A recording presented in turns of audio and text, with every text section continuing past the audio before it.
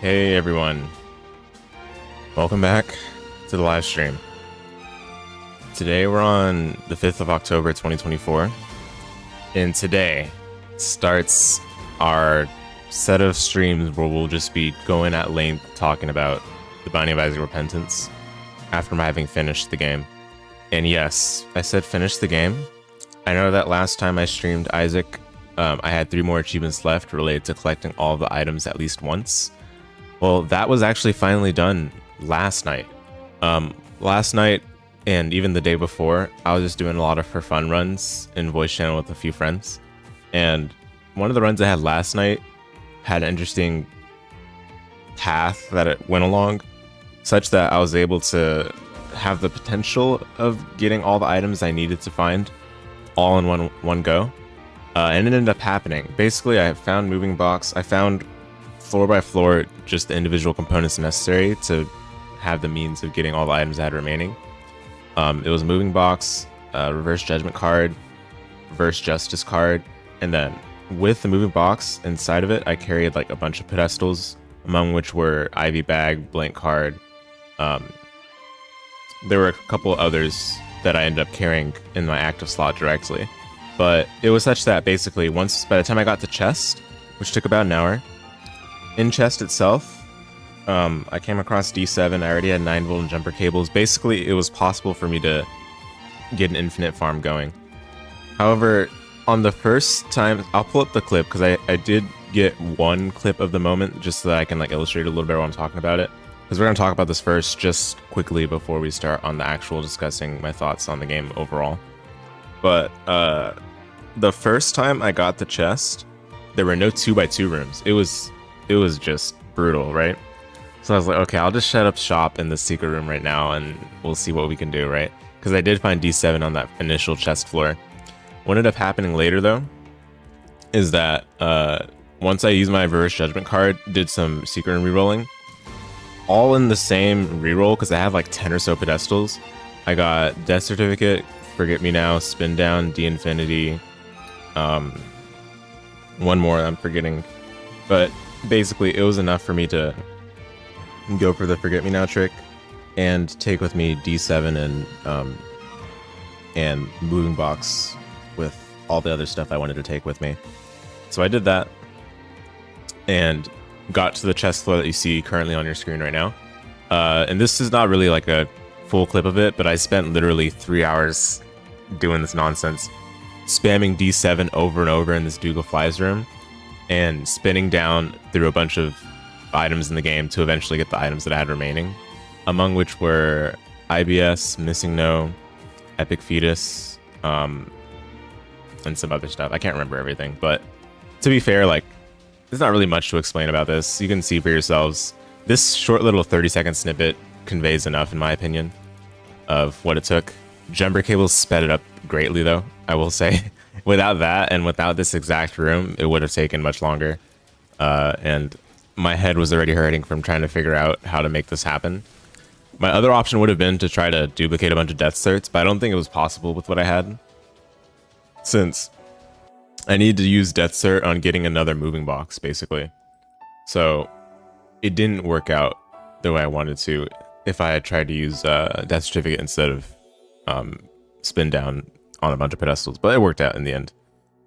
So yeah, that was the conclusion.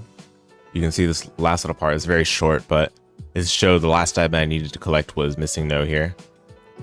And yeah, so I now have all 637. This was done as of last night.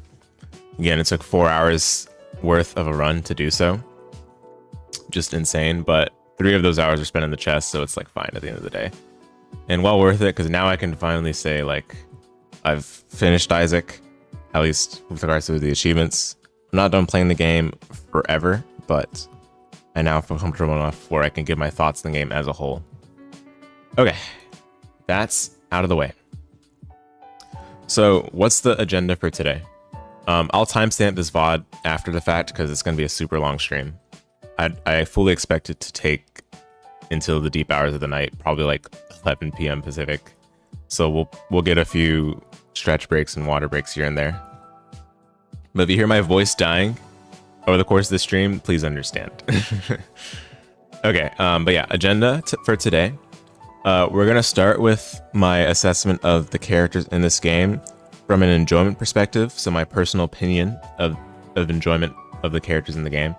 Everything's obviously gonna be my personal opinion, but in particular, when I assess my enjoyment of the characters in the game, it's not gonna be based on how good they are or how easy they are to play.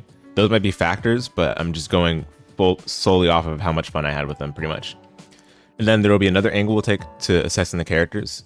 It'll be from this character strength angle.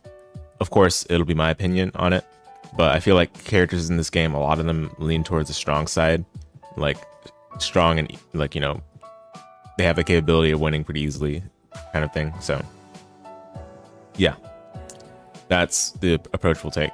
And we'll have a lot of criteria for that, but when we get there, it'll make sense. I don't want to overwhelm you guys with loads of criteria without, you know, gradually getting there first.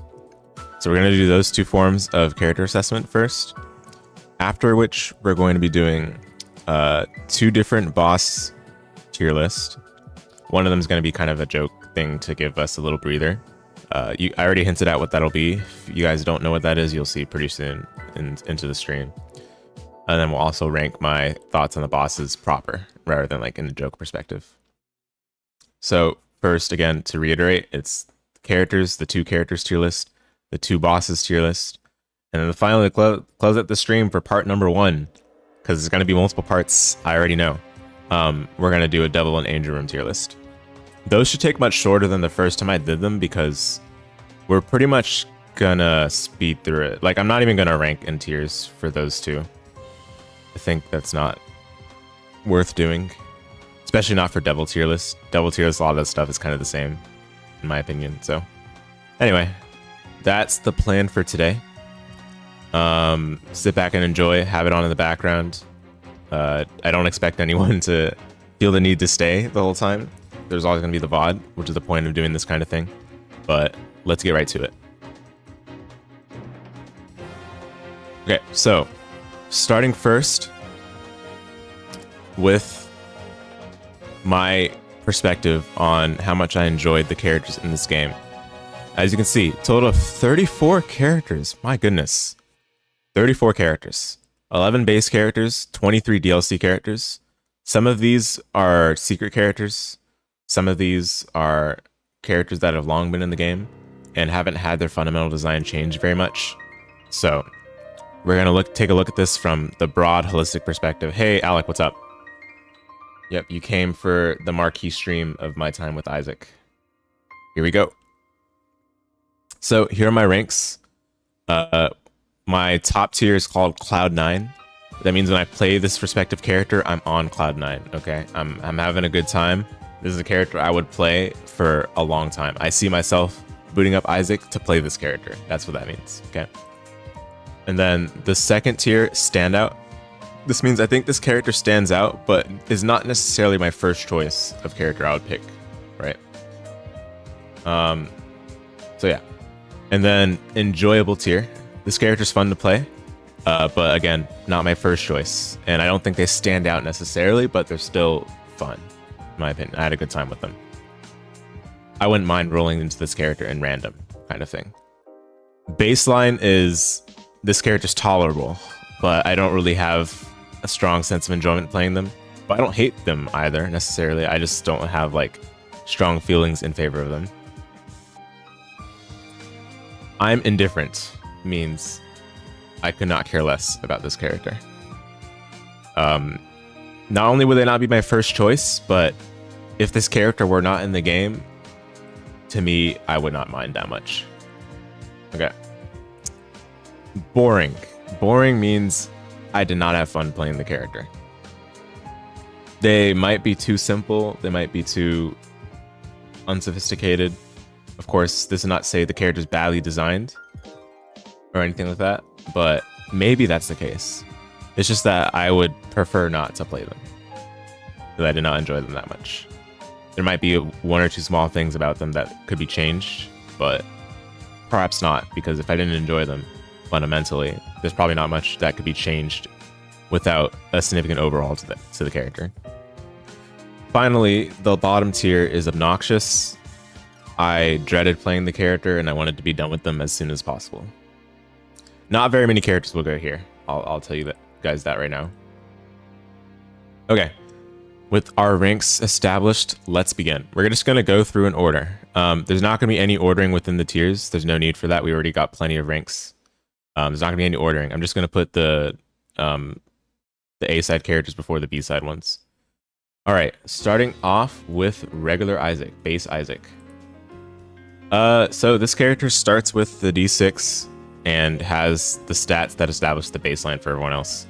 I think he's literally the baseline for me. Like, when I was first starting out, I didn't have any thoughts necessarily. I was like, okay, Isaac's fun. This is like the vanilla gameplay experience, right? When I unlocked the D6 for him to start with, I didn't really know how to use the D6 at first, but over time, of course, I got more proficient with the game. D6 is cool to use, but I'm not necessarily like, whoa, the D6 insane. Like, I'm not like, I don't know, like, this is not really like a super influential item on my perspective of Isaac as being fun. Now, D6 is obviously an iconic item, don't get me wrong, but in terms of the fun I have, I think that's more so the D6 that's fun rather than Isaac being fun. Isaac starts with a D6, which is not as interesting necessarily, right? But the fact that he has base stats, I got to appreciate that more the more I played the game, because I think base stats feel really strong the more you play the game. Like, especially when you play the other characters that have their gimmicks and stuff, base stats feel so good to go back to. So that's the only thing preventing me from putting Isaac any lower. So we got the main character, our crying baby, Isaac. He's the baseline for the game in my opinion. Again, this is not character strength, this is just my thoughts on how I enjoyed them. Let me make that clear. Alright, next is Magdalene. Magdalene starts with 4 hearts and a full health pill. She has slightly lower speed than Isaac, but otherwise her stats are about the same. Yeah, I mean, same with her baseline. It's nice because when you unlock the full health pill for her to start with, you get a lot more leverage. She also starts with UDIMM heart, by the way, as her active. She gets a lot more leverage. Like, it feels nice to be able to play out a sacrifice room very early in the game. Like, the first sacrifice room you see is like a massive power spike for her. So that's really cool. Otherwise, not much else to say about her. She is the baseline as well, in my opinion.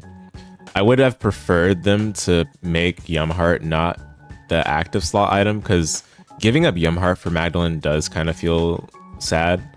But also, this character feels intended to be the devil deal character, so it's like not a big deal at the end of the day. But I don't want to get ahead of myself. That kind of leaks into character strength. Yeah, Magdalene's fine. I don't have any problems with her. Next is Kane. Kane starts with Lucky Foot and higher movement speed than Isaac. Also, slightly higher damage. I think also Kane, this is not really like super significant for most people, but Kane only shoots tears from one eye, I believe. And that can matter for certain items you pick up, but honestly, most of the time you're not even going to notice. Anyway, I like Kane a lot. I like movement speed. That was one thing that stuck with me my entire time playing this game. I like movement speed. I like having high movement speed because it makes you feel agile, allows you to dodge more easily. It speeds up the game because when you walk through rooms, which happens quite often, you don't dread the thought of backtracking, especially in Curse of the Lost maps. So I like Kane a lot. Lucky Foot is nice too. Lucky Foot is kind of strong to start with, but it's not like overpowered strong. It's like, yeah, it's really good. But the thing is, like, Kane runs are kind of all the same, somewhat. I don't know. I mean, that's kind of the case with most of the base characters. I'm not really like Kane's a stand-up character, but honestly, for me to rank him in enjoyable, I think that says a lot about him as a base character among the other ones. Just feels fun because he's got the right stats for me to enjoy the most. Movement speed, damage I don't really care about as much, but movement speed is nice to start out with a lot of. And he can still do everything that the game has to offer because he can take any kind of health. He starts with 2 red hearts, so yeah. Okay, next is Judas. So Judas starts with Book of Belial and starts with 1 heart. He also has a higher base damage than Isaac. Yeah, I mean, the most interesting part about Judas is the 1 heart start, I guess. It makes it like kind of thrilling in the first couple of rooms because it's like, man, like I'm on the brink of death in every single room I enter, which can be troublesome, obviously. There's a challenge with Judas I did where it was a daily challenge and there was like no easily accessible health in the first floor, and the first floor boss was Headless Horseman, who's the hardest boss you can fight on basement 1. So that was pretty thrilling. But to be honest, like the minute you find any form of health, Judas is like super easy. But again, I don't want to leak into character strength. In terms of my enjoyment, yeah, I don't mind playing Judas. I'll put it that way. Like, if not for the fact that he starts with 1 heart, I would definitely put it in indifferent. But like, it's cool, I guess. Like, I do have to at least like pay attention because he starts with 1 heart. Can't just completely turn off my brain. But I'm not like super all over enjoying Judas like I am Kane. Kane is a lot more fun in terms of base characters for me personally. Okay, next is Blue Baby. So this character I have kind of changed my opinion on over time. When I was new, he was really hard for me. Like, not being able to take red health was like, man, this character's tough. But there's a lot of pieces of knowledge I didn't have at the time that I now have, and I feel like I enjoy this character or appreciate this character a lot more.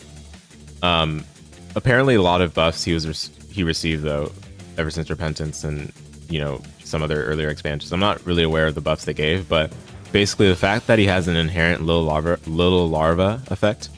Little larva is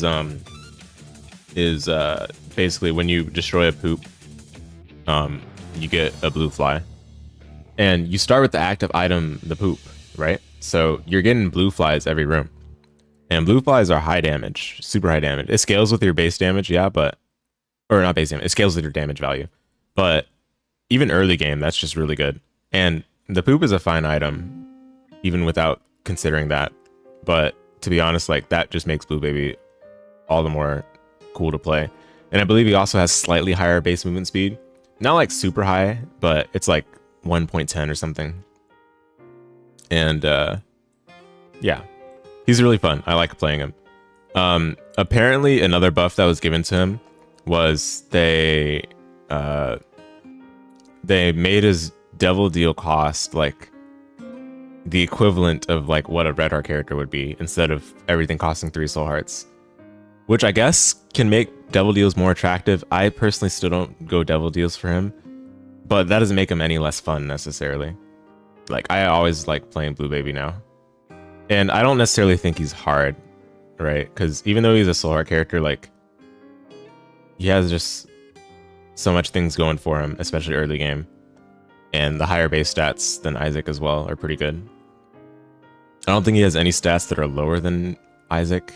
Correct me if I'm wrong on that, guys. We can always cross-check on the wiki. But I think all of none of his stats are lower than Isaac. So, yeah.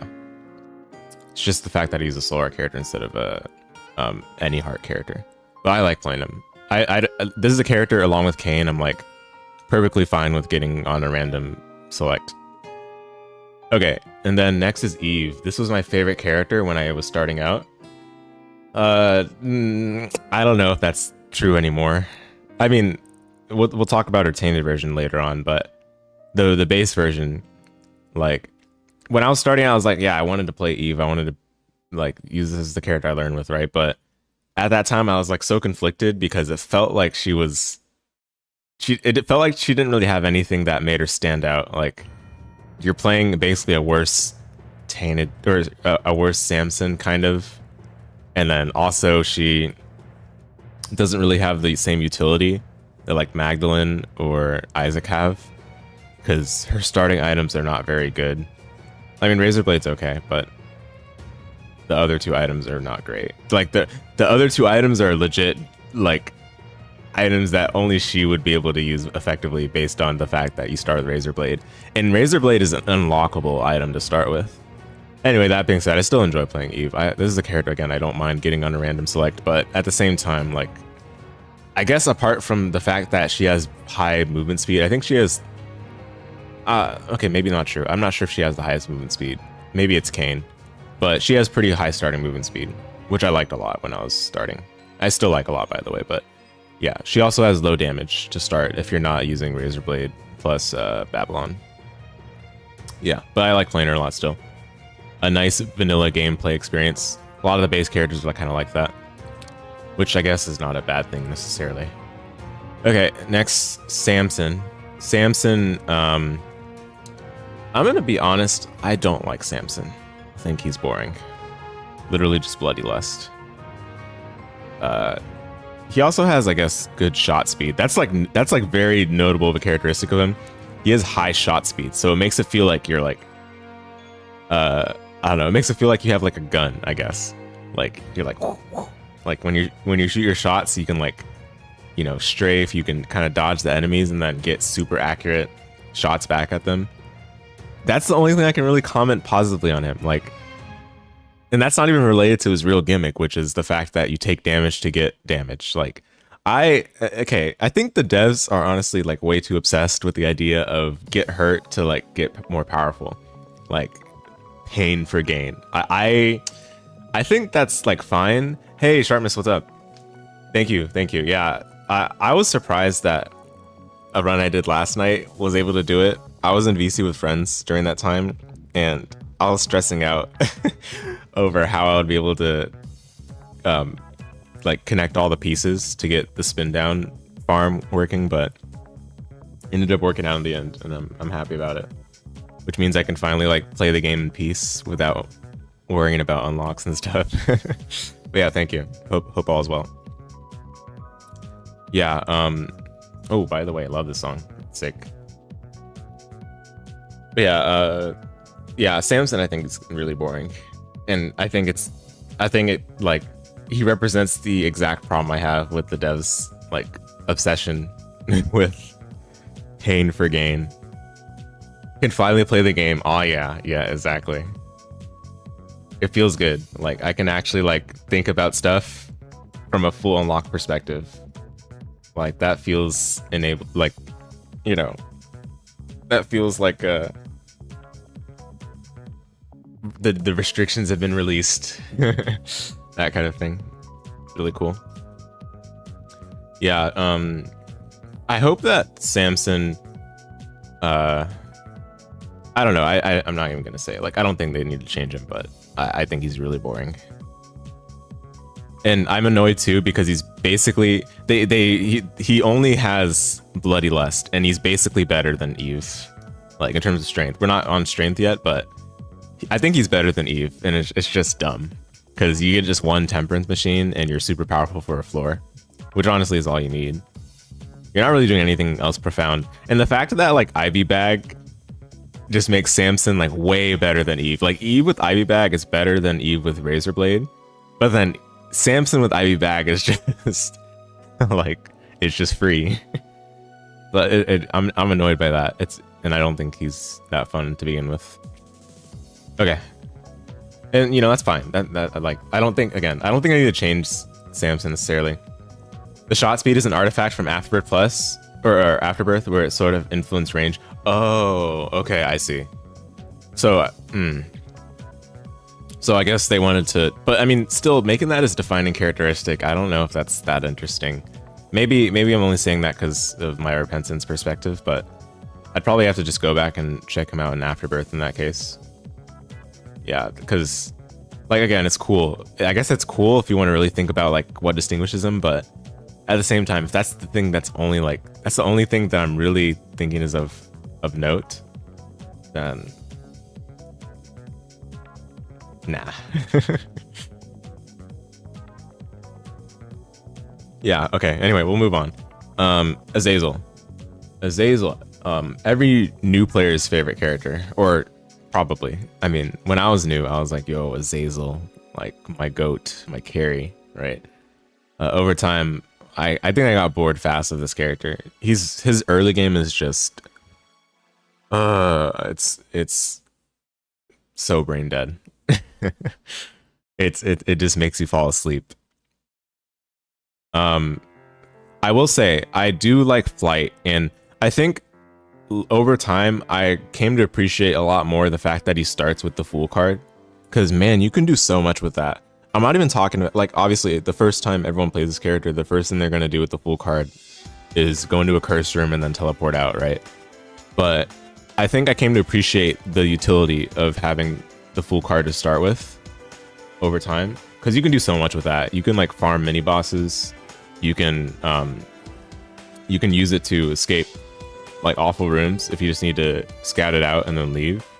You can use it to do some more on the floor where you fight mom, and that's like a guaranteed way to fight beast, right? So you don't have to worry about getting mazed into the boss or not having enough bombs for the skull rock. I came to appreciate the full card a lot more than the other aspects of Azazel. In Rebirth, his range on the brim was much higher than it is in Repentance, at least to start out. But it just highlights the fact that like all you really look for in this character is just more range, and then you're already in a good position to win. Range and health. Yeah, I'm not a big fan of Azazel. But interestingly, I don't think he's obnoxious. Like, he's still, like, I don't think he's obnoxious. He's just really boring. But I don't think he's, like, some character I hate playing or something. Yeah. Okay, next is Lazarus. Lazarus is pretty absurd strength-wise. We're going to talk about him in strength-wise in the next tier list. But in terms of my fun playing him, I mean, I guess he's fine. The thing is, I'm not really like super interested in getting him on a random select. Like, I don't mind too much, but I'd also prefer the characters above him, so I'm gonna put him in indifferent because he is on the boring side of base characters because of how like like you just die once and your damage up just is insane. Like it's not like you don't really need that many items after a while. You need health, of course, for him, but you do like you get revived twice and your damage up is already like close to 8 damage without even taking any damage up items. So it's just like, man. But if you don't use like the deaths for damage up, I guess at least you can chill and turn off your brain playing him. And yeah, I don't know. I mean, yeah. The other thing too is that before you unlock Anemic as a starting item for him, his starting range is really bad. I don't get why they did it like that, but I don't like how bad his starting range is.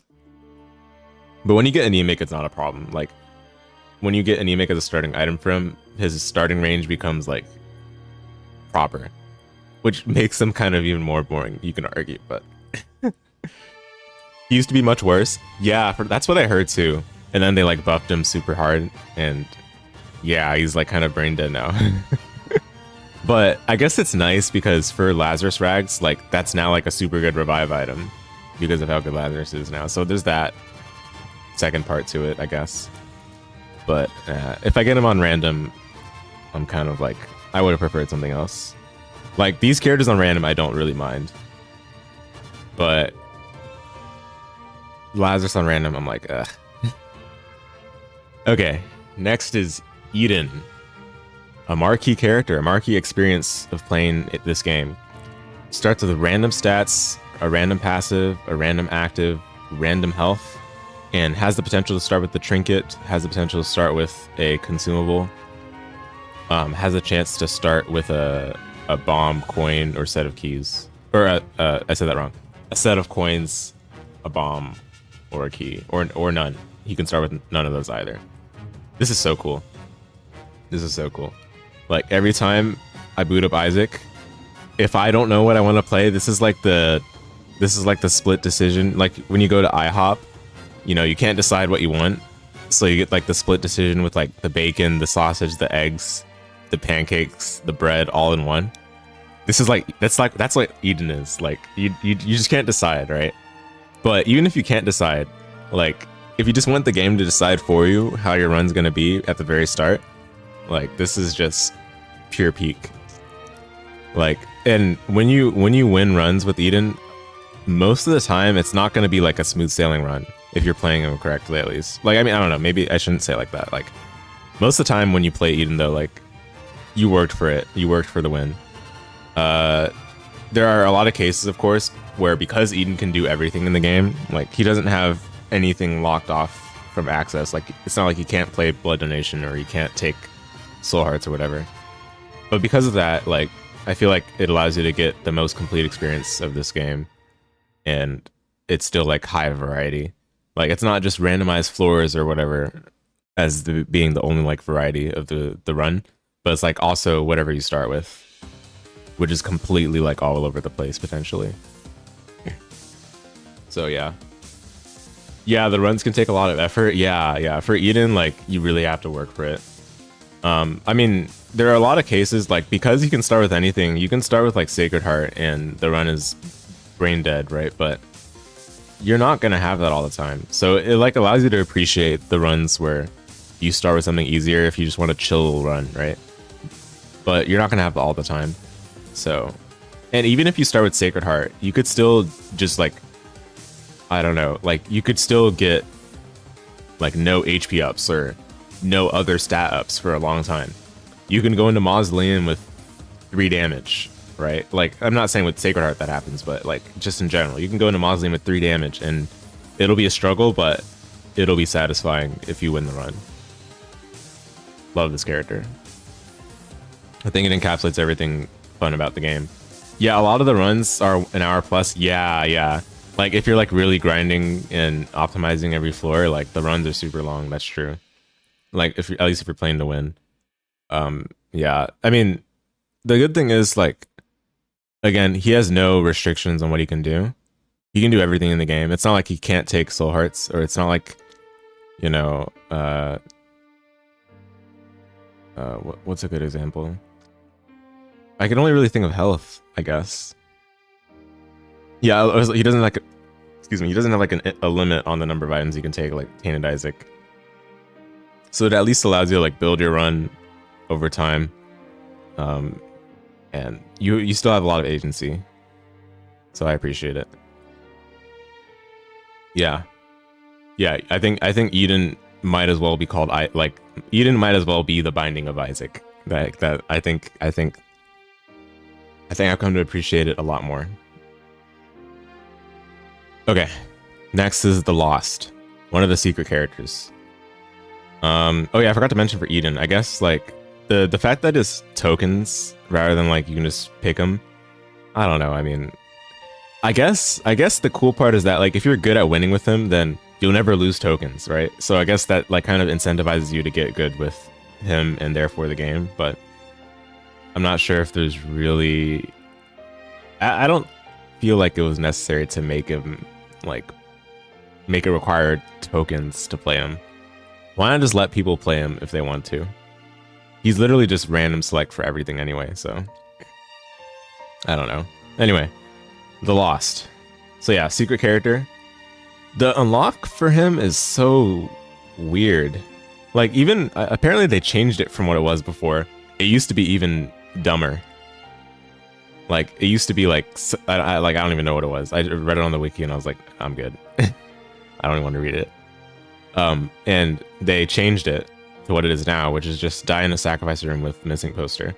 Which, to be honest, that's a lot better, but finding the missing poster is way easier to do early into the game than later. Like, the more unlocks you do, the harder it is to find.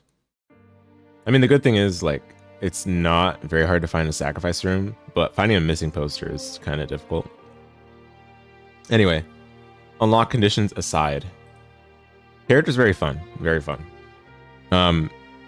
I think I enjoy him more for the fact that he starts with Spectral and Flight than the fact that he starts with ED6.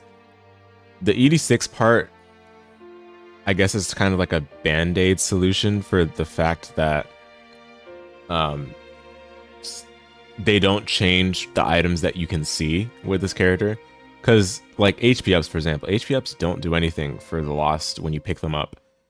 They do serve as, like, another item that you can have of yours as rerolled, but in terms of the immediate impact, there's nothing that they do. And the fact that you see them, like, it compels you to use the ED6, right? But I'm not a big fan of ED6, to be honest. Like, I feel like it deletes the pedestal super often. Like, this is very much like mental, I guess. But when I saw on the wiki that it said 25%, I'm like, no way. I wish I tallied up the number of times it deleted pedestals for me. I don't think it would converge to 25%. I think it's a little higher than that. But at this point, it's just feeling.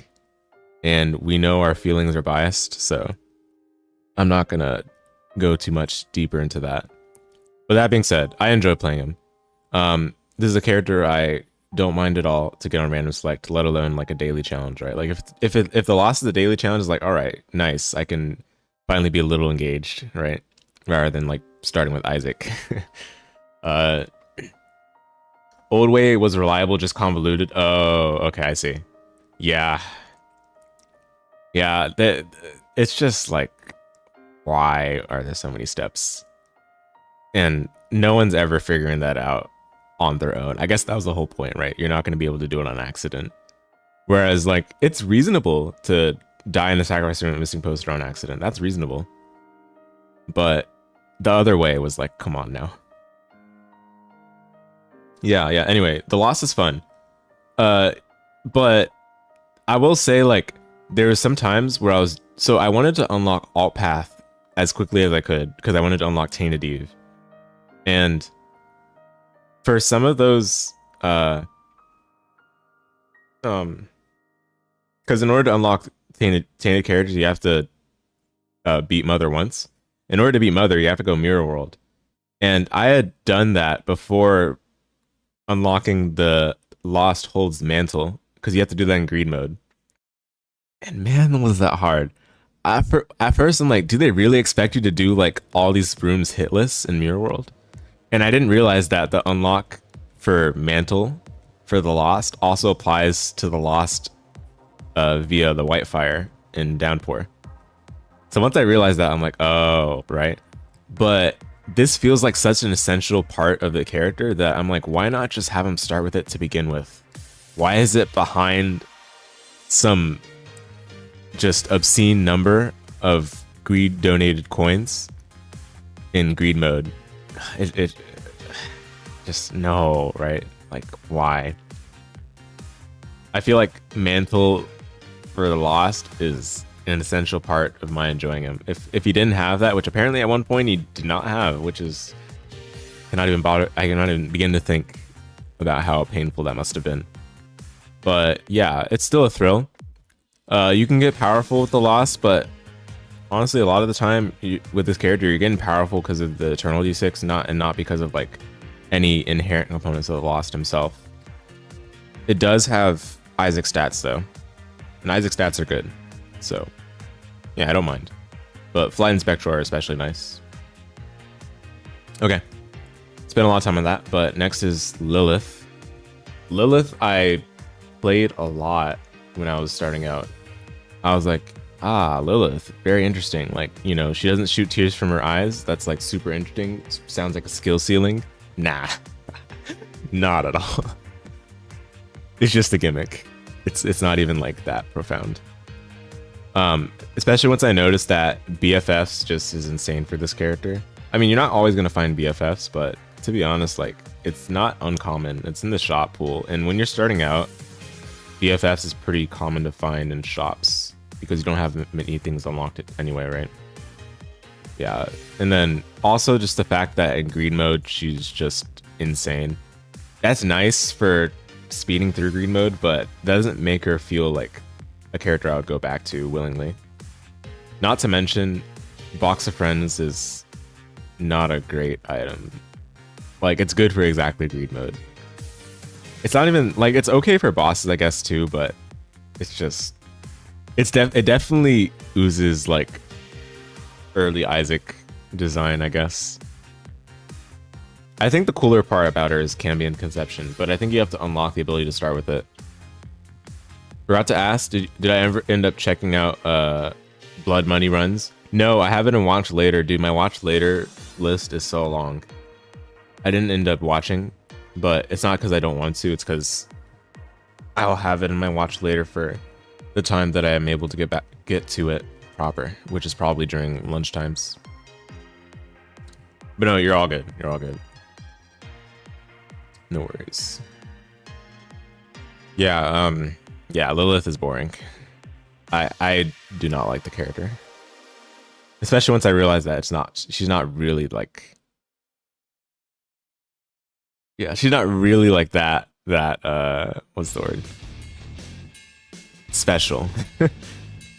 Yeah. I mean, she still scales like most other characters for the most part. And she starts with Incubus. And it's like a buffed Incubus, specifically for Lilith. So, anyway. Okay. Oh, Isaac music now. Oh, never mind. That's YouTube messing up. Sorry, 1 second. It's supposed to have went back to the top of the playlist, but it did not. Sorry about that. That's because YouTube is sometimes pretty bad. Okay, anyway, next is Keeper. Keeper is a lot more fun the more unlocks you get with him. I think when you first start with Keeper, it's a little too punishing. Like, basically, what I mean by unlocks is just when you get Wooden Nickel. Once you start with Wooden Nickel, it's like much better. But until then, it's like a little bit of pain. I think I'm indifferent with Keeper. Because even when you get Wooden Nickel, like, his runs are not like super hard. And they gave him a buff, I guess, to like have him get 1 HP up in a run, like so you can get to 3 HP instead of 2, which helps a lot. I'll say that, like, it helps a lot for his run being completable. But yeah, I don't know. I'm a little annoyed by the fact that Heartbreak is so bad for him, because he's a Devil Deal character, right? You've just paid money for Devil Deals, but that would be an even more prime opportunity for Heartbreak to shine, because Heartbreak is so good. But then they decided to make him like, they decided to make Heartbreak a bad item for him, which is just like, bruh.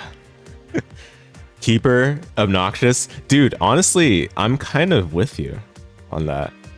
I mean, like, again, like, once you get Wooden Nickel, I think it's fine.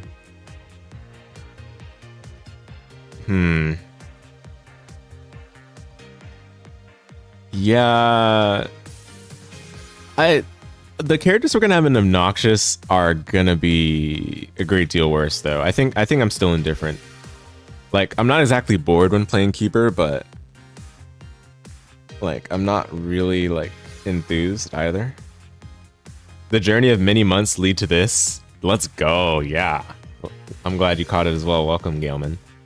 Yeah, we can finally sit down, have a long, thorough discussion. I can finally make tier lists without feeling like I don't know anything. Isn't that great? I went from tier list hater to tier list being my only relevancy in this game. Nah, but yeah, it's fun. It's chill. Yeah, no, I can understand this, actually. Like, I think, I still don't think he's obnoxious, because we're gonna have like much worse characters I much less enjoy in that tier. But at the same time, I think Keeper's a little bit of a resident sleeper character. Yeah, I don't like him. I know a lot now. Yeah, for real, dude. Or a lot more than I did when I was starting, for sure, yeah.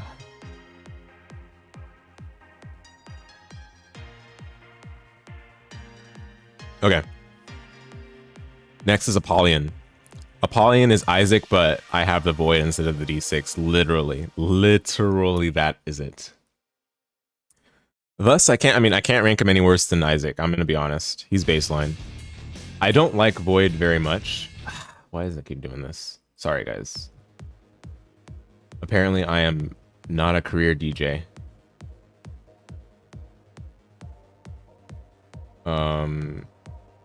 Let's try this. Does that work? Here we go. I guess that works. All right. Yeah. Apollyon is Isaac, but I have the Void. I don't like the Void as much as D6, but that's because I think the Void is clunky. But the Void, we have to admit, the Void is good. Void is good. But I don't know. I mean, I almost want to put him here. He starts with 2 hearts instead of 3. Anyway, whatever. He's baseline. It's fine.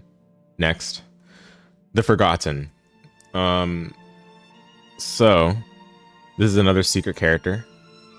I think he also has a stupid unlock condition. Basically, you have to beat the first floor. You have to beat the basement 1 boss in under a minute, and then there's like Isaac, right? And then after you hear that, you got to go back to the starting room, and you got to place, like, you either place a bomb or you like create an explosion in the starting room or something, and it causes a broken shovel to drop. You pick it up, and then as soon as you pick it up, Mom's foot just starts stomping you for all of time until you make it to Depths 2. And at Depths 2, the boss rush door is open, apparently, or something like that, while you have the broken shovel. And then that's where you gotta do boss rush, and then you pick up the completed shovel from there. And then after that, you have to take the completed shovel all the way to Dark Room, and then use the completed shovel in a specific room in Dark Room where there's like a patch of dirt. You use it on that patch of dirt, and then you unlock the Forgotten. It's silly. I think that's a little too ridiculous, but all right, sure, I'll give him that. It's a well-hidden secret. Anyway, regarding the character himself, I think the character's fun. He's fun. I would not play him if I did not. I'm gonna be honest. I would not play him as my first choice, and I'm a little surprised that I'm gonna rank him here. But I do think he's baseline. And the redeeming factor for this character for me is the fact that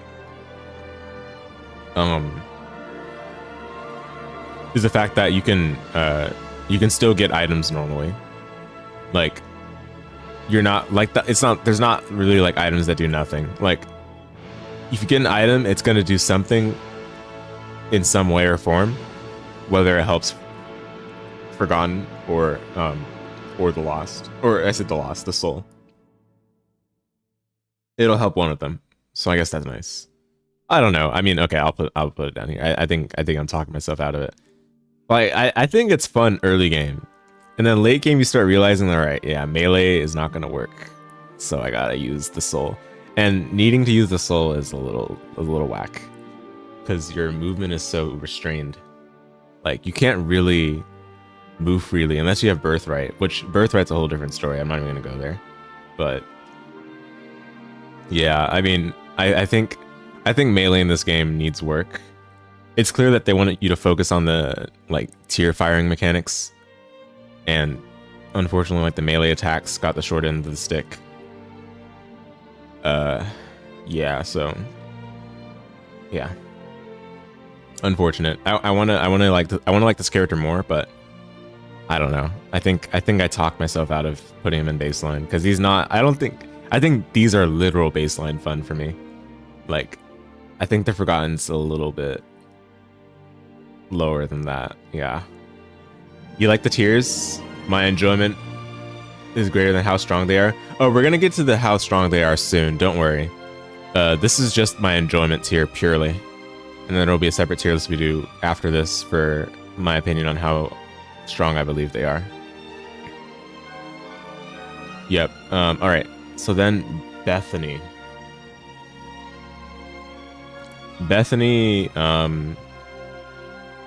think the part I liked about her the most is the fact that you start with Book of Virtues. I love Book of Virtues. I like Wisp in general. I think Wisp are cool. But Bethany herself, I don't know. I mean,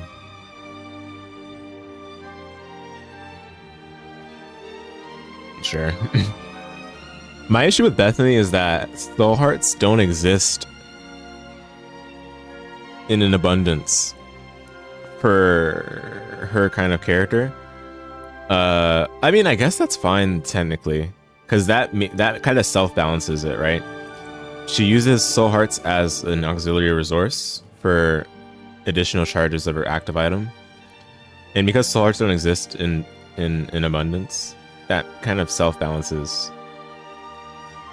But I don't know if it should have come at the expense of her not being able to take soul hearts as health. Because her being a red art character is a little...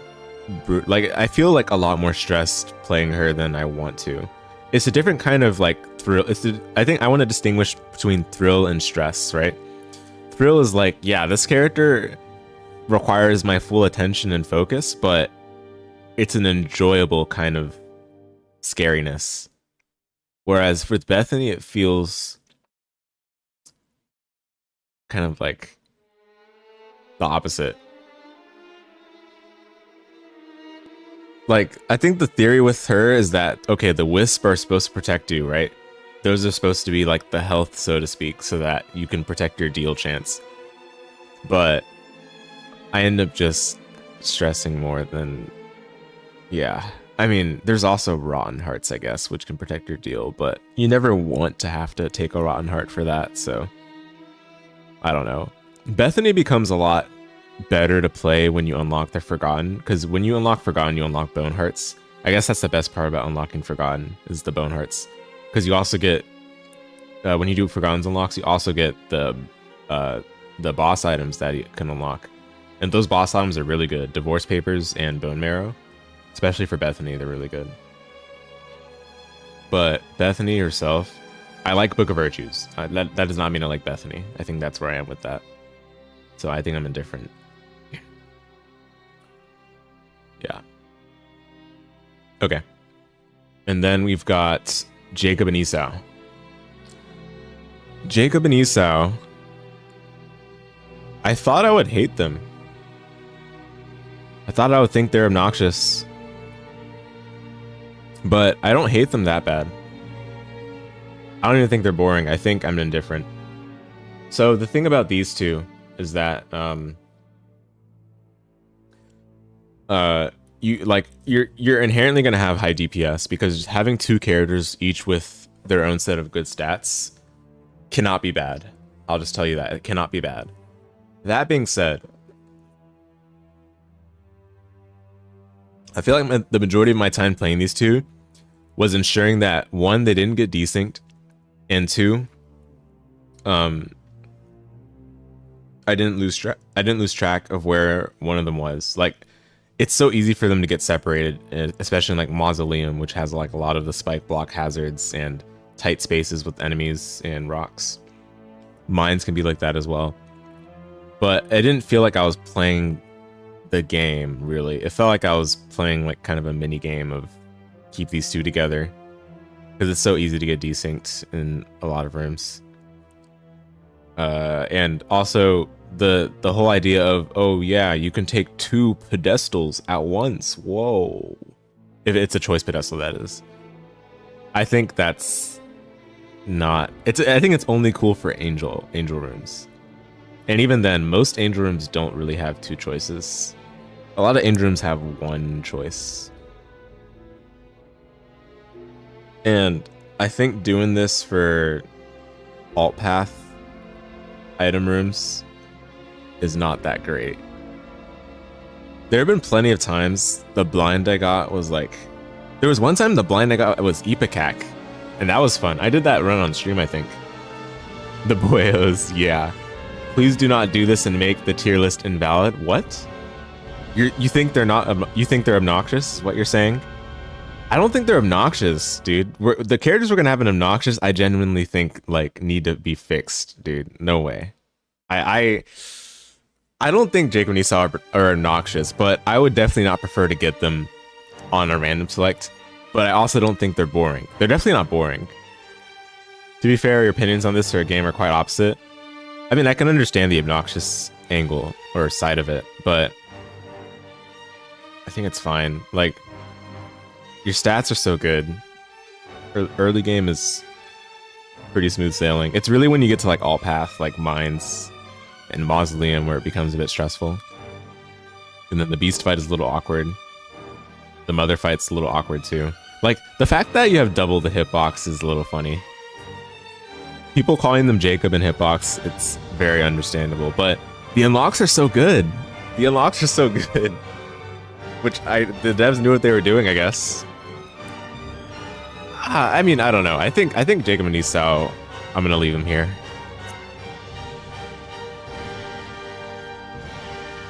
Jacob and Hitbox is hilarious. Yeah, definitely.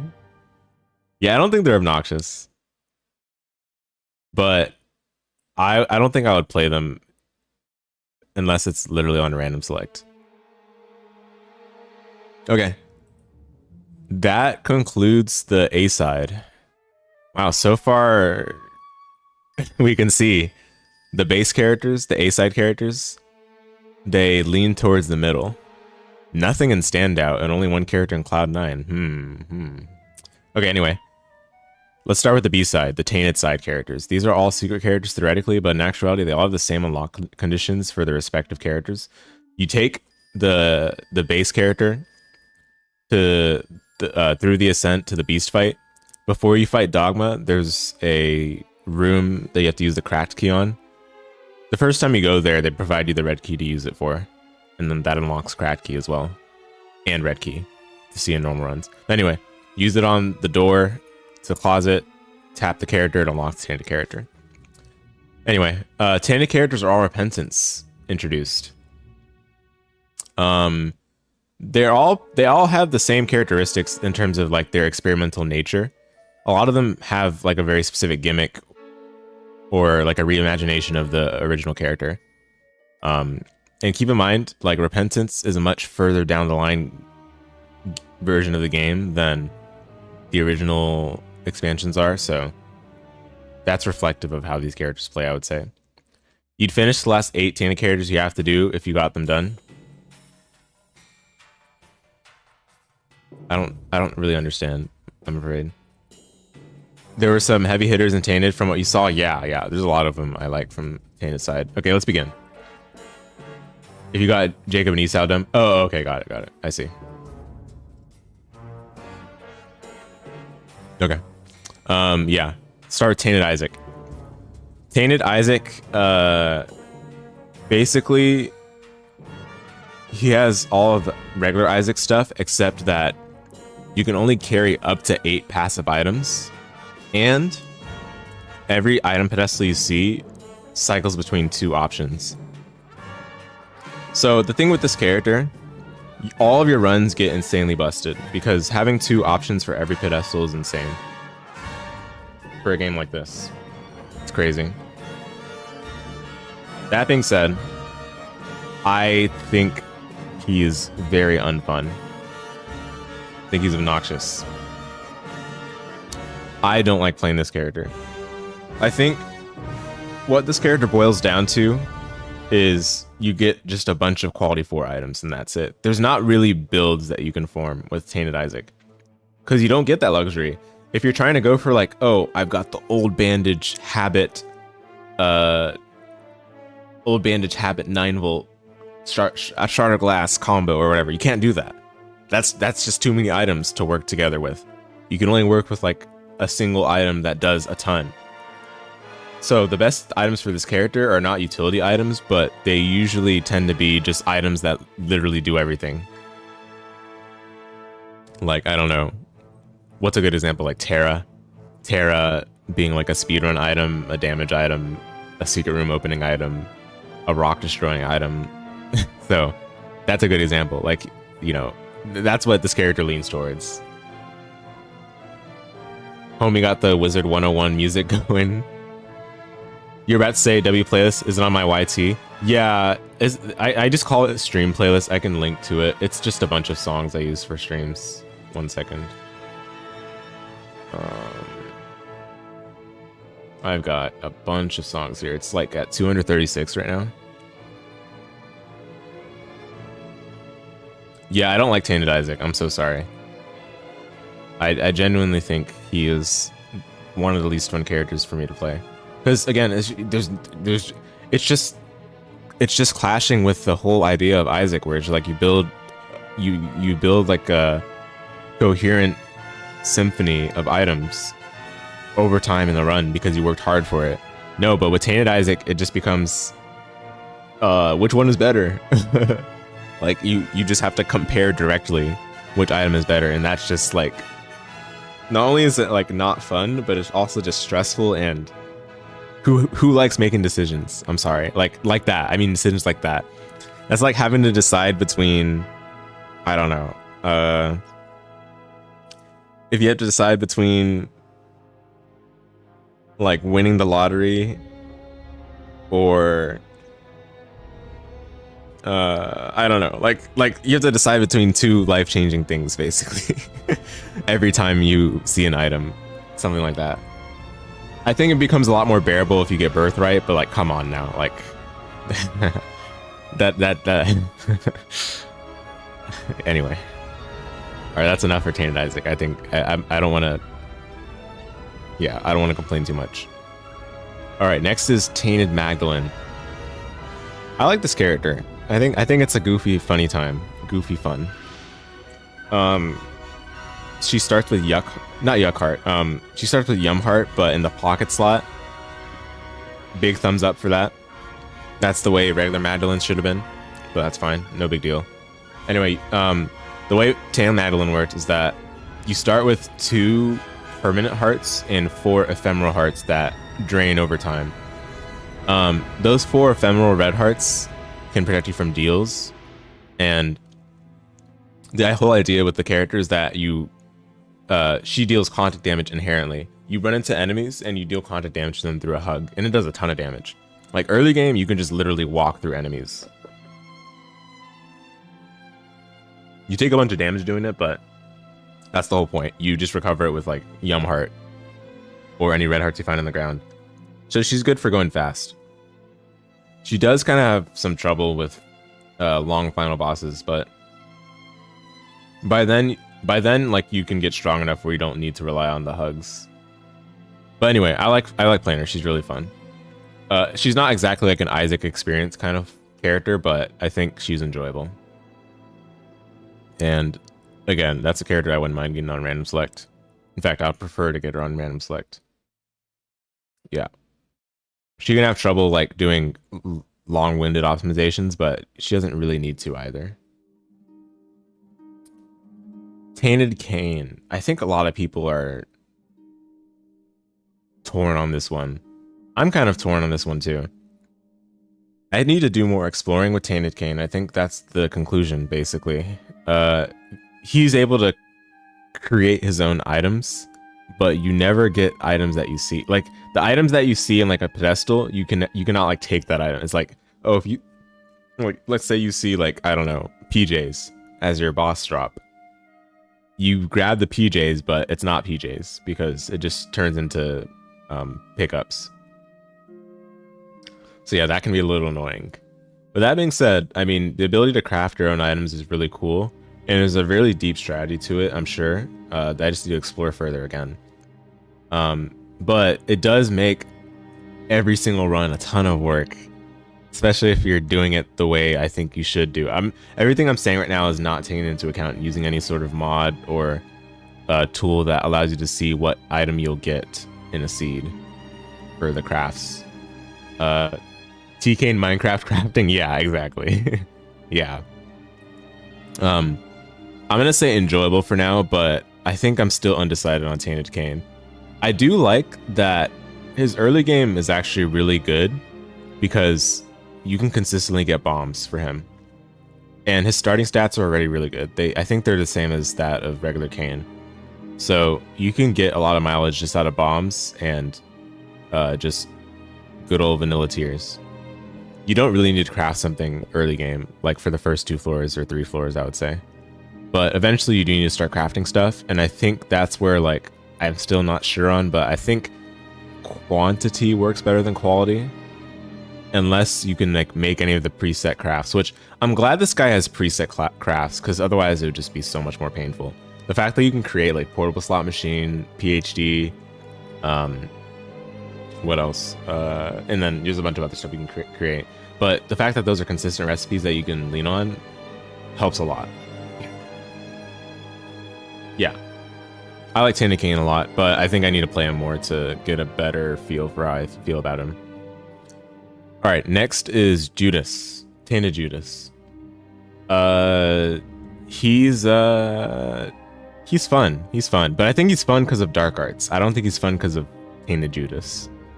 He starts with dark arts, 2 black hearts. He could only take black and soul hearts. He cannot take red hearts.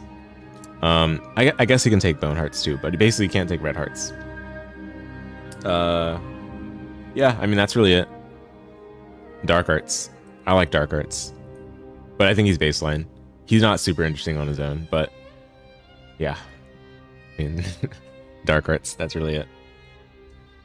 Okay, and then Tainted Blue Baby. Oh boy. Oh yeah. Tainted Blue Baby. I love this guy. I love this guy. He's right there. When I first played them, I already knew that like he was gonna be my fun character, like one of my most fun characters. Basically, he cycles through poo pickups, and I think the thing that glues them together is the fact that poo pickups generate so often, which actually like just is just insane. Like it makes them function so well. I think they thought things through really well for this character, because it would be an issue, right? Like you can't have bombs. That sounds like a big issue, right? How are you going to find secret rooms? How are you going to get through sticky situations consistently, or have a stable way of doing it? But the fact that you generate poo pickups so often, and the bomb combination is possible to make really easily, helps a lot. And his combat is so good. You don't actually really need that many items for this guy, especially early game. Early game, you can get by really easily with just the poo pickup cycling, because his combat is really good with them. You just got to know how to use each one. But I love playing him. I think that's my favorite, like, non-vanilla character, other than another character we're going to talk about literally right after. But yeah, I like playing him a lot. I do think that his starting stats are a bit difficult to get used to. Like, especially if you're new, I think it's a little hard to get used to his starting stats, because he has a low tier rate, but he has a high shot speed along with that. And he's not necessarily fast, but it's manageable. It's feasible to do. Again, basically just gotta learn how to use the poo pickups, and he becomes really fun and really strong. But I think this is a high tier fun character for me. The fact that he's a soul heart character, I forgot to even mention that. He's a soul heart character, but you don't even really notice it, because you just have a good old time. I do hate that Hallowed Ground is one of his effective poo pickup cycles, and that you can't really make good use of it because he's a soul heart character. It's so risky to commit to that. Like, honestly, riskier than opting to pick Hallowed Ground from an Angel Room for a regular character. Like, I think committing to Hallowed Ground in the hold slot feels bad. It's much better to just go with a bomb, in my experience. But I'm so glad that he does have the hold consumable, because that helps things so much. Like, you can keep a bomb for later and then cycle through your other things for regular room combat or boss combat, and then save the bombs for like secret rooms or something. It's so cool. And the way he interacts with Dross floors as well is kind of funny.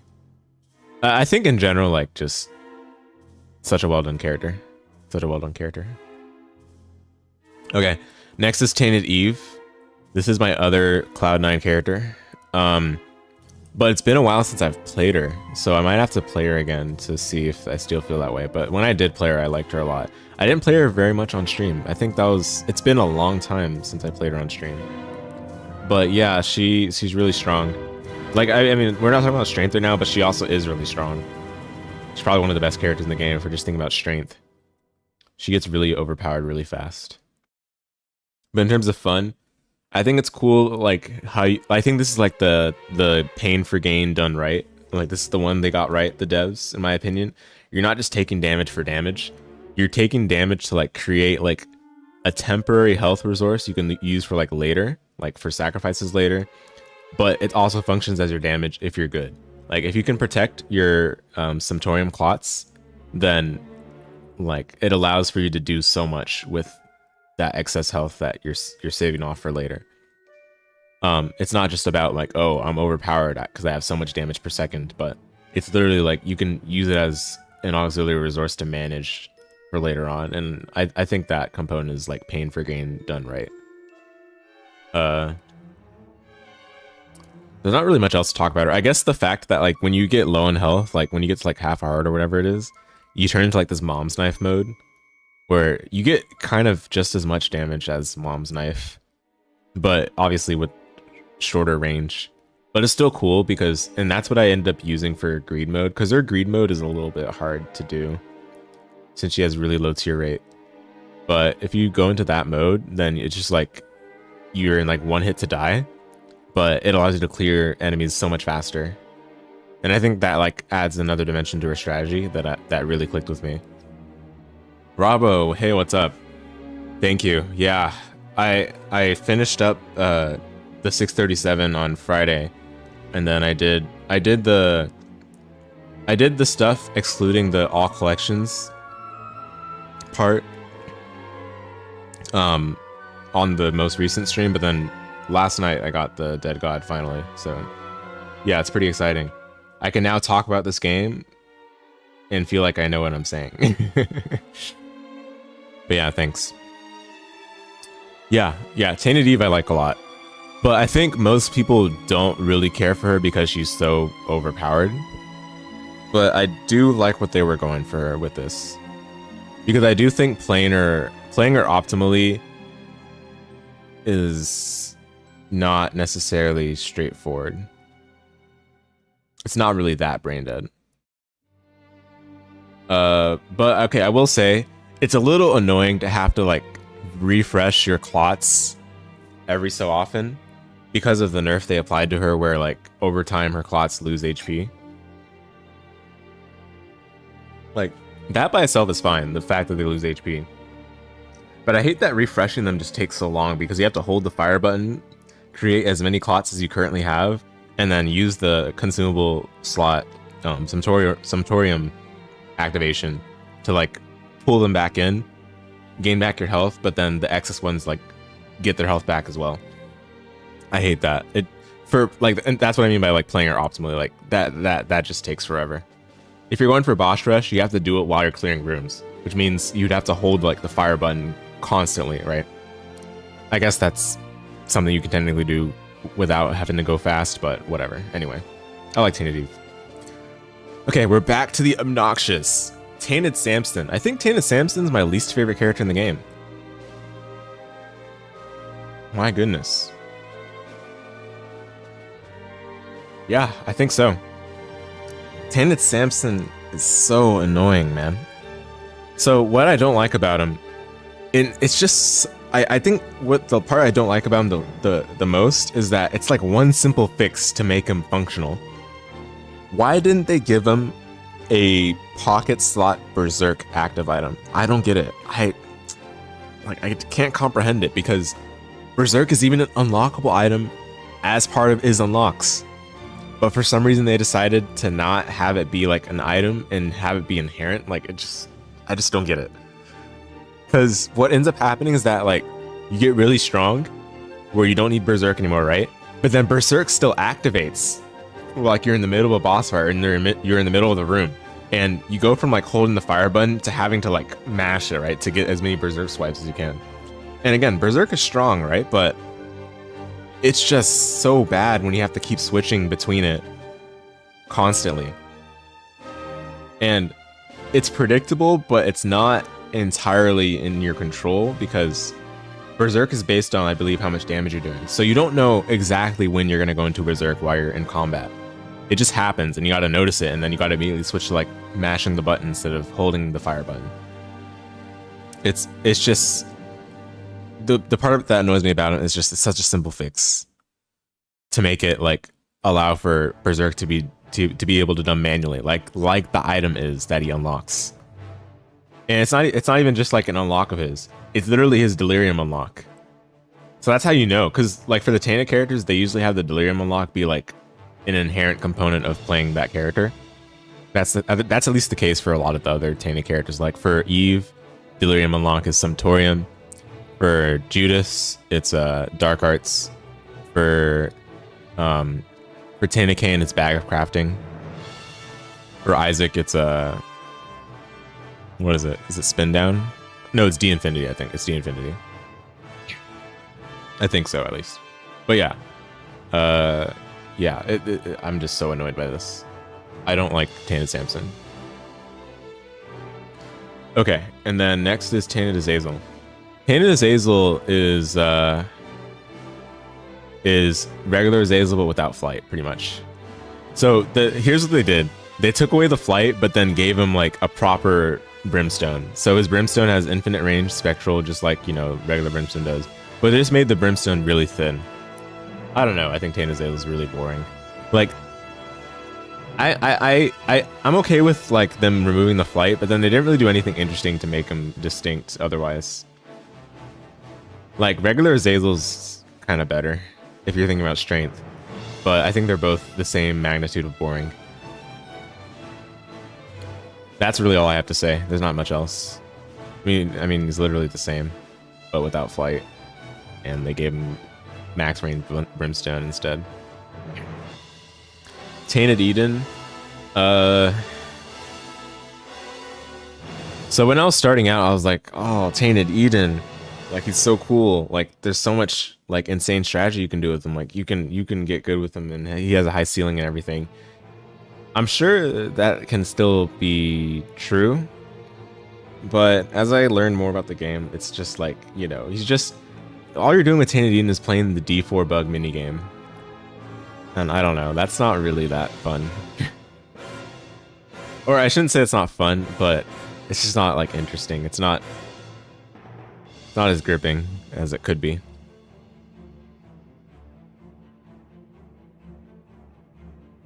I think what leads him to not being boring is the fact that you do have random starting items and stats still. So the very start of your run is still going to be like interesting. But then again, like the minute you get hit, you get different items, and by the time you've set up your D4 stuff, you're always going to get like broken items anyway. The hardest part about him at that point becomes managing the health, because that actually is genuinely hard to do. And I still haven't figured out the best way to manage his health, because it's based on how many boss items and angel items you take. If you ever get the body, then you just know you're in trouble, right? But then similarly, if you get Heartbreak, then you're also in trouble. So like that's if you go devil items, right?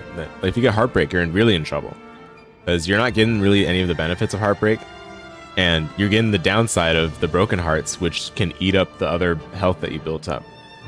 And you're not going to have that health back after your items refresh again if you get hit. So yeah, anyway, I think Tainted Eden is not as cool as I thought. Not as cool as I once thought. In no way, shape, or form was this influenced by the most recent Tainted Eden unlocks I did, by the way, the ones that concluded the completion marks. In no way is that influencing my opinion here. Nah, but anyway, yeah. Okay, Tainted Lost. Why do we have an empty standout tier? We have some work to do. Tainted Lost will be the first one to fill out that one. Standout character for sure. They finally decided to just go full throttle on one form of design and gameplay for this character, and I think they did it so well. Maximum thrill and intensity, and like still a large component of strategy to him. This also like is a good test of your dodging skill, although the whole point of this character is you get strong items all the time. So at some point, like the dodging skill becomes like kind of just minimizing the situations that you can die from rather than like outright dodging. So like, you know, you prepare yourself with like a bunch of safety measures like extra lives, extra holy cards, hourglass in the form of a rewind. So you just stack on all the safety measures rather than like it being about outright dodging. Because the thing about the Tainted Lost, so yeah, you take a hit, you can't get that hit back unless you have another holy card, and then the next hit you take is death, right? So it's like a real big throw. But you know, inherently, because he gets strong items, he gets offensive items, just the way he's hard coded. it's not gonna be the same kind of stress you would think there would be. I don't know how else to put this, really. Like, you don't have health, right? But your health ends up being like your offense. Like however strong your offense is, basically is your health. And then your actual health is like how many safety measures you have. Which, yes, you can build those up over time. But that ends up being like the real way to like make him stable. But regardless of what I'm saying, I think he's still fun. He's a very standout experience of playing this game. I think the level of uniqueness he offers is what makes him like as much fun as he is. Because you won't get that same kind of thrill from any other character in the whole game. I don't particularly care for the fact that, you know, they remove all like a lot of defensive items. Like, I think that the fact that you can't get Mantle and you can't get Dead Cat is a little annoying, but it's understandable. Like, it just means that you just gotta find another way to make things safe. You can't, by the way, you can get those items, but they can't appear naturally. You have to get them through like death certificate or spin down. And those happen, like Mantle and Dead Cat happen to be some of his best items you can get from. At least for safety. But yeah, Tainted Lost, extremely fun. Like, yeah, like that's a character I'm like looking forward to playing, especially on stream, because I think that's highly entertaining. Okay, enough with that. We got a couple more characters left here. Tainted Lilith. I think this was the fastest character I finished. She's really easy, but it's not really a problem to have a really easy character. I mean, it's fine. It's just that like her staying power is not there. I don't think she's interesting to play after you finish her. She's really boring. Yeah, I mean, she's slow, I guess. That's the main scary part about playing her. That's not even that scary. Yeah. Tainted Lilith, I think she fulfills her purpose quite well. If you need to like go fast on certain marks, or if you just want to just not think about your run, like she serves her purpose and role well in that regard. But I'm not really ever looking forward to playing her again. I don't care. I don't really care for her that much. Okay, next, Tainted Keeper. Tainted Keeper is just a more fun keeper. Tainted Keeper is like playing like League of Legends, because you just last hit for coins. But you're not last hitting. I mean, I guess it's called last hitting, whatever. But you kill enemies and you get a coin drop from them. That's really fun. Who can say no to that? And it's not just you're getting coins and they're just a decoration in your inventory. No, you get to use the coins on cool things. The shops are better. The devil deals still cost money as they do with regular Keeper. But not only that, like basically everything that's like inherent to a room, I guess. I don't know how to describe it, but like if it's like, for example, in a treasure room, in a boss drop, in a planetarium, even in an angel room for that matter, it's gonna cost money. Yeah, I think Tainted Keeper is really fun. He's a thrill character too, because you have only 2 health, and you can never get more unless you get Mother's Kiss, which is a trinket that's not very easy to come by. So your safety measures for this character are not as plentiful necessarily. You can still get Dead Cat, of course, which is great because you probably go double deals with Tainted Keeper anyway. But that being said, like the average run for Tainted Keeper is a lot of fun.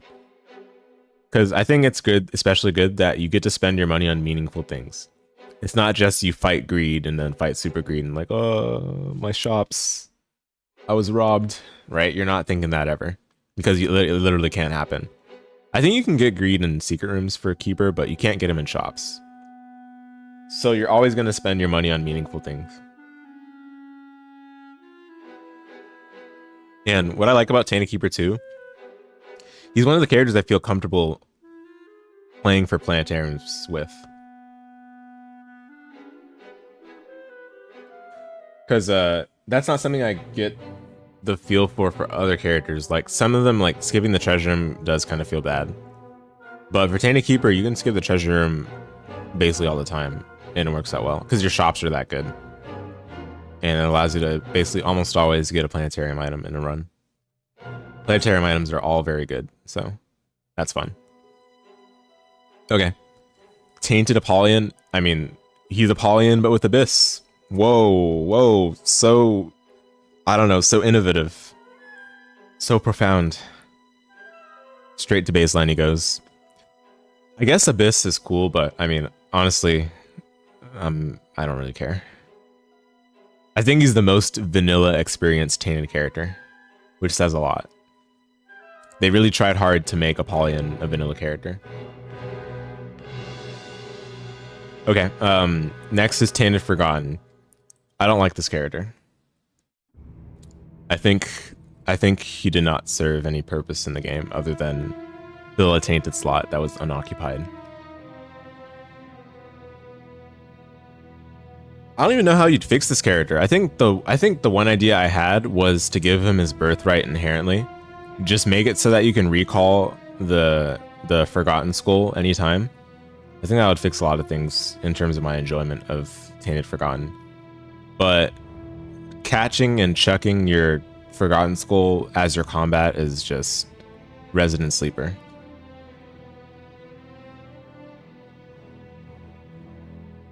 Yeah, I mean, I don't know. I don't have much to say about this character. Final bosses, they really had to work hard to make it like work. When I first played this character, I was like, how is the beast fight gonna work, right? But then it seems like they hard-coded the physics to make it like work properly, where basically Tainted Forgotten is just planted in the place that you throw him towards. So he doesn't follow proper gravity, but sure, whatever. Delirium is especially annoying for Tainted Forgotten. Ugh. But that's just Delirium being Delirium. Yeah, I don't know. As soon as I was done with this character, I was like, yes, finally. I was jumping for joy, but not because I enjoyed the character. Okay. 3 more. Tainted Bethany. She's Bethany, but I think much better designed, but almost to a fault. Red hearts are so common. Having blood charges work the same way as regular Bethany, but for red hearts is a little bit insane. And I think it circles back to being boring. Legit.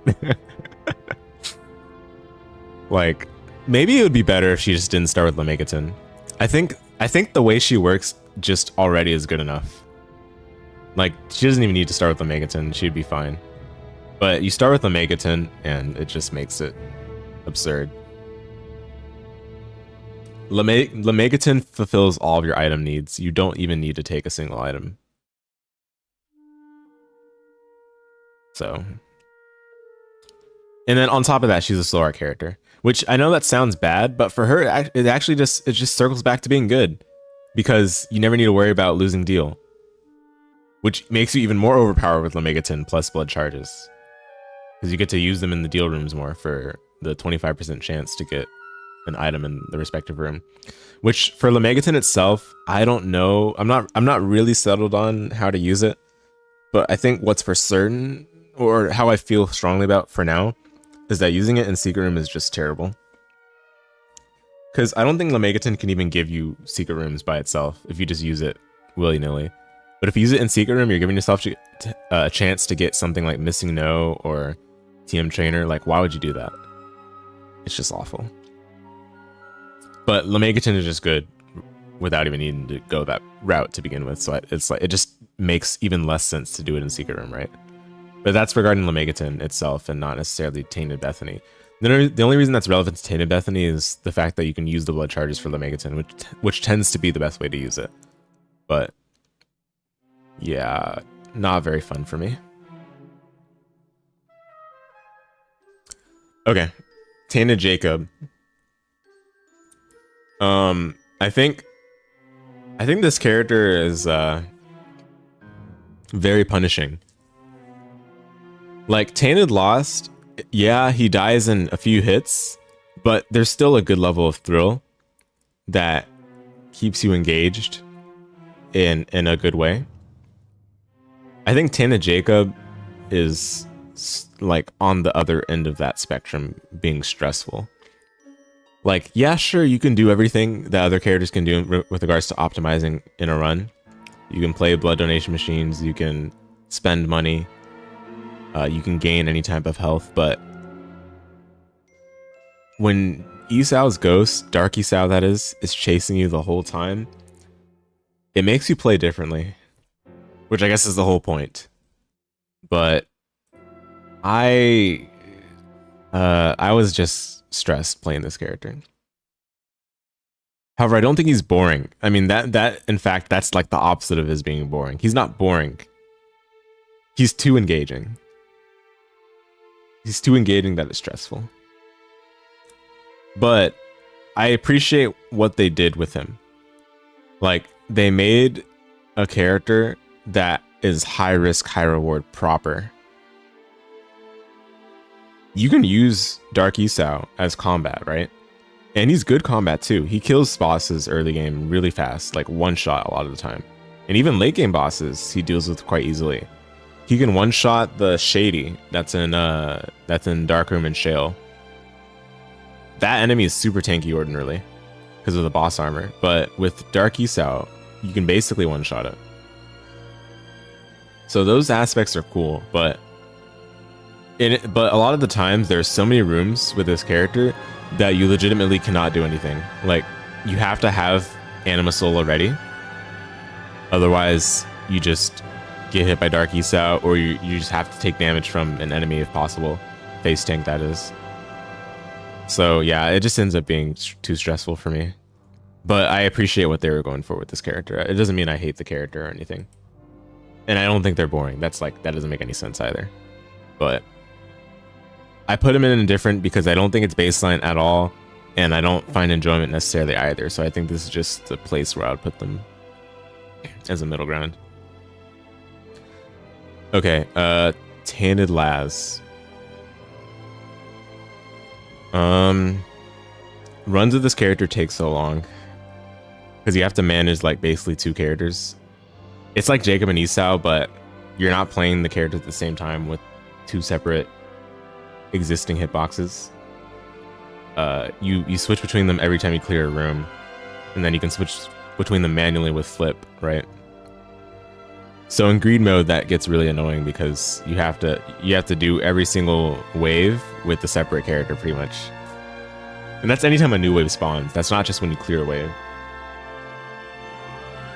So yeah, I think Tainted Lazarus I'm indifferent on.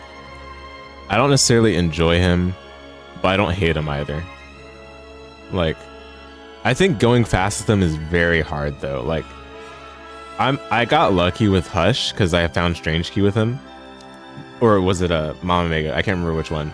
But for Boss Rush, that was very difficult, getting under 20 minutes or 25 minutes. Because it just takes so long to use Flip in an optimal way. The way you're supposed to, where you get like items for both of them. Or you like balance it out with their health and combat abilities.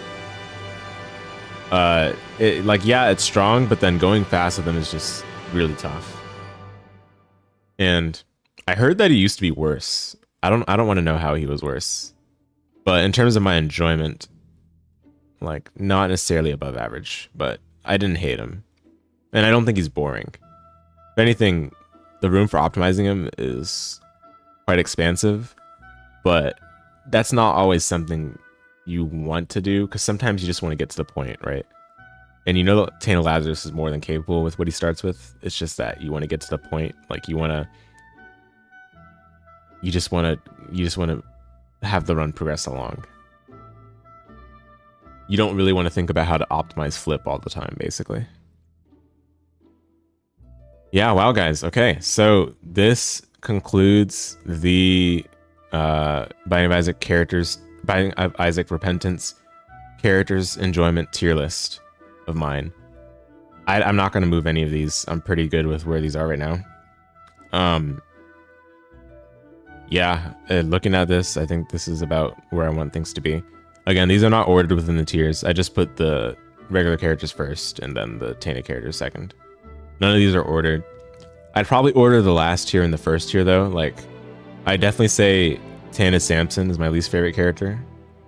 I'm gonna leave it here for now, but I'd definitely say Tainted Samson is my least favorite character in the game. Tainted Forgotten, and then Tainted Isaac in that order. And then for the top tier, I think it would probably be something like this. Something like this for the top tier, but I'm gonna leave it the way it was. So yeah, this is my enjoyment tier list. We're gonna take a quick 1 minute break, but I'm gonna still be here. It's just for me to set up the same tier list, but for my opinions on their strength. So just give me a second for that. Let me put up the switching slide. Let's go ahead and do that. Again, I warned you guys, we're gonna be here for a long time today. I fully expect the stream to be about 5 hours or more. However long my voice stays alive, we will be here.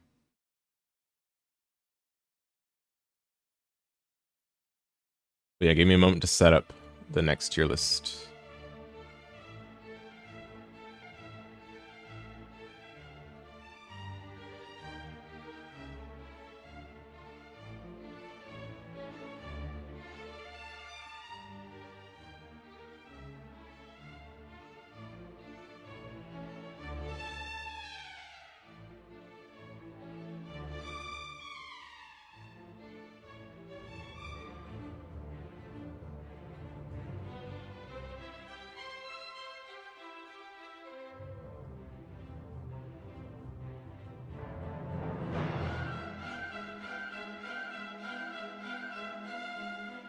Can't believe I've become a tier list content creator. Absolutely gross. Disgusting.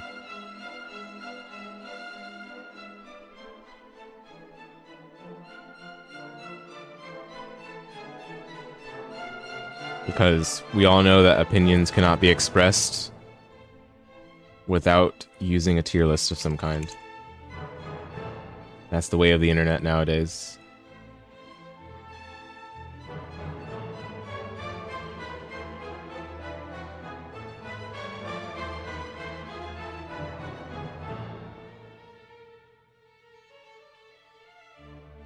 But I understand though, the big time content creators, they're doing whatever it takes to put food on the table, I guess.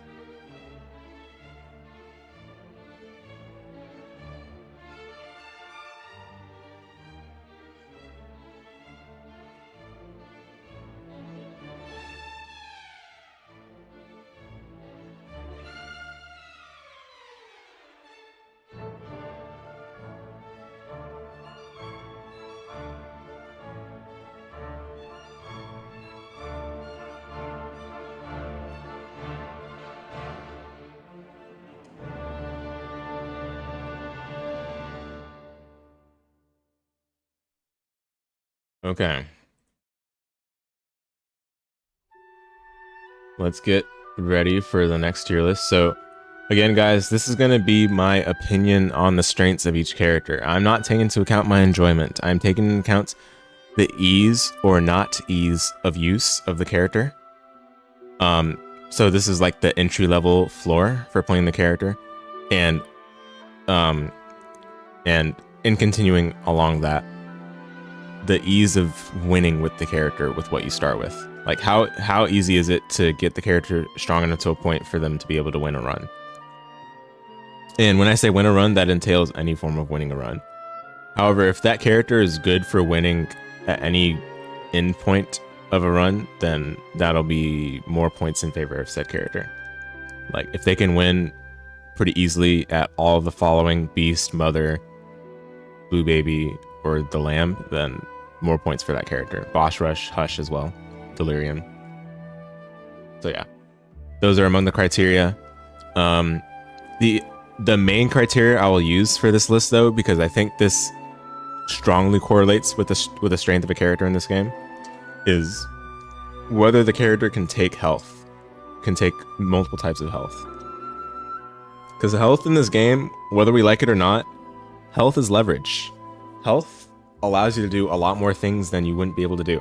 It's not just how safe it is it for a run to finish, because obviously that is a factor too.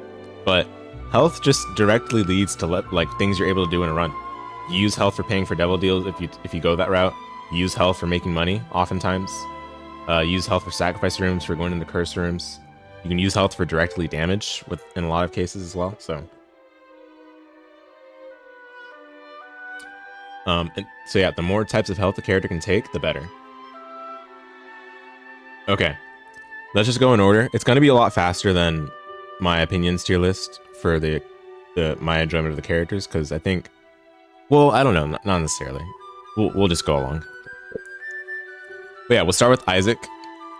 Oh yeah, let's go over the tiers first. So we have game warping, right? Game warping, I think, means that this character transcends a lot of the like fundamentals of the game. Like they can mop the floor with this game. I think it's understood with the name what that would entail. Very strong means what it says, they're very strong. Strong means what it says, they're strong. The difference between very strong and strong, though, strong means they lean towards winning a run with ease. Very strong means they have like a much, like, let's say, like, the difference between very strong and strong would be something like if you have a 60% win rate versus like a 55% win rate. That's not like exactly the number. We're not going with some exact number like that, but that's like an example of the distinction I'm making between those two. And you guys will be able to see it more clearly when you fill up the tiers. Balanced, I think, means that the character has a good set of strengths and weaknesses that even out with each other. Okay means the character has ways of holding their own, but then they have like some kind of weakness that holds them back a lot. There's not going to be a lot of characters in okay, though. I'll just tell you guys right now.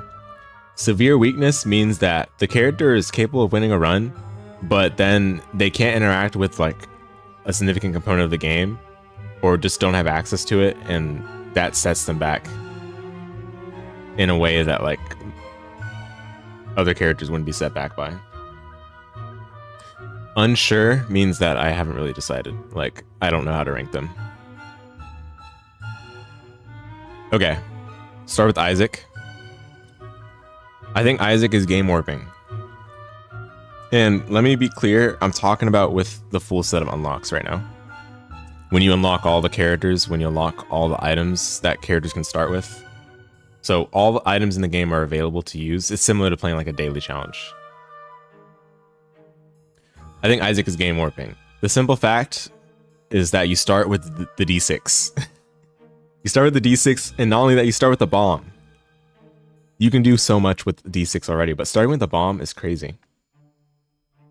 A lot of characters don't even have the luxury of being able to find a secret room oftentimes in the first floor, unless a bomb drops, which, you know, a bomb can drop in a room clear. It's reasonable for it to happen. A bomb can be in the shop, but sometimes you just won't have the opportunity to spend the bomb on something like a secret room, or spend the 5 cents for a bomb in the shop, because you might need to prioritize health over that, right? Because health is king. Let's be real. But Isaac, already with starting with a bomb, you just have so many ways to use all the other resources at your disposal. And the D6 alone is just an insane item. It's iconic for a reason. It allows you to manipulate item pools to your heart's content. Allows you to get an extra pedestal from angel rooms because of biting the angel statue, allowing for a key piece to drop, which can then be rerolled. Use the D6 to get even more powerful items. It allows you to, if you find an item that is you consider to be below average, when you reroll, your next item that you reroll into has a higher chance to be something that's better.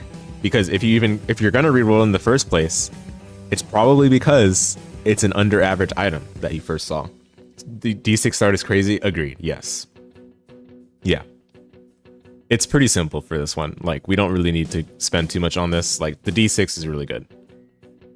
I think it's best used in Angel Room for most of the time, but it can also be used in the Secret Room if you have a lot of pedestals available. Because I think that's where the D6 excels. Is in the Secret Room, that is when you have a lot of pedestals where you can overall have a high chance of getting a good Secret Room item. The one thing that holds Isaac back is that D6 is 6 charges. That's literally it. Like, there's nothing else. He can take all kinds of health. He starts with 3 hearts, by the way. He has good stats. He's literally the baseline in terms of stats. Need I say more?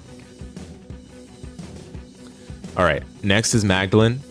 Magdalene, to reiterate, starts with 4 red heart containers. Starts with the same stats as Isaac, except for her movement speed, which is slightly lower. And she also starts with a full health pill and Yum Heart as her active item. Magdalene's really good. Magdalene's really good. I don't think she's balanced. I think she's strong. I think the fact that you start with not just 4 red hearts, but you also start with the full health pill and Yum Heart means that the first sacrifice room you find, it's very likely that you'll be able to go the full sacrifice room payout. That means to 10, by the way. That means you go to the full 10 sacrifices. And just a reminder for the folks that are watching, the 10th sacrifice can give you either, I think 30 coins or 7 soul hearts. Both of which are insane. Magdalene usually goes devil deals because if you go angel, you'll run into the problem of having too many red heart containers and it'll start to kind of get clunky. So devil deals work well for her because you already have a lot of red heart containers and you can spend them on things that will develop into a strong run. But because you start with 4, it just allows you to do so much. I already said sacrifices. It allows you to play blood donation machines a lot. It allows you to play devil beggars a lot. It allows you to go into curse rooms without too much worry because you have Yum Heart as well. Yeah, Magdalene's strong. The low movement speed is a bit of a worry, but as soon as you get 1 movement speed buff item, then you're in great shape. And the nice thing about movement speed is that getting a little bit of movement speed has a lot of impact on a run because of, you know, movement speed already has like a 2.0 cap, which is not very high. But there's a big difference between even like 1.0 and 1.1. Like if you get 1.10 movement speed, there's a big difference between that and like 1.0. I think she starts with 0.85. But as soon as you get to 1.0, like you already feel the difference. So that's like a really easy downside to compensate for. Okay, next is Kane. Kane starts with 2 red hearts, starts with 1.2 movement speed, starts with, I think, 4.2 damage. Let me double check on that one.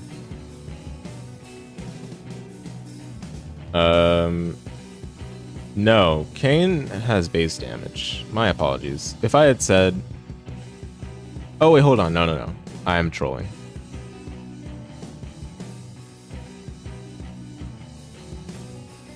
That's why we double check.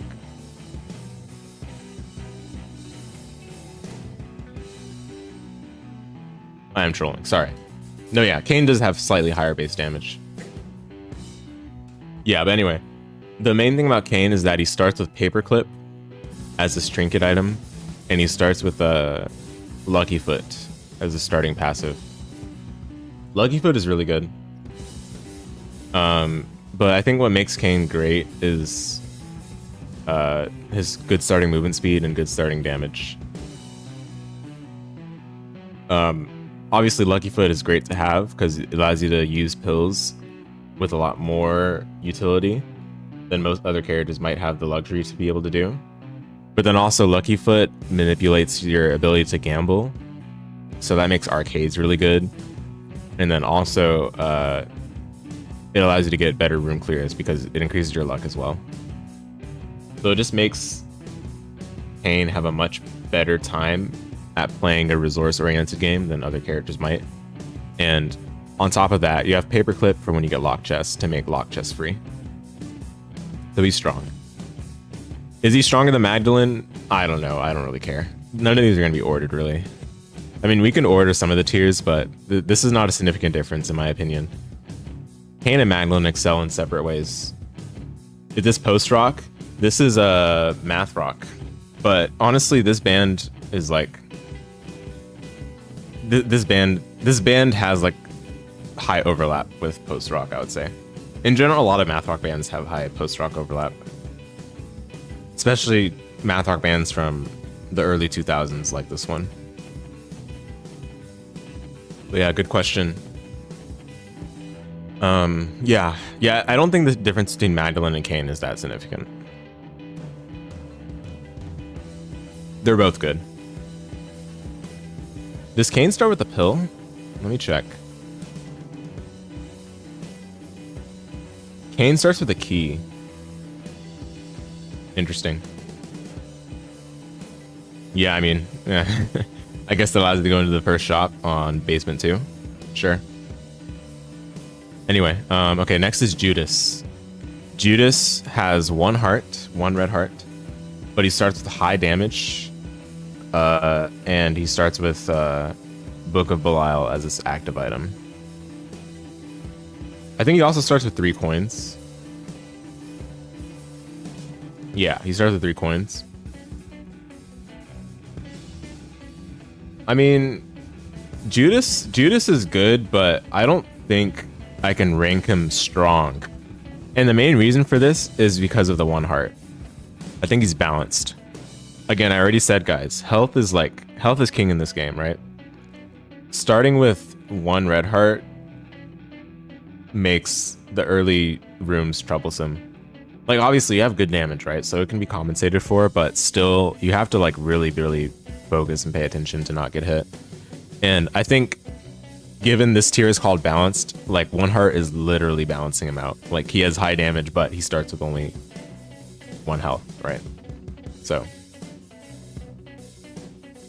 yeah, I think it's the definition of balanced. Book of Belial, I don't think Book of Belial shines in the damage up for a room. I think it actually shines in the added deal chance. I think that's where Book of Belial has its best value. The main reason I would keep Book of Belial is for the deal chance and not necessarily for the damage up in a room. The damage up in a room helps, don't get me wrong. Like, especially for hard rooms or for early bosses, it can help. But I think that tapers off really fast. Like, you gotta start relying on the deal chance more so if you're gonna keep Book of Belial as your active. More often than not, I end up swapping it out. Whereas for like Magdalene and Isaac as well, you keep your actives for a long time. Like Isaac, you almost have no reason to switch off of D6, right? But in Magdalene, Yumheart is really good too. But for Judas, I don't know if I would keep Book of Belial necessarily. It's really only for like early game. And again, it would be mainly for the deal chance, not necessarily for anything else. Okay, that's Judas. Yeah, I don't think there's much else to talk about Judas. The 3 coins thing is interesting though, because that means all you need is 2 more coins to have the potential to find a soul heart, or to buy a soul heart if you find it in the first shop. So that is pretty interesting. But again, I think he's balanced. If we're just looking at him on paper, right? Sorry.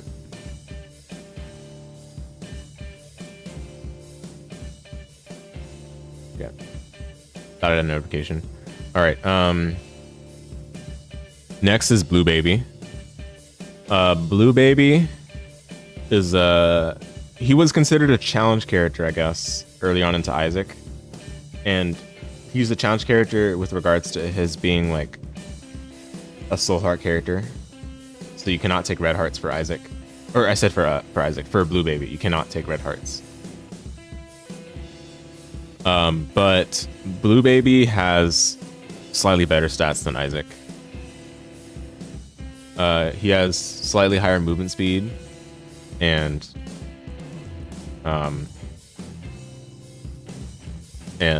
slightly higher effective damage The other thing about Blue Baby 2 that contributes to having good like starting abilities is the fact that you have the little larva effect for your poop I said poop pickups. For when you destroy poos, you get the little larva effect. So you could create a blue fly. Oh my goodness, I can't speak. You can create a blue fly anytime you destroy a poop. And you start with the poop as your active item. So those combine really well. I think Blue Baby is strong. I think this is controversial though. I know he's a slow heart character, right? But in Repentance, your devil deals are also priced as they would be for a red heart character, which is just added leverage, right? That's not the reason I would say he's strong though. That's just an added benefit though. I think the reason he's strong overall, high stats, great early game, it doesn't like your chance of finding petrified poop is a lot higher than other characters when you start because you have a chance to get it every time you destroy a poop, right? And you're creating a poop every single room. The minute you find petrified poop, this character just gets kick-started on his runs. And it's good too because health ups still function. It's not like health ups do nothing. You get like a health up boss item, you're still getting one soul heart basically. It's just troublesome because you can't use health as a resource in the same way as red heart characters can, or other characters can, that is. So that is one reason I think he's not very strong. That's the fact. That's like the reason I would put him in strong, because I do think he's actually better than both of these two if he had the ability to take red hearts as well. Like if he could take red hearts, he's probably here. But I think he's here just because he can't take red hearts. You could say he's balanced because of that, right? Which I think this is reasonable to say. But every time I play Blue Baby, I feel like especially now that I understand how to play him a lot more than I did when I was starting out. When I was starting out, I was replacing the poop, and that's like a mistake. Like replacing the poop with like Shoop the Whoop is not good. Like I don't think that's a good idea. Like I can understand it depending on like damage needs, right? But you're a character that starts with consistent stats. Like it's not like you start with bad stats at any given run with Blue Baby. You have good stats to start. And the poop is giving you a blue fly still.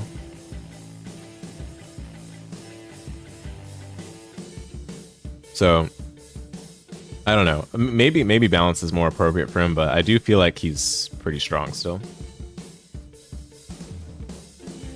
This is one I'm like fine. Either tier. But yeah, I'll leave him here for now. All right, next is Eve. Eve is a character that can take any form of health.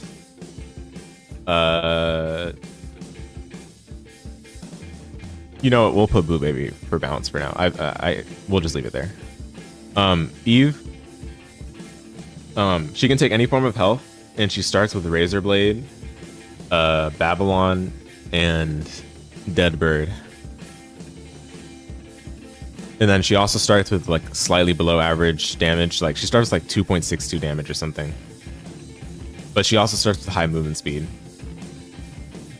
I think Eve is overbalanced, to put it lightly. Like that's not even like the way I really want to say it, but again, I don't want to be hypercritical, because Eve is a product of early Isaac design, and she hasn't really changed much since then, from what I've read at least.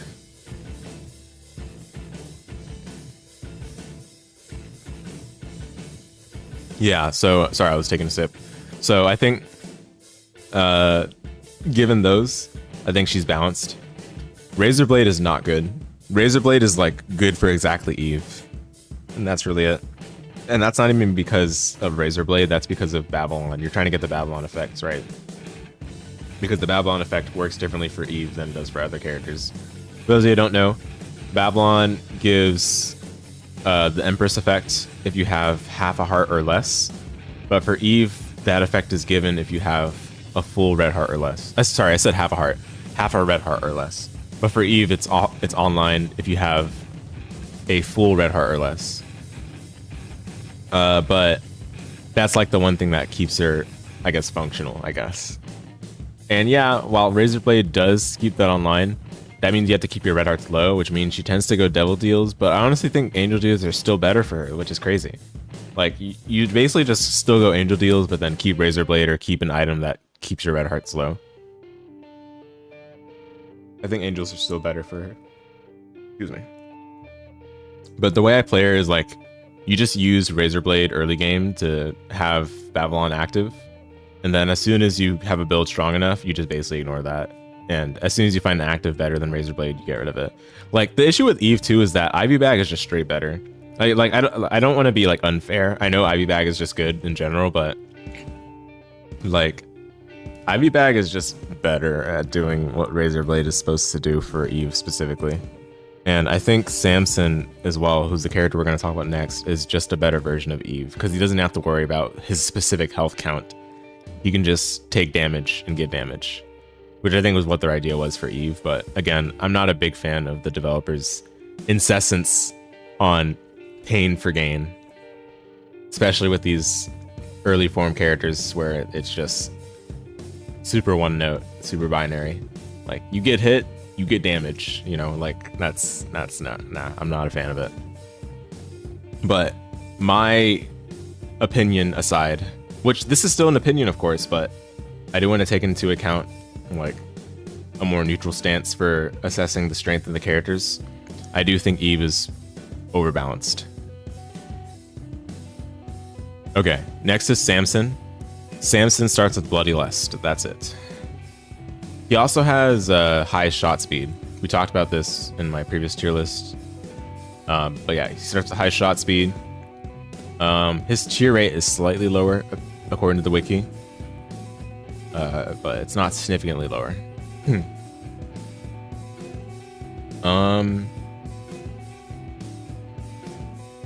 Yeah.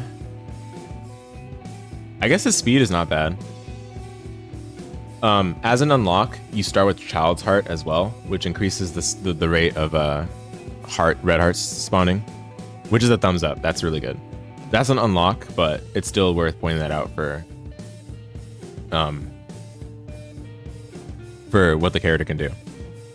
But anyway, Samson I think is basically just better than Eve. Like, no question. Not only does he just function like a character should, without his Bloody Gust, but with Bloody Gust you get effectively more potential damage than you would with Eve and the Babylon effect. And not to mention, if you don't get Bloody Lust, you still have Isaac damage, which is good. Isaac damage is good. It's the baseline for a reason. So I think Samson's just good, and he can take all the hearts like most other characters can. I think he starts with 3 hearts. Yeah, he starts with 3 red hearts. So Samson is just a complete character. He's a complete vanilla character. He does everything he should, and then when you work with his gimmick, he's even better. He's strong. Okay, Azazel. Most people rank him game warping or the equivalent on their respective tier list, like the top tier, right? I actually don't think so. I've come around on this one. I think Azazel is the king of early game, no question about it. One of the best early game characters for sure. But I think the issue with Azazel is you really have to go hard on range, otherwise he has a bit of a problem against late game enemies and bosses. But that being said, I think he's still very strong. Like, you can do no wrong with starting with Flight, starting with the full card, starting with Brimstone, basically, with shorter range. And the only reason its range is so short right now is because it got nerfed from what it was in earlier Isaac games. Like, I think in Rebirth, it was like a lot longer than it is right now. And they also, I think they increased the charge time to shoot the Brimstone. They increased the charge time for it, so those were nerfs they tried to implement, but I think he's still really good. Yeah, again, you can do no wrong by having Flight. I think that's actually what makes Azazel good, is the Flight, more so than the Brim. The Brim is fine, but the Flight is really what takes it over the edge. Early game Flight is just so good. No, not even just early game, but early game especially. There's a lot of locations that are unreachable without bombing into, but then flight allows you to ignore that a lot of the time. Flight gives you easier room clear by far. Rooms were not designed with flight in mind for the most part. There are a couple rooms where they put some troll spike rocks, but then, you know, you get hit by those a few times and then it's like nothing pretty much. Some of these rooms have tight spaces where it's really hard to clear it ordinarily, but with flight, you just ignore it. I think flight is the real leverage for Azazel. And then we can talk about the full card. The full card, starting with it, means a lot. It's not just, oh, you get to spend one less half heart on a curse room. Come on now. Come on now. That's not what makes the full card good. At least starting with it. The full card, if you just want to measure in terms of its value, its potential value is really strong.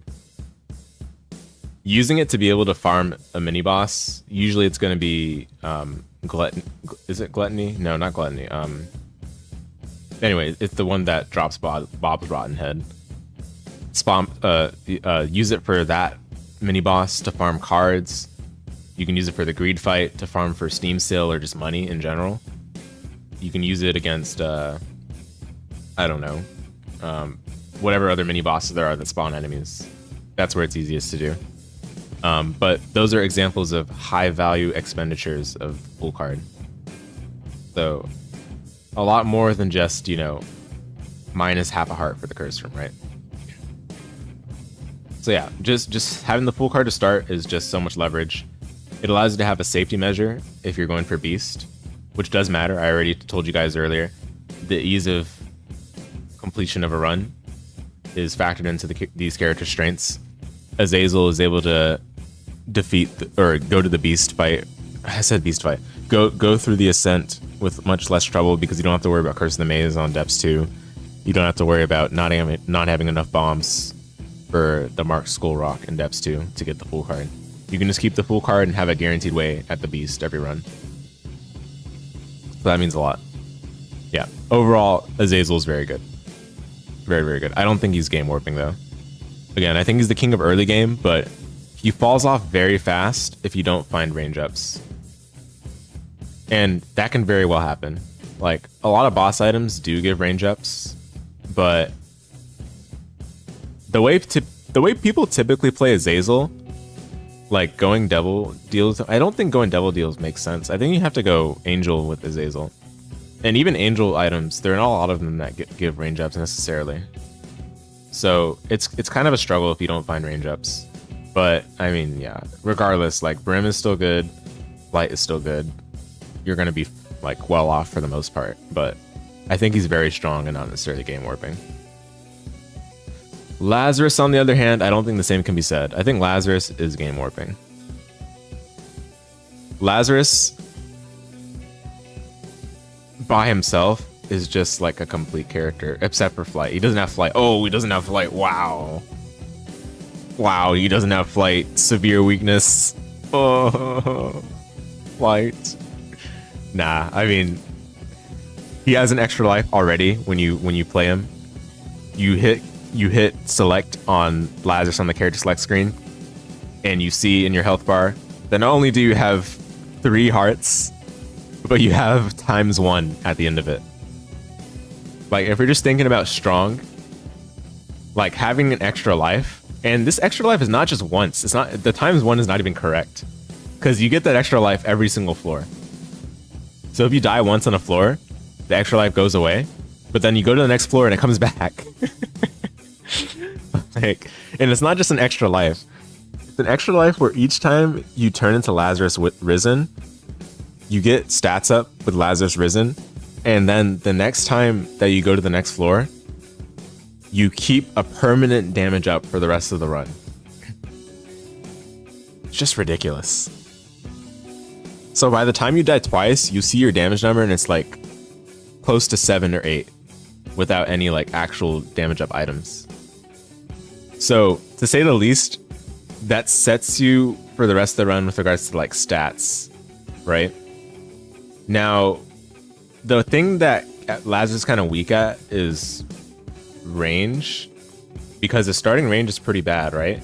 You would think that's a weakness, but no, because one of his unlocks allows him to start with anemic, which gives a range up. And I don't like range for Lazarus, not even that big of a problem to begin with, even without anemic starting. But he starts with anemic as an unlock, which just fixes his like only actually bad stat. So I don't know. I mean, Lazarus is really good. And I guess the devs were like, oh, Lazarus is too good, so he has to start with -1 luck. That doesn't matter either, really. Luck only really matters when you get an item that works with luck, which Lazarus doesn't really need one of those like offensive luck-based items to begin with because of the damage ups he gets inherently from dying and reviving. Lazarus also starts with a pill. It's a random pill, so it's not necessarily good or bad. But honestly, starting with a pill is better than not starting with one, I would say. Because it's just an extra thing you get to work with. Even if you're not a fan of pills, even if you don't bother to check what it is, it's something that you can drop for optimization plays like Yara or like Hermit, Reverse Hermit, that is. It's something you can work with regardless. Even a D20, right? You can use it for stuff, even if you don't actually check it. And let's be real, most of the worst pills that it could possibly be are not actually that bad for Lazarus. If you just raw check the pill first thing in a run, if you're one of those players, like it's not going to be that bad anyway. Like even if it's bad trip, it's not even that bad. Maybe the worst it could be at the very start of a run is health down. I don't know. Like health down is kind of bad because that's one less heart you revive with when you go to regular Lazarus, or when you go to Lazarus Risen. But like you don't even get punished that hard for just raw checking the pill at the start of a run because of how good the character is inherently. So yeah, I think he's game warping. The fact that like dying and using your extra life every single floor is encouraged because of the permanent damage up is pretty insane in my opinion. Okay, next is Eden. This is going to be the first character I'm not really sure how to rank. How, like, you guys have any thoughts on this? How would you even rank a character like this? He's literally random every run. I guess we could talk about like his average run. Like on average, Eden's stats are probably going to be higher overall, or like I shouldn't say stats, but on average, like an Eden start is going to be higher in terms of the quality than an Isaac start without considering the D6. But how does that even make sense, right? Like, can we really compare those? I guess you have to think about the average quality of items in the game, and a lot of items in this game are really good. There's hardly any detrimental items. So, given that, I think Eden starts are like usually on the good side, right? But it's a hard thing to measure because you can also start with just one red heart with Eden, and that's obviously bad. You could also start with really bad stats. Like you can start with like 1.8, 2.5 on your tiers and damage respectively. I don't know how we would rank this. Yeah, tough to rank. Starting with horrendous starting damage or speed can make starts really rough. Exactly, yeah. Like, I don't know if we can. I don't think I can rank this character in good faith because there's just gonna be bias if I say like, oh, but you can start with Sacred Heart. Whoa. Like, you know, I don't know. I will mention though, the fact that Eden can sometimes start with extra resources such as extra key or bomb or coins, or not extra, but like he can also start with a trinket. He can also start with a card or a pill or a rune.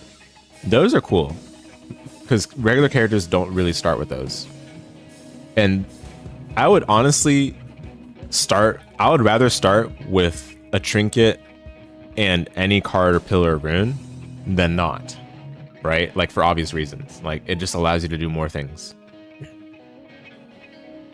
And most trinkets in the game are not detrimental anyway. Like if it's detrimental, you just drop it. But I can't really think of a trinket in this game that is literally detrimental, because it doesn't even make sense to call a trinket detrimental. If it's really that bad, you just drop it, right? So yeah,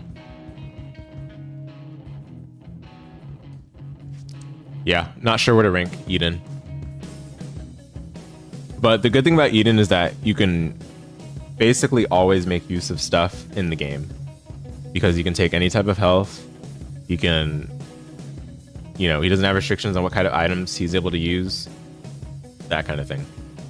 Well, unless you start with TM Trainer. If you start with TM Trainer, then you might not be able to take items if you're trying to win, because the items are glitched, right? So there's that. But, you know, I don't think, again, like, how do we rank that, right? That's one out of hundreds of items he can potentially start with. The Lost. The Lost goes straight into severe weakness. The severe weakness being that he has no health. Doesn't matter that you have the Mantle to start with. Doesn't matter that you have Eternal D6. If you don't have health, you cannot interact with the majority of aspects of the game, because there are so many mechanics tied around health. Not to mention how many items there are that drop from bosses that involve health. Yeah. I mean, yeah, Eternal D6 is good. Don't get me wrong, that's a good item. 2 charge reroll with a supposedly 75% chance. On paper, that's pretty good. But as for the character called the Lost, the redeeming qualities for the Lost, in my opinion, are actually the fact that he starts with Spectral and Flight. Spectral and Flight are strong. I already talked about Flight for Azazel, but Spectral on top of Flight is like bread and butter. Both of those combine really well, because you don't have to interact with enemies, and that makes a lot of rooms a bit more comfortable. The issue is that when you fight long bosses, it doesn't matter whether they're late game bosses or bosses that are in like Depths or Womb, for example, or even Mausoleum. When you're in a long boss fight, it becomes a bit harder, and you're more reliant on your actual items rather than like your inherent quality of having Spectral and Flight, because you can only take one hit in that boss fight, or you actually take another hit and then die. So I think severe weakness, that's where he belongs. Doesn't matter that you start with Eternal D6. I think Spectral Flight are significant, sure, but he still has a severe weakness. I will say though, going Devil Deals works well for the Lost, because the way it works for him is that Devil Deals are presented as a choice rather than you can take anything you want. You know, because basically, you know, they're like, oh yeah, it doesn't cost health, right? Even though it shows 3 soul hearts at the cost for all Devil Deals, you can take a Devil Deal, but then all the other ones in the room disappear if it has the cost still there. Now, if a Devil Deal is on a pedestal proper, like, you know, the one that drops from Krampus, or if you use coupon or credit card or any of the like, then you can take the ones that are on a pedestal and still take the one or ones that are on a soul heart cost. But basically, taking a soul heart cost Devil Deal causes all the other soul heart cost Devil Deals in the room to disappear.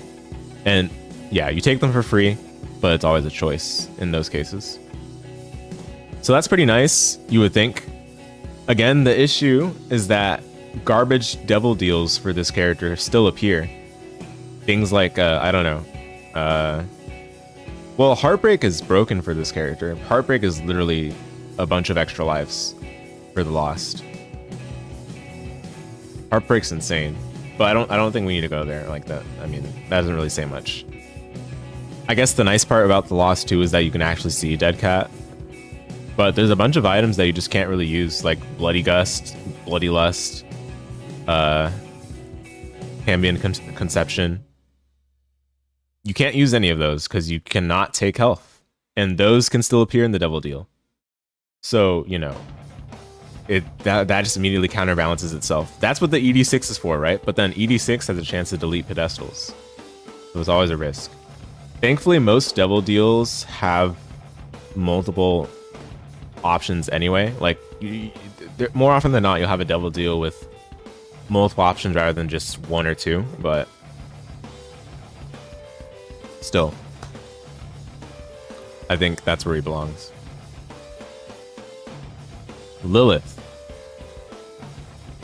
Lilith is one of the best greed mode characters, along with like Tainted Lilith, basically.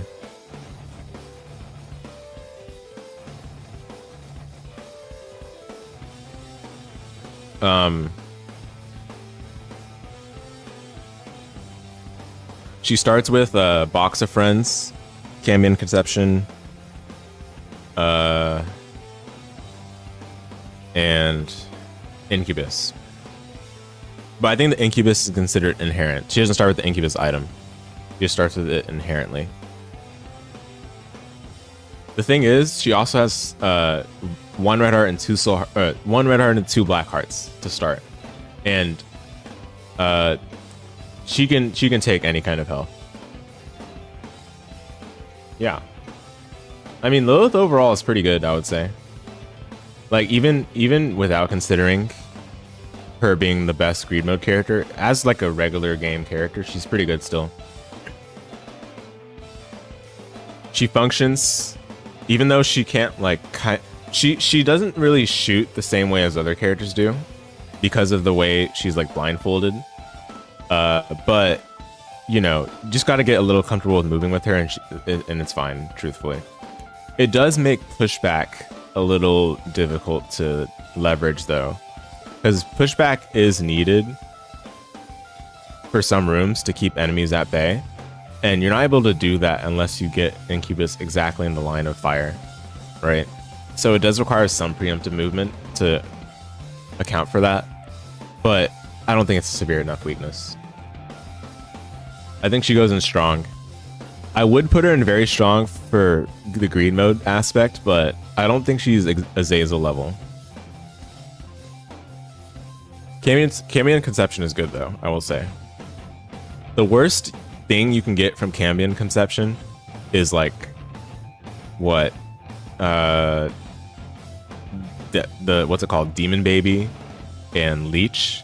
Leech is not even that bad. Leech is fine for Lilith, and Demon Baby is like is fine. It's not like insane, but it's fine. And then the other stuff you can get is like Incubus, Twisted Pair, which are good for Lilith specifically because of the bonus damage you get. Those kinds of things. We can check the other stuff that you can get from Cambion Conception. Let me just make sure.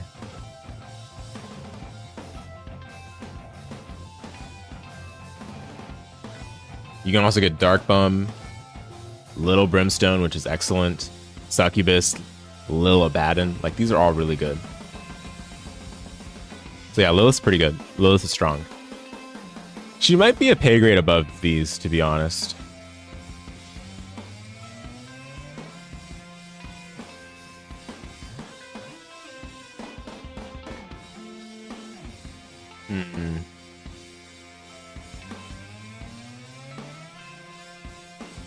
I'm gonna leave her here for now, because I don't want to get caught over the Cambion Conception specifically. But I mean, she's still pretty good. The thing is, you're just gonna be getting rid of Box of Friends a lot of the time in regular runs, so I think that doesn't necessarily go in her favor. But everything else about her is pretty good. Okay, next is Keeper. Keeper, so he's a coin heart character. We already talked about that in the previous tier list, but coin hearts are not good. The nice thing about coin hearts is, yeah, you can use money as health, but like the main reason why that's even good for Keeper is because of starting with Wooden Nickel. And Wooden Nickel has a 50% chance to give you a coin. Yeah, I think Keeper's okay. The thing about Keeper that's weird is that your stats are, for the most part, terrible compared to Isaac. I think the only stat that he has that's better technically is like damage or something, and that's because he has 3 shots mostly. You shoot 3 tiers at once, but like the fact that you don't have actual health, you have coin hearts, can be a little strange.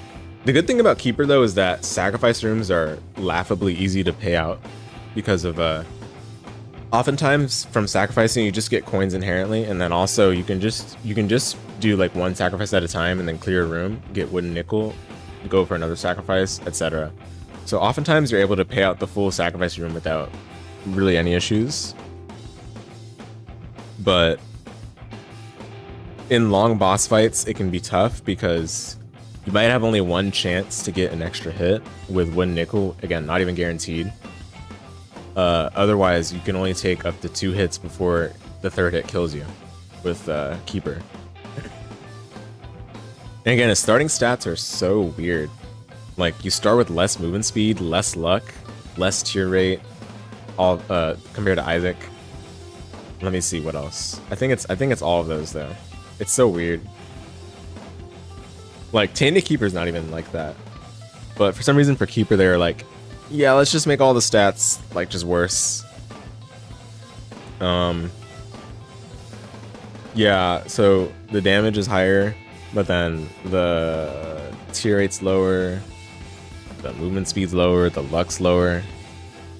But then apparently you start with the bomb and a coin. The other thing about Keeper too is that you start with the not just the wooden nickel, but you also start with store key, which makes going into shops free, the trinket that lets you go in the shop for free. I mean, that's fine, I guess. Whatever. The thing that keeps Keeper like redeemed in my eyes from not being severe weakness tier is the fact that you can use coins for devil deals instead of your hearts. Apparently before like Repentance, and I shouldn't say before Repentance, but like earlier on into Isaac's lifespan, Keeper had to spend hearts on devil deals, which just makes no sense. Like, what were they thinking? The change to make it cost coins really helped out this character function. But yeah, I think he's okay, strength-wise. He cannot take hearts, so by definition, he cannot be balanced. He can hit. I think he has to be lower than balanced automatically. All hearts for this character turn into blue flies. I mean, blue flies, don't get me wrong, blue flies are good, but the extent of what you can optimize per floor is reduced greatly. Like, you can't really use blood donation machines unless you have the Swallow Penny trinket. Like, Swallow Penny makes it way safer to play blood donations, but it's still pretty risky.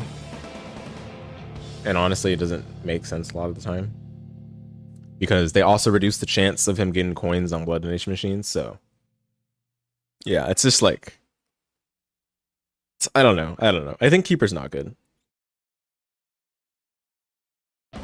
Apollyon starts with a void. Otherwise, he's basically Isaac. I think that makes him very strong. Isaac's stats are already good, and then he also starts with the void, which is also a very good active item. The only thing about Apollyon that's probably worse than Isaac is the starting health is 2 hearts instead of 3. Wow, 2 hearts instead of 3. What a significantly bad downside. Nah. The only reason Isaac gaps Apollyon is D6 versus Void. Basically. D6 is super, super good. Void is also super, super good, but not as good as D6. I mean, that's about it. I don't want this to become I talk about Void. We already know how Void can be used. Void can be used for taking in active items. It can be used for stats. It can be used to check blinds without risk. Yeah, I mean, Void is Void. It's a good item. But as it turns out, the way Void is, you gotta basically keep Void the whole run.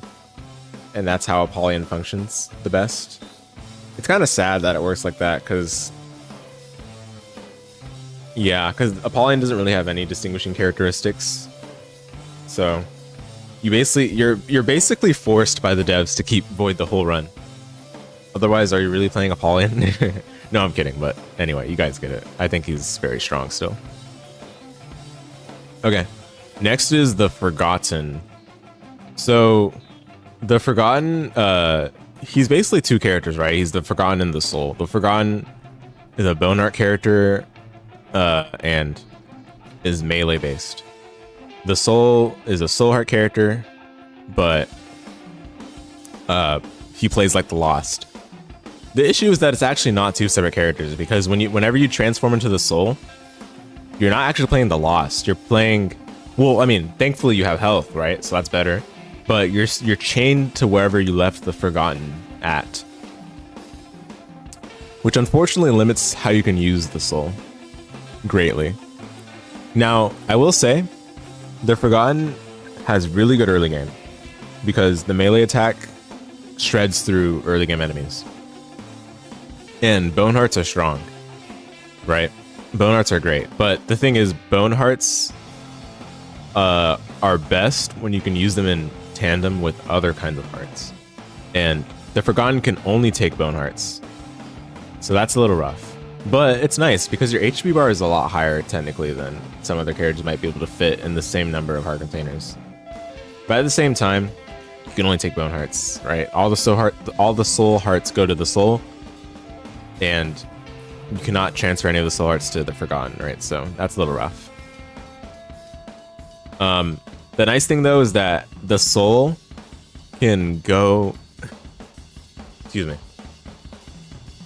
The soul can open the mausoleum door for free, which is super cool. Like that's like a nice little tidbit about this character that I think is worth noting.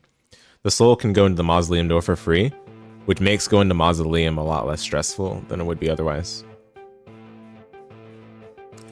I mean, it's not a big deal anyway because spending, or not spending, but paying for the mausoleum door tax with Bone Hearts is not that bad either. Like not literally the Bone Heart, but like, you know, you spend the red heart that's inside the Bone Heart. That's also not bad anyway, so it's like whatever, but you might as well make it free, right? Anyway, I think the Forgotten is balanced. He's balanced. He might actually be on the lower end of balance, but again, I'm not ranking within the tiers. So ignore the part that he's at the end. I'm only just putting him there because that's the most recent character I'm ranking right now, right? But I do think the Forgotten is on the lower end of balanced. The problem with the Forgotten is that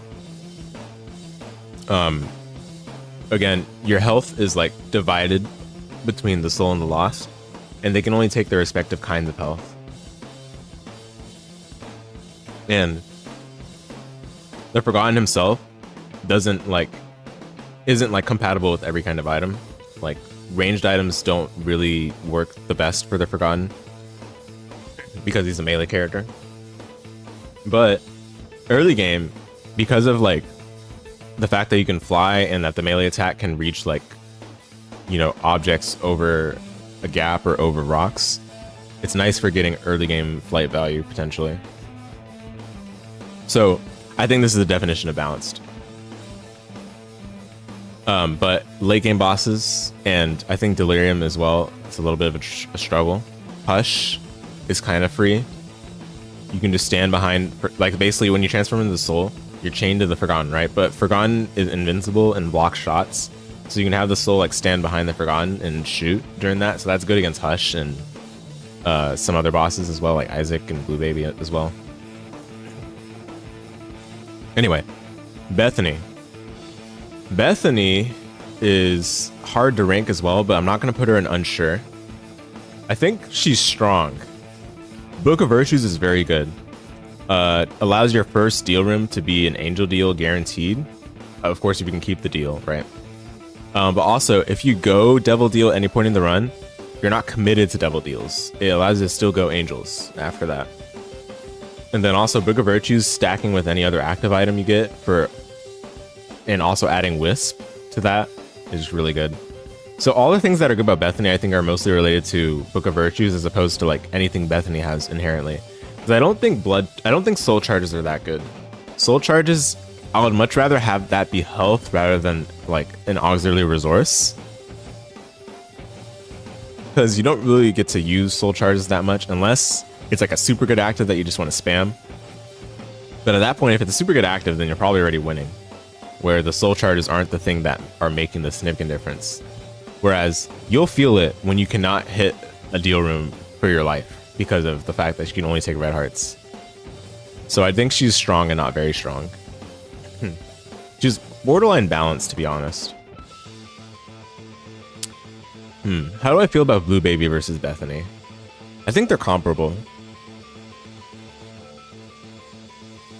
Yeah, actually, I think Bethany's balanced, actually. But she would be on the higher end of balance, to be honest, because I think Book of Virtues is what takes her to the next level. The fact that she starts with it, so there's that. And she has Isaac stats. She has Isaac stats, which are really good. Yeah, I'll put her in balanced. Solely for the reason that she cannot take soul hearts. That's a significant downside. Protecting deals is a lot harder with her. The theory is that, oh yeah, you can use the wisps to protect you, right? But you need a lot of wisps for that. Like early game, you gotta really be good at dodging. Okay. And the thing is, it's just hard to lose wisp. Or sorry, it's easy to lose wisp because sometimes you're like running around. You're trying to loop around an enemy that's running at you, and they'll come into contact with your wisp that's orbiting, and you lose it right there, right? So it just becomes weird.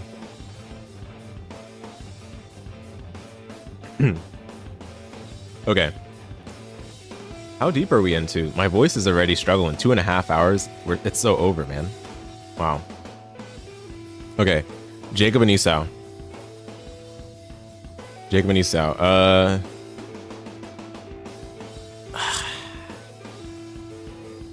I was gonna put them in balanced, but I'm actually not sure anymore.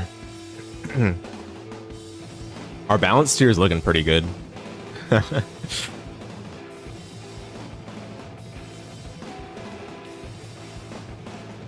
I'm gonna put them in okay.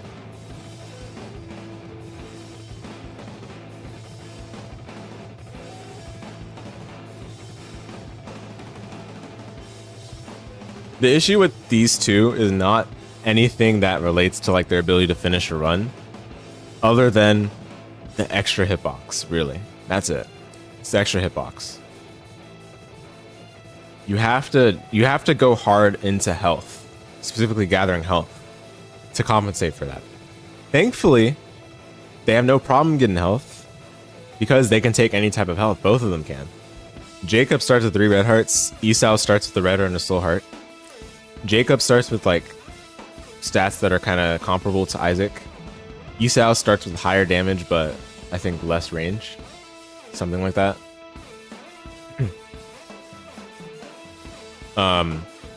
You can abuse the fact that it's 2 characters to take multiple items from like a treasure room or angel room. Angel room is the one that I think is specifically like notable. Treasure room I don't think is as good to do that for. Even though people talk about it, I don't think it's that good really. But the DPS cannot be scoffed at for these two. Really good DPS. But the extra hitbox is a bit troublesome for late game bosses and some tighter rooms as well where there's not a lot of space to walk. I think okay is reasonable for them. Yeah, I'm gonna stick with this. And early game, you got to really make sure to get Jacob a soul heart as soon as possible, because you don't have a solid way of protecting your deal without putting Esau in front, which is not always what you want to do. Like what I mean by in front is like have Esau be the one that blocks the tier shot if it's supposed to hit you, right? Now I will say the fact that you can carry 2 active items and 2 trinkets and 2 consumables effectively is really nice, but again, like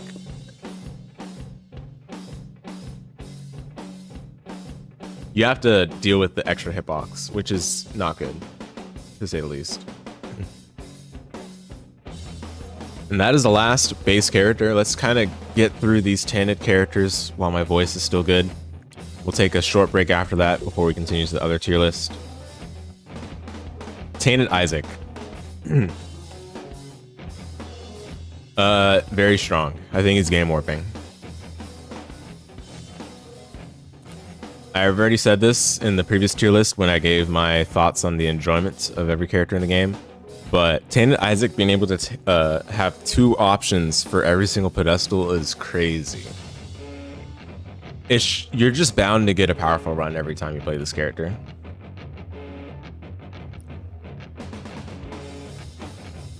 It's like having a reroll for everything. It's insane. The only downside is that you can only take 8 items at a time, 8 passives, which at that point that just leads towards builds that have 8 very strong items, like eight items that are just individually incredibly strong and impactful. But that's not a bad thing if we're talking about character strength, right? Like it just kind of leads to builds not having like a ton of synergies between each individual item. But if you're just having like individual items that have high impact, then 8 items is plenty. 8 items is more than enough. And you get 2 choices for everything. So like you're bound to get good stuff for every single time that you get to pick up a new item. And by the way, giving up an item causes the previous item you dropped to be placed down on a pedestal, where it basically replaces the pedestal that you took the original item from.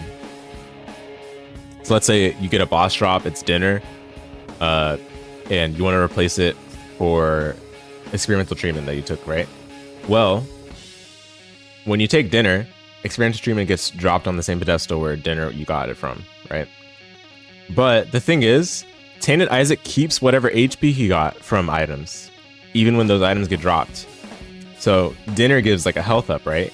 And it heals a heart. Well, you keep your health. You keep your health. And you keep the healing that you got initially when you picked up the item. So it turns out, basically, the 8 items is not even as much of a downside as you would think it is, because you would always just get rid of HP up items as soon as you get them, since they provide no value to your run after you pick them up anyway. So Tainted Isaac can take health without having to think of any repercussions, and thus it just highlights the fact that you just take 8 super strong items and keep those with you the whole run. It just highlights that fact even more. I think he's game warping. Okay, next is Tainted Magdalene. Tainted Magdalene, again, she has the hugs. When she runs into an enemy, she deals contact damage to that enemy. And if she kills an enemy using a hug, that enemy is guaranteed to drop a half red heart. So it allows you to basically refund the damage that you might have taken from running into that enemy, right? The thing is too, if you are unable to kill an enemy with hugs for whatever reason, there are a lot of such cases. But if you're not able to do that, you can still get a half red heart dropped from the enemy if you just shoot at that enemy. It just has a chance to do so instead of being guaranteed.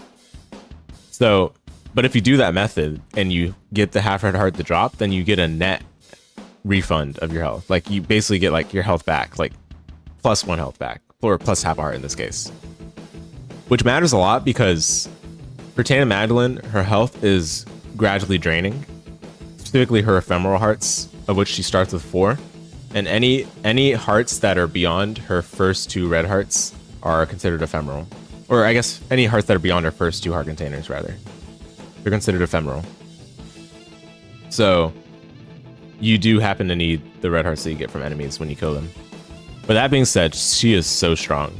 Early game, she's a menace. Consistently, she's able to get through, like, I would say up to, like, even depths. I think she can get through depths with the breeze. Womb is where you start to have problems if you rely on the hugs. Because in Womb, you start to take double damage, right? You start to take 1 full heart for every, like, hit, basically. That's when you need to have a better game plan. That's when you need to have a real build.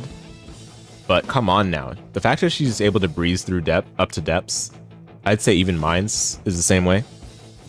And she has no problems with bosses up to that point as well. Because for bosses, you just make sure that you have enough red health stocked up. And then you just gradually keep like hugging the enemy that you're running into. Because you still get damage. It doesn't matter if you kill them or not. You still get damage into them. And while you're invincible, you can still hug them and deal damage. So it's like really, really fast DPS. Plus, she starts with Yum Heart, just like regular Magdalene. But for her, Yum Heart is in the pocket slot rather than the active slot. So you can still have another active item. Overall, I think Tainted Magdalene's really good. And I failed to mention it too, but anytime you take damage to her ephemeral hearts, it does not count as damage that reduces your deal chance. only damage done to your first 2 heart containers. And that's only the case if those first 2 heart containers are not red heart containers. If they're red heart containers. If they're not red heart containers, those first 2 heart containers, then it doesn't even matter what I'm about to say. But basically, if you lose a heart, or if you take damage to your first 2 red heart containers, then that's when you lose deal chance. But if you take it to the ephemeral hearts at all, then you don't lose deal chance, which is just insane, because you could just run into enemies willy-nilly, not even really care at all about the repercussions, because there are literally none. That's how you're supposed to play the character. The downside, however, this is the thing that makes her not game warping, is that late game bosses are a big problem for her. You really do need to have a build. If you're about to fight Mother or Beast or any long boss fight, you're gonna need to have real damage other than the hugs, because you just don't have enough like time, basically.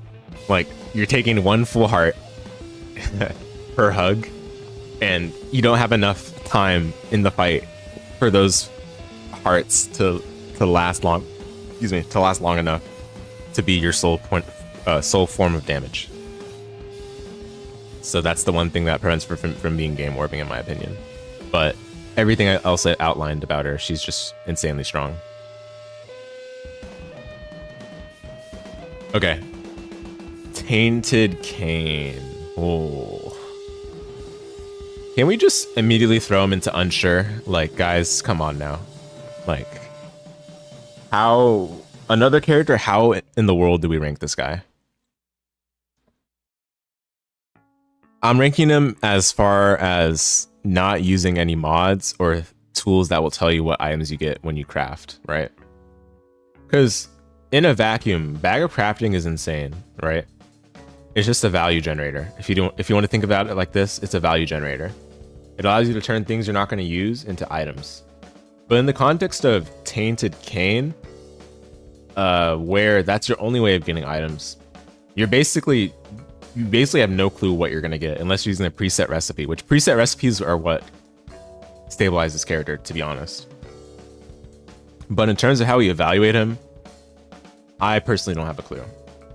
I guess we can say that like his early game is really good because you can get consistent bombs with him by taking pedestals, and when they get destroyed, they have a high chance of getting bombs, right? They have a consistent means of getting bombs, which allows you to get to secret rooms and fight early game bosses. And you start with good stats as well. That helps with early game. But I don't know. I mean, I don't know how to rank this character still, because it's just completely random. There is some consistency though, other than the preset recipes. If you get a secret room pedestal, you're guaranteed to get a bone heart when it destroys. If you get a angel room pedestal, it's guaranteed to give you an eternal heart. If you get a devil room pedestal, which I don't recommend, but if you do, then you're guaranteed to get a black heart.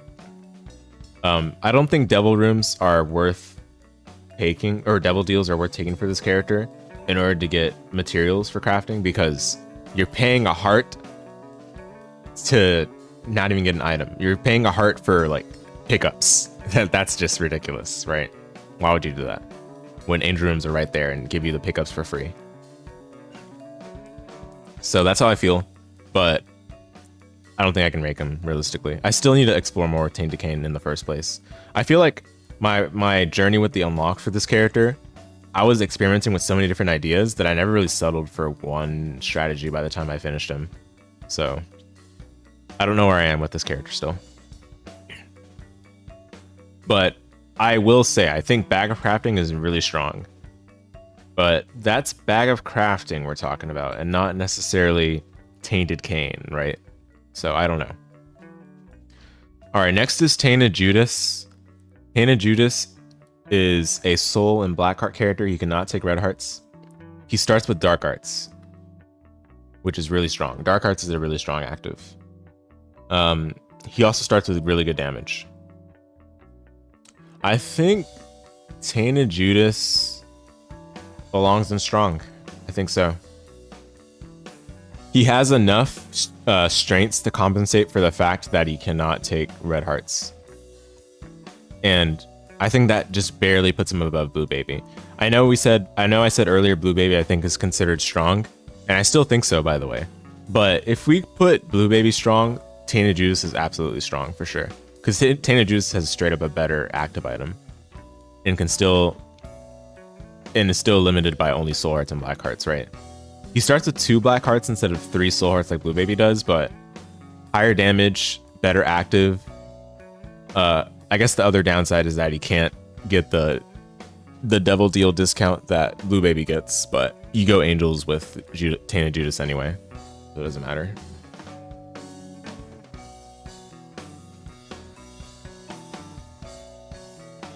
Yeah, not much else to say. Dark Arts is good. And that's in a pocket slot, by the way. So you can still take a real active item, which is insane. Like, that's the nice thing about a lot of the Tainted characters. They get a good active, and they get to actually use it for the whole run. And that's what I love about the Tainted characters too. It's like you can form like a real solid identity with them without it just being, oh, this character starts with this. Like, you can still build a run that's like kind of unique without feeling like you're departing from the actual like core foundation of the character, because you get to have like the pocket slot actives, which I know the devs were starting to do more with the Repentance characters, right? So I like that. But yeah, okay. So next is Tainted Blue Baby. Controversial placement for this character, but I think people sleep on this character. I think he's really, really strong. I think he's up here. I legit think he's up there. I think he's better than Blue Baby. Blue Baby already has pretty good stats, and he has the poop and the little larva and all of that, right? These are pretty good stats on top of that. Tainted Blue Baby has only slightly worse stats. Like, I think he like moves slower. Let's check it right now. I think it's only that like he moves slower and has worse tier rate, and that's it. Let me make sure though.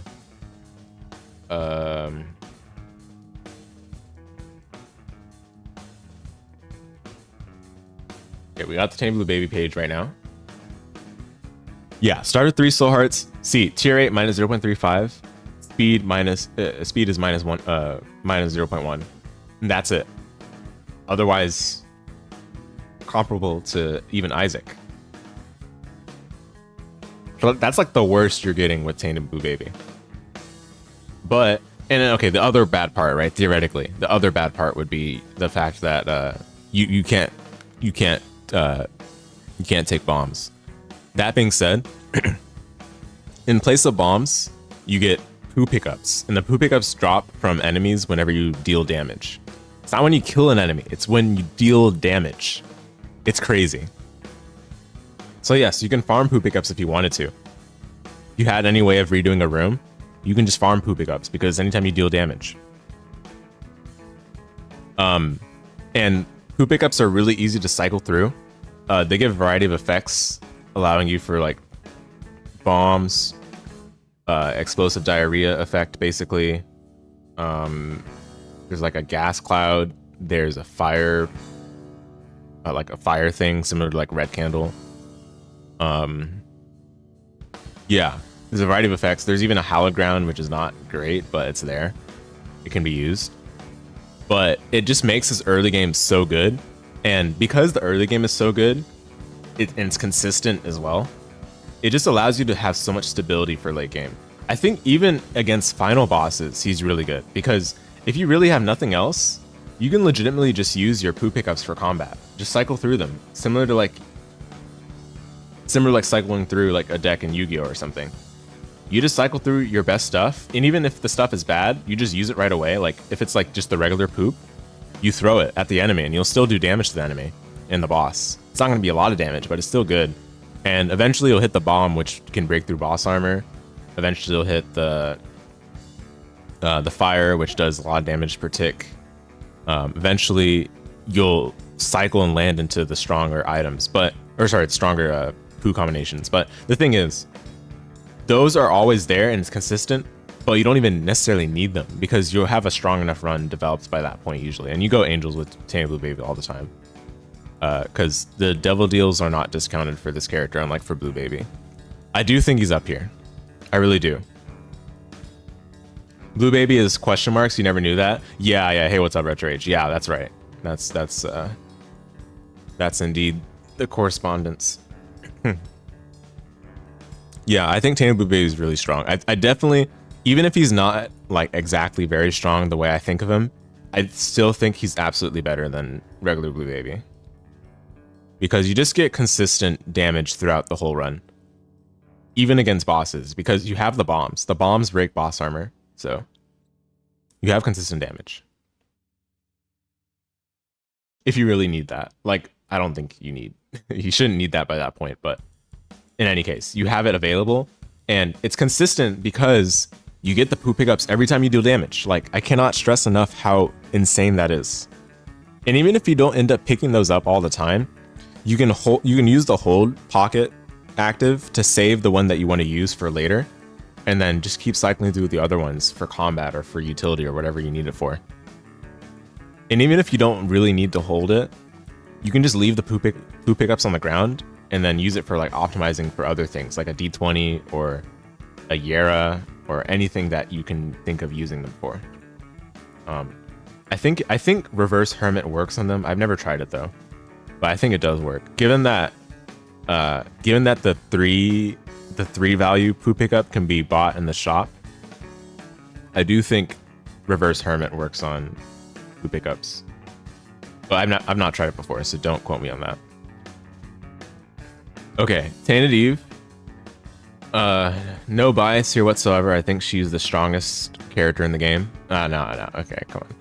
I mean, I don't think anyone needs bias for this. I do think she actually is the strongest character in the game, but it's not even really worth going that angle because she's strong. She's game warping regardless. We don't really need to compare top tiers to top tiers, to be honest. Almost every run with Tainted Eve just gets overpowered really fast. The only part where Tainted Eve is weak is like the exact first set of rooms. The minute you find any form of red heart drops on the ground, you just get kick-started and it's over. The clots that you create start building up just insanely fast, and those are just obviously gonna, keep accelerating into further and further damage. BFFs is ridiculous on this character, but it's not even necessary. Sumptorium, you don't think of Sumptorium just as the sacrifice utility, or sorry, you don't think of it just as the damage. You think of it also as the sacrifice utility, because you're basically stocking red hearts to use anytime you want. This is a character you want to build red heart containers for, which means you want to go angels, right? But that also means it never pains you to take more red heart containers. Like sometimes you're like, this is too many red heart containers. You might think that for other characters. With Tainted Eve, no number of red heart containers is too many. You just keep taking them, and then you keep using Sumptorium because it's really good. And by the way, like, can we just talk about the fact that when you press the Sumptorium pocket slot active, it brings in all the clots back into your health bar, right? The fact that that deals damage too is pretty funny.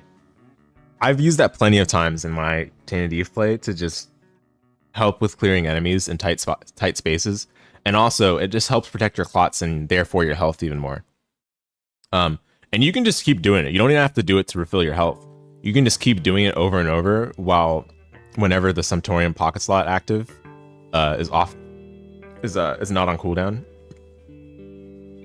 You can do that to keep your DPS up as well. You don't really need to do that as the run goes on, but that's not because it's bad. That's because Tainted Eve is insane. And then those are notable too, right? But the other thing with Tainted Eve is that when you're at half a heart or less, I think that's what it is. You basically get you effectively get a mom's knife. It's not as it doesn't have as much range as mom's knife itself, but the damage is just about comparable. It's crazy. So if you're really in that awful of a situation where you have exactly half a red heart or one red heart, I don't remember how the condition works for it, but if you're in that position, you just get even stronger. But you shouldn't necessarily get in that position voluntarily, unless for me, I use that for greedier clear, but you don't really need to do that. But if you're in that position, that's available too. This character is just insane, and apparently they had to nerf her a bunch of times. Like, so, and I think she's still the best character. Yeah, and she can take all kinds of heart containers. She can go into boss challenge rooms for free, by the way, just cause you just drain your red hearts. You can use her inherent ability with some thorium to drain any type of heart, not just red hearts, by the way. But red hearts are prioritized, I believe. I think, at least I think so. Maybe it's actually not true. It might just be any kind of heart. But you get into boss challenge room for free. You basically drain all your hearts by holding the fire button. You go inside the boss challenge room, you press the thorium active, and then you get your health back, and you can still do the boss challenge room. It's just like, bruh, why? Okay, Tainted Samson.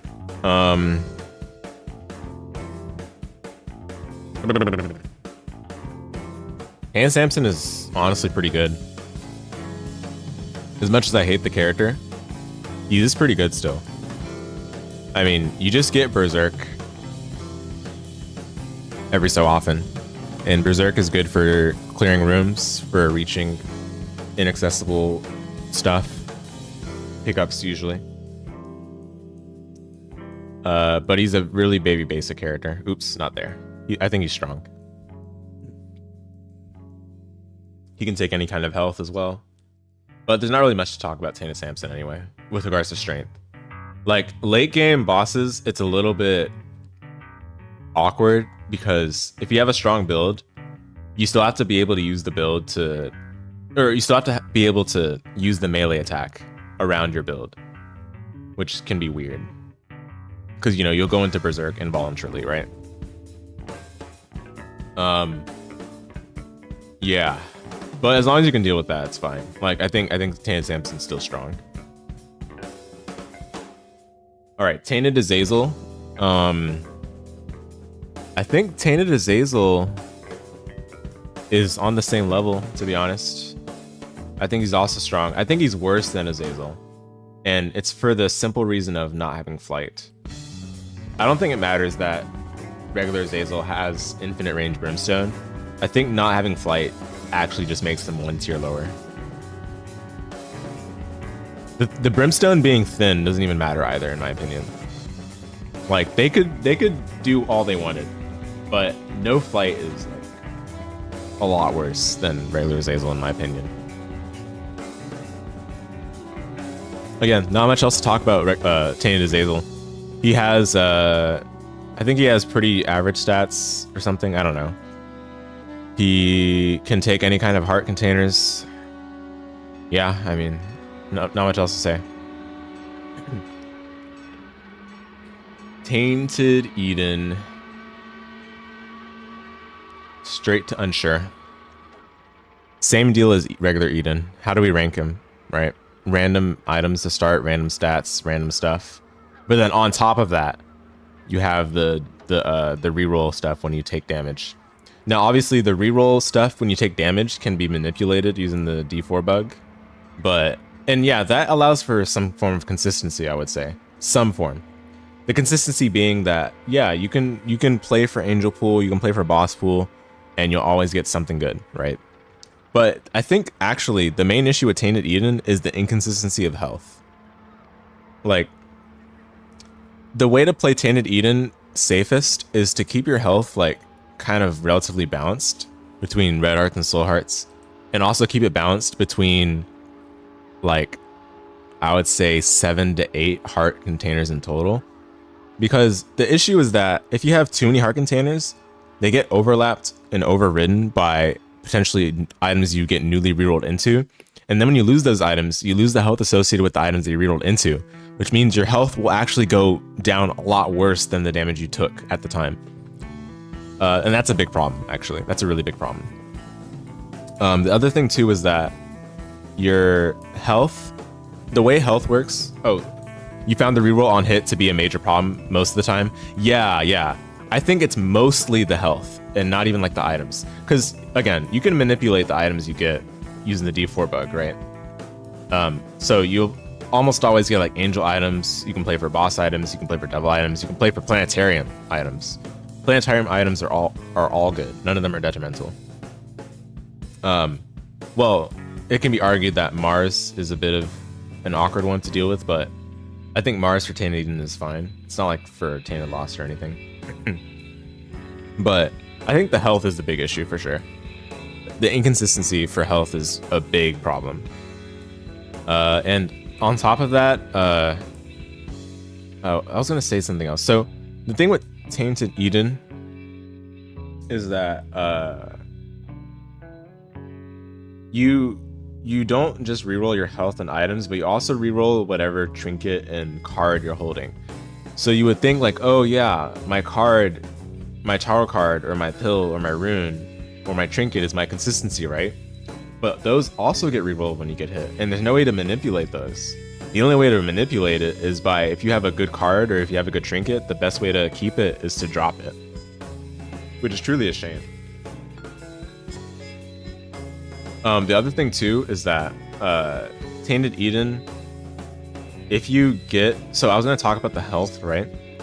Basically, if you start with an item, as far as I understand, I'm still not 100% sure, but if you start with an item and that item gives health, it'll become part of what's called your inherent health pool, which also includes your actual starting health. So let's say for Tainted Eden, you had like a 1 heart start, like 1 red heart in total.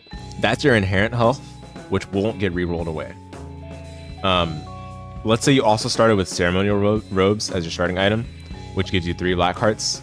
That also becomes part of your inherent health, so that won't get rerolled away even if you lose ceremonial robes when you get hit. However, for boss items, let's say you pick up like dinner, let's say you pick up supper, let's say you pick up I don't know, any of the other health ups, or anything that gives you hearts that are not like +1 heart. I don't know how to describe it, but basically if you get something that gives you like health as part of its effect, then you lose that if it gets rerolled away, which is horrible. Like that actually just makes things awful for the character. And it's just so inconsistent, right? Like, of course there's the manipulation you can do. Hey, what's up, Juan? Hope you're doing well. There's a manipulation, right? But again, it just makes you have to like exactly like balance out your health in a weird way, which doesn't necessarily become desirable, especially when you start taking 1 full heart for points of damage taken after and womb and after. So for long boss fights, especially for Delirium, by the way, Delirium is rough for Tainted Eden unless you like insta-kill him.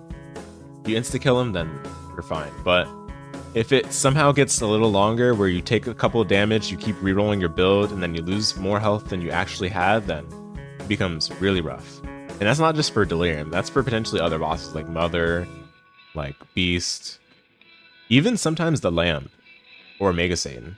Like those can also be tough for Tainted Eden. Now obviously by then you should hopefully have enough items that where, you know, you get your angel rerolls and it should be stable to deal damage, but like still it's super rough if you take any hits. So I mentioned so many things about Tainted Eden that are bad, but I don't know how to rank him still, because obviously D4 bug is super strong. D4 bug is what would probably theoretically make him better than regular Eden, but regular Eden is also just consistent once you ease into the run. Obviously it's kind of weird to say consistent because you start with random stuff including stats, but at least your run is like the same throughout the individual run, whereas Tainted Eden, your run can change midway through the run, right?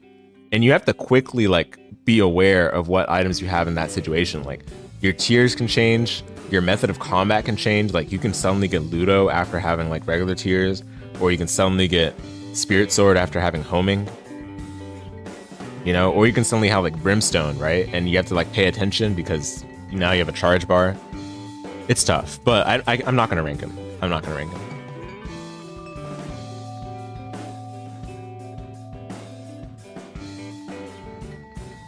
the Lost, Tainted Lost to be exact. Tainted Lost is a character with a severe weakness. Again, he cannot take health. He doesn't have health. And for that matter, you don't have any form of permanent protection, aside from maybe his birthright, which gives you an extra life. And that's not even permanent. That's just one extra life. And that's it. Your protection is your holy cards. You start with one holy card, but throughout the run, you also have a 10% chance for any given card to be replaced by a holy card. So yeah, you do have a couple chances of extra hits if necessary. The thing is, you kind of have to go out of your way to look for extra holy cards. Sometimes they'll be in the shop, yeah. Sometimes they'll be under skull rocks and depths or mausoleum, yeah. But they're not guaranteed, and you need to really be creative to find those safety measures. Otherwise, your lack of health is a significant disparity. I don't care that he rerolls bad items or rerolls items that don't have any benefit to him, because he also rerolls items that have benefit to him. You literally can't find Holy Mantle, you literally can't find Dead Cat without Spin Down or without Death Sir or without something that just inherently creates them. You can't find them naturally in a run, and those are beneficial to him. But because they're not considered offensive, you can't have them, because those would be like forms of health for him, right? Or anything that protects you from taking a hit would be a form of health to him, but you can't have those. So that's a significant downside. He has a severe weakness. I don't care that he gets really overpowered runs a lot of the time. The fact of the matter is that he has a severe weakness. And there's a reason why Tainted Lost streaking is considered to be like a thrilling component of playing Isaac competitively, right? Because streaks are hard to come by with this character. A lot of times people have their streaks ended around the 20 mark because it's just hard to keep consistent wins. So many rooms, so many enemies are not made for the world that Tainted Lost lives in. There was a room I saw in Depths. I was watching a streamer encounter a room in Depths, and there's like super high density of blue womb enemies in that room. And I'm like, how does Tainted Lost do this room without getting hit? And it's like, yeah, just have another holy card, I guess. Like, come on now. I don't even think there's a way to insta-kill the enemies in that room unless you're like already mega overpowered. Thankfully, that room is not very common. But there are plenty of rooms that are still kind of easy to get hit in. So, Tainted Lost goes there. Now, maybe some of you are curious, do I think Tainted Lost is better than the Lost? It's hard to answer that one because the Lost has consistent protection. You get an extra hit per room. Tainted Lost gets better items and overall gets more overpowered more quickly. But you can also take fewer hits on average in a run. I think they're about the same in terms of strength. But Tainted Lost is much more thrilling to play and to watch, so I guess there's that, but that's not really accounted for in my ranking. So I think they're about the same regardless. Alright, then next is Tainted Lilith. I'm just going to immediately put Tainted Lilith in very strong. I'm not really going to elaborate much on her. She has probably the best early game in the game other than Azazel.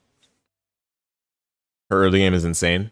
Her early game is, she just literally, she doesn't even walk up to enemies. She just like,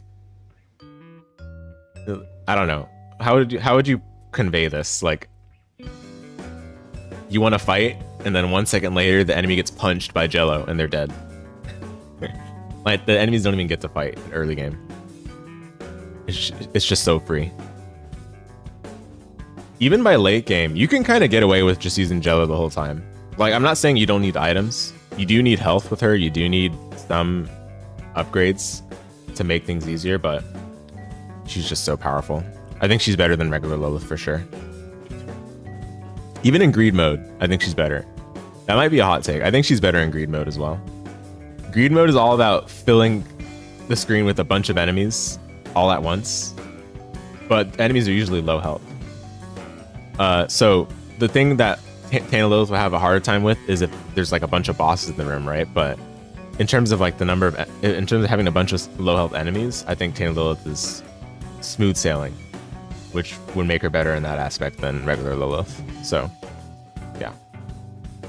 All right, then Tainted Keeper.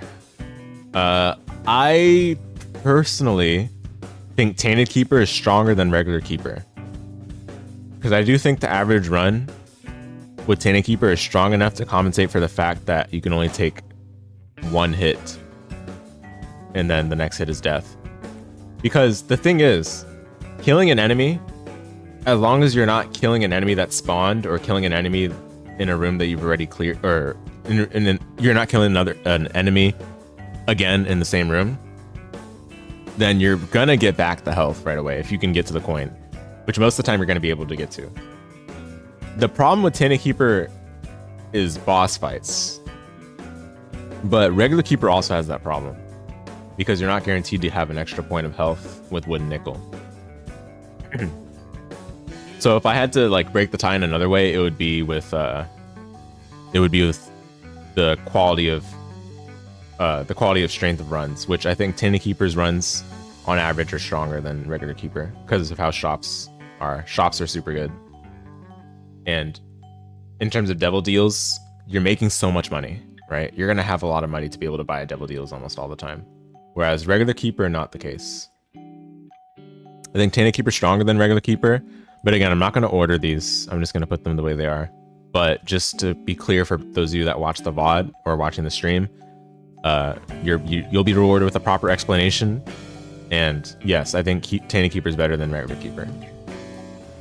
But boss fights are a big problem, especially long ones, because you really do need to make sure that you have the ability to kill quickly, or you have to hope that the boss spawns enemies for you to kill, which you can't even get coin drops all the time in that case, because again, coins only drop so often in the same room before the chance to drop a coin drops. The percentage chance goes down the more enemies you kill in that room. That didn't exist already in that room, I guess. So if you are in a long boss fight and you get hit late into it where the enemies have already been killed and the coins have already spawned and then disappeared, then you might not actually get the coin when you really need it. Unless you have the trinket called Swallowed Penny, which just says win the game for Tainted Keeper anyway. So, but we're not going to account for that. Like, come on now. So yeah, anyway. Tainted Apollyon. Tainted Apollyon is Apollyon, but with Abyss. I think Tainted Apollyon actually has slightly less tiers, though. I forgot to mention that in the previous tier list, but I think Tainted Apollyon's tier rate is slightly lower. It doesn't even matter, though. You have Abyss. Abyss gives you Locust, which are part of your DPS, which means the low tier rate is not going to matter that much. You just got to make sure to be accurate with your shots, which that's not even a big deal. The Locusts do a lot of damage. My issue with Tainted Apollyon, and this is not related to where I'll rank him, but my issue with him is that they don't really give that many special Locusts. In the situations where you'd want to get a special Locust, you'd actually prefer to just get the item itself. Because the special Locust exists for stuff like Cricket's Head or Ipecac or other stuff that you just rather get the actual item for. Like, why would I get the Locust for that when I can just get the item itself and it does way better for my run's quality overall? So, there's that to be said. I think the other thing about Tainted Apollyon that makes him very strong is that Abyss is the pocket active rather than the active item. That's a big deal right there. And obviously Abyss is 4 charge. I personally don't think Abyss is necessarily better than Void. I know some people do think that. I don't think that's necessarily true. But I will say for Tainted Apollyon specifically, having Abyss as a pocket active is better for Tainted Apollyon than having Void as the active slot item. So, there's that to be said. But yeah, otherwise, yeah, really strong. Tainted Forgotten. Tainted Forgotten, I don't know. I think I think this character is also hard to rank because he doesn't really play the game the way most characters do, which is a problem because you don't have a way of scaling in the same way that other characters are built to. And that's the way the game is built for as well. You scale through additional items that you collect. Each item has impact on your run, which is not true for Tainted Forgotten, because a lot of items don't have impact unless it exactly increases your damage or maybe your tier rate and then maybe your range to an extent. But then melee attacks have a big problem in this game where increasing range displaces the hitbox of the melee attack, which means you'll have eventually a dead zone for your melee attack where it can't hit like in front of where your character is with respect to your melee attack. Like there'll be like a little bit of disjoint. Disjoint is not amazing to have, but it can help sometimes, but not overall. I don't think it's a good thing.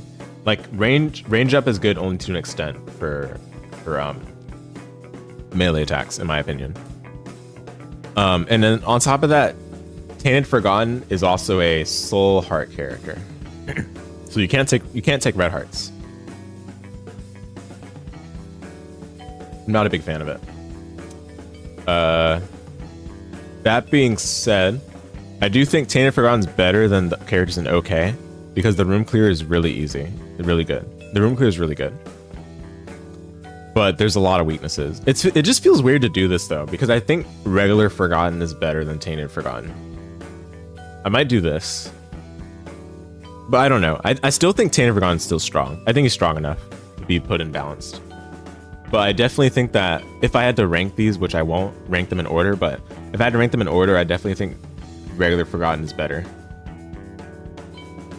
It's just an issue because you can't scale. You don't scale linearly, so to speak, with Tainted Forgotten. Like what I mean by linearly is like each item improves the quality of your run. Not the case for Tainted Forgotten. For Tainted Forgotten, the things that increase the quality of your run are damage, tiers to a lesser extent, range to a lesser extent, and health. And that's it. Like, not much else really matters. Movement speed, maybe. Movement speed is nice, I would say, actually, because it allows you to dodge better, because you do have to dodge a lot with this character. When you chuck your dead weight Forgotten, you got to be able to move back to it or move around enemy tiers or paths that they take.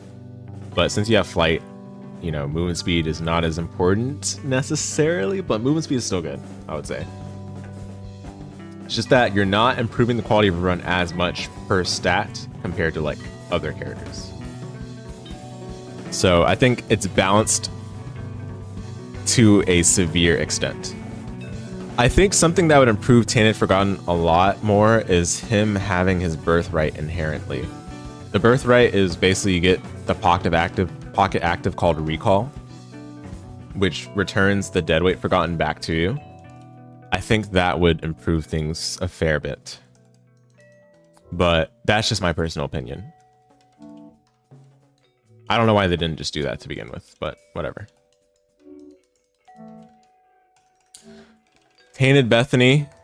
I know we talked about health being king in this game, but this is one character where I think the fact that she's a soul heart character matters very little. She's up there. She's right there. She is game warping. And it's not just because of Lemegeton, it's because of how soul charges, or sorry, blood charges are so strong for her, starting with Lemegeton. And simply due to the fact that red hearts are so common, red hearts are found all the time. So red hearts are always going to turn into active item value, which it's not like you need to find an active item and then like, oh, like once I find an active item, it's good. Or once I find a good active item, it's good. No, you already start with an active item that's good with blood charges. Lemegeton is perfect. It's just like, I don't know. It's a marriage made in heaven for Bethany specifically. Tainted Bethany, that is. I genuinely think that Lemegeton sees its like full potential with a character like this with blood charges. And it's not because of the items that you're getting, it's because of the fact that you get to repeat it in the rooms that would potentially be good in over and over. And the fact that Lemegeton is also Wisp, it's protection too. Like, yeah, soul hearts are not always great because you can't like also have red hearts, but it doesn't matter for this character because Lemegeton's also giving you the protection that's like effective health, and it's good protection. I think Lemegeton's protection is a bit more sturdy and durable than Book of Virtues. It feels like it at least. Like Lemegeton genuinely has very high durability on the Wisp, and I guess it has to because it's giving you items, right? I do believe that she gets less stats from items though. Tanya Bethany does, but that's like, come on now. That doesn't even matter. Tanya Bethany is game warping. Every run with her is broken, silly easy. It's not at all far-fetched to say that she can win with just what she has already. Basically just Lemegeton blood charges. All you really need with her is health, and even then, like, not that much health. Because Lemegeton is protecting you. Like, she is one of those characters that can win without any items. Without any other items, I should say. Very strong. Is she one of the best characters in the game? Sure. I mean, again, I don't think the difference is significant. If the character's game warping, they're game warping. But I do think that Tainted Bethany is easier to win with than Tainted Eve. Tainted Eve is a bit harder to play when you start out with her. So her floor is a little bit higher. Tainted Bethany has a very low floor. Like, a baby could pick her up and win runs with her. Same with like Tainted Isaac and Lazarus. Isaac, maybe you need to learn a little bit about the game for him to be good, but all these characters are game warping in the same sense anyway. In their own way, but like the idea remains the same. Okay, we're getting on the final stretch here, guys. We've got Tainted Jacob and Tainted Lazarus left. Tainted Jacob, I'm gonna put him in severe weakness. This might be kind of a hot take, but I know that Tainted Jacob can take health, but the fact that as soon as you get touched by Dark Esau, you turn into the Lost with no mantle is just horrendous most of the time. Obviously, when you do it on purpose to take devil deals for free, that's a different story. But then again, you cannot get hit a single time for the rest of the floor. Otherwise, you just immediately die, no matter how much health you have. So the fact that he can take any form of health is nice, because it at least gives you a buffer to intentionally take damage from regular enemies in order to prevent yourself from taking damage from Dark Esau if necessary. Or, you know, if in the case that your Anima Sola isn't up, it allows you to face tank, right? A little bit more. But it becomes a problem because it restricts your movement in a lot of rooms. There are certain rooms, I've been trying to find a way to describe this, but basically there are certain rooms where your movement is heavily like horizontal or vertical in that room. Exactly. No diagonals whatsoever. And Dark Esau always chases you in like a straight line, so to speak. That is, if you enter a room, you can only enter a room from cardinal directions, right? So when you enter a room, Dark Esau will come approach you, right? From the direction that he charged from initially, right? But if you're in a room that's strictly horizontal or strictly vertical in terms of the cardinal directions, then you won't be able to have Dark Esau like rush at you from an angle, which means that you don't have space to actually dodge him. You legitimately, like, there's a room layout I'm thinking of right now. I wish I had like an exact video example right now, but I don't. I apologize, but I'm sure you guys know what I mean if you play this game. But there's a room layout in caves that has 4 boom flies, and it's like literally just one vertical stretch of walkable ground, and then the rest of it is just gapped. It's empty. And the 4 bloom flies start from the corners. They come at you towards the center, and then they bounce off each other and scatter again, right? And the way to dodge them is to stand in the center, right? The issue is that as you walk into the room, you have only that space in the center that's vertical to walk along, and Dark Esau is right behind you. You have to basically immediately pop Anima Sola, and then, like, to restrict Dark Esau, of course, and then kill those boom flies as soon as possible, right? Before Anima Sola stops restraining Dark Esau. Otherwise, you are guaranteed to either take damage in that room or turn into the Lost without mantle, which is awful. So that room becomes like a DPS check, along with other rooms that are similarly restrictive in the movement that you can do. And then in general, long boss fights become a bit trickier because you need to have enough health, again, to face tank in the case that you need to avoid Dark Esau, right? But that being said, I do think Tainted Jacob is stronger than both the Lost and Tainted Lost because he can still take health. Even though he doesn't have flight inherently, he can still take health, and he can turn his Lost form as a optimization measure for utility, like, you know, getting double deals at the end of your floor, picking up flight locked items. Those all are part of utility that you can make use of as part of his run, and you have to do it. You have to do it knowing the risk in mind, right? But again, the fact that you're bound to get hit by Dark Esau means that he has a very severe weakness when you play him. And yes, he can be used for combat, Dark Esau can. That's the great part about this character. He can be used for combat. It's not just like a downside that you're just running away from. He can be used for combat. You can use Anima Sola to restrain him and then use it again to fling him in that direction that you're in. He does a lot of damage. He ignores boss armor, which is insane. Makes early game boss clears really good. The fact that it also deals contact damage is great because it allows you to like kind of lead them along a path to burn enemies up, and that helps with room clears, of course. But again, it's just such a severe weakness that you turn immediately into the Lost when you get hit by him. And that's the Lost with no mantle. If it's with mantle, that's a different story. If it's with mantle, I think he's probably here. A Lost with mantle, I think maybe here or maybe here. Okay or balanced. Probably balanced. Because at least you get a mantle for every room. That's manageable. It's not all the time. It's not like these two where you have it literally all the time. It's only if you get hit by Dark Esau, which if you get hit by Dark Esau, you're still in this, you still got a chance. But the way he is right now, I think that's a severe weakness.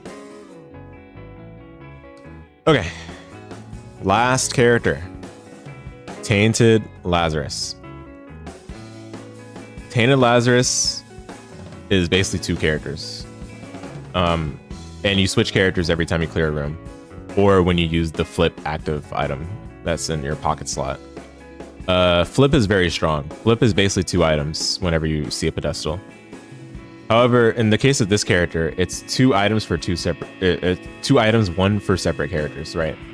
And you have to manage both of them. You have to balance both of them, make sure they have enough HP each of them, make sure they have enough room clear and damage each of them, because you don't know which one you're going to actually use for which boss, unless you use flip in the boss fight, which is probably not a good idea, unless it's a final boss, because at that point, you know you're just trying to get the final kill on that boss anyway, right? And when you use flip in that manner, then flip becomes like an extra health pool effectively. But for that to be true, your other character needs to be strong enough to handle that, right? So since you're managing two characters, I think he's about here. If not for that fact, I think he would probably be here or here, because I do think flip is very strong. But you have to balance between two characters, and unfortunately that kind of halves his effective strength at a certain point in the run, at least with respect to bosses. With respect to room clears, it might not matter as much because you'll still be fine overall. But again, if you're using flip for room clears to like switch to your stronger character, then that's just making him inherently nerfed, because flip is supposed to be used for, I shouldn't say supposed to be, but flip is well used for getting more items, which unfortunately means you're going to be splitting them between the two characters anyway. Regular Tainted Lazarus and Dead Tainted Lazarus, right? Thankfully, flip is not in the active slots and the pocket slots, so that helps a lot. But still, whenever you switch characters, it switches your actives, switches your trinkets, switches your consumable, so it's like, you know, you still have to balance things the way you intend to. And it makes like fighting Beast a little weird, because you have to drop the full card in the mom fight, and then make sure like you don't pick it up during the mom fight. Otherwise, when you switch back, you're stuck. Unless you go into the devil room or the deal room and it has enemies in there or something that you can fight, so that you can switch back as a room clear. Or if you have flip charge, which again, horrendous position to be in. But if you have flip charge, then you can use that to go back to your character that has the full card held. But that makes the beast goal a little bit awkward. And then there's also a little bit of an issue with him going into mirror for mother. I don't know if it's a bug because I can't tell, but it seems like when you clear a room, sometimes you'll switch into. Sometimes you won't be the Lost anymore, but you'll actually be a regular character inside of the mirror. Yes, that means without flight. And I can't tell if that's a visual bug or not, and I'm kind of too scared to see if it is, because you know, in the case of a real run, what if you die? What if you still die when you take 2 hits, but you just don't have flight? Like, that's awful, right? But anyway, and like, realistically, I think he's balanced. I think it's the perfect definition of balance, because you're splitting your items between 2 characters effectively, but Flip is compensating for that by giving you 2 items whenever you would get an item using Flip, theoretically, if you're optimizing him properly. Okay. This is pretty good, I would say, to rank all the characters in the game by my opinion on their strengths. We can go through them again. The best characters in the game, the ones that are game warping, being Isaac, Lazarus, Tainted Isaac, Tainted Eve, Tainted Bethany. I think that's pretty representative. You could throw in Azazel, but again, I don't think Azazel's game warping. I think Azazel just has really good early game, and that's it. And it's clear that rooms were not designed with Azazel in mind, but I don't necessarily think that means he's game warping. In any case, I do think he's very strong, hence his placement there. Apollyon, strong. Tainted Magdalene, very strong indeed. Tainted Blue Baby, I'm still pretty solid on. Feel good about it.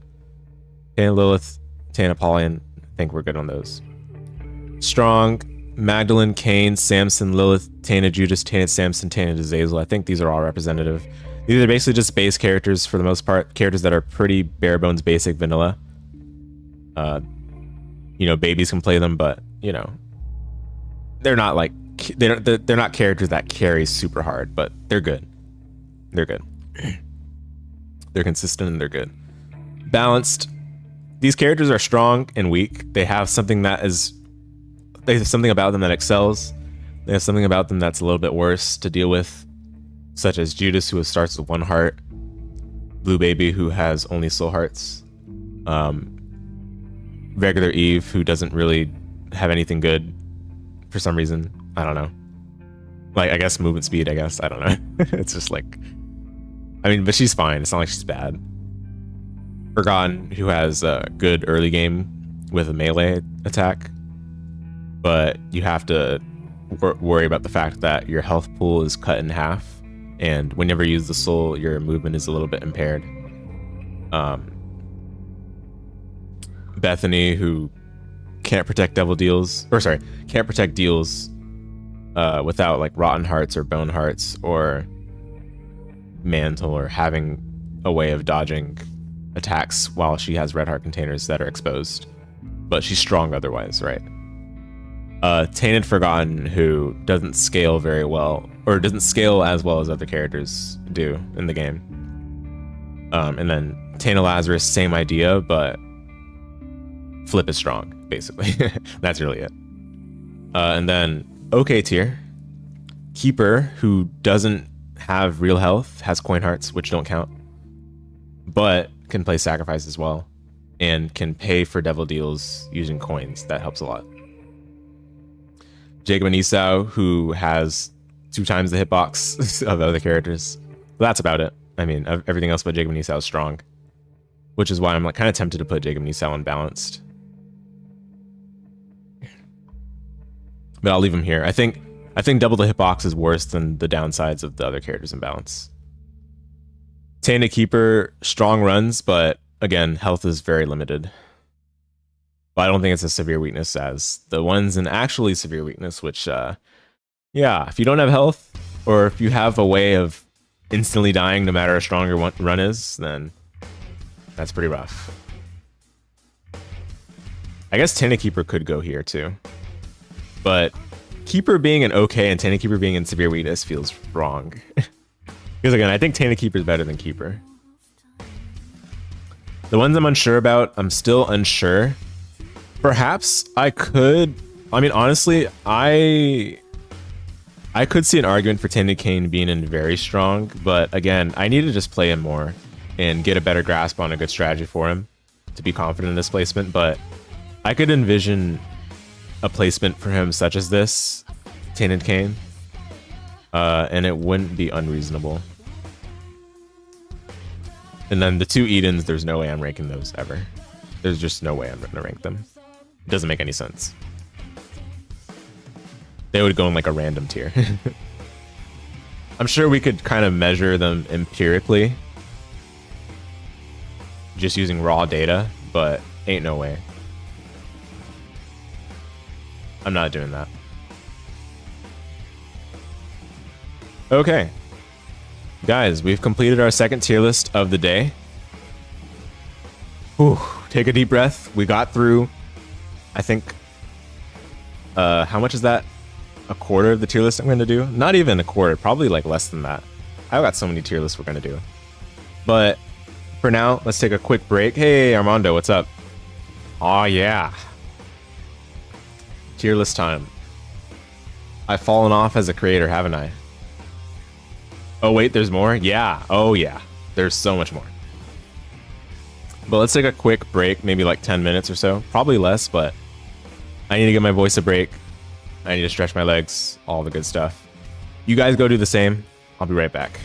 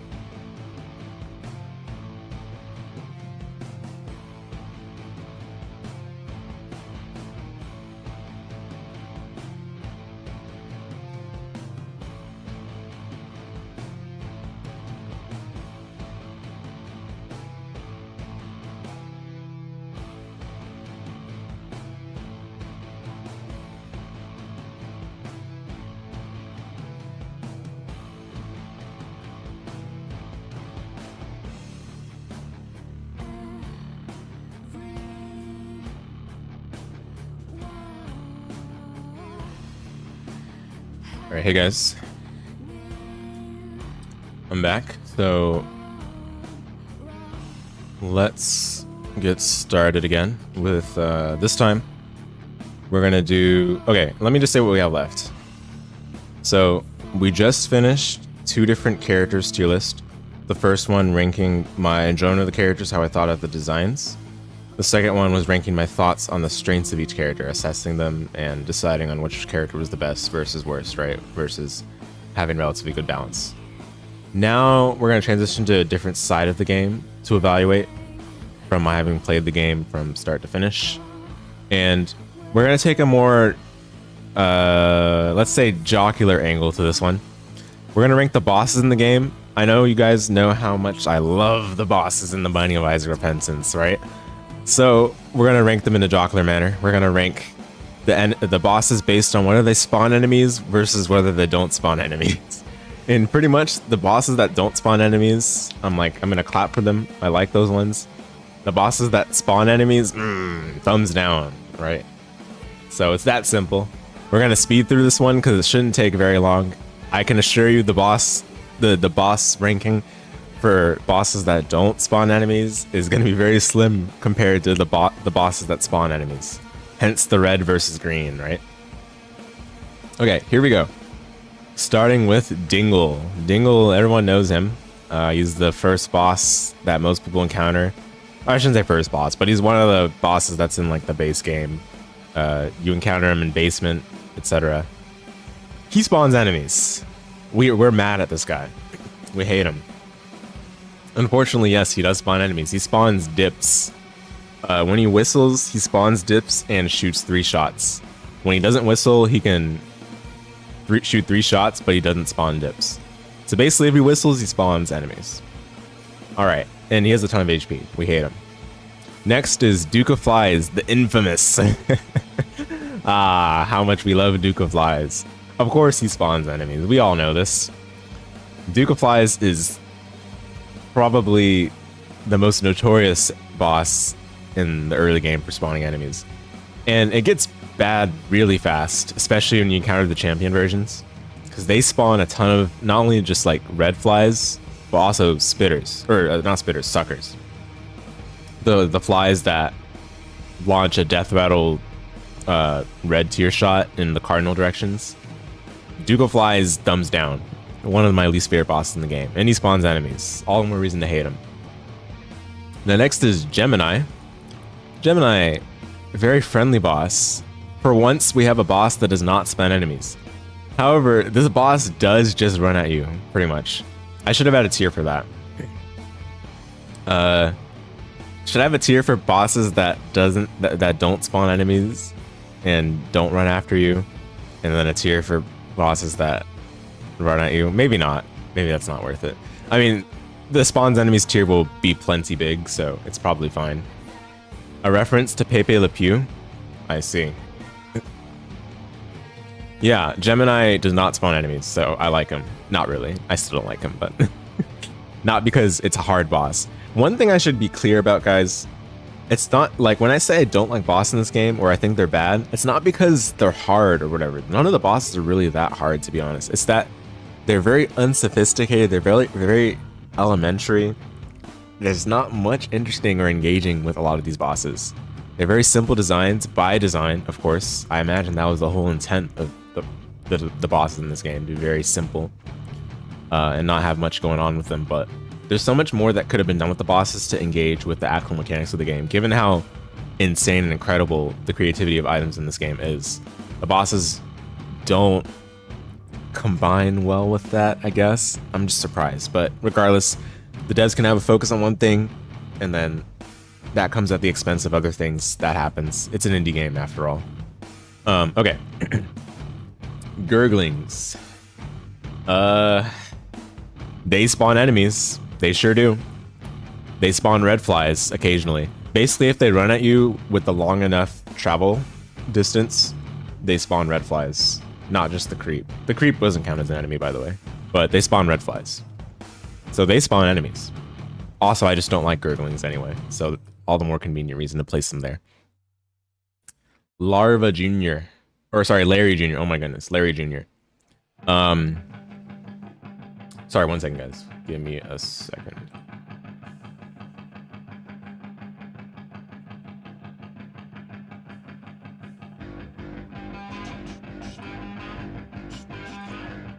Okay. Larry Jr. Larry Jr. spawns like a bunch of poos, I guess. I don't think I would consider that enemies, obviously. That's not really the issue, though. The issue that we would consider here is whether the fact that Larry Jr. breaks in like smaller pieces is considered an enemy. Which, in my opinion, that's not considered an enemy. Breaking into smaller bits, I wouldn't consider that spawning enemies. So we're gonna say does not spawn enemies. I don't think any version of Larry Jr. spawns. Oh, there might be a champion version that spawns enemies. Is there another Larry Jr. here? Because I think there might be a champion version. Okay, I think it's this one. Because, yeah, if it drops enemies, I consider that spawning enemies. But Larry Jr. doesn't, like, drop enemies. Yeah, okay. I'm good with that. I think that's reasonable. Alright, Monstro. Monstro is a pretty famous boss in this game. But Monstro does not spawn enemies. Thumbs up.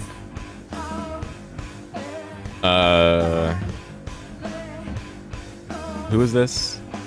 Famine? I don't know which horseman this is. Anyway, I think Famine spawns enemies. It's the one that like spawns flies or something. I don't know. Probably.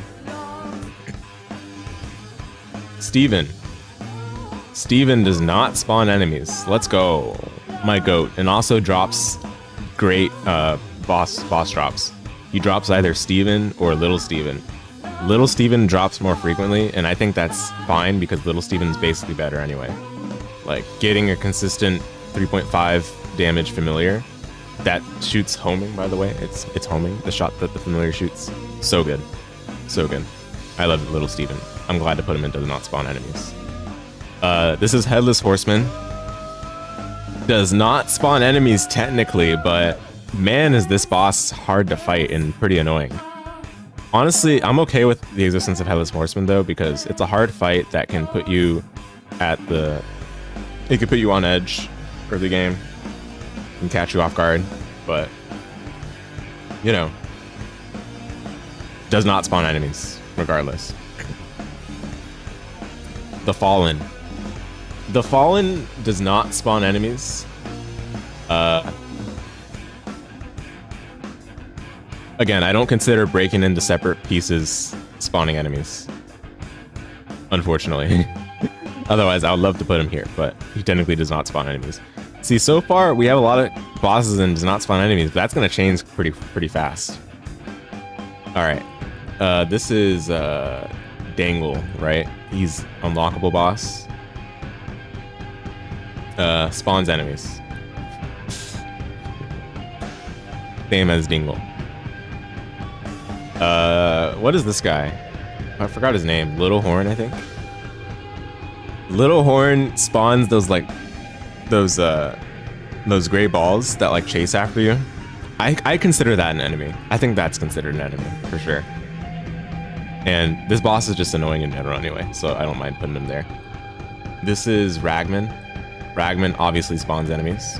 Spawns spiders. What is this? Birdlings, I guess they're called according to the wiki. These obviously spawn enemies. These spawn like the dips that move really fast, and they're like the same color as this boss is. They spawn a lot of them too. Like anytime they charge, while there's not like the limit of dips on the screen, they spawn like 4 of them in the cardinal directions, which is scary. This is actually a really scary boss. But yeah, it spawns enemies. This is, I don't know who this is. Apparently it's a seller exclusive boss. Blighted Ovum, I guess. Does not spawn enemies though. Does not spawn enemies. This is Dukaflies again. I guess, I mean, we'll just put him in there, whatever, move on. This is Fistula, but apparently it got removed from seller. as of Repentance. Yeah, this boss isn't in Cellar anymore. I think it's in like caves and catacombs or something. But technically it spawns enemies. I don't consider splitting into multiple parts spawning enemies, but after you beat all the small parts, then it like drops out like the chargers, right? So that I consider spawning enemies. The Haunt. Do we want to consider the Lil Haunts spawning enemies? I don't think so. I think it's part of the boss. I think it's considered to be part of the boss because it doesn't like spawn them. It doesn't like make new ones, right? I don't know. That's a hard one. I'm gonna say it does not spawn enemies. If you guys have a different opinion on that, feel free. But this is supposed to be like a meme tier list anyway. Pin. Oh my goodness. Okay, so I don't think it spawns enemies, but Pin oftentimes gets paired with like enemies that come out of the ground, but it doesn't spawn them technically. That's just some of the boss room layouts that Pin is in. So I don't think that counts. What is this guy called? It's like the spider guy, right? Widow. Apparently he's called Widow. Yeah, obviously he spawns enemies. He spawns a bunch of spiders and then he spawns the little spider spawners. He spawns spiders and spider spawners. Isn't that absurd? Like, it's a relief that this guy can stomp on his own things that he spawns, because otherwise this boss is just ridiculous. And I still think so. I still think this boss is on my heavily disliked list. But yeah, it spawns spider spawners and it spawns spiders. Ew, spiders? Yeah, exactly. That's what I'm saying. Like, bruh, why does it spawns spider spawners? So if you don't somehow get rid of the spider spawners, there's just a billion spiders crawling around the boss arena while you're fighting this boss. And literally all this boss does is jump and stomp and spits out like the slowing tier thing, or like the creep on the ground, the slowing creep. Yeah. Anyway, Lil Blub. Oh dear, Lil Blub. This is a downpour boss. This is boss spawns enemies.exe. Boss that spawns enemies.exe. Oh my goodness. Literally, all this boss does is spawn enemies. It just bounces around the screen, like similar to Duke of Flies, and then just spawns worms. That's it. This boss is toxic. Obviously goes and spawns enemies. Wormwood. Wormwood is like a less toxic Lil Blub, but it just like, it's uninteractable when it goes inside the ground. But then when it comes out of the ground, at least, you know, it can be bombed more easily. Like this and Lil Blub and Duke of Flies can all be bombed for free, kinda, thankfully. But yeah, Wormwood, oh my goodness. Spawns worms while going under the ground. And uninteractable. Grimacing. Rainmaker does not spawn enemies. Rainmaker is one of my favorite bosses. I like Rainmaker a lot. Cool design. But this is a boss from Repentance, and I think the Repentance boss design overall is better than bosses from like Rebirth and earlier. So that's not surprising at all. But I'm saying that, and then the next boss is Min Min, who is also spawn enemies.exe, the boss. This thing, all it does is spawn, I think literally all it does is spawn fireflies. That is literally it. It just spawns fireflies, and that's all it does. And then when you get to its second phase, it sometimes just goes under the ground and becomes uninteractable. It spawns fireflies to shoot tears at you, and then it comes out of the ground again and then spawns more fireflies. The thing that makes this boss bearable is that the fireflies can't do contact damage to you, and that's like the knowledge check, I guess. That's what makes it bearable. Imagine if the fireflies did contact damage. That would be just ridiculous. But yeah, all this boss does is spawn enemies. All right, I forgot what this boss is called. Let me quickly check the wiki for that. Clog. It's called Clog. Clog is a boss that spawns enemies. It spawns what are they called? I think dips. Oh, they're called drips. Okay, they're called drips.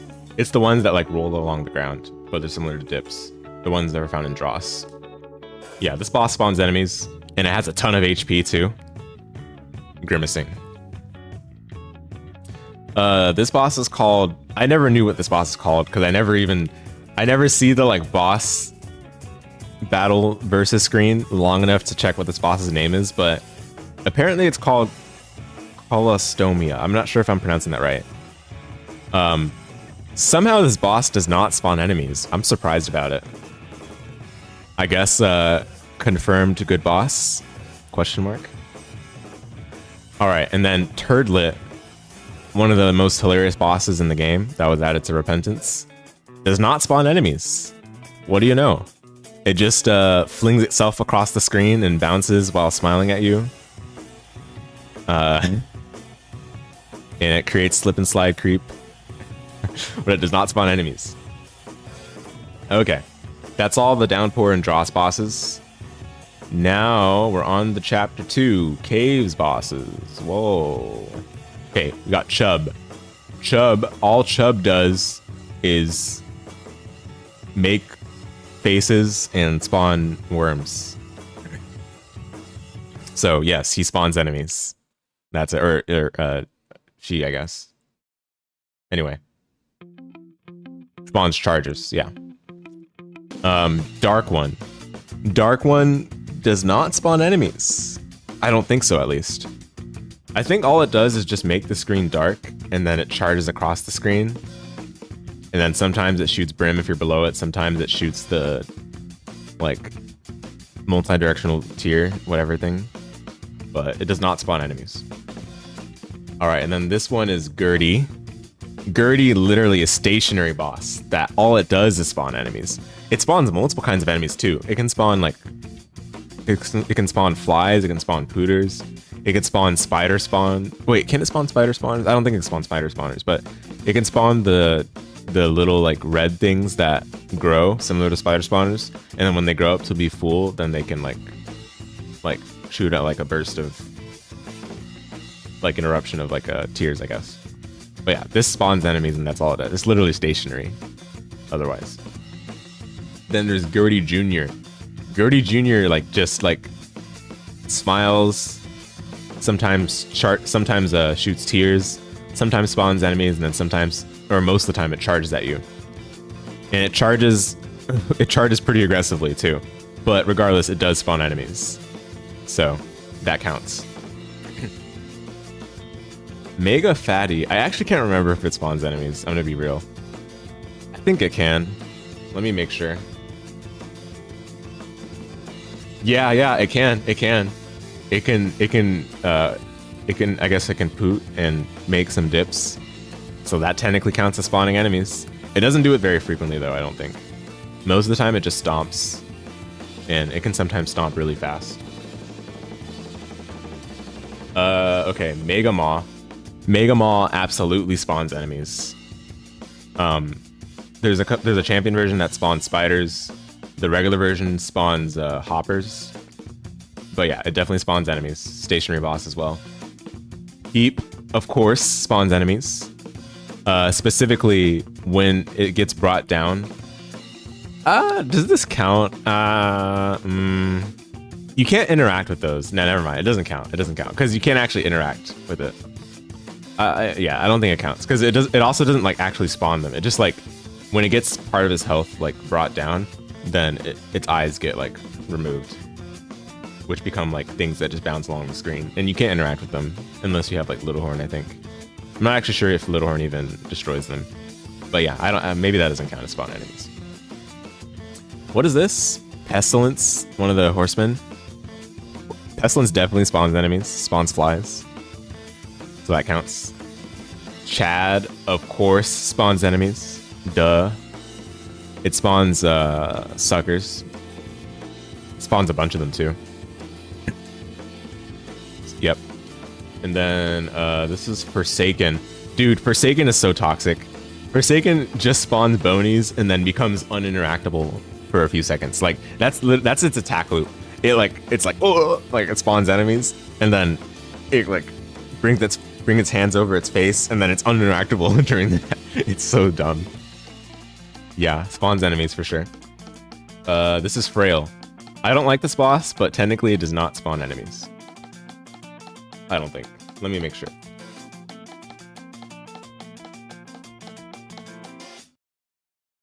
Yeah, nope, it does not spawn enemies. I remembered correctly. But this boss is still pretty toxic. The stain.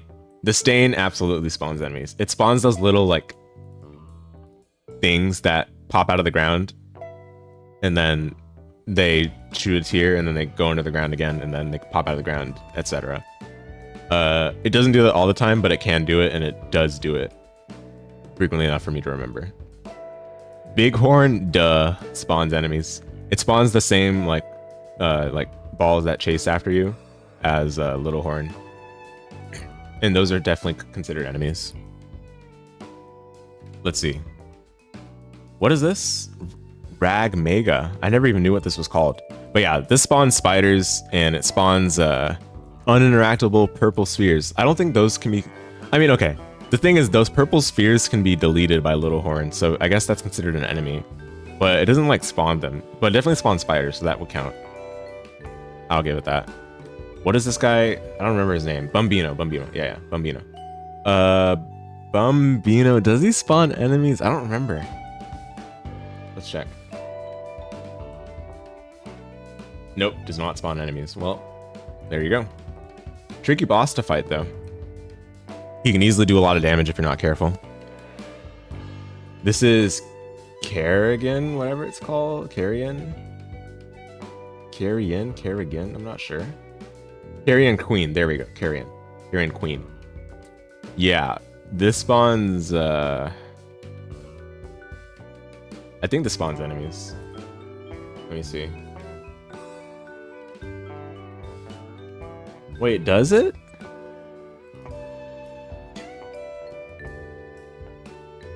Apparently not. It just spawns red poo. Oh, I'm thinking of the champion version. Okay, never mind. Nah, the champion version counts for sure. Dude, yeah, this spawns like the hearts. The champion version spawns the hearts. That counts. That counts. I think so. Do any of these champion versions spawn something like that? I don't think so. Oh, Champion Haunt spawns spiders. I forgot. That counts. That definitely counts, guys. The Champion Haunt definitely spawns spiders. Very true. Okay, yep, that definitely counts. All right, and then the Hollow spawns boomflies. That counts. Is this the Husk? Yeah, the Husk. All it does is bounce around the screen and spawn like flies, I think, or spiders or something. But yeah, that obviously that spawns enemies. This guy, Polycephalus, definitely spawns enemies. It spawns the same like things that pop out of the ground and then shoot a tear and then go under the ground again. Toxic. This is another version of the Widow. I think it's called the Wretched. Yeah, obviously spawns enemies. Wow, look at that. Does not spawn enemies, growing slimmer and slimmer relative to the spawns enemies tier as we go along. Tragic. It looks like we completed the caves bosses. So now on to the mines bosses. Whoa. Okay. Reap Creep. Spawn spiders. End of story. Hornfell spawns so many things, including this just spawns like a bunch of enemies. I don't really see like I don't get like the logic behind some of the enemies that spawns, but anyway, it spawns a bunch of stuff. Yeah, of course it counts. Puff Twins. I never knew what these were even called until today, but yeah, these guys spawn enemies.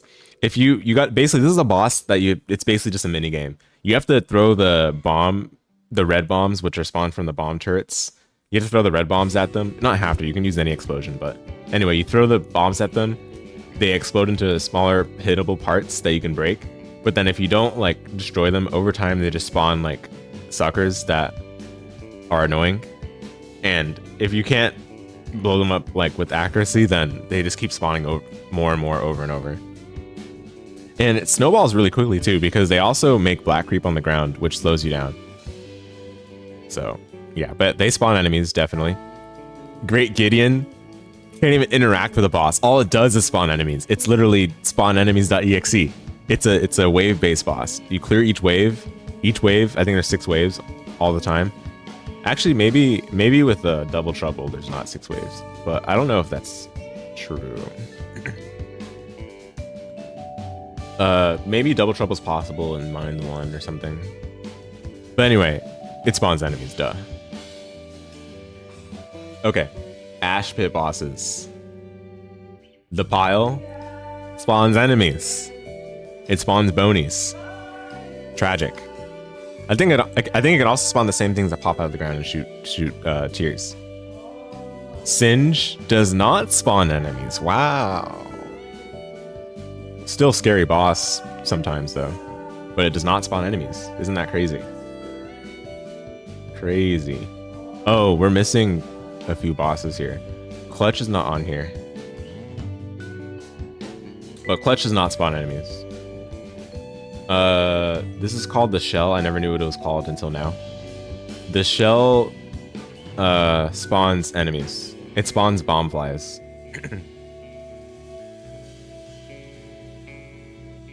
Spawns bomb flies, but you have to like break it down, I think. But yeah, it definitely spawns enemies. Okay, now on to chapter 3, which is Depths. Depths bosses. Whoa. Adversary. The adversary spawns spiders. Yeah, it spawns spiders. I just had to remember that quickly. Yep. So definitely counts spawn enemies. What does the cage even do? I forgot. Oh, okay. I already know. Yep, spawns enemies. It spawns like it spawns like the V's that look like it, basically. Okay. Well, the gate, I guess it's called. This definitely spawns enemies. The gate. Champion the gate is really tough. The red champion one. Am I thinking of the right one? I think I am, though. Okay, and this is Loki. Loki spawns boom flies, so yeah, that counts. Monstro 2 spawns a bunch of suckers. So, duh. Obviously counts. War? Does War even spawn enemies? It spawns troll bombs, but I don't think troll bombs count. So, interestingly, War does not even spawn enemies. Yeah, troll bombs definitely do not count as enemies. Gish. Gish spawns the Claudies that shoot out like black tears. So that counts. This guy spawns enemies.exe as well. It's called Brownie. It just spawns a bunch of enemies too. Like as soon as you enter the boss arena, it just spawns a billion enemies all at once. And it can also spawn like little. Anyway, whatever. This boss spawns a bunch of enemies. Sister V's, I don't remember if they spawn enemies. I don't think they do though. Let's speed through this. I'm realizing now there's not much to talk about these bosses. Necropolis, the bloat the goat, does not spawn enemies, I don't think. That's why he's the goat. What is this called? Mask of Infamy? I think there's a champion version that can spawn enemies. Let me make sure. This one I'm actually not sure on.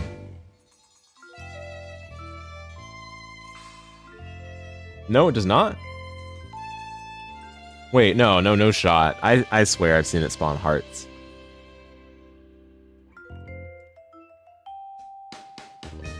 This boss sucks though. I hate it. Okay, the wiki doesn't mention anything about spawning enemies.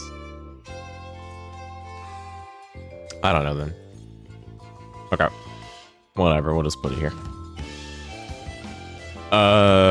What's her name anyway? I forgot. Siren. This is now a mausoleum boss. Siren does spawn enemies, technically. She spawns like these little orbiting familiars that shoot tears at you, and you can destroy them. She doesn't spawn them over and over though, but she technically does spawn enemies, I would say. And she also steals your familiars. That too is pretty toxic. Forgot this guy's name, but I don't think he spawns enemies. I don't think we consider that, because he basically has like cultist enemies around him that are invulnerable until the fight actually starts, and then you can hit them, right? But oh, he's called a heretic. There we go. Yeah. Yeah. I don't think it's considered that he spawns enemies. I don't think so. Because after that part of the fight, he doesn't even do anything else related to enemies, so it's fine. The Visage, everyone's favorite boss in the game. And the reason for that is that it doesn't spawn enemies. Isn't that why that's everyone's favorite? Right, guys? Right? Surely that's the reason.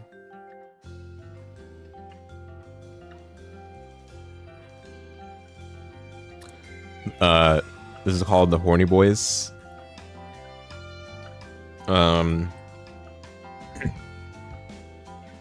They spawn enemies for sure. I was trying to remember. But yeah, they spawn enemies. They spawn the boom fly that has bomb flies around it. That counts. And if you don't destroy them, they're literally there the whole time. So that definitely counts. Because it goes through like its attacks in a cycle. And if you didn't destroy the initial boom fly, it's still going to be there when it spawns the next one. I believe at least. Mom, yeah, of course. Everyone knows Mom. Mom spawns enemies. Duh.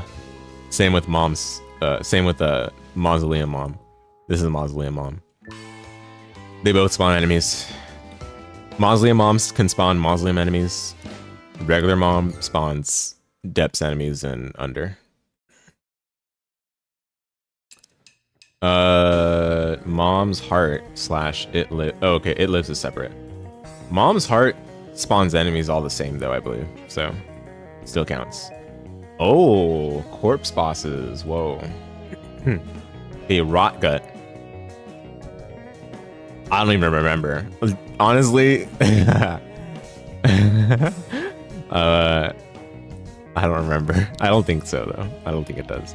The bosses in Corpse you just kill so fast, right? By the time you're in Corpse, you're like, you gotta be strong anyway, so I don't even remember if these guys spawn enemies, but I'm pretty sure that none of them do. Maybe this boss does. It's called the Scourge. Chimera, I don't think so, but Scourge maybe. Mother definitely spawns enemies though. She spawns like very, very tiny worms in phase 1. Okay, what is this boss called? This is a womb boss. Blastcosis. But yeah, anyway. It breaks into pieces. No, but it spawns enemies after. Okay, yep. Enough said. Daddy Longlegs absolutely spawns enemies. It spawns spiders. Low key. This is low key. It's only in utero, apparently. It spawns enemies. It spawns boomflies. Mama Gertie. I'm gonna be honest, guys. I can probably count on my fingers how many times I've actually fought Mama Gertie. And it's not very many times whatsoever. Yeah, I don't remember if Mama Gertie spawns enemies. Let me make sure.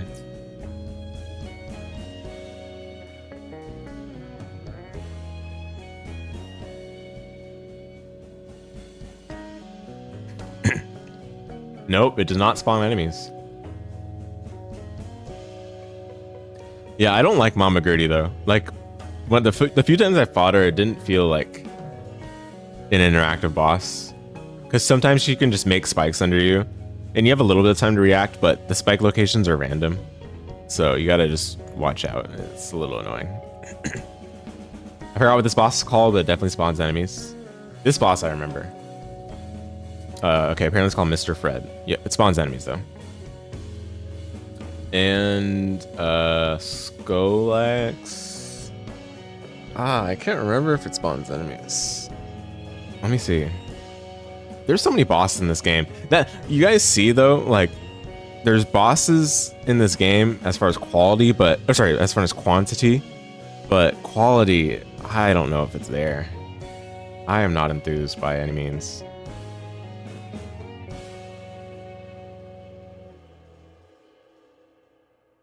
Okay, it does not spawn enemies. Fine, whatever.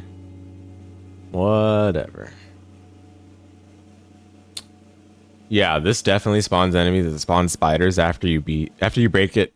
After you break all its parts, it spawns spiders, so that counts. Death, toxic, and it spawns enemies. I think it's in phase 2 only though. After it spawns the sides, like after it does all that, and then it spawns, it's like a lot of flesh and poop bosses. Yeah, yeah, that's classic Edmund McMillan, I guess. Yeah, death spawns enemies in phase 2, and it's really toxic along the other things that it does. What is this? Triachnid. I've literally not seen this boss many times at all, but I do remember that it spawns spiders. That's all I need to remember. Conquest. Oh, this is the boss that gives you a white pony. White pony's a really good item. I don't even remember if Conquest spawns enemies though. I rarely fought it. I think I've only fought it in daily challenges actually. Because the only time I got white pony in a real run was the run I did last night, where I was literally going for every item in the game with spin down. Or not every item in the game, but every item that I didn't get yet.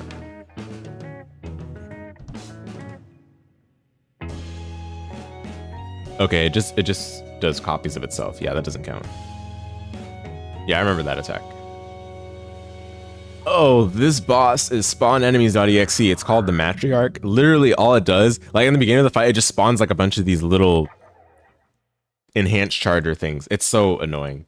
It's like, it just spawns a bunch of them. It's called Fistuloid, apparently. It's so bad. I do not like this boss. It lives, of course, spawns enemies. Hush spawns enemies. It spawns Blue Womb exclusive enemies. Okay, now we're going to late game bosses. Who is this? Satan, right? Spawns enemies. It spawns the... I don't know what they're called. I guess I could just look at the wiki. They're called kamikaze leeches. It spawns those in phase 2. Or no, not phase 2, phase 3. Phase 3. Nah, that is... No, it spawns it in... That's not phase 3, but it spawns it in phase 1 anyway. When you fight the Fallen, it spawns the Fallen along with some kamikaze leeches. So no, that counts. That counts. But it's going to count regardless, because in phase 2, where it stomps on you... Wait, no. Am I trolling? No, there are 3 phases in this boss. I keep forgetting. Oh my goodness. Yeah, no, yeah, okay, but anyway. Phase 3. Phase 3 is where it spawns enemies, and phase 1 where it spawns the initial 2 kamikaze leeches. But phase 3 definitely counts for sure. Isaac, you thought Isaac could get away pure and clean? Nah, this guy also spawns enemies. If you thought otherwise, you thought wrong. He spawns the little like angelic baby things before he goes into phase 2, where he becomes uninteractable while summoning the beams of light. Yeah. Even if only for a short period of the fight, he does technically spawn enemies. The lamb. I don't remember if the lamb spawns enemies. I don't think he does, though. There's no shot that he does. No shot. 0 chance. Oh, the wiki says that the lamb in fact can spawn enemies. Attack flies, apparently. It doesn't seem like it happens very often though, which is why I can't remember.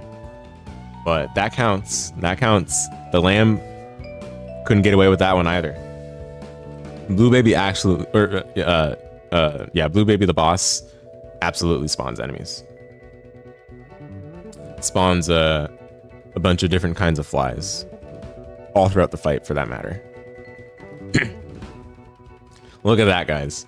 6 rows of bosses that spawns enemies versus 3 does not spawn enemies.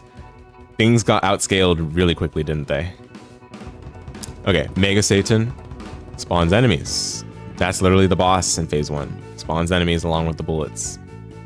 Delirium spawns enemies. It becomes other bosses, and then those other bosses spawn enemies. I know Delirium, without having fought any boss in the run, would not ordinarily spawn enemies, but in a run where you fight and engage in Delirium legitimately, he will transform into a boss, and that boss will have a high chance of spawning enemies in that process. Like, it's like unavoidable, pretty much. I don't know how else to describe it. Like 99% of the time, Delirium will spawn enemies by transitive property. Dogma does not spawn enemies. Wow. We finally found a boss that was blameless. Let me just make sure, though. Let me double check. I don't believe Dogma spawns enemies, though. Nope, it does not.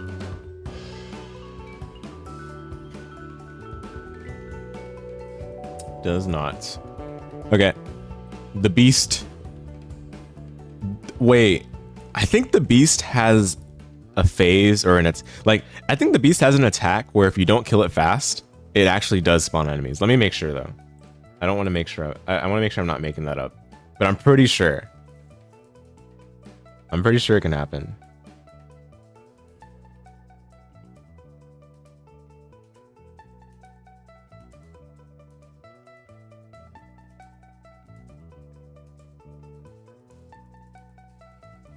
Yeah, okay, yep. Yep. The Beast was not blameless.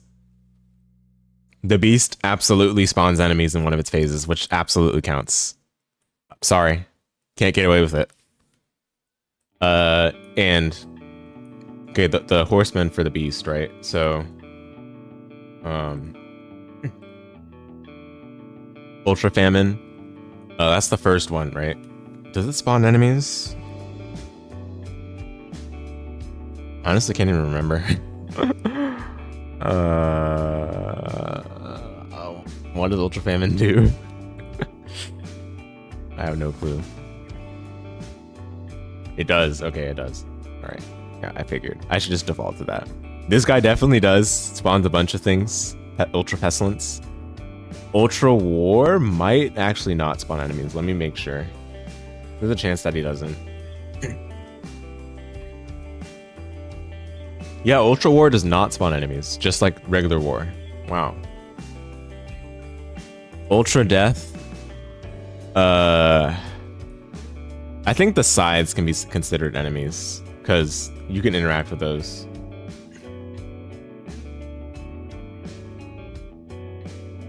I'm pretty sure. Let me make sure.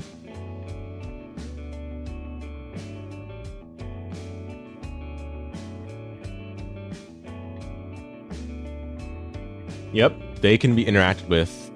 I consider them enemies. Okay, who is this? Forgot his name. Kraken? Or whatever his name is, I forgot. Come on. Why am I forgetting? Krampus. How did I forget that? Man, I'm washed.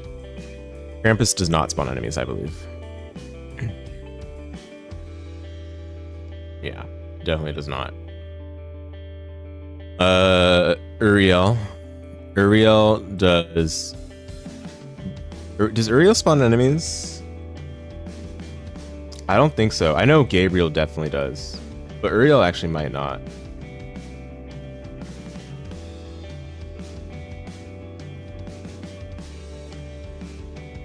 Yeah, Uriel does actually not spawn enemies, but Gabriel does. That's so funny. Why? Why is that the case? Oh, oops, I put them in the wrong place. Uriel there. Gabriel there. Gabriel spawns the angelic babies, which is pretty hard to deal with. Envy. Envy does not spawn enemies. I don't consider breaking into smaller parts spawning enemies, because it's still part of the boss. Gluttony does not spawn enemies. Sometimes it's in a boss arena with enemies in it, but that doesn't count. Gluttony does not spawn enemies. Wrath doesn't spawn enemies either. Pride does not spawn enemies, but is very hard to deal with because of the troll bombs. And it's immune to its own bombs. It's crazy. Pride is just like a straight up harder version of Wrath. It's insane.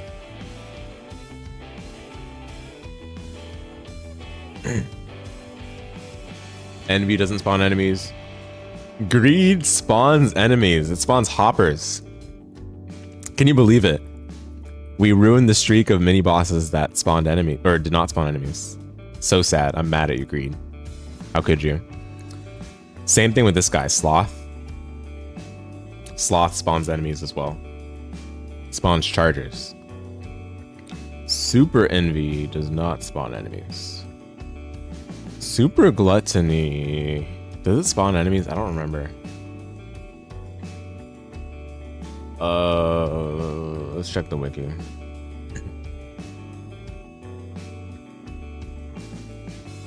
It does not. It can have two V's in its mini boss room, but it doesn't itself spawn enemies. Wrath, Super Wrath does not spawn enemies. Super Pride, I don't remember. Let's see the wiki. No.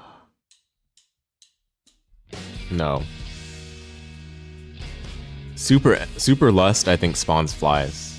Let me make sure. Oh, never mind. Never mind. Sorry. This guy definitely spawns enemies. Super Greed. Yikes. And Super Sloth as well. This is Ultra Pride. Ultra Pride does not spawn enemies. Ultra Greed spawns enemies. Ultra Greedier does not spawn enemies. Plum does not spawn enemies. There we go. How many rows? 4, barely 5 with the extra one of Plum versus a full 7 rows of bosses in this game that spawn enemies. Amazing boss design, guys. Insane. Give it up for the Binding of Isaac game designers for their genius boss design of over half of the game's bosses spawning enemies. In fact, over 60%. Over 60% of the bosses in this game spawn enemies. Claps. Cinema, I know, right? Just phenomenal. I mean, I don't know what else to say. I respect the commitment, I guess. All right. We got that out of the way, guys. That was for funsies. I honestly don't even want to rank the bosses in a meaningful way. I mean, I think this suffices. I'm not even gonna go there. Like, is there even a point? 99% of the bosses in this game I don't like. There's like the exceptions, and like I like the Isaac fight. I like the Mega Satan fight. I don't know. I mean, the majority of the bosses I don't like. I like Rainmaker, I guess. Yeah, I don't even think it's worth doing a proper bosses tier list, to be honest. This suffices to explain everything already. Okay, guys, give me a quick moment to set up the next tier list. Serious time. It's time to think about the game seriously.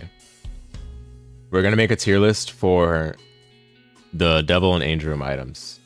I've already done this before, but we're gonna do it again now that I have a renewed perspective on the game after having finished all the completion marks and all of the achievements. Yep, gotta lock in. Serious time for Angel and Devil Room. And these will be the last tier list for tonight. Give me a second.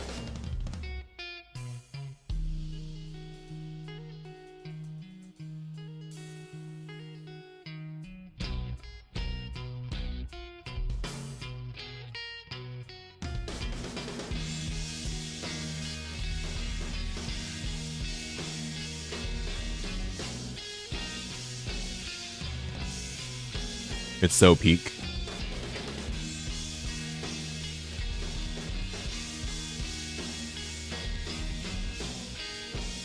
Okay. We're gonna do devil room tier list first.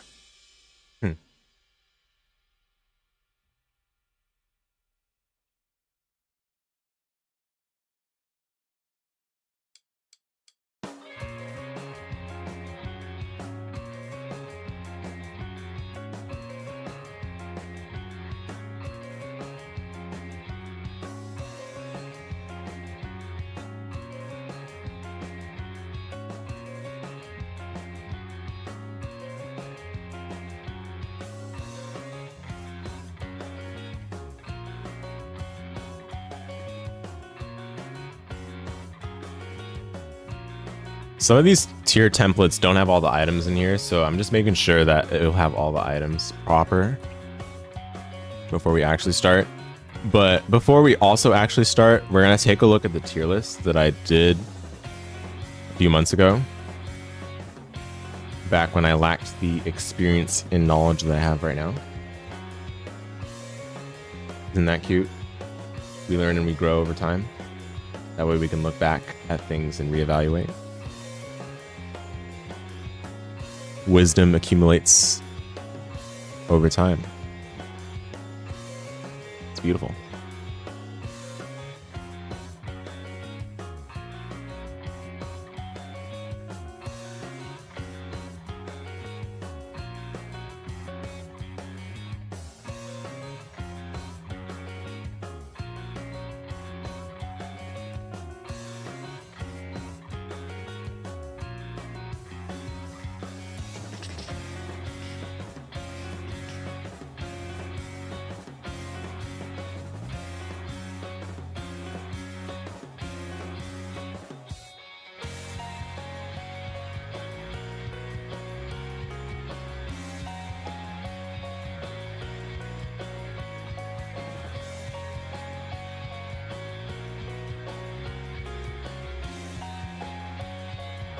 Okay, found my old tier list for Devil Room.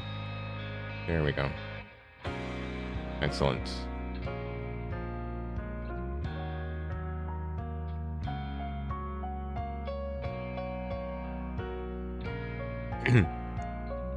Okay, so guys, we're gonna transition over to ranking all the devil deal items in the game. The Binding of Isaac Repentance, that is. Here's the tier list I made a few months ago, and as you can see, there are a number of items that I hadn't unlocked at the time or hadn't had experience using yet, so I didn't have an opinion on them. But even for the items that I did rank, I have changed my opinion and stance on a lot of these. So we're not even gonna bother remaking the tier list using the same like basis. We're just gonna remake it from scratch. Devil Deal tier list by Cruci Drive. Here we go. Here we go. We got the same idea of tiers though. That's the thing. We still got the same idea of the tiers. The tiers fundamentally haven't really changed in structure. But you can just compare and contrast. Top, excellent, good, okay. Top, excellent, strong, good, okay. We add an extra tier between excellent and good. I do think there is a slight power gap between some of the ones I ranked before as excellent and some of the ones that I put in the tier below. So we're going to account for that in this new ranking. And how deep are we into the stream? My goodness, 4 hours, 50 minutes. That's what I love to hear. That's what I love to see. Exactly as I expected. Okay, here we go. I've still got energy. Let's get to this. Let's lock in. So my criteria for ranking devil items in this game, right? Devil deals in general cost something, whether it's hearts, whether it's money. They cost something in general. Now, the thing that sets apart devil deals from angel room deals is that you can also cheat the devil room item deals, whatever you want to call them. You can cheat them by using credit card or coupon or any other means of making them free. And that allows you to take multiple, because in general, in devil rooms, you can take multiple items if you so choose, if you're able to pay for them, right? But if you make them free, that's even an easier way of getting a lot of them at once. Now, my criteria for ranking them is it worth committing to devil deals for the entirety of the run when you take this item? That's a significant factor, because devil deals are a commitment. You're effectively ruling yourself out of angel deals for majority of these items, because that's the way the game inherently works rules-wise. Second thing, is this a strong enough incentive for the heart cost? All these Devil Room items have a heart cost associated with them, and that heart cost needs to be worth the power level that the item is bringing to your run. If it's not worth it, it's going to be ranked a lot lower. And finally, 10, is 9. this a better option to choose over any option that you could possibly see in the same item pool? That is the Devil Deal item pool. Now, often for these items, that is not the case. Devil Deals are all over the place with the power level relative to each other. There's so many items that are awful in the Devil Room item pool because there's better stuff you can see. I like to call it opportunity cost. What are you giving up in exchange for taking the item that you're taking? Or what are you seeing? What are you missing out on seeing by seeing this item instead of a better item? So I like to approach it from those angles. Hopefully that establishes a good concrete foundation for how we'll rank these. Let's begin. I should also establish I'm not going to rank within tiers. I don't think it's worth it. We're just going to make this way faster by not ranking within tiers. Let's get to it. Ooh, okay. Brother Bobby. This familiar shoots tiers at a faster rate than most familiars, and I think it does like 3.5 damage per tier. It's a decent familiar. I mean, honestly, familiars are super underrated in general, but in the Devil Deal, it's awful. It's garbage. I'm putting it in okay because in terms of its individual power level, it's not a bad item, but it's a bad Devil Deal because you're paying 1 heart for this familiar, whereas you can get it like without paying your health, which is a most valuable resource in this game. You can get it without paying that, and a lot of other means, like such as adoption papers, shop, the treasure room, as a matter of fact, other means. You can get them without paying a heart cost, a health cost. In the Devil Deal, this item is something you rarely would like to see. And if you see it, you're probably not going to take it. Unless you're already in the Devil Deal, in which case, you're probably still not going to take this. Book of Belial. It's an active item. It gives you the Devil card effect. The Devil is a tarot card. It gives you the effect of the Devil for the room, which gives you like a damage up. I don't know the exact damage up, but it's a damage up. This is a book. It costs 1 heart. This deal does. As a book, it's fine. It's not terrible, but as a Devil Deal, it is not fine. It is not good. You can find it in libraries, and it's way better in libraries. In the Devil Deal, it is something that you see over other things, which is never really ideal. And active items in Devil Deals better be good, because you're giving up what you currently have, and you're paying a heart cost. That's a terrible combination. The one redeeming quality of Book of Belial is the added Devil Deal chance while you're holding it, but again, that's not something that you'd prefer to have to rely on if you're paying for the heart cost associated with Book of Belial. But I want to explain all the merits and downsides of the item. I want to be as comprehensive as possible. We're locked in. Necronomicon. Necronomicon applies the Necronomicon effect when you activate it. I know that sounds like some Google definition where it's like, what's a good example? Like, joyful means the state of being in joy. And then you have to look at the definition for joy. But, I mean, okay, anyway. Necronomicon effect is, I think, room-wide 40 damage. I think that's it. I don't think there's anything else. It's 4 charge active. It gives you part bookworm. It doesn't do anything else. Necronomicon is underrated. I think it's slept on. It's very good for its purpose. But as a Devil Deal, again, it's terrible. Hate it. Even if you're looking for bookworm, I don't think bookworm is worth paying a heart in the moment. So there it goes. Pentagram gives a damage up and extra deal chance. It's also in the boss item pool where it's way better. In the Devil Deal item pool, it costs 1 heart. I don't think it's good. I think it goes in there as well. Honestly, I think earlier I ranked Pentagram higher and I misunderstood its role in the Devil Deal. In the Devil Deal, you're not taking this because, again, it's 1 heart for like a damage up and a little bit more deal chance. That's not worth it. You're not committing to the Devil Deal for this. You're going to take this as a boss item, obviously. It's not a bad item, but it's a bad double deal because it's not doing much. It doesn't have that much impact on a run. Sister Maggie. Sister Maggie is a familiar. It shoots, I think, a bit slower than most familiars, but it has more damage per hit. Same story as Brother Bobby. There it goes in the double deal. You're paying 1 heart for this. Kind of yikers. Heart conjoined, sure. That's like the highest merit in the double deal. If it's the third conjoined piece, and this goes with Brother Bobby as well, you can justify it probably. But other than that, I don't think I'm ever paying for this in the double deal, unless I literally see conjoined on the spot. A quarter. A quarter is our first ellipses item. ... In the double deal, most of the time, it is horrendous, especially in terms of opportunity cost. Committing to double deals for this is pretty awful. However, there are many cases where you probably need the money for something really strong in the shop at that moment. And yes, that's where this item does have its merits. That's its only merit. Sure, it's probably also decent when you cheat it, but when you cheat for it, like, that's like, come on now, right? Like, duh. When you cheat for it, you'll take it almost all the time. That's the case for almost every devil item. You'll probably take it if you can cheat for it because you're not committing to the double deal at that point. So a quarter's merits are when you can, on the spot, buy a strong shop item that you saw on that floor shop, and you are willing to pay for the heart cost and the fact that you're committing for the deal of the deal with the devil for the rest of the run, right?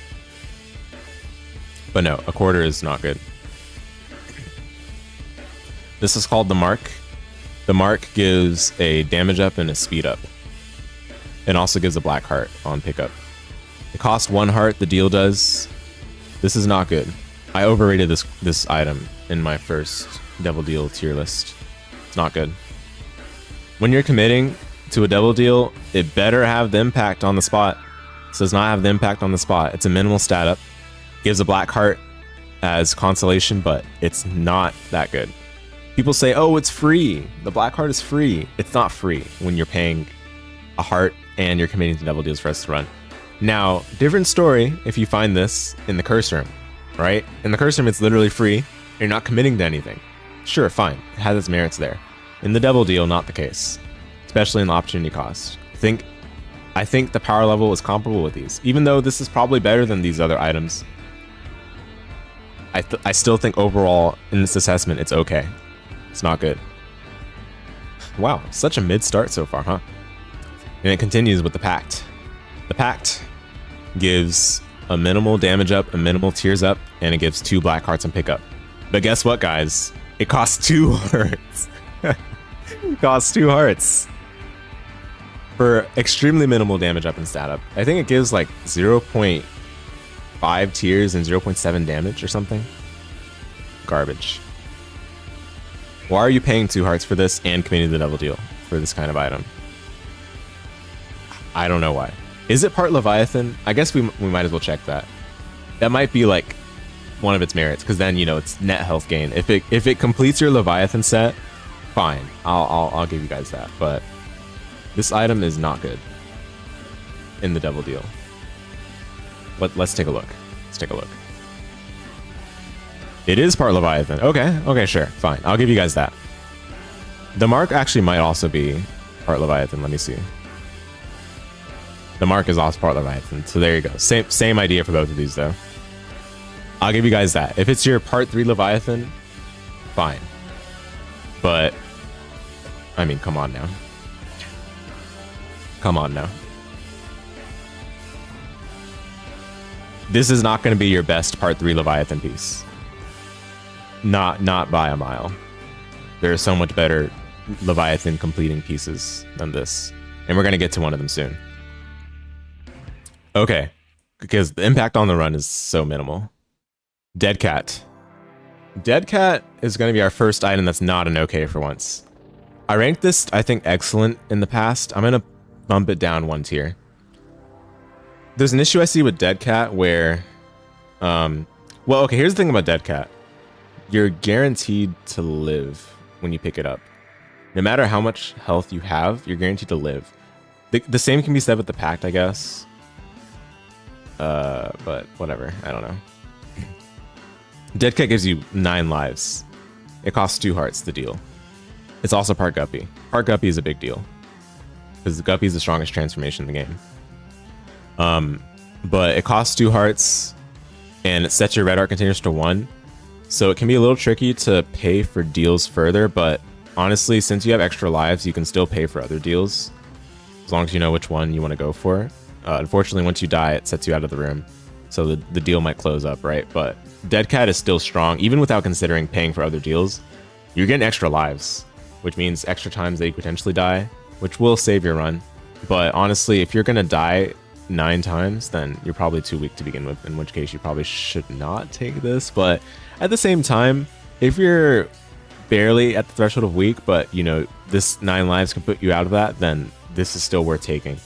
And that's why I still think it's strong. It's and it's part Guppy, so that helps a lot. It's one of the better part Guppy, but it's not the best Guppy item in the game. I don't think so. Those are my thoughts on it. Lord of the Pit is next. Lord of the Pit is a 2-heart deal. It gives a speed up and it gives flight. This is hard to judge. I think I'll put it in the same tier as Dead Cat. Flight is really good, and it gives speed with that, which helps a lot.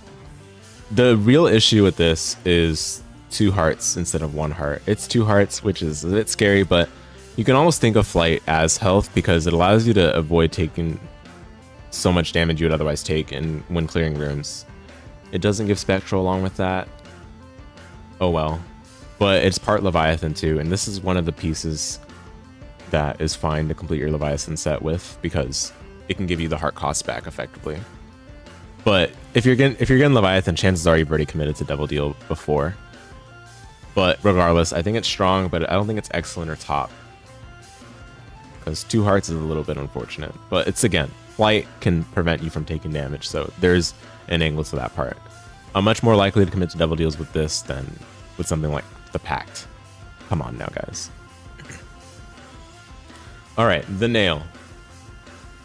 The Nail, it gives you Stompy for the room, the Stompy effect, so it allows you to walk on rocks and break them, which is good. But on top of that, it also gives you half a black heart upon use. It's an active item.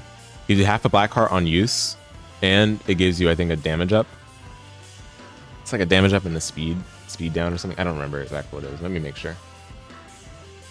The Nail. Yeah, it gives you a damage up and a speed down. Yeah. Okay, I was right. And it looks like you can deal caustic damage for the rim as well. Yeah, the Nail is pretty good. It's not excellent. It's not strong, but I think it's good. It's pretty good. It's gonna be our first good tier item. Again, it's an active item, so unfortunately, it means not only are you committing to Devil Deals, but you're also giving up whatever previous active item you held. And honestly, the Nail is not like a top tier active item, but it's pretty good for what it's worth. Much better if you can get it from like a Devil Beggar pool, but we're talking about Devil Deal room, not Devil Beggar. As such, it's gonna go in good. Not bad by any means, though. Next is We Need to Go Deeper. This creates a trapdoor underneath you, but if you use it on a decorative tile, it spawns a crawl space instead, which is really strong. There's a number of ways to use this. You can use this to get 1 crawl space per floor at 6 charges. Oh yeah, by the way, the Nail is a 6 charge active item. I forgot to mention that. But yeah, We Need to Go Deeper spawns basically a crawl space per floor. It's a 6 charge active item, so you know, after you spawn the first crawl space, you'll probably just use it to spawn a trap door to the next floor, which is useful because it actually allows you to find secret rooms. You basically place you plant yourself underneath the exact tile that's adjacent to where you think the secret room entrance will be. You use we need to go deeper, and if there's a secret room there, the trapdoor will not be spawned underneath you, but it'll be spawned like outside of the tile that's adjacent to the secret room entrance, because it won't place it right next to where the secret room entrance is. So it's good for that.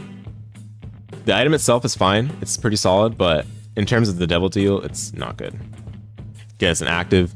You're giving up what you already had, and you're committing to devil deals for the rest of the run. It's a good item, yeah, but I don't think this is something you're going to commit to devil deals for the rest of the run for in most cases. If you're going to take this, it's usually because you're already committed to devil deal, and you can afford the heart cost, which means that you're probably already in a good position where you don't really need this. Next is Book of Sin. Book of Sin is a 4-charge active that spawns a pickup on use. It's a pretty good book, but it's not a good devil deal item, as has been the running theme for the items we've run into so far. Costs 1 heart, commits you to devil deals for the rest of the run. The book itself is fine, but, you know, it's not the high impact that you need when you're committing to devil deals on the spot. Heart Bookworm is nice, but much rather do that from the library. Next, Demon Baby. It auto fires whenever enemies are close to you. Like it'll just shoot rapid fire at those enemies. Otherwise, it doesn't do anything. I think it's actually worse than Brother Bobby and Sister Maggie. But again, I'm not ranking within the tiers. I'm just dropping them in the tier I think they go. Cost 1 heart for this. I think it is part conjoined, but I think I'd rather see one of these two if I'm trying to complete my conjoined set. Mom's Knife, our first sort of marquee item. A lot of people rate this item highly, and deservedly so. I think it's one of the best DPS items in the game. I ranked it at top in my previous tier list, but I think I ranked it as the best item in the game in my previous tier list. We can check quickly. I did, or second best I did. Second best devil item. I don't think it's second best devil item anymore. I think it's still really good, and I think you will most of the time commit to devil deals for this item if you're in need of it, which is the most important case to consider in the first place. Like whether you need it on the spot or not. If you need it on the spot, you'll take it. And I think it's a worthwhile investment into the devil deal path because it's a good item for your damage. It'll carry your damage for the rest of the run. That being said, 2 hearts is pretty hefty. You do need to have the health to be able to take it. You might put yourself in a dangerous position in order to take this item, but it'll be well worth it usually because you'll be able to clear rooms and bosses for the most part with ease. I still have yet to lose a Mom's Knife run as far as I can remember. I might have lost a few or something, but I think it's still one of the best damage dealing items, and for good reason. Hence its 2 heart price cost. It'll melt through every boss. It'll melt through every enemy and boss in the game. Ouija board. It gives the tears up and it gives spectral. That's about it. Yeah. I mean, it's good. Spectral is good. Tears up is nice too, but I think the main reason to get this is spectral. If you need spectral on the spot, it's nice. Cost a heart to commit to devil deal for it, but honestly, not the worst. I think it's just fine. There's a reason why I'm putting it higher than Pact, even though the tears up they give is both the same, is that spectral is so much better than whatever the Pact is doing, and this costs only 1 heart, whereas the Pact costs 2 hearts. Red hearts are valuable. Red hearts are allowing you to optimize your run, optimize floors, get more resources. The Pact takes more of those away from you. Ouija board takes only 1 heart, but it's still like, man, I don't know if I would commit to devil deal for this most of the time. But if you need spectral on the spot, it does it for you. Just not a super self-contained item necessarily. Next is Brimstone, another marquee item. I mean, I'd say it's good. I think I put it in top in my previous list. I'm honestly not sold on that anymore. The more I've used Brimstone, the more I've realized you need to still have a pretty high damage number for it to be doing a ton of damage. That being said, I mean, you can still win most runs with Brimstone, no issue. But it's not like a hard carry, I don't think. I don't know, it's kind of weird. The items that we're going to have in top for this tier list are really good, though. It's going to be hard to top those. And I think the items that will be an excellent along with Brimstone are comparable enough. So this placement, as much as I know a lot of people will be kind of mad about this, I think it's appropriate. It is part Leviathan, though. That is worth mentioning. It's part Leviathan. But it costs 2 hearts for this. I think Mom's Knife is just better. Because, yeah. And also, the thing is, like, the fact that you have to charge, like, super long sometimes for your Brim to be released can have a weird effect on your DPS. So you do have to be careful about that. But it is infinite range. It is spectral technically. So those go in favor of it, of course. Yeah. And then we got Babylon. This item is awful. If you have half a heart, or sorry, if you have half a red heart or less, it gives you the Empress effect, which is plus 1.5 damage, plus 0.3 speed, something like that. I don't know. Doesn't matter. This item sucks. It's too situational. For it to be good, you need to... I don't know. You need the exact setup situation for it, and it's like not even that insane of a payoff. Is it part Leviathan? Not even. Look at that. What a shame. Yeah, it's even a miracle it's in okay. I'm tempted to put it in ellipses. Did I ever take this in my times going devil? To be honest, I don't think I did. Legit, I took the familiars more often than I took Horror Babylon. Sorry, I didn't mean to say it. Like I don't like the way this item is named, but anyway. Yeah, I took this item less than the familiars, I think. Yeah. Yeah, I think it's ellipses. Wow. That's definitely one tier lower, I believe, than what I had in the past, so there's that. All right, next is Monster Manual. It gives a familiar for the floor out of a pool. I don't know what the pool is. It doesn't matter. This item's not good. Why are you paying for this in a devil deal? Come on now. Like, legit, I think it's the worst book in the devil deal. I think it's worse than Necronomicon. And people think Necronomicon's bad. It's not even that bad. When you really need it, Necronomicon is perfectly fine. Monster Manual, 6 charge, familiar for the floor. Ugh, it's just silly. I'd much rather have a death card at a 4 charge active. Because that's what this is. I mean, death cards technically are better, I guess, but it's the same idea where you're getting the room wide clear. It's the effect that matters, not like where you get it from, right? Necessarily. If you're thinking, if you're already considering getting the active, you're considering the effect, right? So yeah, I don't think Monster Manual's good. Razorblade's not even in the devil pool anymore. I'm not gonna rank it.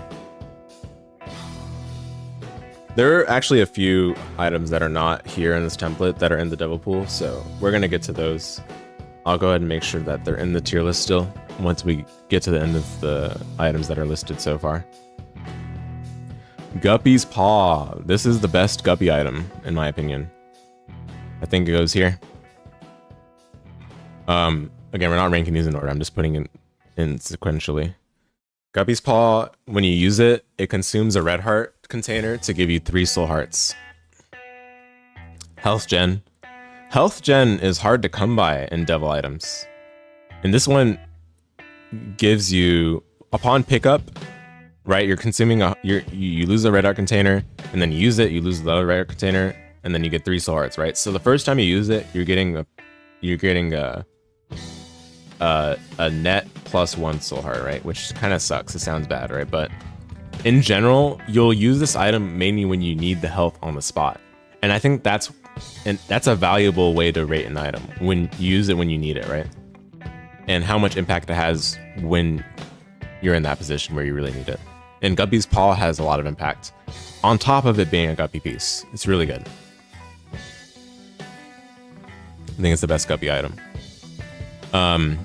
Guppy's Tail, the same cannot be said. I've had a chance to look at this item a bit more closely and see exactly what it's doing for my run. It gives you a bunch of chests, basically. I don't really know how else to describe it. It has a 33% chance to like give you a chest or something like that, I don't know, for your room clear reward. And that has a chance to like give you nothing. What ends up happening is that you get a bunch of locked chests and then you end up running out of keys. So in order for this item to be good, you need a lot of keys. And in order for you to have a lot of keys, you have to either have stocked them up from previous items that in your build that are already good, or Or you literally just have no use for your keys and you just need something to use your keys for, which means you're probably already winning. Like, the only reason why this item has merit is the guppy piece, to be honest. In a double deal, I don't know if it's worth it apart from that. I wouldn't begin this in a double deal unless it's completing my guppy transformation. 1 heart for this is not really worth it. Guppy's head, same idea. Upon use, it gives you a couple of blue flies. I don't know the amount, but it gives you a couple of blue flies. Blue flies are good, but I don't think this item is a good blue fly generator. Not in the double deal, especially. Are you really going to replace your active item for this? The only reason to even consider getting Guppy's head in a double deal is for the Guppy transformation. Literally. I cannot think of any other situation where you'd exactly pay 1 heart for this item other than considering Guppy. Like, maybe you'll get this preemptively for Guppy. Maybe you'll get this as your 1 out of 3 Guppy piece because you're playing for it. And that's the only reason why. I don't think you'd get this for any other reason than that. Because you probably would end up just keeping your current active if you already have one. Because most actives are better than Guppy's head. The main merit to this item is the Guppy piece. Bloody Lust. This is an item I've changed tune on. I don't know if I can rate this item in high regard in the double deal anymore. I think I ranked it like good or something, or strong or whatever.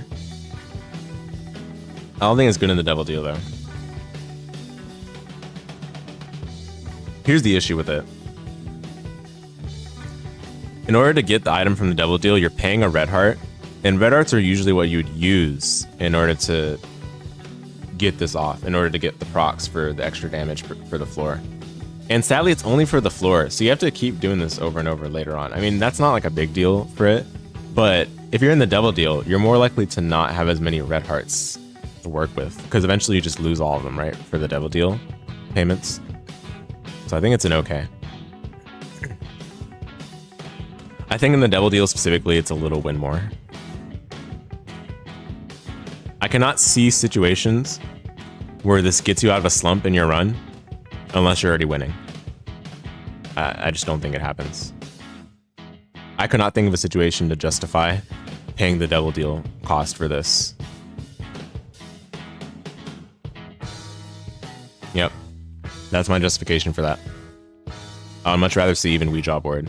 If I need the spectral, this will help me in rooms. Yeah.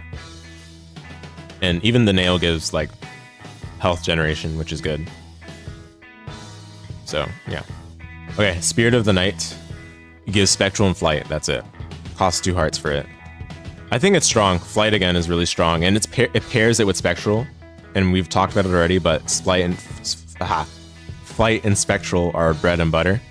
They pair very well together, and this gives it to you in 1 item, which helps a lot in favor of it. Sadly, the 2 heart cost is a little rough, so that's what prevents it from being excellent. I think otherwise it would be excellent. If it were a 1 heart deal, I think I would take it quite often. But it's a 2 heart deal, which is it's a bit tougher to sell this one. It is part Leviathan though, so it's worth pointing out. It is part Leviathan. Can help you with your Leviathan progress, but Leviathan gives you flight along with the black hearts, right? So Spirit of the Night, I don't know if we can consider that to be a significant favorability point for it, other than just giving you back some health that you probably spent on other double deal items already. But I think it's about here. I wouldn't put it in good. I think it is strong. I've had a lot of runs where it's justified to commit to double deals for Spectral and Flight, but a lot of the time, that's not necessarily going to happen.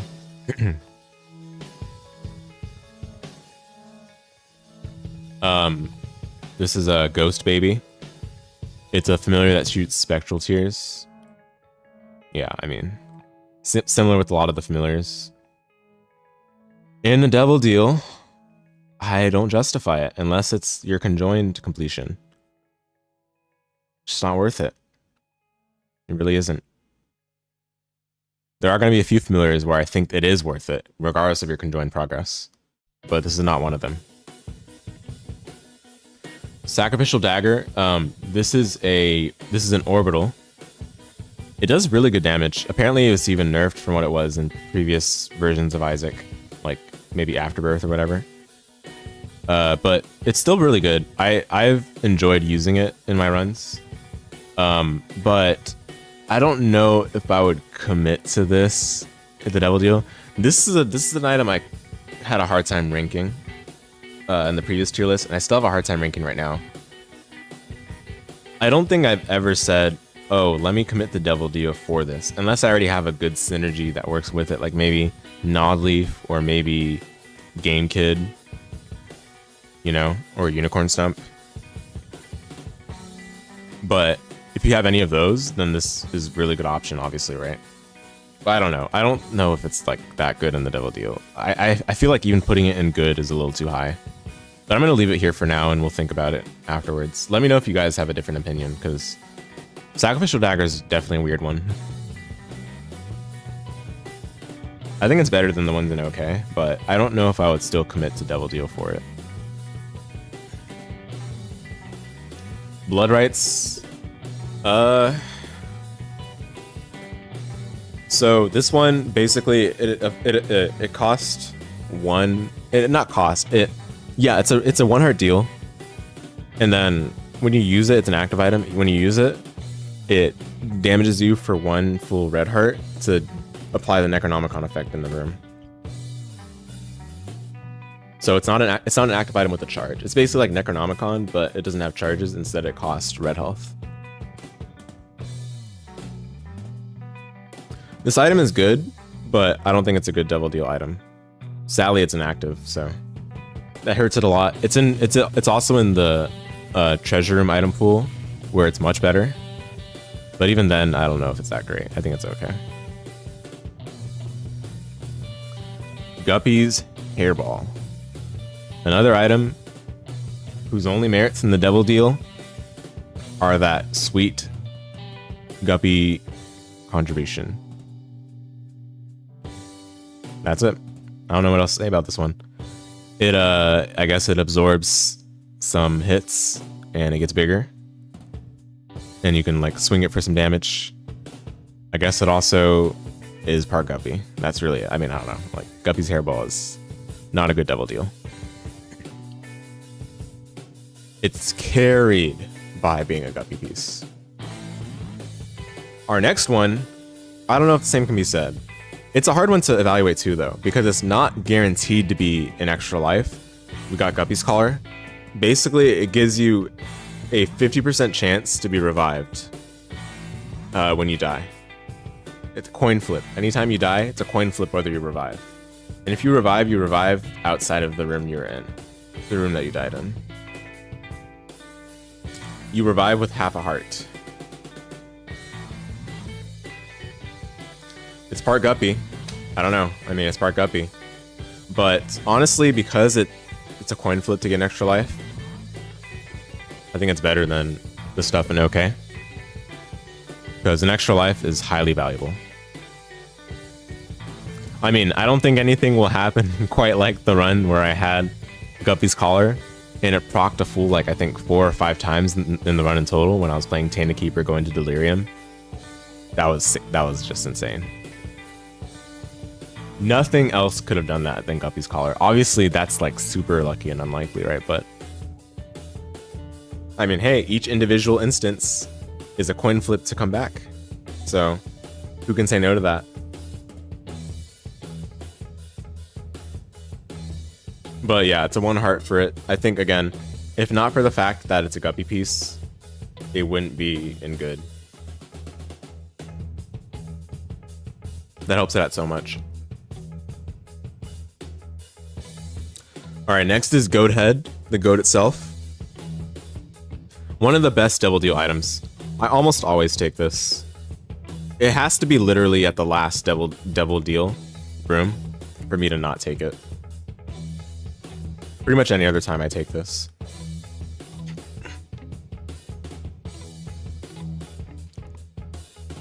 Costs 1 heart for the deal.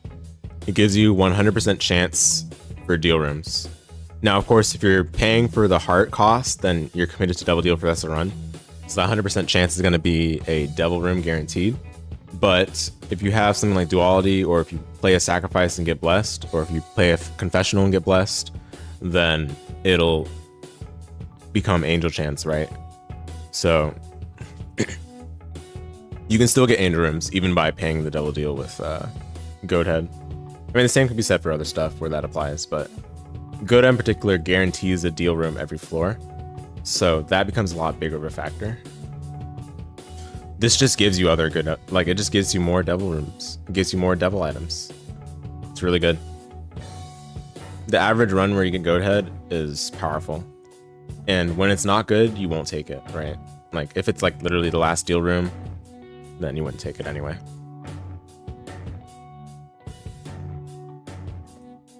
Ceremonial robes. After the last time I ranked the devil room items, I think I was quick to realize I overrated this one. Like, I explained the logic for the Pact in the Mark, and for some reason didn't apply the same thing to ceremonial robes. But I will give it credit, ceremonial robes is slightly better than the other two, the Mark and the Pact. Because at least it gives you 3 black hearts instead of like the Pact not even giving you a profit, it just gives you a refund. Theoretically, not even a refund because you're committing to double deals. At least ceremonial robes gives you back 3 black hearts in exchange for the 2 red hearts you spent for the deal. So yeah, it's a 2-heart deal, gives you a damage up and 3 black hearts, and that's it. Honestly, not very good. But again, I'll give it credit. It's better than the stuff in OK, in my opinion.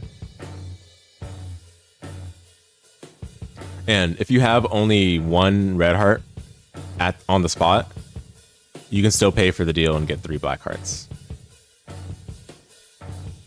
So there's that, I guess.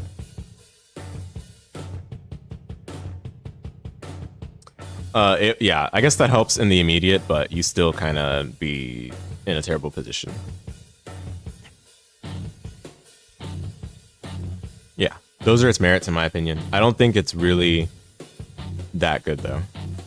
Like, again, paying 2 red hearts to commit to deals for the rest of the run for basically just 3 black hearts and a small damage up is not the best. It's way better in Curse Room.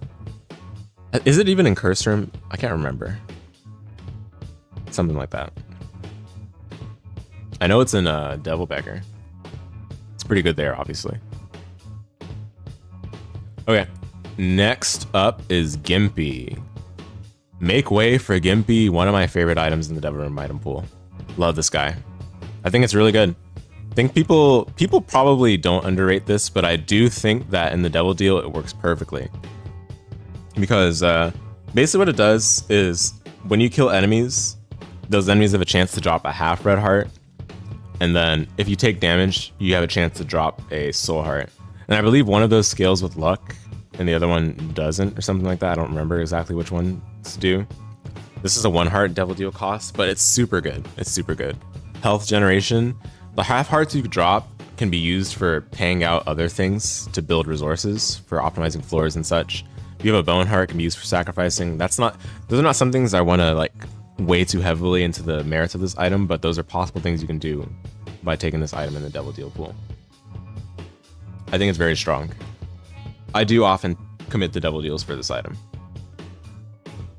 It doesn't save you on the spot though, which is a bit troublesome, right?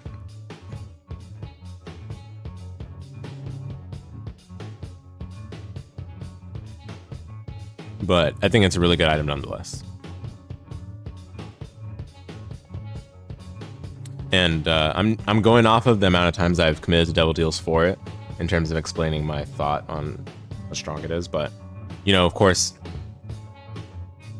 I mean, I don't know. The opportunity cost isn't even that bad for it because, again, it's performing a lot.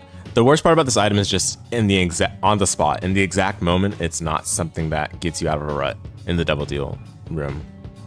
There are plenty of other things that would do that. Gimpy doesn't do it on the spot, but it's an investment into something that takes your run forward if you're just barely stable but not incredibly weak. Abaddon.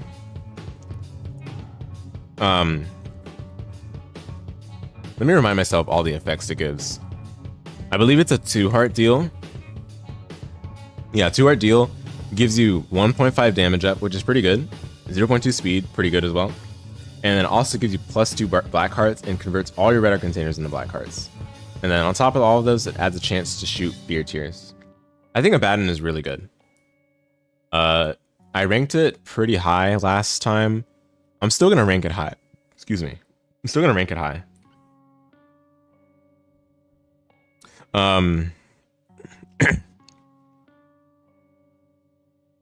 The nice thing about it is that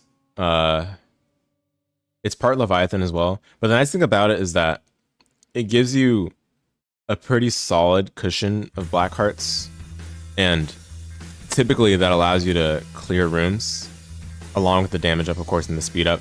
That allows you to clear rooms without taking much more damage, right? But it's hard to say. I might have to drop it down because I do think Brimstone and Guppy's Paw are slightly higher impact. Abaddon, huh? Yeah, it's hard to say. I think I will drop it down actually. Because like, yeah, Abaddon is something I will take quite often, but that doesn't mean that it's high impact like Brimstone level or Guppy's Paw level. Because it has a very good, if it has a very good opportunity cost, yeah, it's a good item relative to other Devil Room items, so it's something that you'd rather see. But at the same time, you still need to get rid of all your red heart containers, which I think that's the downside that I'm considering the most. Hey, Chewy, what's up? You came for the Devil Room item portion of my ranking. Oh, we've been at this for how long? 5.5 hours. Oh my goodness. But we still got one more after this, which is the Angel Room. Yeah. I've had a lot of changes of opinion for the Devil Room items, but it's super hard because I need to go off of like stuff, or not like basically I need to go off of times where I'm like, would I commit to a double deal for the rest of the run with this item, right? And that honestly made me rate a lot of these items a lot lower. Because I think the first time I was ranking the double deal items, I wasn't considering that enough. So like stuff like ceremonial robes were like being ranked too high like this. Where in reality, like, yeah, it's a good item in a vacuum, but then in the devil deal, it's like, yikes. You know what I mean? So that's where I changed my perspective a lot. But I'm still having a hard time because some of these are a lot more alluring than they actually are in practice. Like when I'm in the run, I'm like, okay, I know whether I'm going to take it or not if I see it, right? But when I'm ranking them, it's hard to not overlook, or how do I say it? Like, it's easy to get blinded by the fact that it's a devil deal rather than it's an item. You know, it's not just an item; it's the deal that needs to be evaluated. So that's what I'm still struggling over. But I think this is going to be a much better ranking than the first time. But yeah, of course, feel free to catch any of the VOD if you're interested. I think I'll try to collect the images together at some point, but it's gonna be a little weird with the way Tier Maker saves stuff. But I'll try. Okay. But yeah, I think for sure. Yeah, I think Abaddon is about here. Yeah, I was gonna rank it excellent, but I actually do think the 2 heart cost is a little rough because it's not just a 2 red heart cost, but it actually removes all your other red hearts. So that does limit your ability to take further devil deals with ease. But it's still a good item for sure. I think it's about the same level of strong as these other things. In fact, I might. I'm borderline about to rank Dead Cat higher, but I don't want to get blinded. Like, I don't take Dead Cat as much as I think I should, and it's not because I don't think it's because I'm wrong about that, but it's more so because in the moment I'm like, man, I don't know, devil deals for this. It's much easier to justify when it's like in Curse Room or Red Chest. But yeah, okay, so that's Abaddon. Death's Touch. Death's Touch is a tier modifier. It gives, let's see the exact specifics on the stats. Okay, it gives plus 1.5 damage minus 0.3 tiers. The minus 0.3 tiers is not as bad as it sounds. Typically, when you get a tier modifier, especially one like this, you're aiming for accurate shots rather than just like holding the fire button mindlessly. Because, you know, if you want to actually like improve your damage with items, especially tier modifier items like that, then it's much better to go for the accurate shots to begin with. Death Touch also gives piercing. The issue with Death Touch is that it's a 2-heart deal, which I didn't realize how repulsive that was until after I had made the previous tier list. I don't actually end up taking Death Touch as often as I thought I did. It's obviously great in other pools. I don't even think it's in many other pools though. And if you're already in the double deal, it's pretty cool. But I think it's here or here. I was gonna put it here for this ranking today, but I wouldn't be surprised if I end up ranking it lower in the future. Because the 2-heart is just a real issue. If you're a 1-heart, I think like it's a no-brainer to be a bit higher, but even this is like as high as I think I can rank it. I don't think I can rank it any lower, or any higher rather. Because the stuff we're gonna have later in Excellent, I think, is still better. Yeah, it's a hard one though, because it's an immediate damage up, and it's a pretty good damage up too. And it's not even a bad tier effect, so to speak. Like, piercing helps with clearing enemy rooms so much better. For bosses, it's not as... I was gonna say it's not as significant, but we already identified earlier that a bunch of bosses in this game spawn enemies. So if you're clearing the enemies and doing damage to the boss in one shot for each shot, that is pretty good. But again, I think the heart cost is what's bringing this item down. But it is something that I would commit to for the rest of the run more often than the situation I would probably commit for the ones that are below it. So I think in terms of like evaluating the opportunity cost, like you see this item as opposed to seeing any of the items that are lower, I don't think that's a big deal. Like, I wouldn't mind that much. So yeah, but this one I'm definitely on the fence still. Like, I know a lot of people rank it higher. I think that's a bit of a mistake for Devil Deal Room specifically. But yeah, again, this is a tough one to rank too. Okay, not as tough for this one. Contract from Below.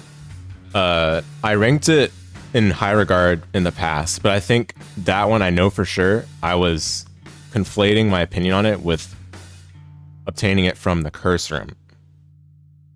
The Devil Deal is a different story for this item, but I still think it's good. I still think Contract from Below is good, don't get me wrong. And that's where I'll place it. I'll place it in good, but I ranked it too high in the past. I think I ranked it like somewhere here or here in the other tier list, even though the rankings were different. But I ranked it a little high. I think it's still good though.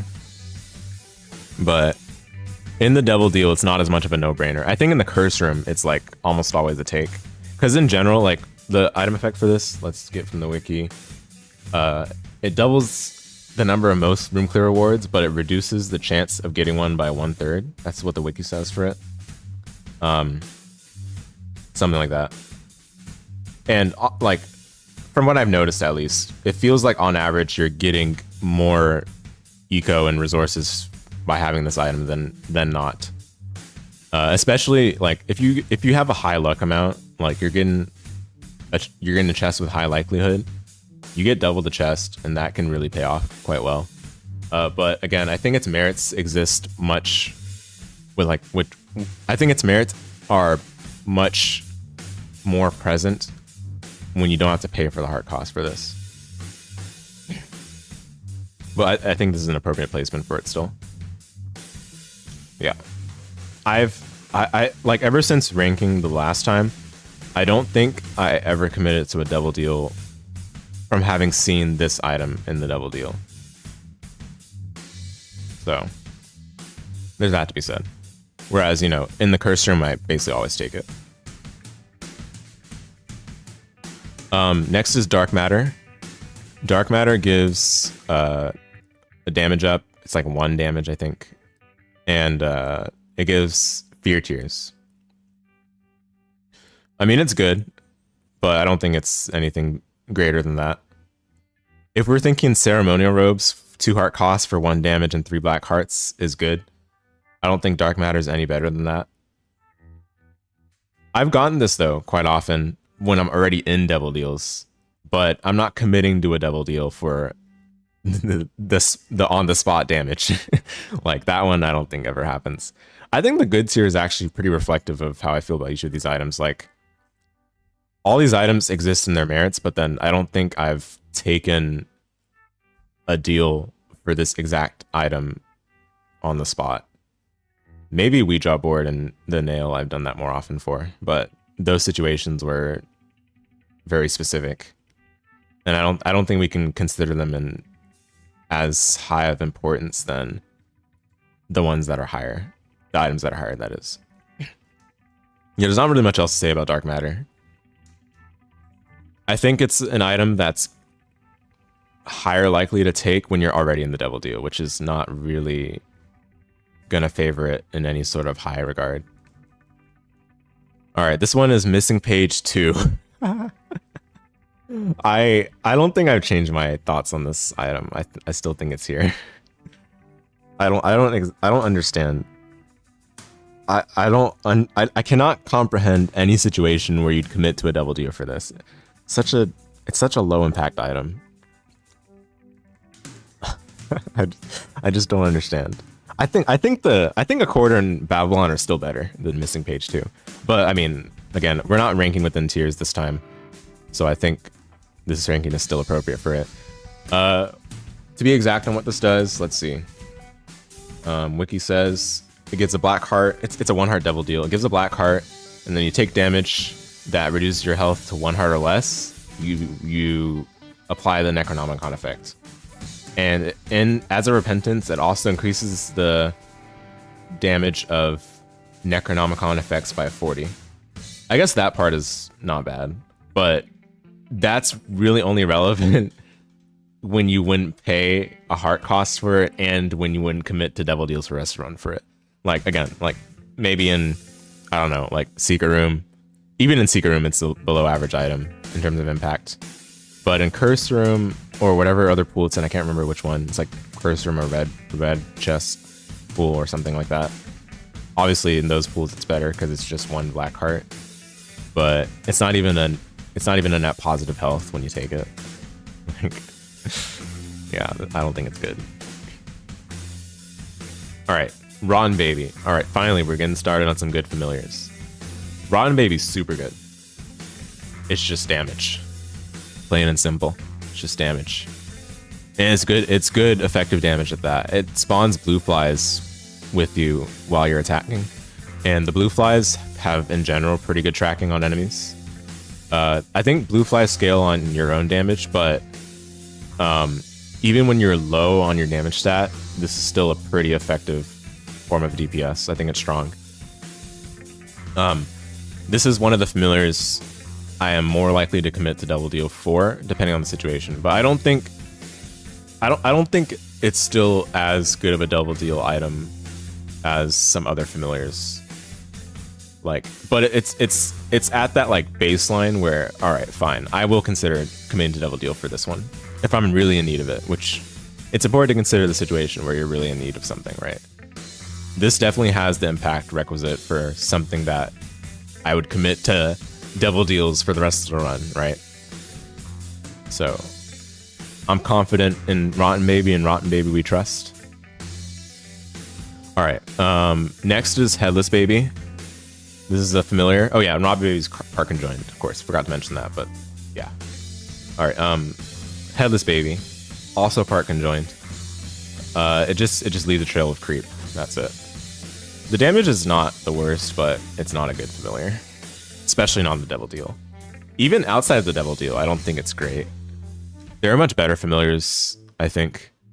This one, in order to make best use of it for damage, it requires you to have your room traversal in a specific way where enemies will walk right on it, and that only works for certain enemies that like actually try to run after you. A lot of enemies in the game actually don't run after you. They like just stay stationary, or they move within like a certain space and fire their tiers. And it's really hard to make this have impact in those scenarios.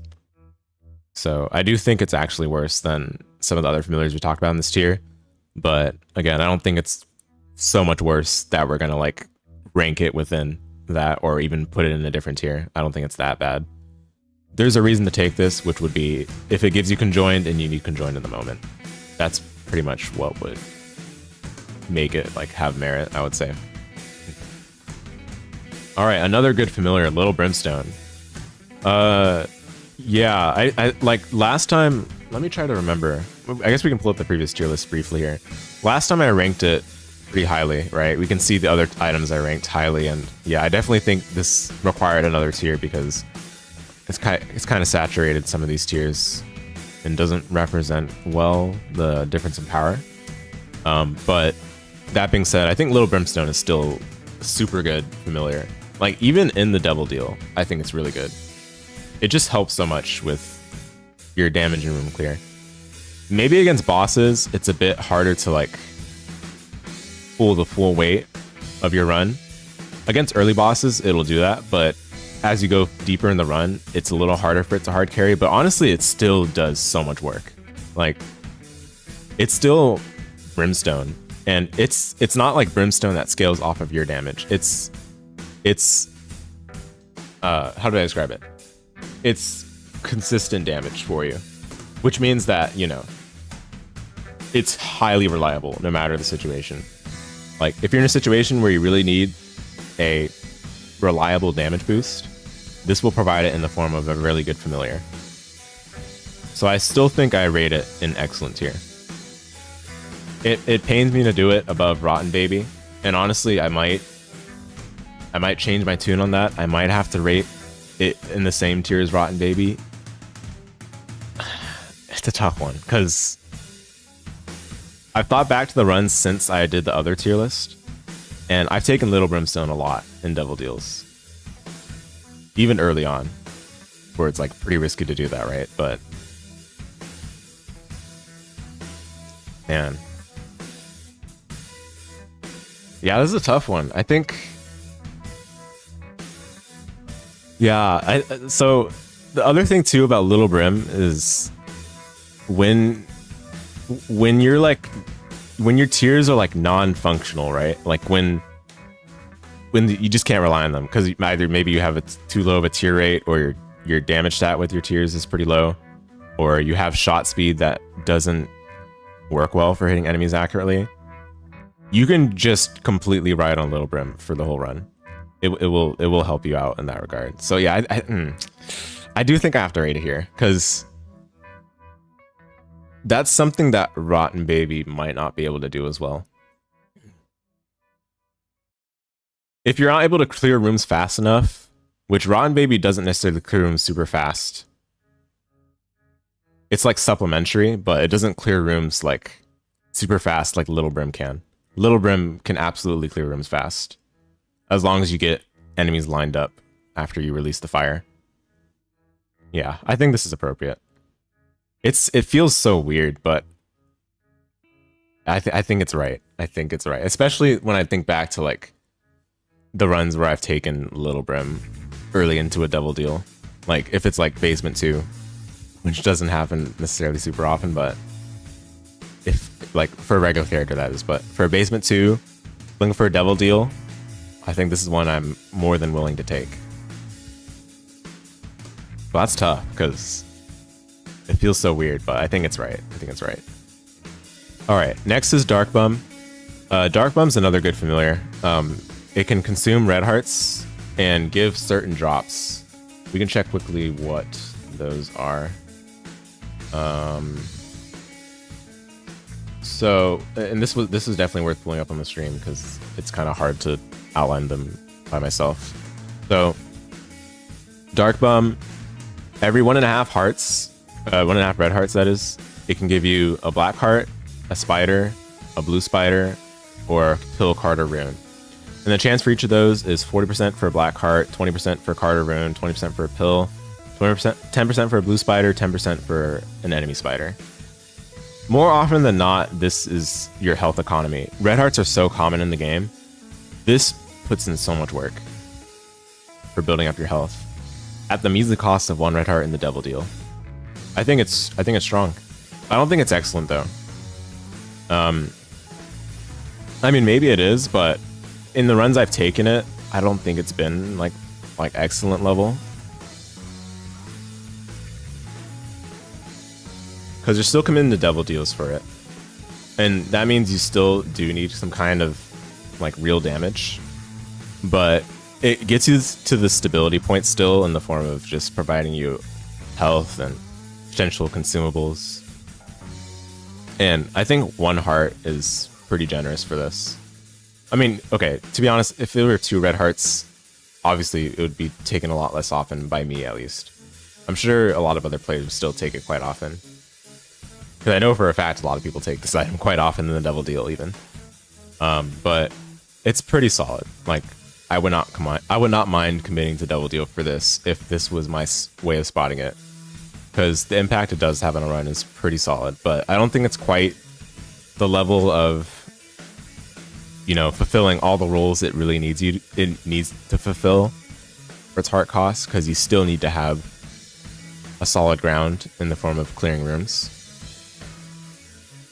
But it gets you to the health stability point, which is like that's important in its own right.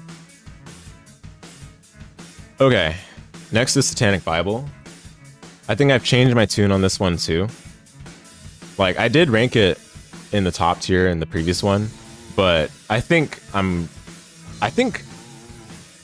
since that tier list, I've come to realize that there's no other devil deal item that just makes sense to do devil deals for. Like, plain and simple, this is the de facto devil deal item that like makes devil deals good. I mean, let's be clear. You still need to have the red hearts requisite to take this when you initially take it, which means if you have 1 heart or if you have 2 hearts, then you can't take this. But if you have at least 3 hearts in the moment, I mean, I guess it needs to be at least 3 red hearts or no, it is right. Okay, if you have at least 2 red hearts and at least 3 hearts, where 2 of those are red hearts, then taking this usually means you win the run. In the devil deal, at least. If you're finding this outside of the devil deal, usually is win the run right there anyway. But I don't think there's many other items in the devil deal that just make so much sense.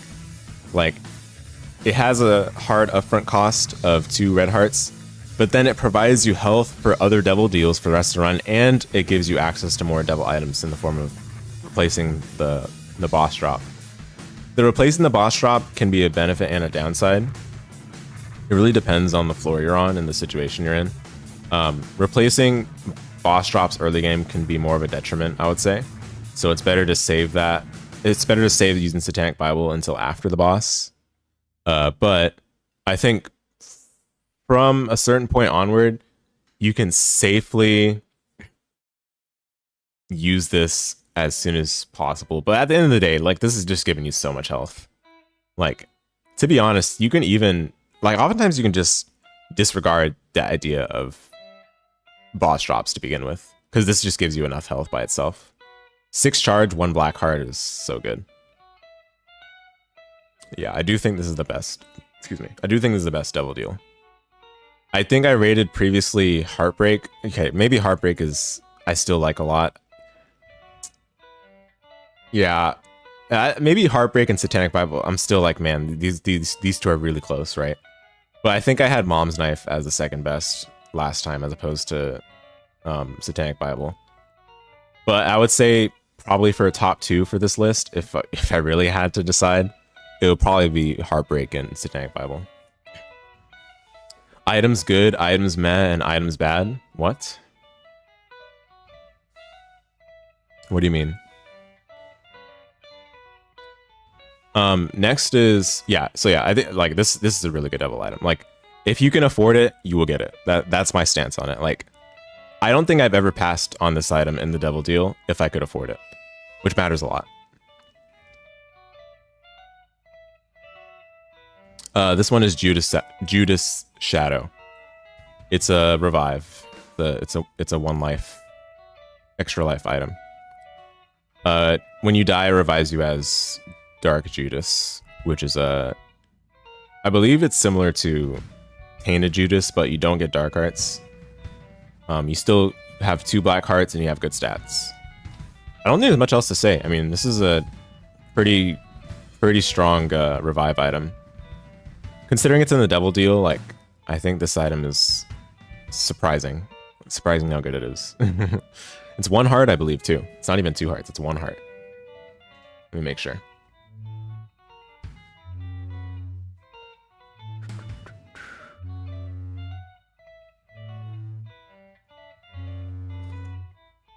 Oh, it is 2 hearts. I mean...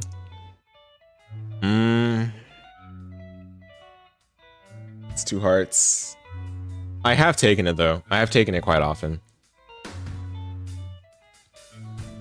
But 2 hearts, I think that's something that I didn't account for as much in the previous list.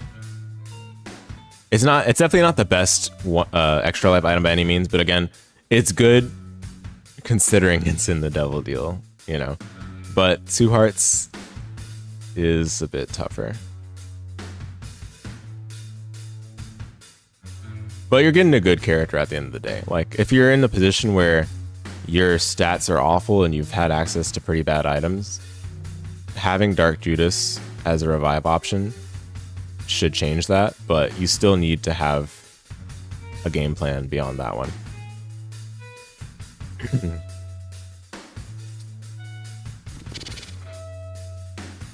Nonetheless, I still think I take this more often than some of the stuff below.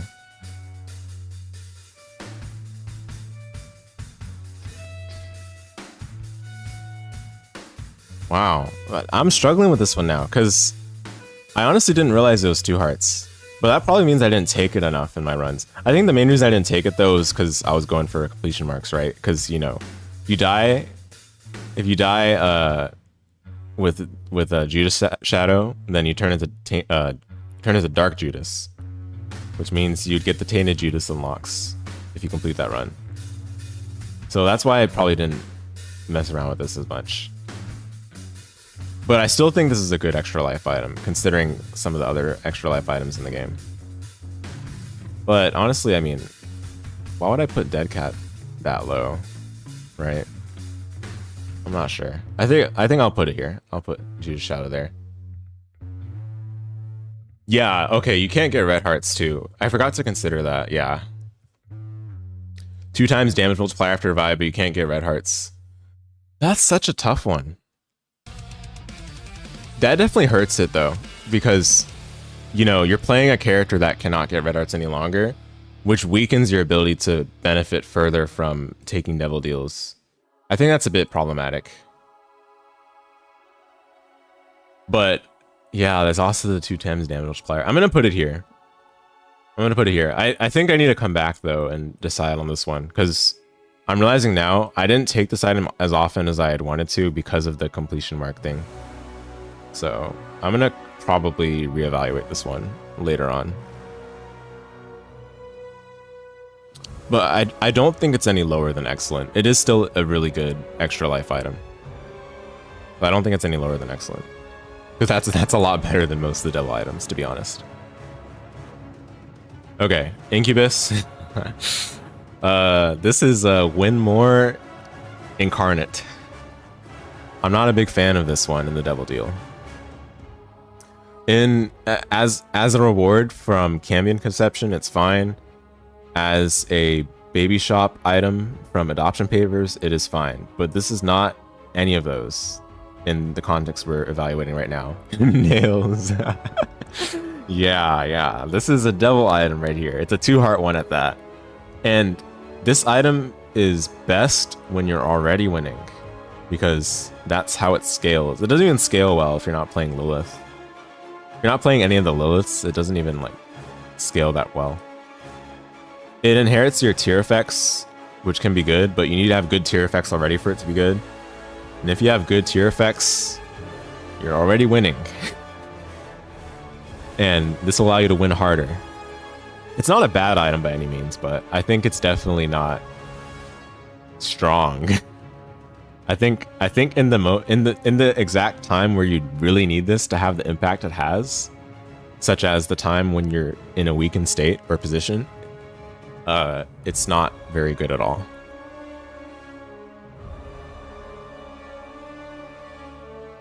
Yeah, I don't think it goes any lower than good though. But to be honest, like, maybe I would rank it lower eventually. I still need to figure out if... I don't know. No, actually, I can't think of a situation I've taken this where I'm not already winning. I can't think of any situation where I'm like, this run needs Incubus. It's only if I'm like literally already so good, like where I don't care about 2 hearts, because, you know, I have a good tier effect, or yeah, literally. Wow. Incubus is awful. Oh, this is funny. 2 hearts definitely does not help it any.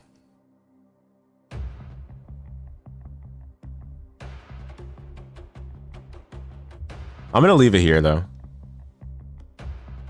But I do think there's reason to believe it is lower than good. I'm not exactly feeling it compared to even like... I don't know. I mean, here's the thing, right?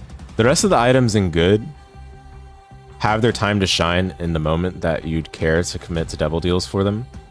And they're not necessarily bad items by any means. But all these items share the same... same problem, where committing to devil deals for these items is kind of rough. So it's fine. I'll leave it here for now.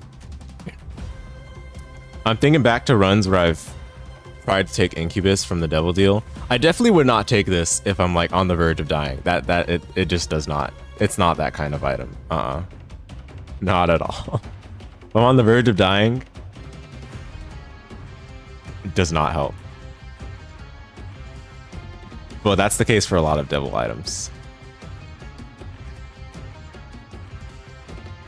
Yeah. Anyway. Next is... what's next? Betrayal? I don't like Betrayal, really. I mean, even outside of devil item pool, I don't feel like it helps that much. It can cause enemies to turn against each other, so they hit each other. It's kind of like, I guess, charm a little bit.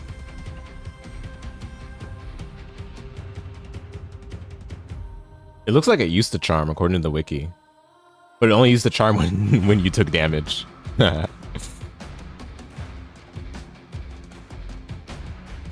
it looks like it causes other enemies to attack each other if they get hit by each other. So you can theorize that, okay, yeah, for room clear, it has its opportunity to shine. But again, I don't think I've ever committed to double deal for this item. So even when I'm already committed to double deal, I don't think I've ever taken this. I can't actually think of a time I've taken this item from the devil deal. Uh-oh. This might be Ellipses tier.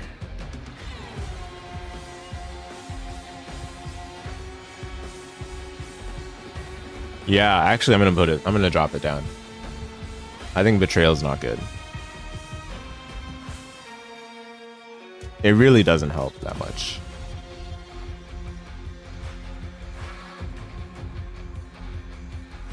Yeah. There's an issue with immediate impact versus like long-term impact with devil room items, because the immediate impact is almost a bit unfair because you have to always take into account the hard cost, right? And the committal concept. I shouldn't even say unfair. That's the whole point, right? Like, you're always taking a risk with devil deals. But I do think Betrayal is... It lacks any real merits that I can think of that aren't fulfilled by better items. Like, there's different degrees of I'm not committing to devil deal for this, but I think this is on the lower end of that spectrum. So there it goes. Okay, let's see. Maw of the Void. Wow. A lot of players hate the nerfs that this got. I don't know. I mean, I'm not aware of how it was before the supposed nerfs. I mean, it's still super good, man. Come on. I had a run extremely recently where I was really struggling. Like, I had hardly any damage, I had hardly any health, but I had just enough health to pay for Maw of the Void in the deal room that spawned. I think it was like depths 1 or 2 or something. So I took Maw of the Void, right? I'm like, man, this is so risky. I have only 2 hearts left after this, going into the subsequent floor with only 2 hearts left. So risky, right? But I do think this is a really good item, just for raw damage. It does require you to point blank sometimes. Not sometimes. It does require you to point blank slightly, which can be risky against some enemies, especially if the enemy like kind of explodes on death. But at the beginning of the Maw of the Void release, that's when it expands to like pretty high radius, I would say. And honestly, it's big enough where you can kind of stay comfortably out of the range of the dangerous death rattles. So yeah, I think it's good. I like, based on the run I had very recently that I remember vividly, where I was like, okay, mate, I just gotta try it. I gotta see if Maw of the Void really is as good as it's advertised. And I think it is. I think it is. You know, I don't want to put too much bias on individual situation, but given it helped in that situation, I'm sure it helps in a lot more situations than I gave it credit. Yeah, and it's not even like just bad. It's not even just good for clearing rooms. It's legitimately good against bosses too. The damage it provides is really, really solid. I'm honestly surprised that this is its nerfed state, because it still feels really good to me. I don't think it's quite top though. 2 red hearts is a bit brutal. I think it's part Leviathan, however. Yeah, it's part Leviathan.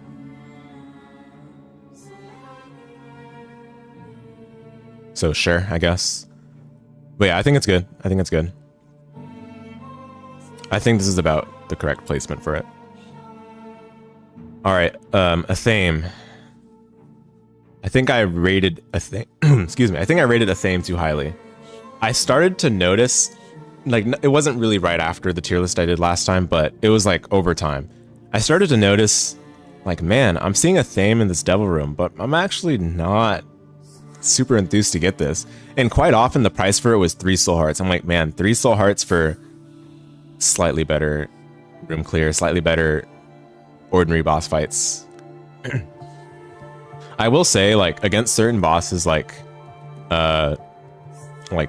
well, I mean, Blue Baby it's good against, but like it's not like Blue Baby's hard to begin with. But against certain bosses like the Beast, specifically when you fight the Horseman, the Ultra Horseman, it's pretty good against them. Not all of them though. It's still not like enough, right, by itself. It's, I don't know. I mean, I can't really think of many other examples, to be honest, where a theme is super good. I guess it's good for room clears and it's good for like ordinary bosses. But I don't know if it's as good as I thought previously. Where did I rank it previously? Excellent. Yeah, I definitely think it's 1 tier lower. Like, I know I don't have a, like, there's a gap between excellent and good now with strong. I think that's where it will go.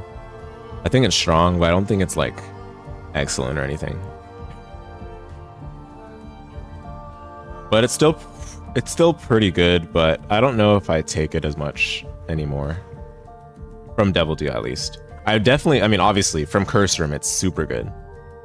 It's free, for the most part. Like, you know, obviously, you probably took damage to go into Curse Room. But in terms of, like, seeing it on a Curse Room pedestal, that's much more desirable. Because this is a 2-heart deal. But I still think it's better than the ones that are in good, despite being 2 hearts. Okay, Empty Vessel. Yikes. Yikes. I don't know. I don't like this. Is it 1 heart? Please tell me it's 1 heart. It is 1 heart. Okay. Ooh. Otherwise, I was gonna put it here for sure. Yeah, it is 1 heart. Okay, that's fine. It gives 2 black hearts. Oh, I forgot to say what a Thame did. Yeah, so a Thame has like a luck-based chance to, when you kill an enemy, it like creates a ring that expands, similar to like Maw of the Void, and it can like chain after that, similar to how we think of like shmups, I guess. It can chain and kill enemies in like rapid succession. That's pretty cool. But yeah. Okay, empty vessel. So again, it gives 2 black hearts on pickup. While you have no red hearts, it gives flight, and it gives periodically an invincibility shield for a few seconds. Yeah. I don't think it's that good. I don't think I've ever committed to a Devil Deal for this unless its situation is right, which is not very often. In those situations, if they come up, there's still better stuff. There's still better stuff, to be honest. Like, I guess you can pay for flight for cheap if you're in that situation. That's perhaps its best merit, but too situational. Lusty Blood, yeah, I rated this too highly last time, I will admit. I put it in good. I don't even think it's that. I don't think it's there. I did not realize it was a 2 heart deal. Legit. I thought it was 1 heart the whole time. It being 2 hearts is rough. It's so rough. I think it would be good if you were 1 heart. I think it would be good, but 2 hearts is so rough. The thing is, it's good for ordinary boss fights because it gives you a damage up for the room each time you kill an enemy. It caps at some damage value. I don't remember what that is. Yeah. Anyway, yeah, it gives you a damage up each time you kill an enemy in the room for the rest of the room, and then it caps. Yeah, it's definitely good for like clearing rooms ordinarily, but I think it shines much more. I mean, guys, remember, we talked about bosses in this game. How many bosses spawned enemies compared to ones that did not? I mean, that tells you all you need to know about how valuable it is to have something like this for those bosses. But against final bosses, it might struggle a bit more depending on the boss. Again, thankfully, you keep the damage up for the entirety of the room, so if you manage to kill a couple small enemies that the final boss spawns, then you're set for a much smoother clear against the boss. But I still think the 2 hearts is rough, man. Like, it's so much better when you get it for free, rather than when you get it from a Devil Deal. Yeah, in the rest of the time I took to do the achievements, I never took this from a Devil Deal. Unless I got it for free. Like, if I cheated it with like credit card or coupon, I of course took it, but I never paid the heart cost for this. Came in Conception. So last time I didn't have it unlocked by the time I tried to rank it. I've since had a number of opportunities to use it. I think it's cool. I think it's actually, I'm surprised by how cool it is. And the familiars it can give you are a lot better than I had expected. It feels weird to put in the same tier as Incubus though.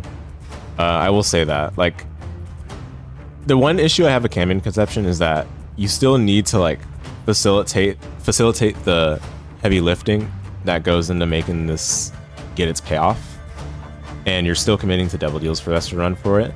But if you manage to get to the 15 procs or whatever it is, or 15 hits or whatever it is, like, you know, let's say 15 taps on a blood donation machine or something, the familiars it can give you are really good. We can pull that up quickly. Like, the worst things it can give are like Demon Baby and Leech, which aren't even that bad. I mean, Leech is solid, I guess, and Demon Baby not so much for this context, but it's, for all intents and purposes, it's not the worst. And that's like an absolute low roll if you get both of those, and Leech is still fine in that situation because of the healing, which works in concert with Came in Conception itself. But then the other stuff you can get from this: Dark Bum, Lil Brim, Succubus, Lil Abaddon, Twisted Pair. Twisted Pair is not necessarily the best from this, but to be honest, since you're getting it from Came in Conception without paying Twisted Pair's own 2 heart cost, it's much more reasonable. But stuff like Lil Abaddon, Succubus, Dark Bum, Lil Brimstone, like all 4 of those are super good. But I still don't think I would rate it higher than good. It's not like I take this every time I see it in the double room. I mean, same goes with the ones in strong, but I think the amount of times I take in Cam and Conception were about the same as the rest of these that are in good. Which is tough, because again, I think it is a cool item. How many pools is it even in? It's also an ultra secret pool. No wonder. Yeah, that's tough.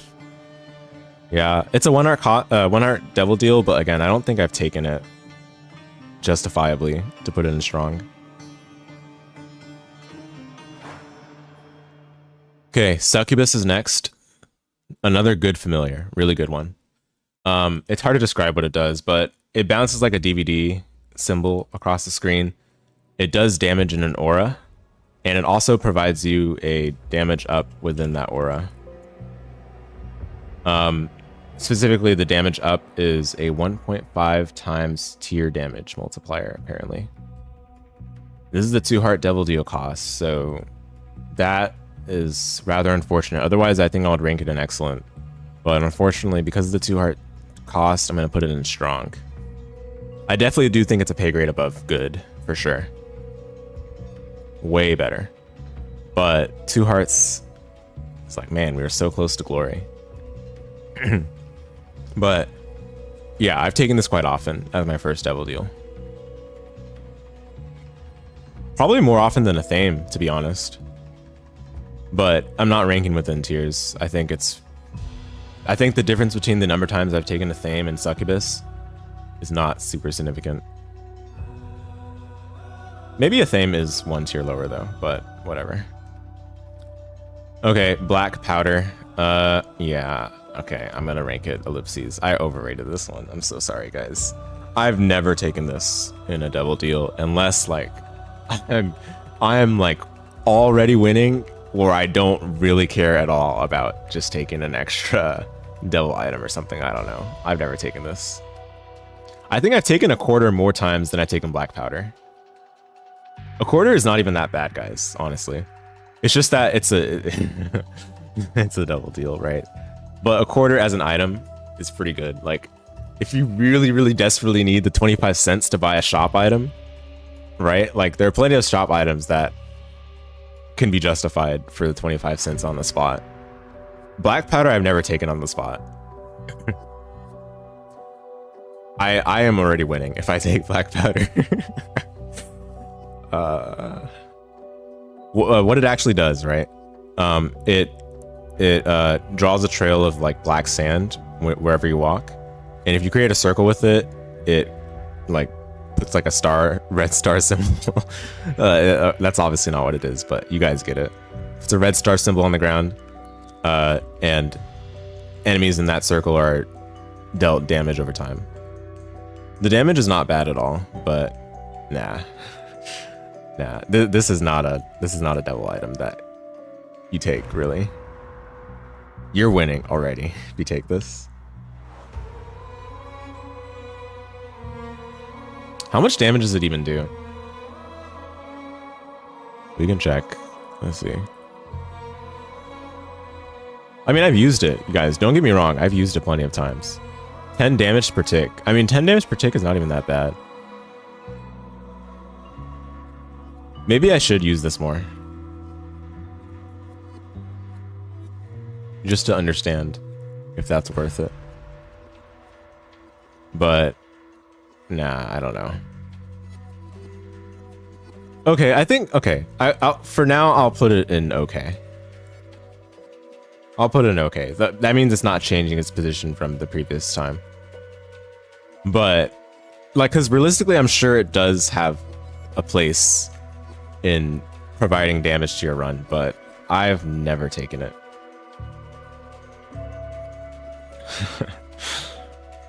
Yeah. How would you even use this against final bosses? I'm trying to think. Like, you can use it against Blue Baby and Lamb, probably, but I don't know if there's a way to use this against Hush. I don't know if there's a way to use this against... Well, obviously not Delirium. Delirium we probably shouldn't even consider. But I don't think I would use this against Beast. Is it even possible? Probably not. Mother, probably possible, but still awkward. Nah, come on now. Yeah, I don't know. You have to try really hard to make use of this item as like actual damage. It's weird. The wiki says you need to walk in a circle. Really, you just need 2 points across from each other? Oh, Yeah, it's not super strict, is it? Like if you use a teleporter with it, you get an enormous AoE filling the whole space. Oh, okay, interesting. Like one of those tiles in Mausoleum, for example, right? You think it might be good with Vengeful Razor, but you never tried? Yeah, I mean, I'm definitely realizing. Okay, Ellipses is probably unfair with it. Yeah, I see. Yeah, Ellipses is probably unfair. It's better than Portrayal. I just never take this. At least since I was ranking. I took it way more when I was new than I've taken it since then. I think the best thing about this is that it doesn't scale off your damage. It does damage like independently. So if you really just use this, I think it would put in work. But it's just like you're never at that point really.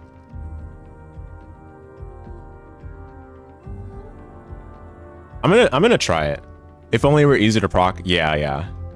But I'll think about it. Like the next time I see it in Double Deal, I'll just grab it and try it. I don't think I've really done that aside from when I was new. So this is another item I'll probably have to give it a second shot at. But yeah, maybe Ellipses is a little unfair to it. Okay, this is what is this even called? Multi-dimensional baby or something? Anyway, it's the familiar tier. I think it's worse than the other familiars though, to be honest. But again, I'm not ranking within this tier. I think it's just fine here.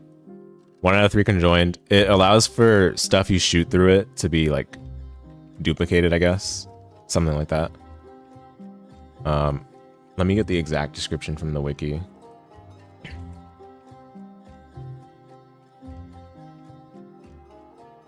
It follows Isaac's movements on 2.5 second delay. Tiers that pass through the baby will be doubled and increase in speed. Yeah, I don't know. I mean, it's not good. It's not that good. It doesn't even do contact damage, which is funny, I guess. I'm not saying it needs to, but it doesn't even do that. So the best times for this item are 1, it completes your conjoined set, or 2, it like pairs well with the tier effect, which means you're already winning, like just like Incubus. Yeah. All right. Next is, I mean, at that point, are we saying that Incubus is actually just okay tier?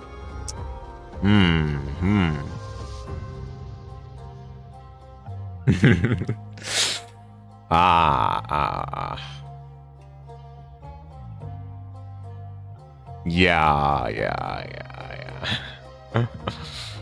I think so. But it just feels weird because I've taken Twisted Pair. No, I don't need to get blinded by the situations I've taken Twisted Pair. They're about the same anyway. I think I've taken Incubus most often when I'm playing a character that's gonna go Devil Deals anyway, like Tainted Jacob or Tainted Lost.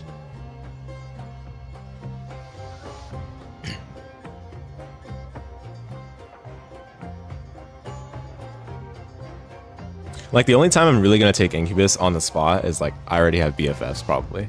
Other than like I'm already strong, like I have BFFs. Because that's like BFFs is when Incubus is actually good.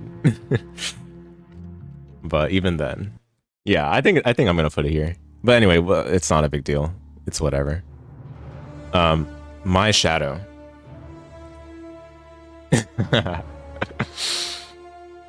Yep. Okay. My Shadow. So I think this spawns charges whenever you whenever, like, so, like, you get a Shadow Familiar, right? And it spawns charges whenever it touches the Shadow Familiar. The charges can do a lot of damage, actually, but I don't know. I think this item's okay. How did I rank it before, I guess? I put it in good. There are certain synergies that are for sure really good for it. Like with any form of like iframes, like GameKid. With GameKid, it does 1 billion damage. With Dark Hearts, same thing. It does like 1 billion damage. But that's because GameKid and Dark Hearts are good items. That's not because my Shadow is good. Yeah, I would only take it if I have a good means of applying contact damage already. So I am dropping it a tier, I think. It's a 1 heart deal though, so at least there's that. It's much better because it's a 1 heart deal than I would otherwise rank it. I think it would still be just okay, but you know, in my head at least it would be better since the 1 heart deal. Mega Blast. I didn't rank it last time because I didn't unlock it. Basically this gives you, it's a 12 charge active. My lord. 12 charges for this. We can pull up the wiki for this one since I have not talked about it on stream before. Upon use, fires a giant, incredibly powerful blood laser. It does your current damage multiplied by 5 per tick. And yeah, it pushes you backwards during it. While you're firing, can't open chest, can't pick up pickups, can't sleep in a bed. Okay, whatever. Anyway, yeah, it's pretty simple. It's just like Mega Satan's Brim Laser, pretty much. Yeah, I don't think this item is good. I did try it in a double deal. I've also started with it as Eden. And even starting with it as Eden, I kind of just wanted to switch off of it. I guess it's just a boss killer, and it's a boss killer and a room clear sometimes. But I think utility actives are much better than this. How long does it even last? Does it say? 15 seconds. Yeah, like Mega Mush is better because it's also utility. Like this is not even any utility at all. I mean, comparing it to Mega Mush is a little weird, but that, like, I'm just trying to use an example. It's easy to forget it's a 1 art cost since it's so rare. Yeah, I should have mentioned that, but the weighting on this is 0.2 as an active item. Let me, where's the, oh, oops. Okay, I gotta pull up the item pool list. But yeah, this is actually 0.2 weighting. But 1 heart cost, I don't know. Like, I think, like, so for active items, it's a little bit different to judge, as we've already mentioned with the books, where you have to give up your existing active item to take this. Oftentimes, again, I would rather keep a utility active over Mega Blast, because this doesn't offer any utility. This is just damage. So I think it is okay.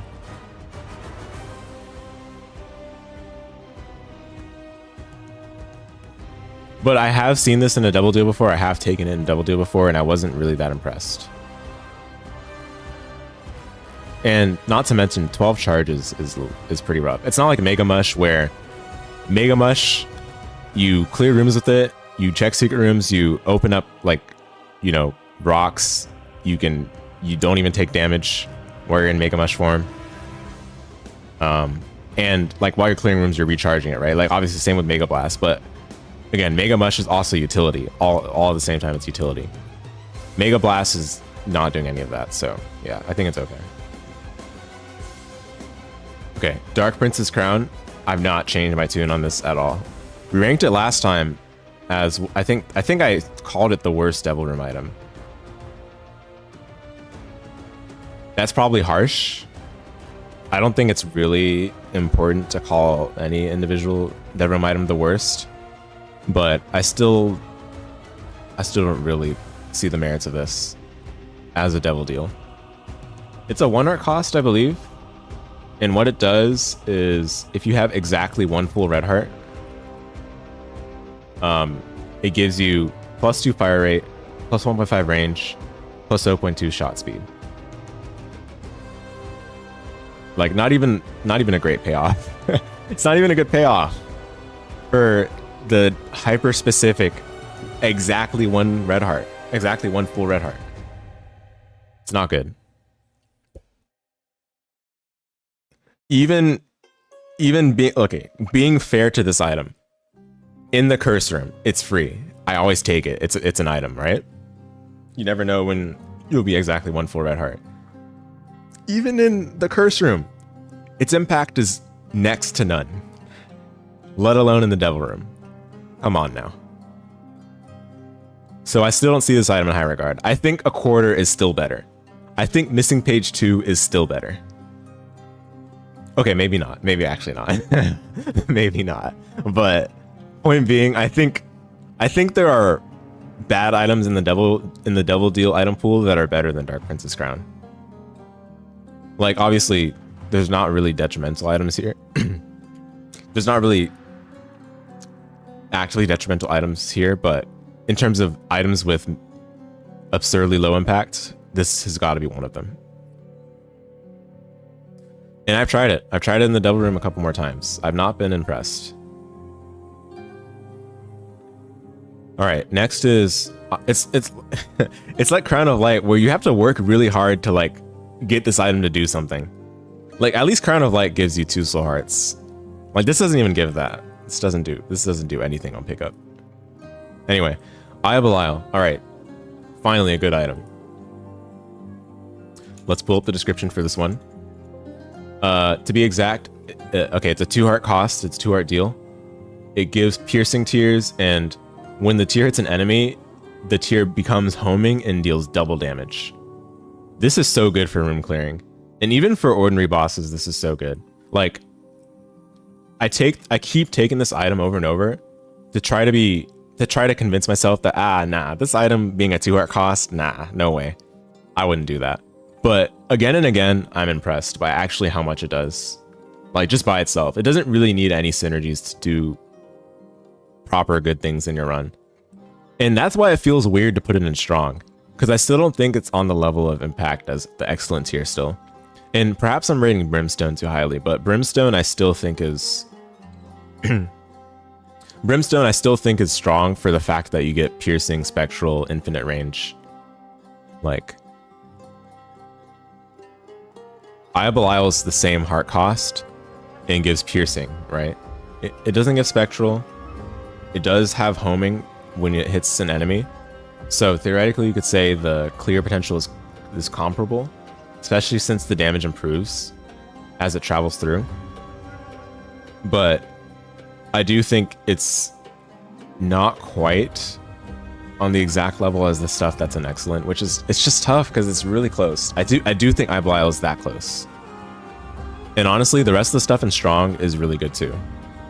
And I might have to admit that I've taken Eye of Belial more in devil deals than a lot of these that are in strong.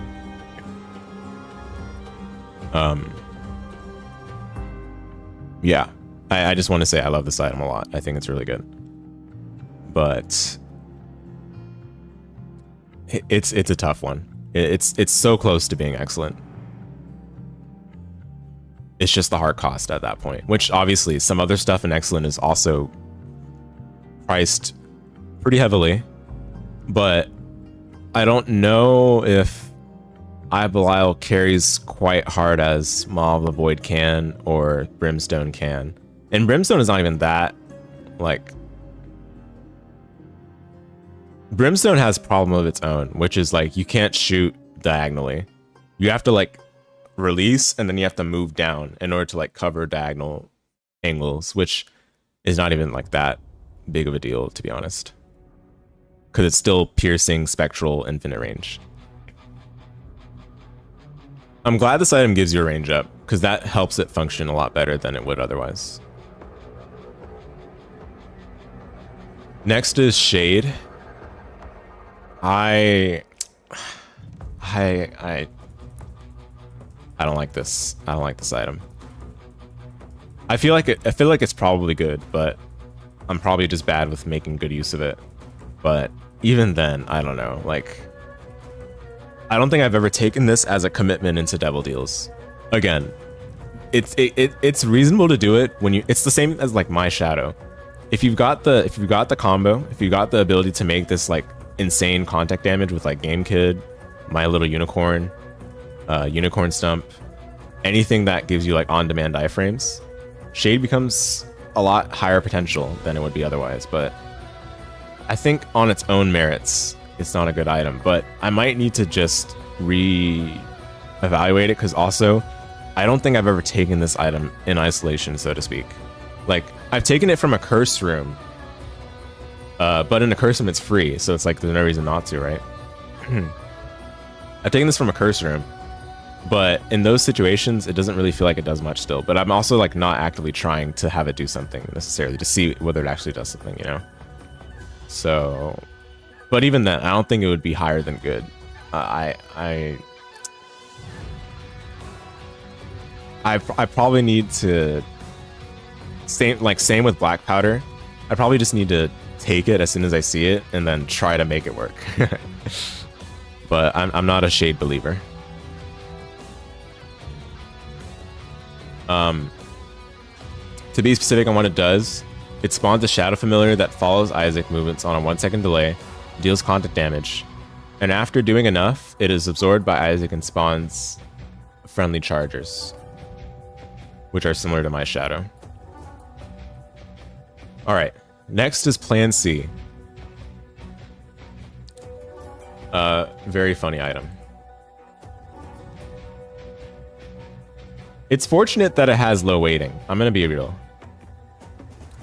What it does, it's an active that kills all enemies in the room. It does like 9999 blah blah blah damage, and then it kills you 3 seconds later. One of the viewers asked me before, have I ever had a chance to use Plan C? And I'm like, no, right? If I'm gonna use Plan C, I'd better have a Plan C. I'd better have an extra revive. Like, this item doesn't even work by itself, to be honest. Like, I guess it's funny, but you actually just need other stuff for it to even work the way you want it to. Because a lot of the time, you kill, like, the boss, for example, and then it has, like, a super long death animation, which means you die before the death animation finishes, which means you're not able to actually jump in the chest to finish the run. The fact that it disappears when you use it too... Oh, when you use it too much is lame. Which one? Is it Shade, right? Yeah. For Shade, yeah, that's kind of weird. Because that just makes it not even the best option for dealing the contact damage with the other invincibility frame active items. But yeah, Plan C I think is ellipses tier. When you're trying to make this work in your run, you probably didn't need it, realistically. And the situations that you'd need this for are like just not common enough and not impactful enough. Like,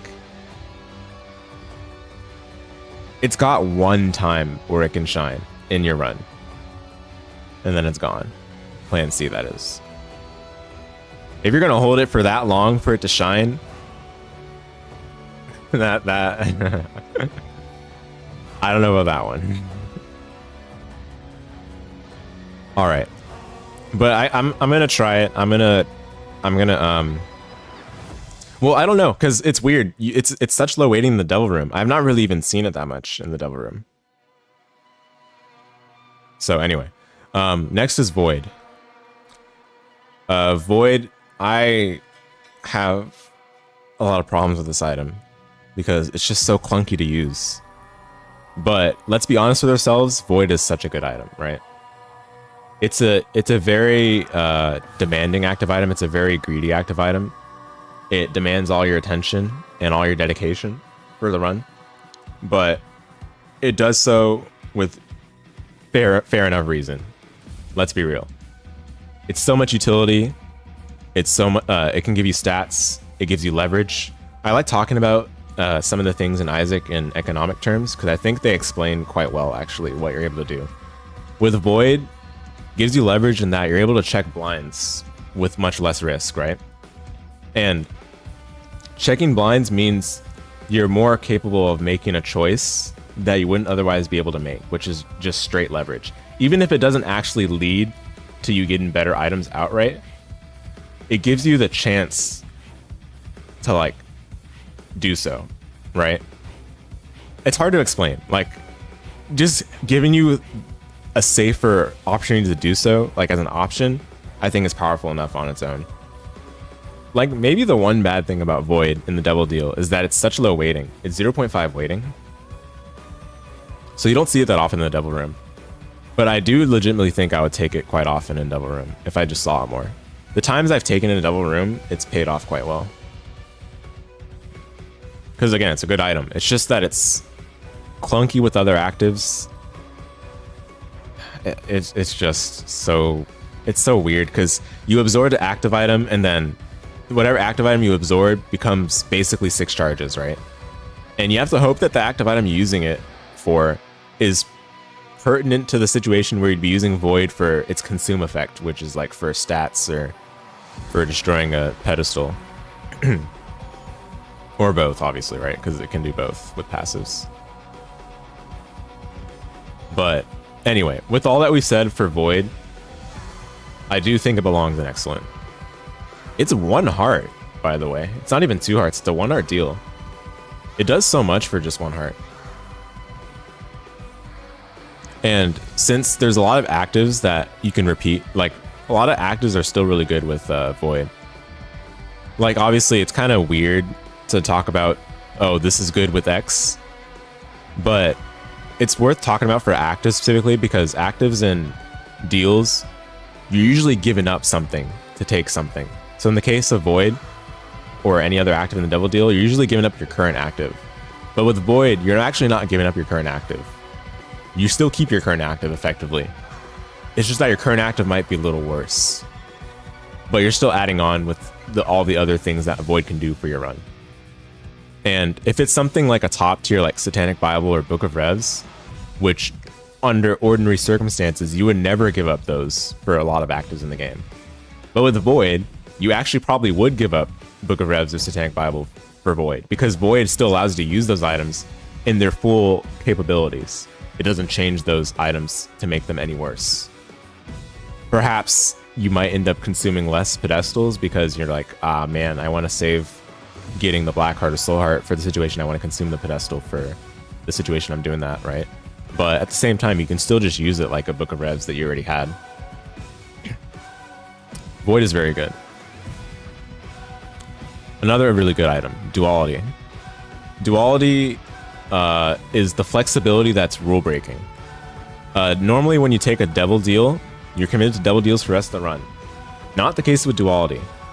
Duality allows for you to actually still be able to choose between devil and angel on the given floor. Basically, it coalesces your angel and devil deal chance into 1%, and whenever you fight the boss, if you're like, basically it calculates the percent chance to spawn the deal room like as one number, and if it spawns, if the deal room spawns successfully and it's not some weird case scenario where like mine sometimes can't spawn both doors or some other floors, right? If it's not one of those weird cases, it will spawn both the devil and angel.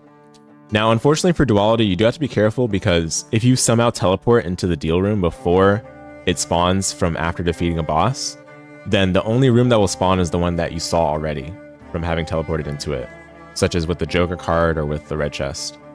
So that's something you have to be careful about. But Duality is like an almost always take from my personal experience. I cannot think of many cases where I did not take Duality in a devil room because it's just rule breaking. You're not committing to double deals with this. You can still go angel, and actually Duality is perfect as a devil deal item because it allows you to rule break like that. If you're later in the run where you don't need angel deals anymore and you just want to get rid of your red hearts with devil deals, you can switch back to devil deals later on in the run. That flexibility is unparalleled.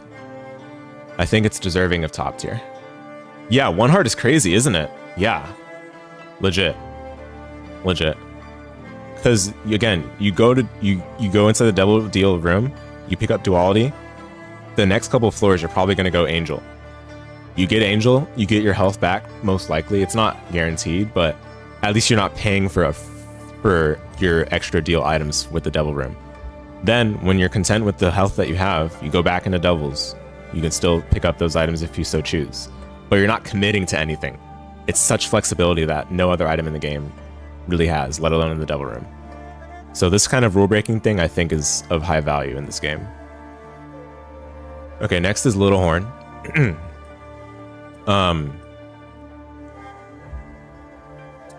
So this item, I think I've had a lot of recent runs where Little Horn does quite a bit of work, and I think I still like this item a lot. But that being said, I don't think those runs were because of the devil deal necessarily. And what I really mean by it is that, like, if you're gonna commit to this, it's because you already have this perfect situation for this to work extremely well in. Like, let's say you have soy milk, right, where you can get a bunch of tiers. Let's say you already have high luck.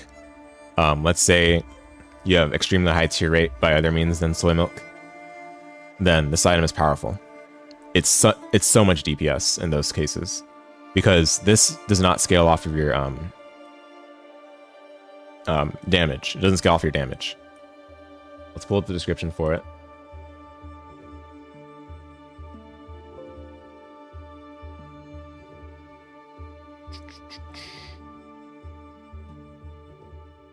So, add the chance to fire a tier to summon Bighorn's hand. It like will slap against bosses. Against regular enemies, it'll insta-kill them. And for bosses, it slaps 3 times for 12 damage each. The thing is, against some bosses, it'll like kind of push and slap the projectiles of the boss, and also it'll push the boss itself. You do have to be careful with that. It can kind of mess you up in your positioning if you're not watching out. But this item is pretty good. Now again, this is a devil deal tier list. We're ranking the deal. We're not ranking the item. We're ranking the context of the item in the room that it's in holistically, right? So with that being said, I don't think Little Horn is realistically any higher than good. And it feels weird to do this too, because it's like, well, how about a Thame, right? A Thame is similar enough in that it's like kind of crowd control damage, with a luck based percent chance. But a Thame has the chaining chance, and also I think a Thame's overall damage is much higher. But I do think that both items are comparable. And the weird thing about a Thame is that it's 2 hearts. So that being said, I'm like, yeah, maybe a Thame is like probably being rated higher than it should be, right? But I do think Little Horn in the Devil Deal is not something that I would take unless I already have the ability to make great use of it. In the Curse Room, different story. It's like a Thame, like, and different story, right? Like in the Curse Room, it's like, oh, I love to see this item because it's free. It doesn't really matter if you get to use it as much with your build or not. Like, you'll take it, it's free. I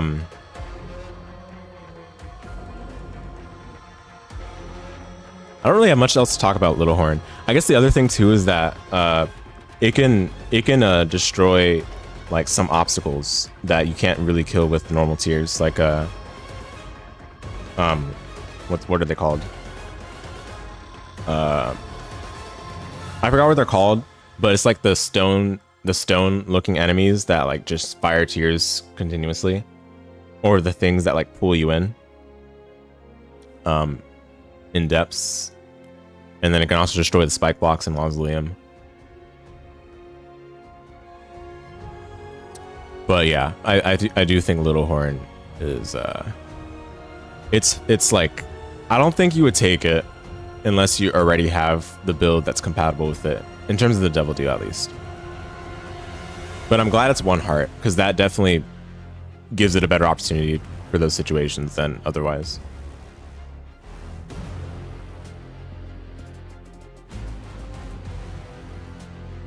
Yeah, given what I've said, I still think a theme is fine where it is, but I will admit, like, a theme is a lot. You feel the 2 heart deal. You feel it, and when you feel the effects of it costing 2 hearts to get the item, that's not a good sign. Eye of Belial is really good, and oftentimes I'm not like super mad over the 2 heart cost for it. A theme though, I really feel it. It's just hard because it's good. A theme is good. I think the fact that it chains is really important, but anyway, I don't want to get stumped. I don't want to get stumped on that one. We still got a lot of items to go, and then we got the angel tier list. We'll be going into midnight probably, but I already told you guys this would be a very long stream. We're at 6 hours 50 minutes. This is insane, but I love this. Okay, so next is Backstabber. Backstabber is a really good item. It's 1 heart. We can pull up the wiki page for it, because I believe they did something with this item really weird from what I heard. They like changed the visual effect or something, and then people thought suddenly that it was really good, when it was like good all along, pretty much. But anyway, when tears land on the back of enemies, in quotation marks, they deal double damage and inflict bleeding. And they bleed for 5 seconds, but enemies that move take damage based on how quickly they're moving. The faster they move, the more damage they take. Guess what, guys? Remember when we did that tier list where it was enemies that spawn, or bosses that spawn enemies and bosses that don't? And how I was also considering bosses that run at you? A lot of bosses in this game run at you. And they try to run at you fast, or like they like, you know, fly across the screen, like, you know, going through the screen and coming out on the other end. Backstabber is not even that strict on what's considered the back of the enemy. Like, you just straight up shoot it from like the side, and it'll just proc. Backstabber is really good. How would I rank it? I think last time Backstabber, where did I rank it? Oh, it wasn't in the tier. Was it? Okay, so I used a bad template last time. Well, I still think in this case, Backstabber is strong. There are definitely a couple of times where I'll decide not to take it, but like, it's honestly pretty greedy to do that. If you're in need of damage proper, this is really good damage. And it's even better outside of the Devil Room, but even in the Devil Room, I think it's above average for supplying damage to the run. Because again, the game is super generous with what's considered the back. And there are a ton of enemies that just run at you. So, all the more reason to take this one. Final bosses, you might need something different as your damage tool, which is why it's not something like excellent. But for what it's worth, it's still really good damage. Even if the final boss doesn't like exactly move around a ton. Next is, what's next? Little Delirium. I mean, yeah, we talked about this in the Angel Room. It's not even a bad familiar, but just what makes this item a lot worse than it would be otherwise is opportunity cost. But given that the overall quality of familiars it cycles through are better than the individual familiars that you could get from other Devil deals, theoretically it would be better than those other ones, and I would say it's probably better. But I don't think it's that significantly better to place it in good tier.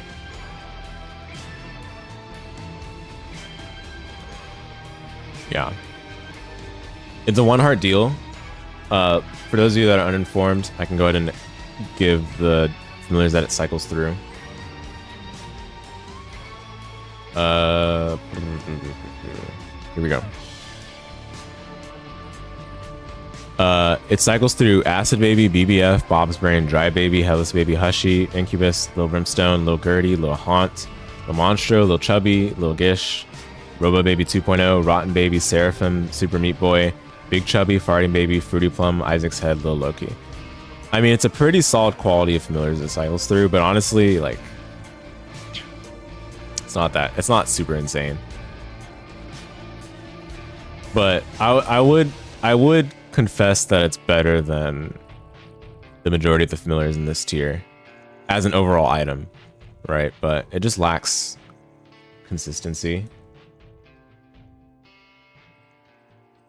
Oh, I think I missed this message. If you want this guy to be good when you're struggling, you can wait for a good one before every single room. Very high potential. That's a good point too. Yeah, that's a good point.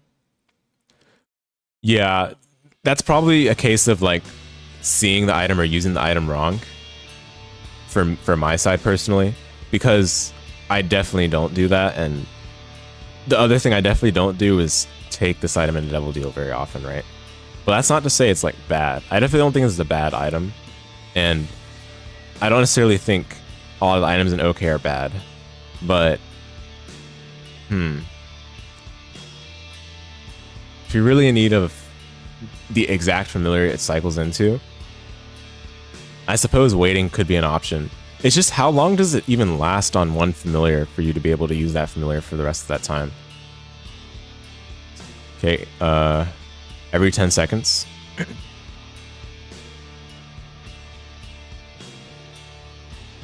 Yeah, that's a bit troublesome though.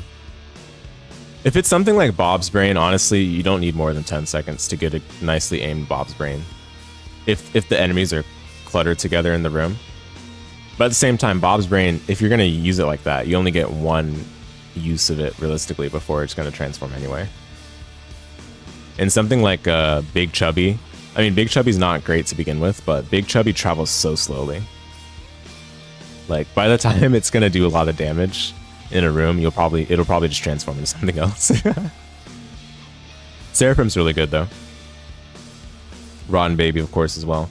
Yeah, I mean, there are definitely some good familiars in this. I don't know if I would rank it higher than OK, though. I might, like, I think it is borderline, though. That's for sure. Because it's higher quality than a lot of these that are in OK. But, again, I don't think I've committed to a devil deal for this one. Which maybe I've just not been in that situation before.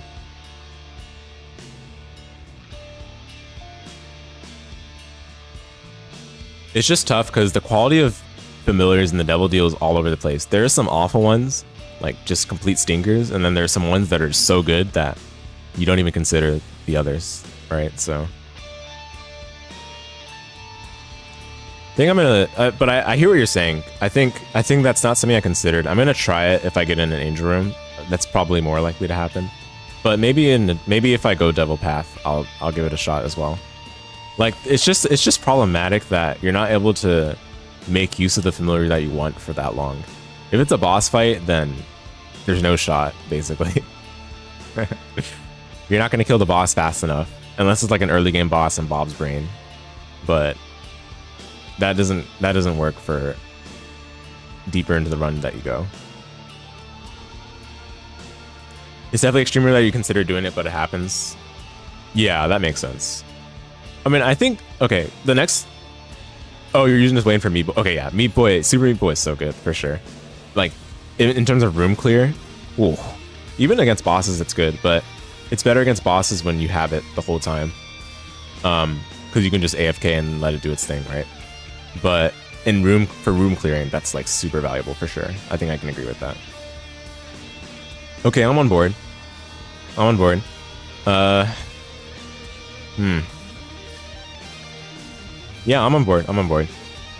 I think I can put it in good. I'm not like super angry about that. Because the other stuff in good is not that much better than Little Delirium in a vacuum. So, but at the same time, I think I need to give it a better shot to be confident in this kind of ranking. I will say 7 Seals, which is our next item. 7 Seals I've been liking a lot more and more over time.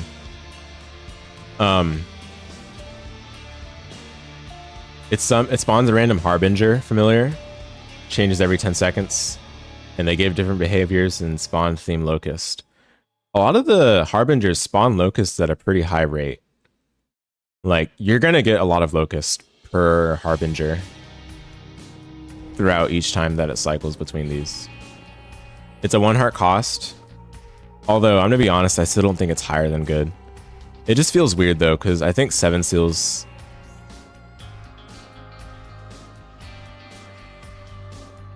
I think in the Angel Room, I take 7 seals more than Little Delirium. But that's also because 7 seals doesn't require any brain to use, right?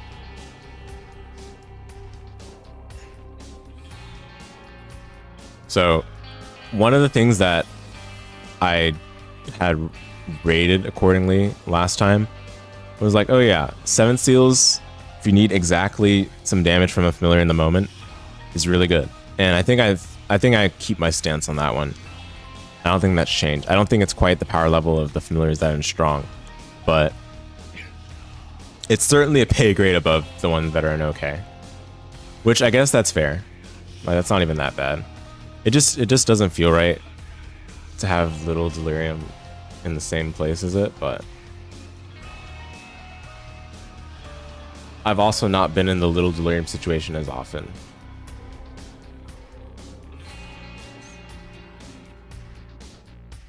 So we'll leave it at that though. I don't think it's a big deal. Okay, next is Death's List. We're almost there. We still got plenty of items regardless, but we're almost there. Death's List. Basically, if you kill enemies in the room in a certain order, then it'll give you like a reward. And the rewards are in wide variety. So let's pull up the wiki for that. It can give you a soul heart, a pill, a key, a bomb, or a nickel. Or it can give you open 2 speed, open 5 range, open 5 fire rate, open 2 shot speed, 1 damage, or 1 luck. A lot of these like rewards are really good. Like I had a run where I got Death's List in the first devil room that spawned as the devil deal, and it was insane. Like Death's List put in so much work in that run. Like Death's List giving even 1 soul heart is really good, but I do think for Death's List to be good, it has to be much earlier into the run for it to see the impact that you want it to have, because that's when it's much easier to kill the enemies in the correct order. So yeah, that being said, I do think it's like probably good tier.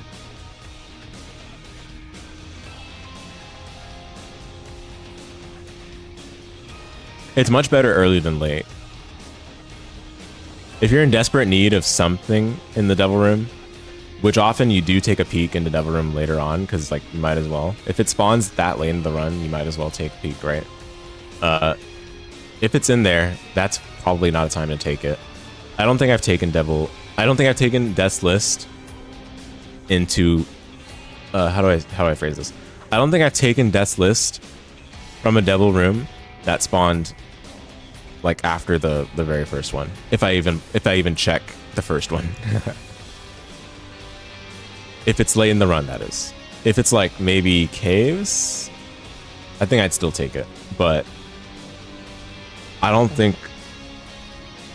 think this item falls off a lot later in the run for obvious reasons. Like you're just not able to get the room clear order as easily later in the run. And it just needs time to have the impact too, because you gotta be able to hit the best rewards. And most of the rewards, again, they're fine. Most of the rewards are fine. Even getting like 1 soul heart is super good from Death's List, because that's 1 room. 1 room, 1 soul heart. That's like just insane by itself. Okay. Next is Sacrificial Altar. Sacrificial Altar basically kills and removes from your inventory a random 2 familiars or something like that. It's up to 2, and it spawns an item for each familiar sacrificed. I believe the items it spawns are devil items. It also converts all your friendly spiders and flies into coins. And for some reason, it also deletes all of your clots if you have them. I don't know why. I noticed that when I was playing Tainted Eve. It says they'll be converted to 1 penny each, but honestly, I don't remember that happening when that happened to me.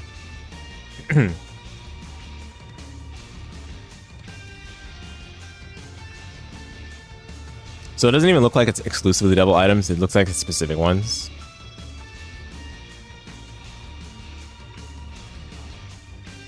But regardless, I've never been a fan of Sacrificial Altar. I like this item just doesn't even make any sense in the double deal, to be honest.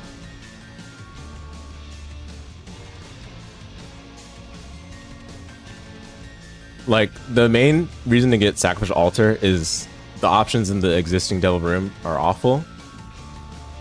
Let me try again for better Devil items. And I've got familiars that I can sacrifice. Or I want to go for a reroll. Going for a reroll using the Sacrificial Altar play from a Devil Room is really ballsy. So I think into okay this item goes. And I've tried it, trust me guys, I've tried it. I've taken this just on the spot from a double deal while I had familiars, and I'm like, please don't kill my best familiars. And you know, yeah, sometimes it can do that, which it has done, because you know it's random. You don't get to choose which familiars it kills, and then you get some complete garbage, like I don't know, like Book of Belial or something. Betrayal. I got Demon Baby for sure. Like, there was one time I killed a familiar and got Demon Baby. I was like, bruh, like I could have just kept the familiar I had already. Yeah. Anyway, yep. I don't think it's any higher than okay. It's better in the Curse Room. In Curse Room, there's merit, but in the Devil Room, it is not a good one. Okay, Book of the Dead. Finally, an item that I didn't have unlocked the previous time I rated the Devil items, and I have unlocked now. Love this item. I think I've fallen in love with it. I am surprised about how long I hold this item compared to what I thought would be the case. It's really good, guys. I mean, it's not just the protection that it offers, which it does so pretty often. Like, let's just convey what it does. So basically, it's a 6-charge book active, and let's just pull up the description. It's weird to describe. It creates a friendly bony, black bony, bonefly, revenant, or orbital bone for each enemy killed in the current room. But there's some weird caveats with it where if you leave and re-enter the room after, and then you clear it, right? But if you leave and re-enter it in any way, then Book of the Dead just doesn't work in that room. So you have to use Book of the Dead in the first time you clear the room after the enemies are killed. So it's best used in like a room that has a bunch of tiny enemies so that you have a higher chance of getting like bonies or more orbitals or something like that. Yeah. But yeah, Book of the Dead is really good. Like, again, I'm genuinely surprised at how often I've had runs where I take it for a long period of time, or like keep it for a long period of time. And in the Devil deal, I think it's perfectly fine. I think it's strong. It's protection, so I think that's of high value. Protection is kind of similar to health. And the bonies are really good damage, like legitimately. You don't even have to fire tears in a lot of rooms. You can just let the bonies kill everything. It's just an issue where, like, there might be explosive enemies or there might be boom flies. Those enemies do kind of mess up the bonies a little bit, but in a lot of rooms, the bonies put in a ton of work. Just let them do their thing, pretty much. You see how I didn't even have to mention the part bookworm thing? Like, this item is just good on its own compared to the other ones. I'm not like grasping at straws to try to find the merits of it. It speaks for itself. All right, next is Too Spooky. Yeah, I don't know. This one is not good. I have tried it ever since doing the ranking. I think I ranked it in okay before. I might have to drop it 1 tier lower. I mean, here's the thing about Too Spooky. Enemies that run at you become a bit less of an issue, I guess.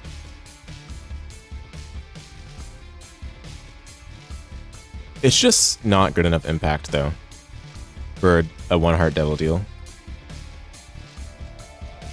And fear is like just an okay status effect. It's not the most insane one or anything. It's fine. I think I'll still put it in okay though. I was thinking about dropping it a tier, but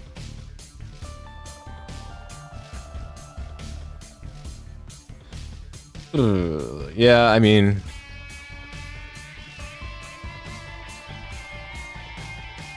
yeah, it's just tricky because I don't think there's been a time that I've explicitly sought after 2 Spooky's fear effect or a fear.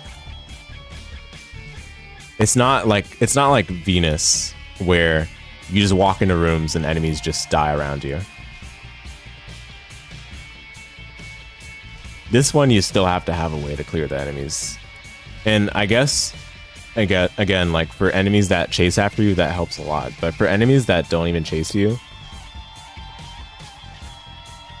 it's like, it's not, yeah. Anyway, I'll just leave it in okay. I don't want to think too hard on that one. Sulfur. Sulfur is a room-long brimstone. It gives you brimstone for the room. Recharge active. Part Leviathan, I believe. Is it part Leviathan?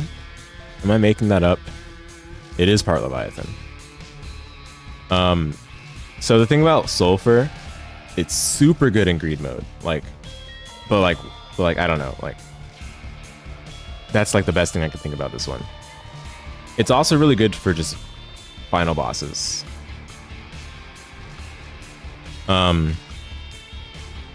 Especially multi-stage bosses, where it's like multiple room clears, like the Beast. In the Beast fight is super good because you use it multiple times and it enhances the brimstone every time. But that being said, replacing your current active for this, I much prefer utility actives over something that's just damage like Sulfur. I don't think I'm going to rank it higher than I did last time. Where did I rank it last time? I ranked it in good last time. I think it's still good, yeah.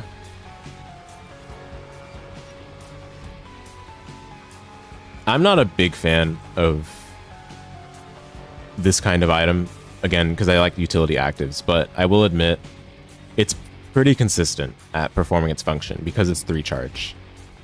So I will give it that. Yeah, I think good is reasonable for it. The 1 heart to get this item is kind of a move of desperation, but it does have impact. I'll concede it does have impact. It's just tough to rank it, but actives in general in the Devil Room are tough to rank. Next is Blood Oath. Blood Oath is funny item in the Devil Room. I don't like another item. I'm not sure if it even makes sense, to be honest, but in the Devil Room that is. But whatever. Anyway, what Blood Oath does at the start of every floor,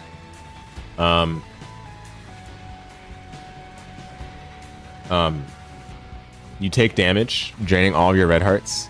It increases damage and speed for the rest of the floor based on the amount drained. It also applies on-it effects. Oh, you need a really good build for this.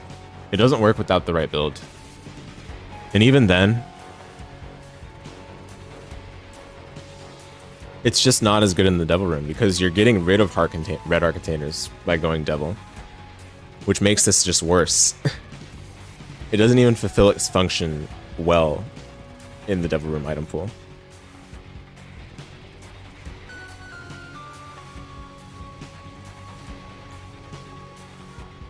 I like taking this item when I don't have to think about whether I need a lot of red hearts for it, which is typically when I go Angel, but then that's the opposite, right?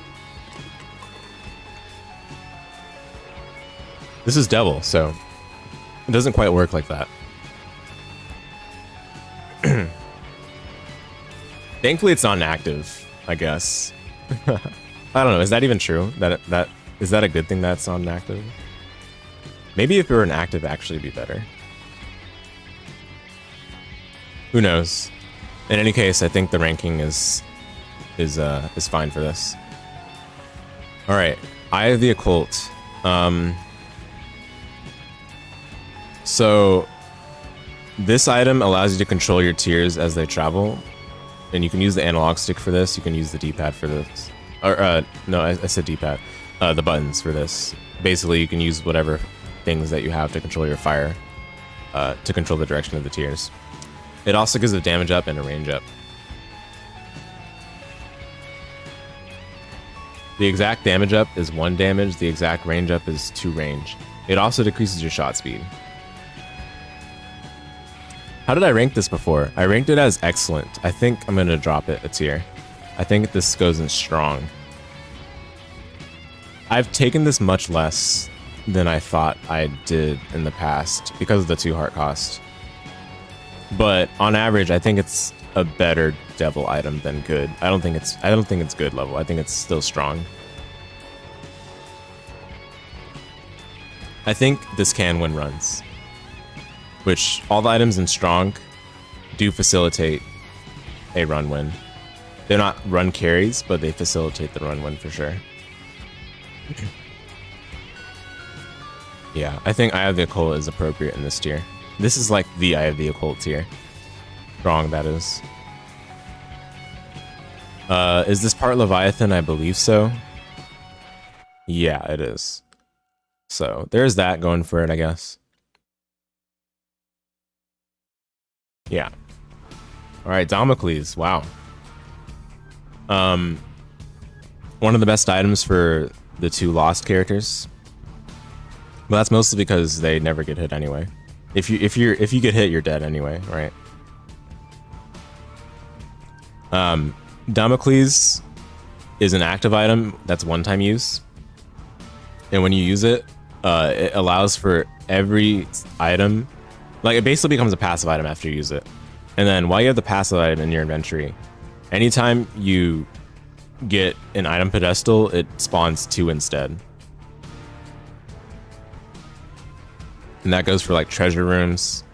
It goes for it has to be a pedestal specifically. It can't be like shop. It can't be like shop or devil. But it works for like angel rooms, I believe. It works for secret rooms, treasure rooms, planetariums, items that spawn as a drop, like boss items, dry baby from a skull rock, you know, that sort of stuff. Yeah, so I've seen a couple of streakers use this before in their streaks when they have extra lives, because you know that can mitigate for the downside. Because I didn't explain, but the downside is if you get hit while you have the Damocles in your inventory, like the Damocles passive in your inventory, then let's pull up the exact percent chance just to be cool and nerdy.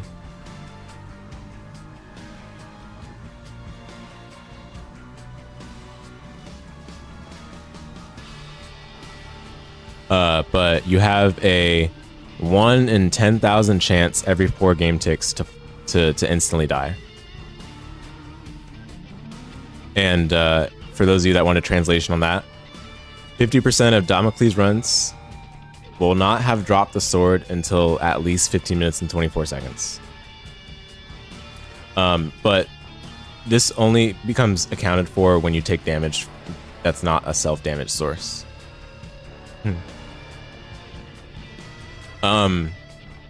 So I can see the merits of this item, you know, to like take your run forward if you have extra lives already. But I'm gonna be honest, I don't think this item is good for most characters.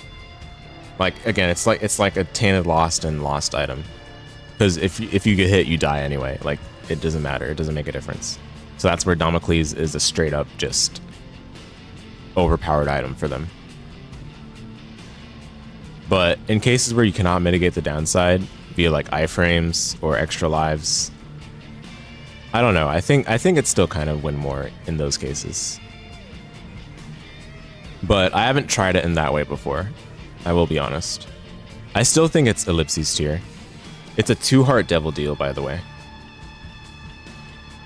So the devs clearly think that this item is good for it to be priced at 2 hearts. I like the item. I like the concept of the item, but in terms of its merits in the Devil Deal item pool, I'd much rather see other items than this. Thankfully, the fact that it's an active is not super significant, because if you're gonna take it, you just use it right away most of the time anyway. So it's not a big deal. You're not really giving up your active to take this. But yeah, yeah, it's ellipses tier for me. It's like the only reason it's not like complete trash tier or whatever, in my opinion, is the merits for Tainted Lost and Lost, where it's like basically their best devil item. All right, next is Ocular Rift. I've given a chance to try this item more times than I did last time. Last time, we can see how I ranked it. I ranked it awful garbage. I still think so, I'm gonna be quite honest. It's weird too, because it's in the game, it's rated quality 3. Like, I don't want to go there with the whole quality nonsense, but a lot of people clearly think it's good and agree with the quality symbol. But honestly, you could slap a quality 4 on anything and people will think it's good. Like, I'm gonna be honest. I don't think Ocular Rift is that good. And it's 2 hearts, by the way. Can we talk about that? This item being 2 hearts for some of the silliness that it can do to your run, especially against final bosses. Let's go over it.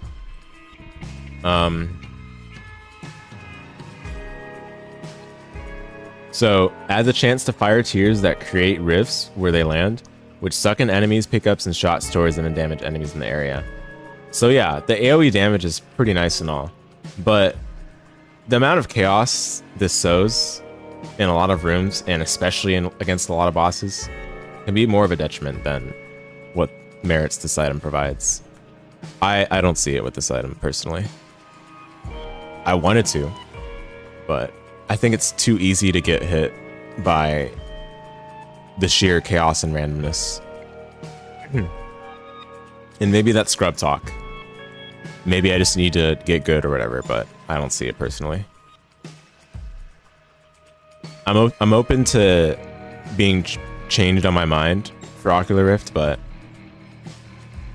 the fact that I don't see, I don't know. I mean, that's not fair. But yeah, okay, never mind. I won't go there. But yeah, I think it's okay. 2 hearts is a little ridiculous for this, and I don't even think it's like the best crowd control available from the Devil Room. You really need that exact AoE. Other items can provide it without the associated downsides, and like, you know, they don't need a luck-based tier effect to apply it. So succubus. But anyway, that's that. Next is Purgatory. I didn't unlock this last time either, when I had ranked the other Devil Deal items. Purgatory creates crevices in the ground, and if you walk over those crevices, then it'll like summon out a ghost that chases after a nearby enemy, and after it hits that enemy, it'll explode for some good amount of damage. I don't know how much damage it does, but I believe it does scale on your damage stat. But even though it scales on your damage stat, the damage it deals, even when you're at low damage stat, is really good. Whereas the bad tier, that would be the ellipses. The ellipses is the bad tier. Yeah, Purgatory. So I've had a number of opportunities to let Purgatory do its thing. Let it cook, right? That's what the young'uns say. Purgatory is a really good item, but it's a different story in the Devil Room. I legitimately think it's a full tier below what it would be otherwise, because we have to consider the Devil Deal context. The good thing is it does put in a lot of work for clearing rooms. As long as you're able to walk to the crevices, you can just let it do its thing and not have to fire a single tier. The issue is there are quite a number of rooms where the crevices can spawn at an inaccessible spot in the room. And what are you going to do if you're reliant on Purgatory as your sole damage? If you just committed to Devil Deals for that, oh boy, you got a problem, right? Different story for Angels, where you get it for free. You're not having made a commitment necessarily. Like, you're not making an on-the-spot commitment unless it's like a choice between that and something else. Whereas for Devil Deal, you're committed to Devil Deals for the rest of the run for the potential of this item to like just laugh and troll at you by spawning a crevice in an inaccessible spot. But I do think it's really good still. I don't think it's quite on the level of strong, but I've had a chance to let this item do its thing. And there even have been a couple of challenges where I was just literally just using Purgatory the whole run for my damage. Quarter is bad, or does it mean bad opportunity cost? Yeah, that's right. A lot of these items, I'm talking about the context of committing for the Devil Deal, the cost associated with it, and what you're losing out on by choosing, or sorry, what you're losing out on by seeing this over seeing something else. Yeah, those are the sort of criteria I've been using. But I've already, you might have to rewind, Retro. It just sounds like you weren't here when I talked about a quarter. But I highlighted a quarter's merits. I think a quarter, like, I'm not ranking within tiers this time, but I do think a quarter is better than all the other items in this tier. Like, I absolutely am a quarter believer. When a quarter gets an opportunity to shine, I think it's really good. But, you know, I'm not, yeah. I'm not silly either. Okay. Okay. Yeah, so yeah, that's Purgatory. Next is Brimstone Bombs. It gives +5 bombs and it applies a brimstone effect to your explosions. It's not very good. It's not very good. As a Devil Deal, I am very disappointed in this item. Like, it's not even as a Devil Deal, like, just as an item exclusively. Like, it's like, oh, brimstone, right? It's gonna do a ton of damage, right? But nah. I mean, bomb. I think there are a couple of other bomb effects that are actually way better than this, because bombs by themselves already break through boss armor. Does the brimstone effect on brimstone bombs even break boss armor? That's hilarious if it doesn't.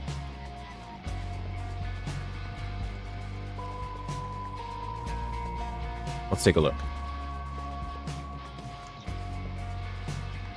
God. Doesn't sound like it. 8 damage per tick. I mean, 8 damage per tick is not bad, but when you got enemies that have armor, the whole point of using bombs is to break through armor, oftentimes. It's not even a good bomb effect. So, yeah, I think it's okay. But I've also just never paid for the Devil Deal for this. I'm gonna be real. Like, okay, no, that's not true. There was a time I needed bombs. To,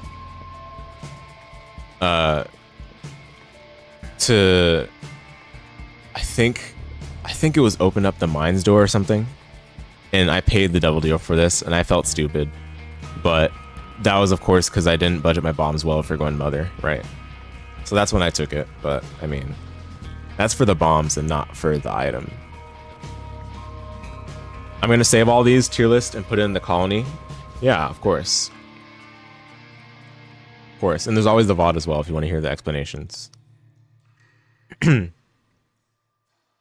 Yep.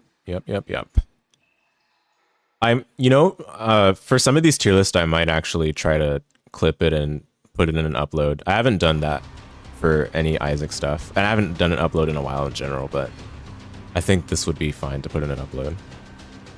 I feel more confident in these rankings than I did the first time. Even if I didn't feel confident, I think it's fine to generate the discussion, see what people think, that kind of thing. Maybe not. Maybe that would be a mistake. Okay, next is False PhD. I had a run where this legitimately did so much work, but part of that was because I had a bunch of pills in the ground that I just wasn't going to use to begin with. But because of False PhD having been acquired in the Devil Room, I checked those pills. And the thing about False PhD is interesting. So yeah, it converts all pills in your run to be quote unquote like bad pills, but it gives you like a beneficial effect in exchange, like on top of that, I should say. So like, for example, for health down, it'll also give you like I think a black heart or something. For luck down, it'll give you a damage up. For tears down, it'll give you a damage up. Right? So you're like exchanging a stat that you might not need for a stat that you probably are in desperate need of if you need to take false PhD. But not to mention, this is also just a black heart generator. Again, this is mainly when you have a lot of pills available at your disposal. But there are plenty of pills that you really don't care about their bad effect. Like, I'm excited. If you really are scared of I'm excited, you just gotta wait it out, right? Switch rooms, wait out the speed up effect, switch rooms again, wait out the speed effect. Boom. You do all that, you just are rewarded with the black heart for free. Paralysis, black heart. What else gives a black heart? I forgot.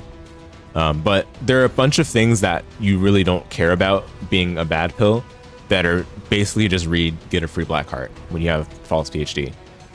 On top of that, false PhD gives you a black heart on pickup. Now, normally I'm like, that's like silly because the mark does that too, but I don't think the mark is good. But false PhD has a much higher long-term impact on your run. Because when you're getting it, it's because you're looking for black heart generation or you're looking for damage in exchange for stats that you might not need. Like, basically, what I'm trying to say is that when you take false PhD, you need it, right? And it's good in that situation. So into good it goes. I don't think I changed my stance on that. You could probably even consider it strong, but honestly, I think strong is for the case that it's in curse room or basically any other pool rather than double room. I think that's where it would go in strong. Otherwise, I think good is fine. I think it's okay where it is. I don't know. I'm honestly like, for ceremonial robes, I'm honestly like, man, should I just drop it a tier? Have I ever actually taken ceremonial robes without already being in like, I don't know. I think ceremonial robes is kind of whack as a double deal. I'll leave it there for now, but I think I'm still uncertain. I know for sure I ranked it way too high last time. We can check here. I ranked it where? I ranked it in excellent. Yikes. Yeah. I mean, I did drop it 2 tiers from last time, but I almost think that it can go down 1 more tier. If you guys have any thoughts on that, feel free to let me know. But my issue with it is that you're committing to double deal, and it's on the spot. It's only a net positive +1 health, and it gives 1 damage, but the damage is not significant of a damage up, and it's not giving anything else apart from that. On top of the fact that it's 2 hearts, it's just like, man. But yeah, if you guys have any strong feelings in the opposite direction, then let me know. All right, Guppy's Eye. This is a Guppy piece. It allows you to see what's inside chest and sacks and fireplaces before you actually like destroy them or open them or whatever. Which is actually super good, by the way. That does make a difference. But overall, this being good is because it's a Guppy piece in terms of the double deal. Like, I do take this in a double deal more often than some other Guppy pieces. Yeah, sure. But I don't think it's higher than good still. I ranked it too high last time. The high ranking for it last time would definitely be in Curse Room, but in Curse Room, you're not really making choices that much. You're just taking what you see. Is that even in Curse Room? I guess it's in Red Chest. I'm not sure if it's in Curse Room. Regardless, though, yeah, in the double deal, I think it's good. The main reason why it's good is Guppy piece. But I think even without the Guppy piece, it wouldn't be that bad. Like, it'd be fine. But the Guppy piece definitely elevates it, for sure. Pound of Flesh. Oh, dear. This item absolutely has its merits, don't get me wrong. Especially in the double deal, right? Where you can like you can decide to take it because you see that you want to spend money for double deals from then on. The issue is that you're messing up your shops for the rest of the run. And if you're in a position where messing up your shops is okay, you're probably just winning already, aren't you? A lot of the time. Now, of course, there are some cases where it's like, all right, I have like Goat Head. I don't know, that just sounds dumb. If you have Goat Head, you're probably winning. Because Goat Head is that good, right? Yeah, Pound of Flesh, Ellipses tier. There's a big issue with this item. And it's that your shops are ruined. Shops are oftentimes a crutch because it gives you an opportunity to get soul hearts if you're really in dire need of them. For 5 cents at that. But now your soul hearts cost a heart to get. Does that make any sense?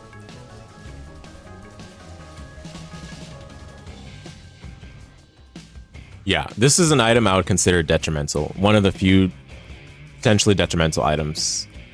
In terms of the metagame for double deals, this is actually one of the items that would prompt you to not take a blind double deal. Because this item can actually just mess up your run. If you're relying on shops, you're in big trouble if you take this item on a blind double deal.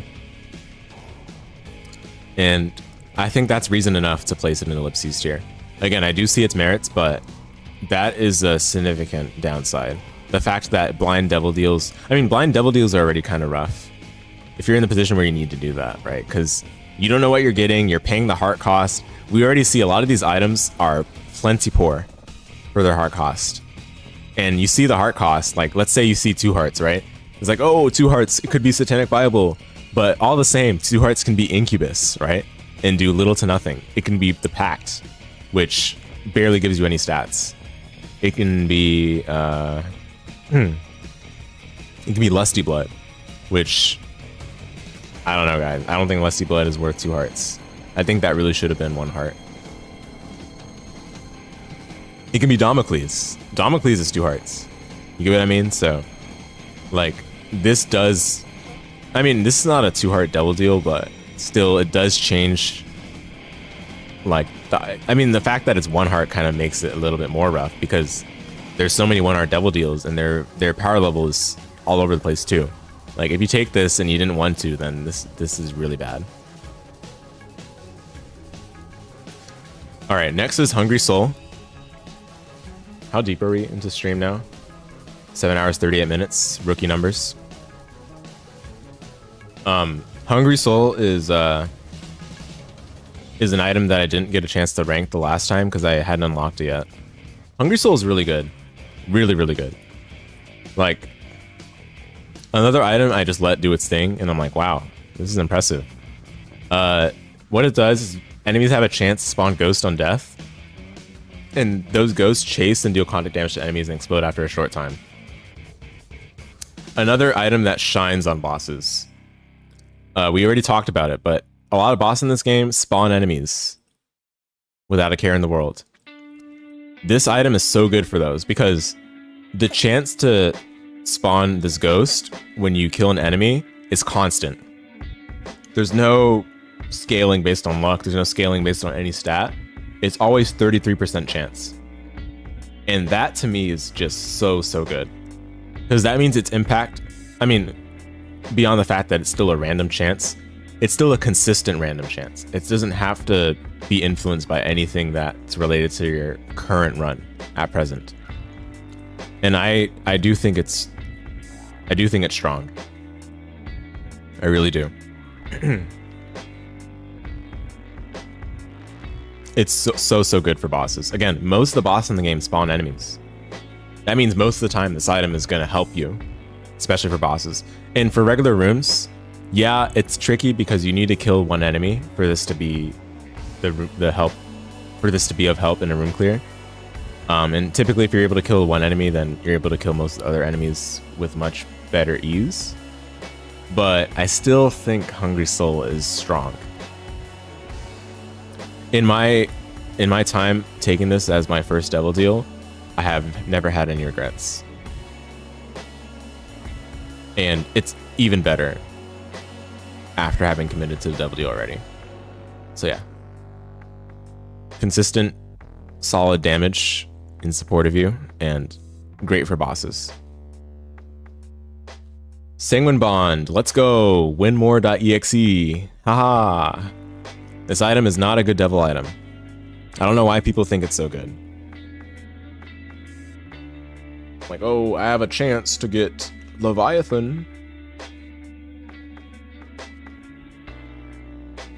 I don't know. I really don't see it. You, in order to even use this item, not only do you have to get the double? Because you can only use the spikes in a double room, which means you need to find another double room. I mean, you can use it in the exact room you get it in, sure. But in order to be able to do that, you have to have a ton of health that you're willing to throw away for damage or for potential to getting an item or potential of getting black hearts or coins. In short, you have to already be winning. This is a literal win more item in the double room. I don't even know why I'm putting in an okay. I think it's probably ellipses in the double room. I think so.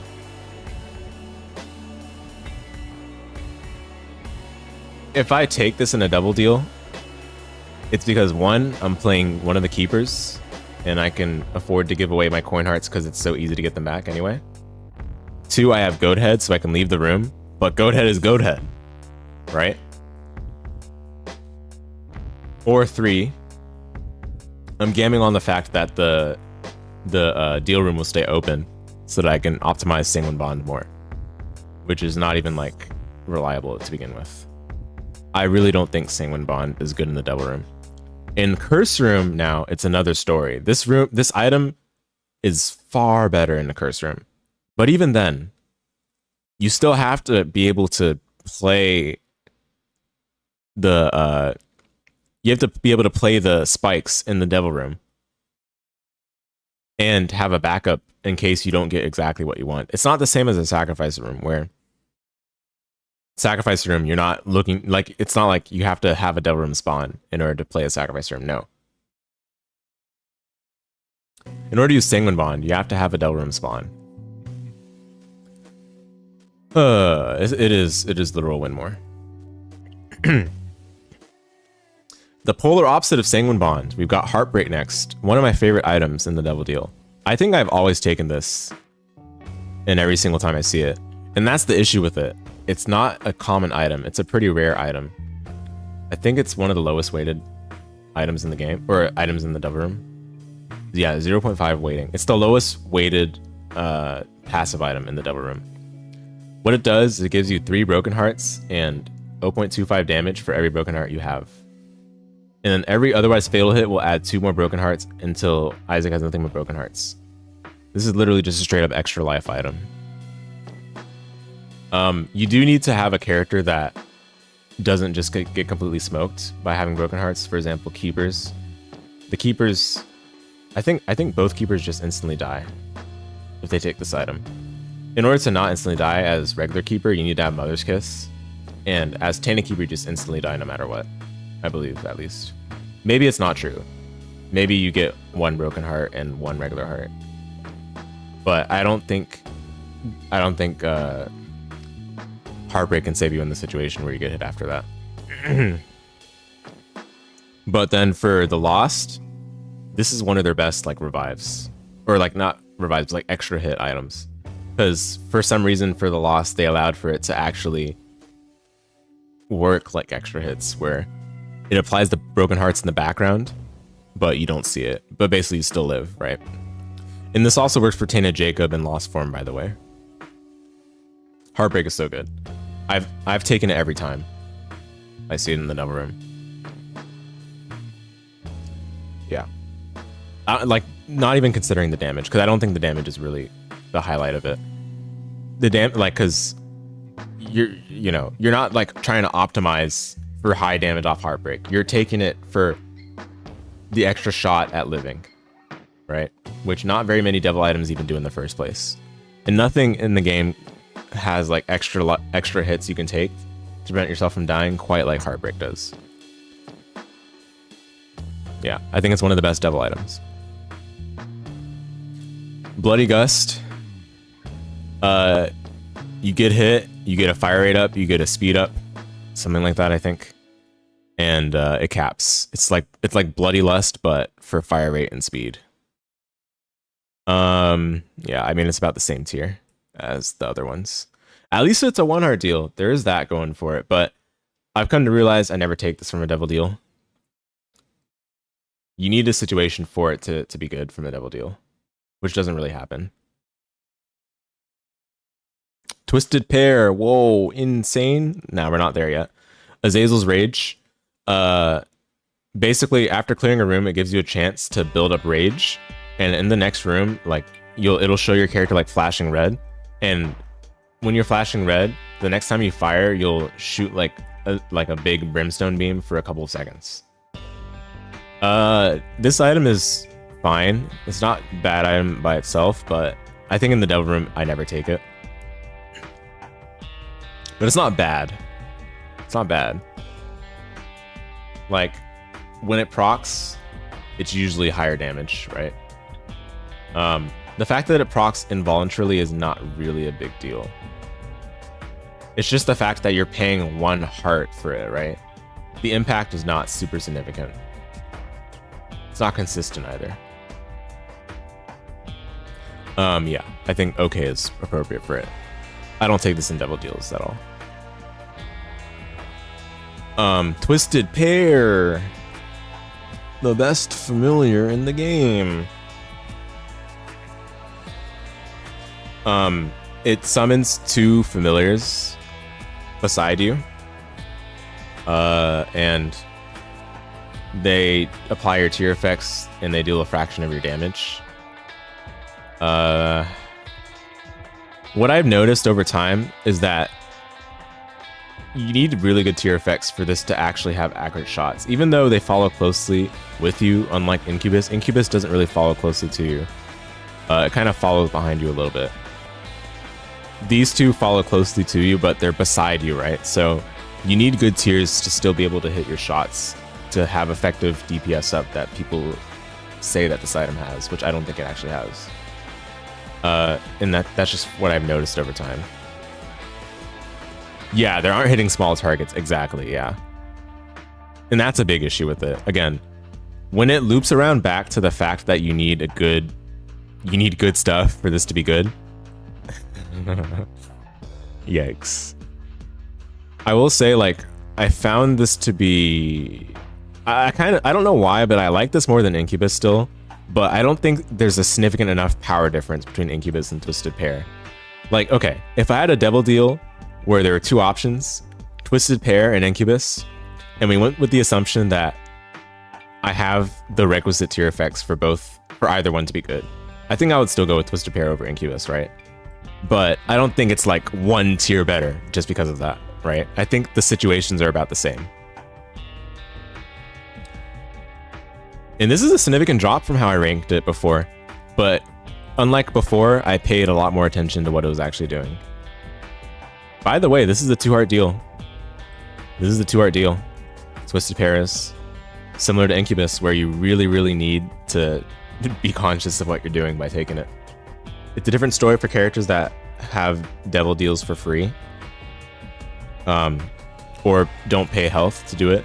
Like for Tainted Keeper, are you really gonna say no, right?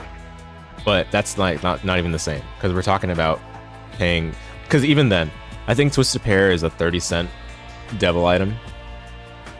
I don't know if I'm taking Twisted Pair at 30 cents over Little Brimstone at 15 cents.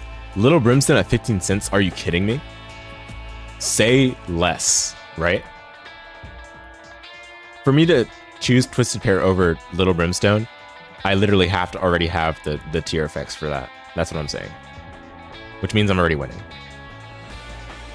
That doesn't mean Twisted Pair is good. That means Twisted Pair was right for the situation. That doesn't mean Twisted Pair is a better item, right? So okay, next is, but yeah, like it's worth pointing out, I do think Twisted Pair is slightly better than Incubus if you had to choose exactly between those 2. But at the end of the day, the situations where Twisted Pair is good are like basically every situation where you can get it without paying the heart cost. That would be the Baby Shop, that would be Cambion Conception, that would be Soul of Lilith. Like literally every scenario where you can get it without paying for it, it's fine. In fact, I would say it's pretty good. But that's not because, like, we're talking about the devil deal here. Again, we're talking about the devil deal. And that's not like the item in isolation, you know? Okay, Vengeful Spirit. I'm not really certain on this one. I'm gonna be real.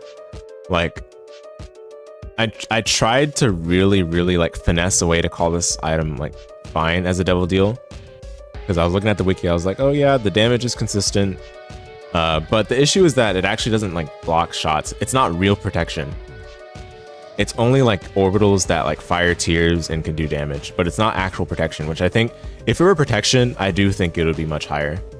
But because it's not protection, I think it's just okay, especially in the devil deal. You're paying 1 heart for it, and then you have to take damage to proc it. So it kind of goes similarly with Bloody Lust and Bloody Gust. And by the way, it only lasts for the floor as well, similar to those two. So it's comparable, but I don't think I would take it in a devil deal. It's in Curse Room, I think. And of course, there it's fine. But it's not even protection, so it's unfortunate. Berserk. I mean, it's fine. Not even that bad.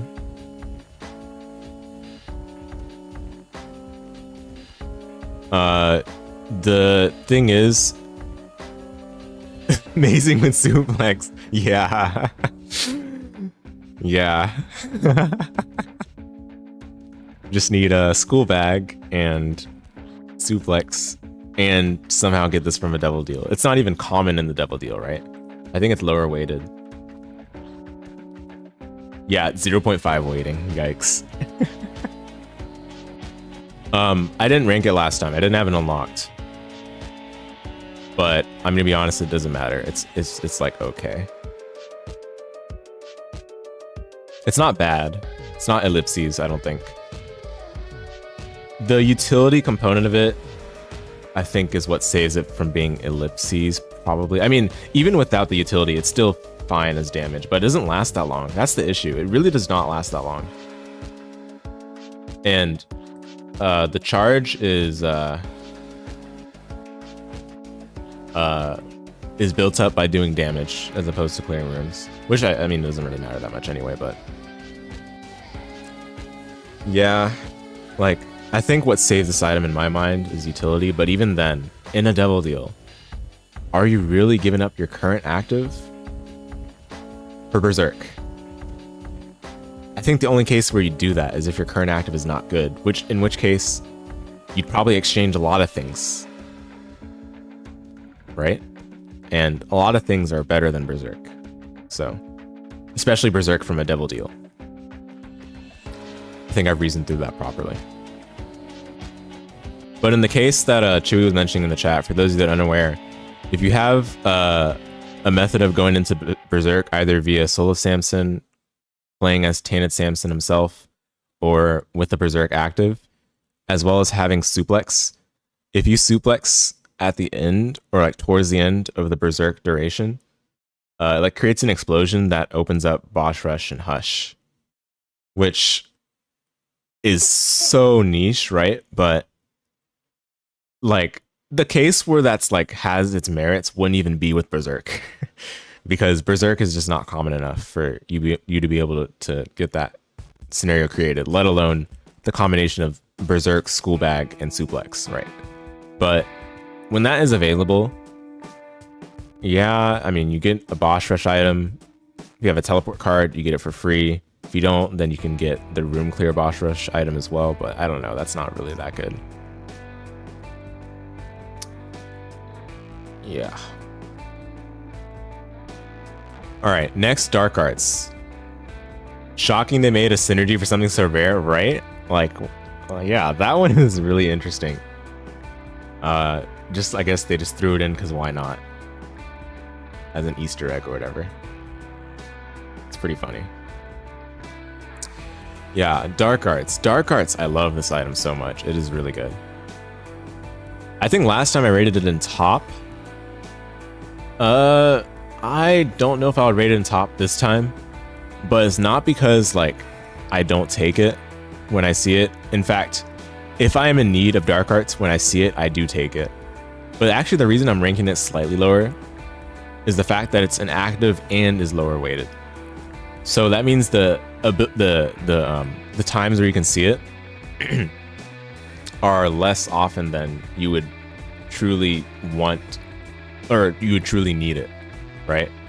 And then when you do see it, you have to be hopeful that the active you currently have is worse than Dark Arts, which honestly is true most of the time, because I think Dark Arts is an above average active item.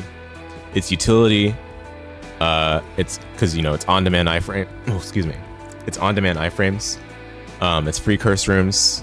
It's amazing room clear because it allows you to get that first enemy cleared from the room, which just makes rooms 10 times easier. That's not a real number, but you guys get the idea. It provides a temporary damage up when you nothing personnel through tiers or through enemies, I believe, as well. Really good active. Really, really good. But I'm ranking it 1 tier lower because of the lower weighting. Satanic Bible is almost always better than the active you currently have. Whereas Dark Arts, slightly less of the time, it's better than the active you currently have compared to Satanic Bible. So the fact that Dark Arts is lower weighted than Satanic Bible doesn't lead it in its favor. However, Dark Arts is 1 heart. It's a 1 heart deal. That's really good in its favor. Again, it's so borderline for it. Like, I do think it is right on the precipice of being top. And I did rank it as such last time. I'm going to put it in excellent, though. Because, unfortunately, so, interestingly, the 3 times I've seen this in a double room, 2 of those times I took it, no questions asked. The other time, I already had a good active. And, again, it's such an uncommon item in the devil room.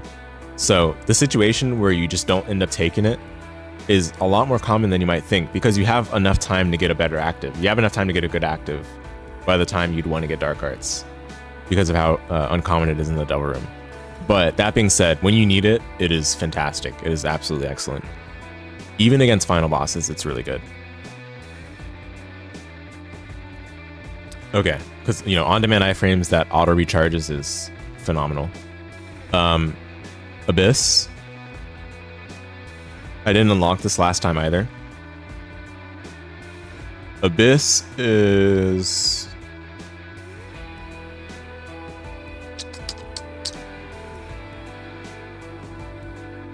So, okay, what does Abyss do? Let's just go over that first. I don't want to just drop it in a rank before talking about it. 4 charge active. It's similar to Void, where it destroys all items in the room. And then instead of Void, where it consumes the active if it's an active, or it converts into stats if it's a passive, instead it turns the item into a locust. Some items give unique locust. We can take a look at which ones those are. Special Locust, 120 volt and Jacob's Ladder, Blood of the Martyr, Brimstone, Common Cold Scorpio Virus, Cricket's Head, Fire Mine, Halo Flies, Holy Light, Inner Eye, Ipecac, Mutant Spider, Number 1, and Spinbender.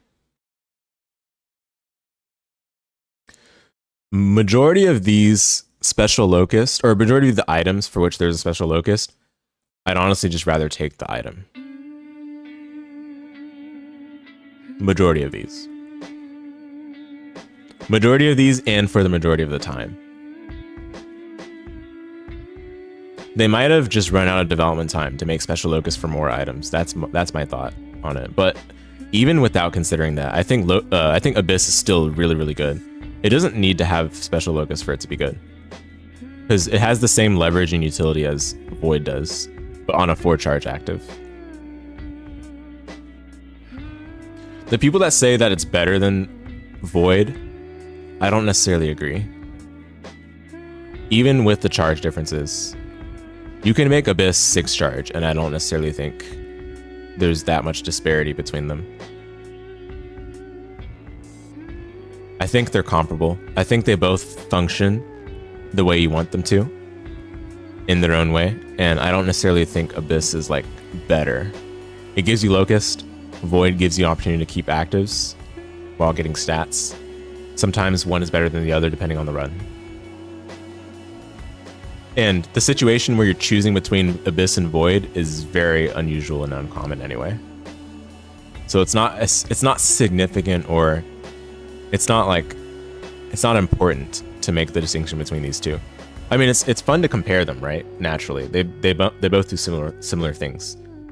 it feels natural to compare them. It's like comparing Satanic Bible to Book of Revs, right? But at the end of the day, they're both winning your runs, so who cares, right? Like, at the end of the day, like, whatever. I mean, Satanic Bible, Book of Revs may be more reasonable because they're both in library. You might have a situation where you decide between those two more often than Abyss and Void, but at the end of the day, you're probably going to win the run, regardless. Same with Void and Abyss. Like, I could not care less. I have a preference for one of these, but it's not really that I have a preference for Void or Abyss, as opposed to I just like Void less. I don't like Void, which means I happen to dislike Abyss a little less, right? But I don't necessarily think I would pick one over the other if I had to. I would probably just roll a die and take one, or it would depend on what actives I already consumed with Void, right? Whatever, who cares? But I think it's an excellent active regardless. Lemegeton. So this is a really hard item to assess. We were talking about hard things to assess when we were talking about the characters when I was doing the tier list for them at the beginning of the stream with Eden and Tainted Eden, right? Lemegeton is all over the place. I ranked it as one of the top actives in the Devil Room, and one of the things I was thinking about is like, it's a one-heart deal and it gives so much value, right?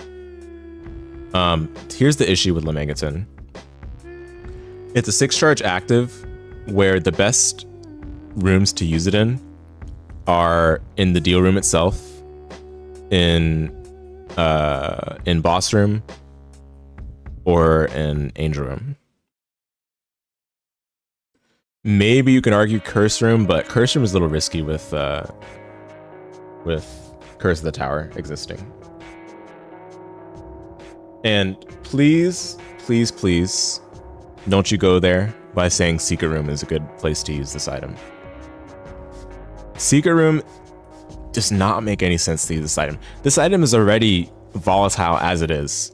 It has a 25% chance to give you an item, or it gives you a wisp that corresponds to an item in the pool that you're in. And it has a 75% chance to give you an item from treasure room pool, shop pool, or I think boss pool. Something like that. But apparently it excludes planetarium and secret, unless you have chaos. Which, yes, Lemegeton can give you chaos. And yes, yeah, if Lemegeton gives you chaos, then I believe the Lemegeton, the wisp that Lemegeton can spawn are also like from chaos pool. We can go ahead and verify this right now because this is super easy to cross-check. So you can see, chaos. Item wisp will be selected from random pools, regardless of the room Isaac is in. That is incredibly dangerous. Because that means you're just as likely to get something like Missing No or TM Trainer as you are something like Everyone Loves Rock Bottom, right? Everyone loves Sacred Heart, right? But I don't think the chance to get literally run-ending items... Well, TM Trainer depends. Potentially it wouldn't be run-ending if you just don't take any more items after that. But Missing No will completely kill your run if you didn't take it into account from the very beginning, which you probably did not. Alright, so this is a really hard item to rate. Like, I think it's a lot less straightforward than, oh, top, because I can just use it in the best item pool available. I don't think it's straightforward at all, especially since we're talking about the Devil Deal context, where you probably don't have access to an angel room to use this in. So if I were a chicken, I would rank it in unsure, but I will admit, I think it's still strong at minimum. And the reason for this is protection. Protection. The Wisp at the end of the day are offering you an orbital that has quite a bit of durability. They don't do like tier damage, but neither does Book of the Dead, right? Book of the Dead spawns bonies, okay fine. It's a % chance to do it, okay fine. Lemegeton, Wisp actually do quite a bit of damage, and they have really good durability considering that. The issue is that if you're reliant on the Lemegeton Wisp, then that might not be desirable, because if you lose the Wisp, then you probably are in big trouble, right? If you're relying on Lemegeton for your items. And that's a situation that's worth considering, because that would be that would have high overlap with the situation where you're in need of Lemegeton such that you would take it from a devil deal. Lemegeton is a 1 heart deal. It's worth pointing that out, which is really interesting. It's also one of the lower weighted items at 0.5 along with dark arts, but I don't think this item is stable enough to call it as strong as I did before. I do think it's strong at minimum though, again, because of the protection with the Wisp. 6 charges for protection is fine. Honestly, the worst that can happen is that you get an item you didn't want from like treasure pool or something, which is most likely the place you would get it from, and then you just have to scramble over to like an enemy and destroy the Wisp as soon as you can, which is fine. That can be done without too much stress. But the best way to use this item is very awkward to use it in, because you have to wait for the next deal. You're probably not guaranteed to get that deal room, at which point you're probably better off using it in the shop. But if you use it in the shop, you have a chance of getting chaos, which is not good, to say the least. So I definitely think I overrated it before. And I had a chance to use it since the time I ranked it. And I had a chance to really reason through the issues with this item. And one of the issues is that if you have car battery, it does not show you one of the items that you get. You have to like squint and look at the Wisp to see which item you got. And if you have a bunch of Wisps, which is probably the case if you have car battery with this item, that's a big issue. This item rides on the fact that you know what Wisp you're getting, because knowing what items you have is very important, right? That allows you to play around the items that you have most effectively. And Lemegeton with car battery is a big issue with that. Even worse when you use it in rooms that have high risk associated with them, such as Secret Room. And again, the best place to use it being Devil Room is a little weird. Or not Devil Room, Angel Room, because you can't even go to the Angel Room at that point, right? So yeah, okay, that's Lemegeton. Jello is actually not the last item. We got a couple more items that were missing from this template, but let's talk about Jello quickly. Jello is a familiar active 2 charge. I believe it's a 1 heart deal.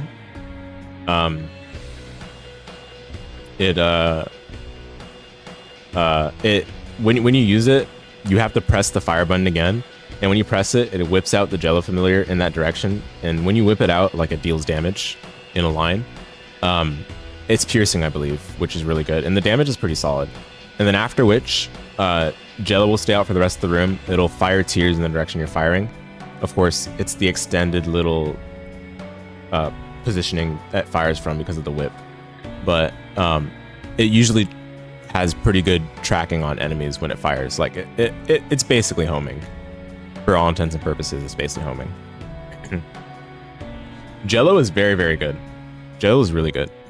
I just haven't had many chances to use Jello as my run carry because it's an active, and I ranked it an excellent in the past. I think that's still about right, but I made a strong tier for items like this, and I think that's where I'll put it in the case of today's tier list. Again, when you need Jello to be the run carry, I think it does fine enough. Probably a big problem with it would be the fact that it's a 2 charge active, so you can't use it literally every room. But honestly, being able to use it every 2 rooms tends to be good enough. And if for long boss fights you have it the whole time, it doesn't like go away after using it. Like, you use it and you have it for the rest of the fight. So it does its job. But it's an active, and it's 2 charges at that. A little rough. You're not going to take this unless you need it, but given that the case in which you need it, it does provide powerful support, I think that allows for me to rank it in high regard. Yeah, it's pretty good familiar. And it does not really need you to have good tier effects for it to be good. It's not like Twisted Pair and Incubus, both of which are 2 hearts, by the way, whereas Jello's 1 heart. But again, Jello is an active, so if you're gonna take it, that means you have a worse active at that time, which means Jello would be good in that situation, right? And that's all to say that Jello is good in a situation where you're in a weak position, relatively speaking. which I would consider to be something to I would consider that to be a good reason to take an item. If you're in a position that would indicate you're a little weak, because this is a stronger active. Okay, so as for items, and we're not ranking Razor Blade, of course, it's not in the Devil Room anymore. But as for items that somehow, were not in this template, let me pull those up. Money is Power in Lil Abaddon. I'm gonna quickly just get those items in here. So let's talk about Lil Abaddon first. This is such a good familiar. I didn't even know it in the past. I don't think it was even in this template, but I didn't even know how good this was in the past. And then I tried it and I was like, what? Like, this is not helping enough. But I was using it wrong. After, like, long after I had first tried it, I was watching a streaker called Comet Bagel, who plays Tainted Lost, right? And Tainted Lost is a very glass cannon character, obviously. You guys already know this. Anything that's effectively defensive is powerful for him because he can't find defensive items naturally. What I realized is that Lil Abaddon is actually a defensive item in disguise, but it's like a defense as offense item, which is so cool, I think. Like, once I realized that, I started to take greater appreciation for it. Because a good way to use this item is thinking of it as a let enemies come to you if they run at you, or if that enemy's stationary to begin with, then you just stand at the tip spacing where Lil Abaddon will still connect, instead of literally running at enemies. You don't need to run at enemies for Lil Abaddon to be good. If they're already coming at you and you're scared of it, Lil Abaddon not only can deal enough damage to quickly kill the enemy, but it's also a short charge time. We can pull up the wiki page for Lil Abaddon quickly so that we can get a proper representation of it. But this being a 1 heart deal is awesome. Like, I like this item a lot. Let's see. 1 second charge, really good. The ring doesn't last for super long, but you can see how the ring does not scale off your own damage. Part conjoined as well. Everything goes quite well in favor of this thing. I love it. So, with all that being said, where do I rank Lil Abaddon?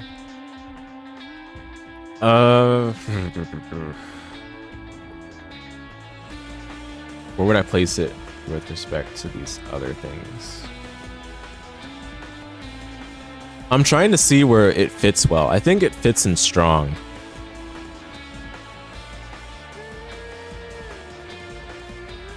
I think that's where I'll put it. I didn't have a previous ranking for it, so that's why it's a bit trickier. I can't like use the previous guidance that I've already done for it. But I think Lil Abaddon is strong. For 1 heart, it's amazing. For final bosses, it's tricky for it to be a carry, but I don't think we're expecting anything in strong to be a carry like that, right? But it facilitates the win, which is what all these items in strong do. Really good familiar. All right, last but not least, well, probably least, honestly, Money is Power. You guys asked for yet another win more item. Well, here you are. This item in its description says win equals more.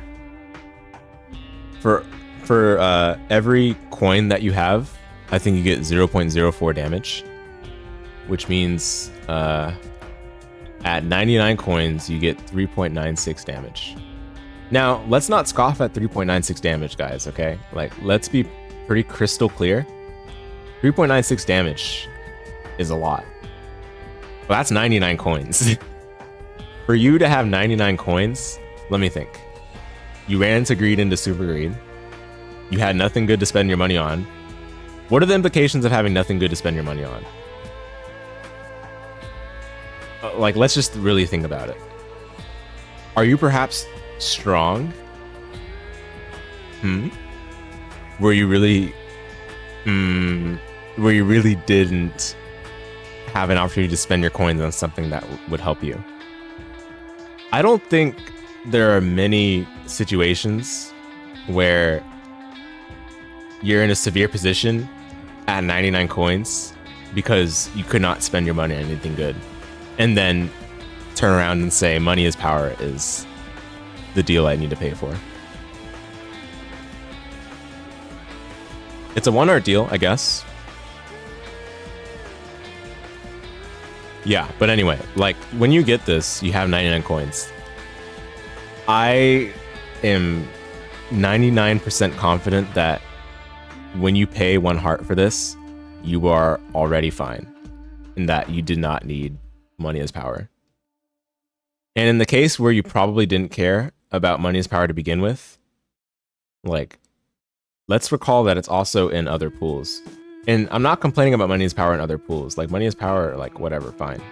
If it's in other pools, it's free in those other pools. Just take it and move on, right? But even in other pools, like, you're probably going to reroll it. I'm not going to talk about, like, its merits in other pools because this is the double deal tier list, but, like, yeah, you're paying 1 heart for this. Let's say you commit to money as power devil deal for the rest of the run, early into the run. Man, if you have 99 coins at basement 2, you're probably gonna win. And no, it's not because you paid the devil deal for money as power at basement 2 with the 99 coins. It's because you're guaranteed to get let's be realistic here, right? Let's say you go depths. Let's say you're not going alternating alt path. Let's say you don't go mausoleum, right? And let's say you're the most unlucky person in the world, so to speak, and you get greed into super greed before depths 2. So that means you get greed at caves 2, and you get super greed at depths 1 or mines 2. You still have, let's see, 2 shops between basement 2 and depths 2 to be able to use your money on something. Which means that you're not going to have 99 coins probably by the time you leave to go into Womb, where you won't have any more shops. In which case, if you're content with being in that position, I can assure you you're already winning. For you to have made the decision to take money equals power at basement 2 with 99 coins. Because that's like the worst case scenario, where you get greed into super greed, meaning you get only 2 more shops after getting money equals power. But then again, if you're fine with that, you're fine. You're fine already. You're fine to begin with. That's like the best case scenario for money is power, I think. And that's like what we've illustrated right there is a win more scenario.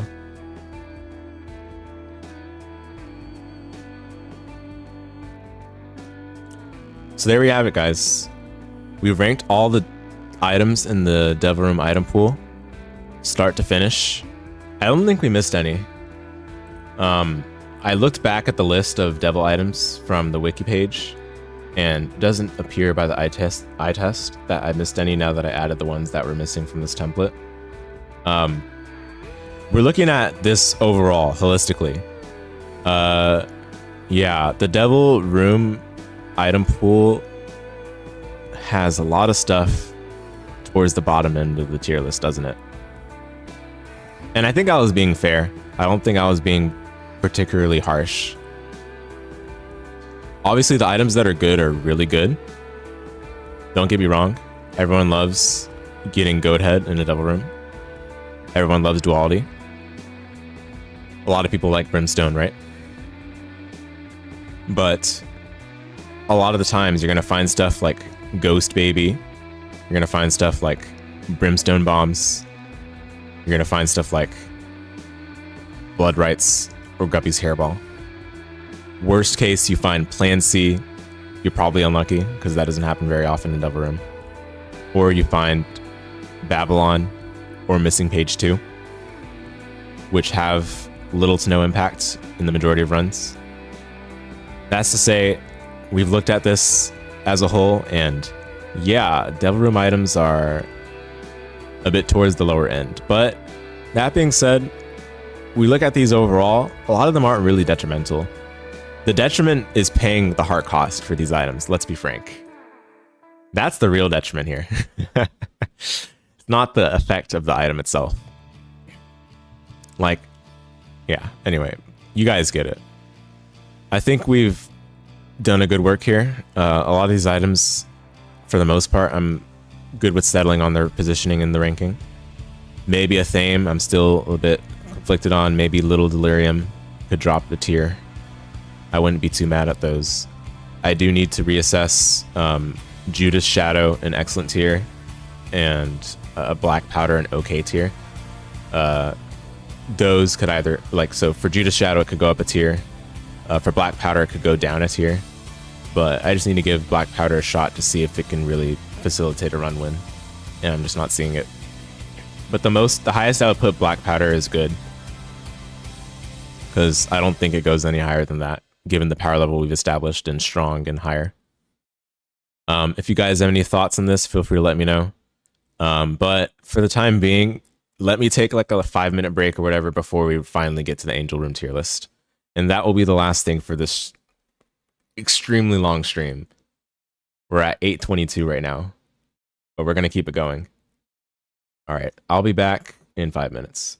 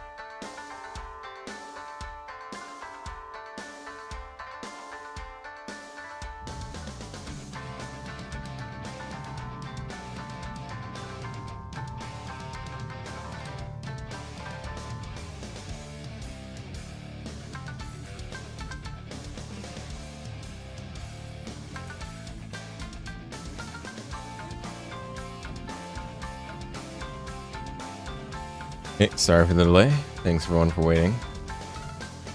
So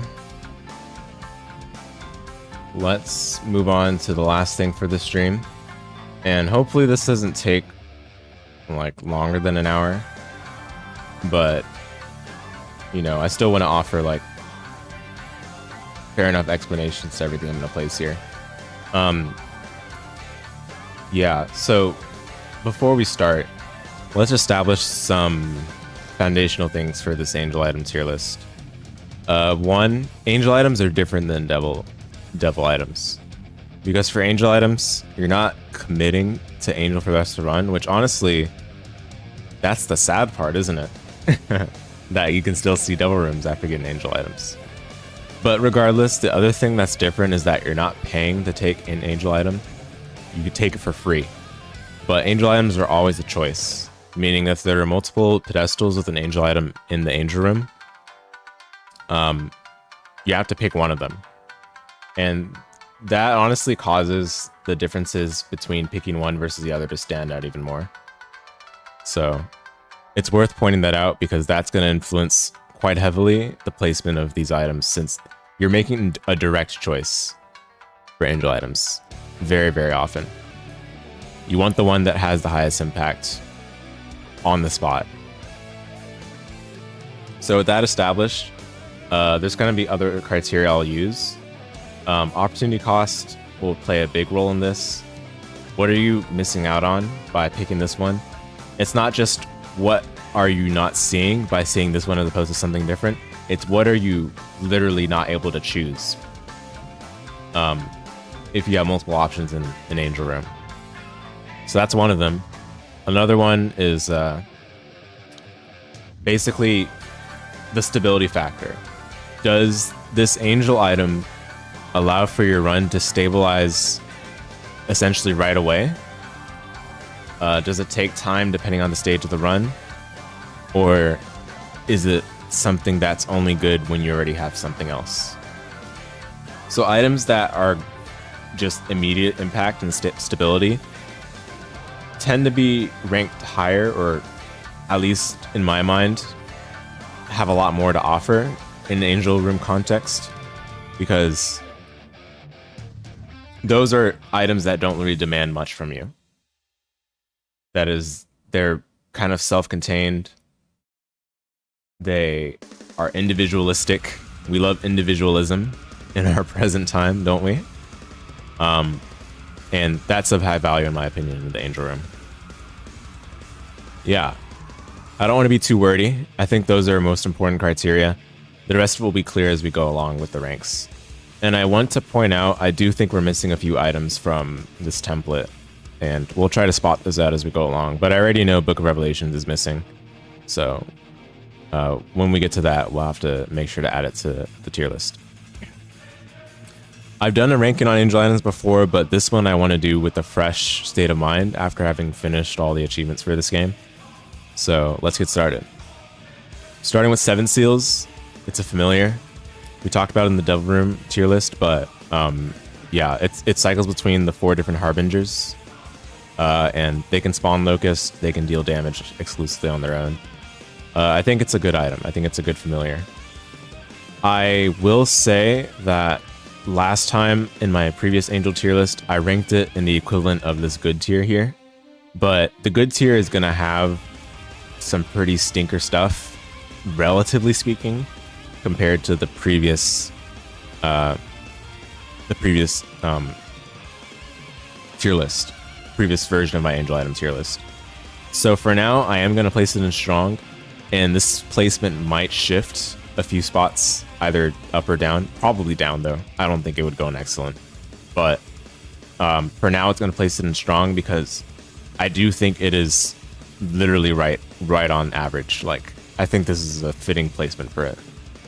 I don't want to convey the idea that strong means average, because let's just be real. On average, the angel items in this game are strong. So I don't want to give the idea that, oh yeah, it's like average is like bad or whatever. Like, average is just fine for 7 Seals. If it's dead in the middle, then that means I wouldn't mind taking it. Okay, next is active contrition. This allows for you to take devil deals and not have to commit to devil deals for the rest of the run over angels. It also gives an eternal heart and the tears up. The tears up is not bad by any means. I think it's 0.7 or something. And it gives an eternal heart, and it gives the effect I mentioned earlier. This item is really good. This item is really good, and I think a lot more highly of it ever since finishing Dead God. The other thing about active contrition, though, to keep in mind is that because of the eternal heart, you might run into issues with red heart clunkiness, which tends to be an issue that comes up with angel deals in general, because of how many items in the angel room can give red heart containers. But because this is an eternal heart, it actually ends up being fine in the clunkiness regard. It's just that if you immediately need the red heart container, then the eternal heart can be a bit of an annoyance. Fortunately, when you're getting the angel item anyway, it's usually at the end of the floor. So the eternal heart being the eternal heart instead of a red heart container is not a big deal most of the time. Anyway, I'm yip-yapping about active contrition. It's a simple item to begin with. I think it's strong. This is about similar of placement as I had placed it in my other angel tier list where I had ranked within the tiers, which I'm not doing this time. Alright, next is Angelic Prism. Oh, we can also cross-check what these items do. It's worth doing that because sometimes we recite items incorrectly, right?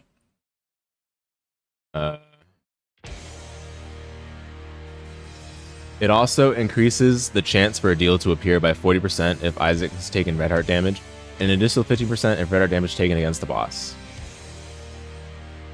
So that means if you're about to lose your deal, it actually allows you to keep your deal a lot more easily. That's something I don't think I mentioned in the other tier list, so I'm glad I made sure to catch that one right now. So yeah, if you're in a really bad position where you're taking red heart damage, well, this item allows you to not be punished as hard for that. Okay, Angelic Prism. This is a familiar that allows for, basically, if you shoot tears through this familiar, it, what's the word? It projects the tear and splits it into 4, and like they get like different colors, right? A lot of people go, ooh, ah, when they see what this item does. It's an orbital. It is considered an orbital familiar, but it doesn't actually block anything. All it does is split your tears into 4. Whoa. While also orbiting you. Whoa. So I've seen a couple of opinions on this over the internet. Some saying that this item is really good because when you get Tech X with it, it goes insane. Or if you get Brimstone, it goes insane. Or if you get Trisagion, it goes insane. How about we just consider the fact that all 3 of those items are just good anyway, without Angelic Prism, right? And another thing to consider is, in order to make use of Angelic Prism in the best manner, you need to position yourself in a certain way with respect to enemies. And doing that isn't always feasible, especially in a lot of rooms where enemies are in tight spaces that are usually inaccessible from whatever angle you want to approach it from. And not to mention, foot traffic in a lot of rooms is not very friendly. It is such that you have to follow along with wherever the enemies are going and not necessarily wherever your Angelic Prism is positioned at the given time. Which means plenty of times you aren't actually able to make good use of what this item does for you. And again, in order for it to be actually good, you need to have good tier effects. Oh, you never knew about the deal chance thing for active contrition, right? Yeah. That seems to be something I would give it like a higher ranking for, because you know you're in an extremely bad position. You probably have all red heart containers and you're about to get hit for taking red heart damage. I think that seems to be something highly worth considering for if you're like really weak. Then this item is very powerful. Yeah, I definitely didn't mention it in my other angel tier list either though, so but it's definitely good to keep in the back of the mind. But yeah, as for Angelic Prism, I think this is one of the below average, if not one of the lesser desired angel items at any given point. Again, the times where it's good, like, again, and I will be clear on this, there's a reason why I don't have like a bad tier for this tier list. I don't think any of the angel items are bad. Like, they're not like bad in terms of like being a detriment or being actively harmful to your run, because you're not really paying a heart cost for any of these. So at the end of the day, it's not like you're gonna die when you take an item from this pool. Now, there are some exceptions where, you know, you might not want to take an item because of the specific goal you're going to. We'll talk about that shortly. But that's not to say that like these items are like bad or a detriment. But considering that you're making choices in the angel room as opposed to the devil room where you can take whatever you want, as long as you pay the health for it, it's worth keeping in mind that, yeah, something like Angelic Prism is not going to really have the impact that you seek after in a lot of runs, especially compared to its peers. So into okay it goes. But again, there are cases where I do consider taking this because it's like a better damage up than other options, for example, but those cases are far and few between. Blood of the Martyr. This is just a damage up. Simple as that. I think it's... I don't remember the damage it gives. It's like 1 damage, I guess. Let's take a look. Yeah, just 1 damage. It changes your color of tears to be red as well. I mean, it's good if you need the damage, but I think there are legitimately better items in terms of impact. I'm leaning between strong and good. I'm gonna put it in good for now, but I think last time I rated it in the coalesce tier of strong and good, and it was like on the upper end, but I'm not gonna think too much about the way I rated it before. The way I think of it now, I've not very often chosen this other options, which I think is to say, yeah, this is probably not the better choice a lot of the time, even if you exactly need the damage. There are a lot of items in the angel room pool that give you more damage than an item that gives a plus to the damage stat. It's strange the way this game works, but it's true. Like, 7 seals is good damage, like, overall. There's situations where Blood of the Martyr is better for your build, right? If you rely on the damage stat, then sure, fine. But a lot of the times, if you just need something to be dealing damage for you, Blood of the Martyr is not necessarily the best option, from my experience. So next is Book of Virtues. Book of Virtues is it's an interesting one. We talked about it a bit with the tier list for the characters in Bethany. It does a lot. Book of Virtues really does quite a bit. First of all, it's both a passive and an active at the same time. When you collect it, it becomes a passive item in your inventory, and if you have an active item at the time you get it, then it stacks with that active item. If you don't have an active item, it becomes your active item. That's 4 charges. The thing about this item, it's weighted low. It's weighted 0.5, but for good reason. It's one of the best angel items. Basically, anytime you use it or use the active item you have with it, it spawns a wisp corresponding to the active. There's this whole set of like specific wisps for active items in the game. But basically that wisp can block shots and it fires tears, usually. Not all the wisps are like that, but a lot of them are like that. If they're not like that, then they usually offer some sort of utility. Like Mr. Me, the wisp for Mr. Me can like open boss challenge doors, for example. Pretty cool. Other than what I just talked about for the wisp, it increases... Let me pull up the wiki page to exactly say. But it has to do with deal chance and swaying them towards angel. So while it's held, it changes the first devil room encounter to be an angel room, and then it also increases the angel chance over devil chance by 25%. And then on top of both of those, it allows for an angel room to appear even if you already took a devil deal previously in that run, which is really powerful. We talked about that for duality being really powerful. For this item, it does that and a ton more that are all really good. And then of course it's part bookworm, which just because it's a book, right?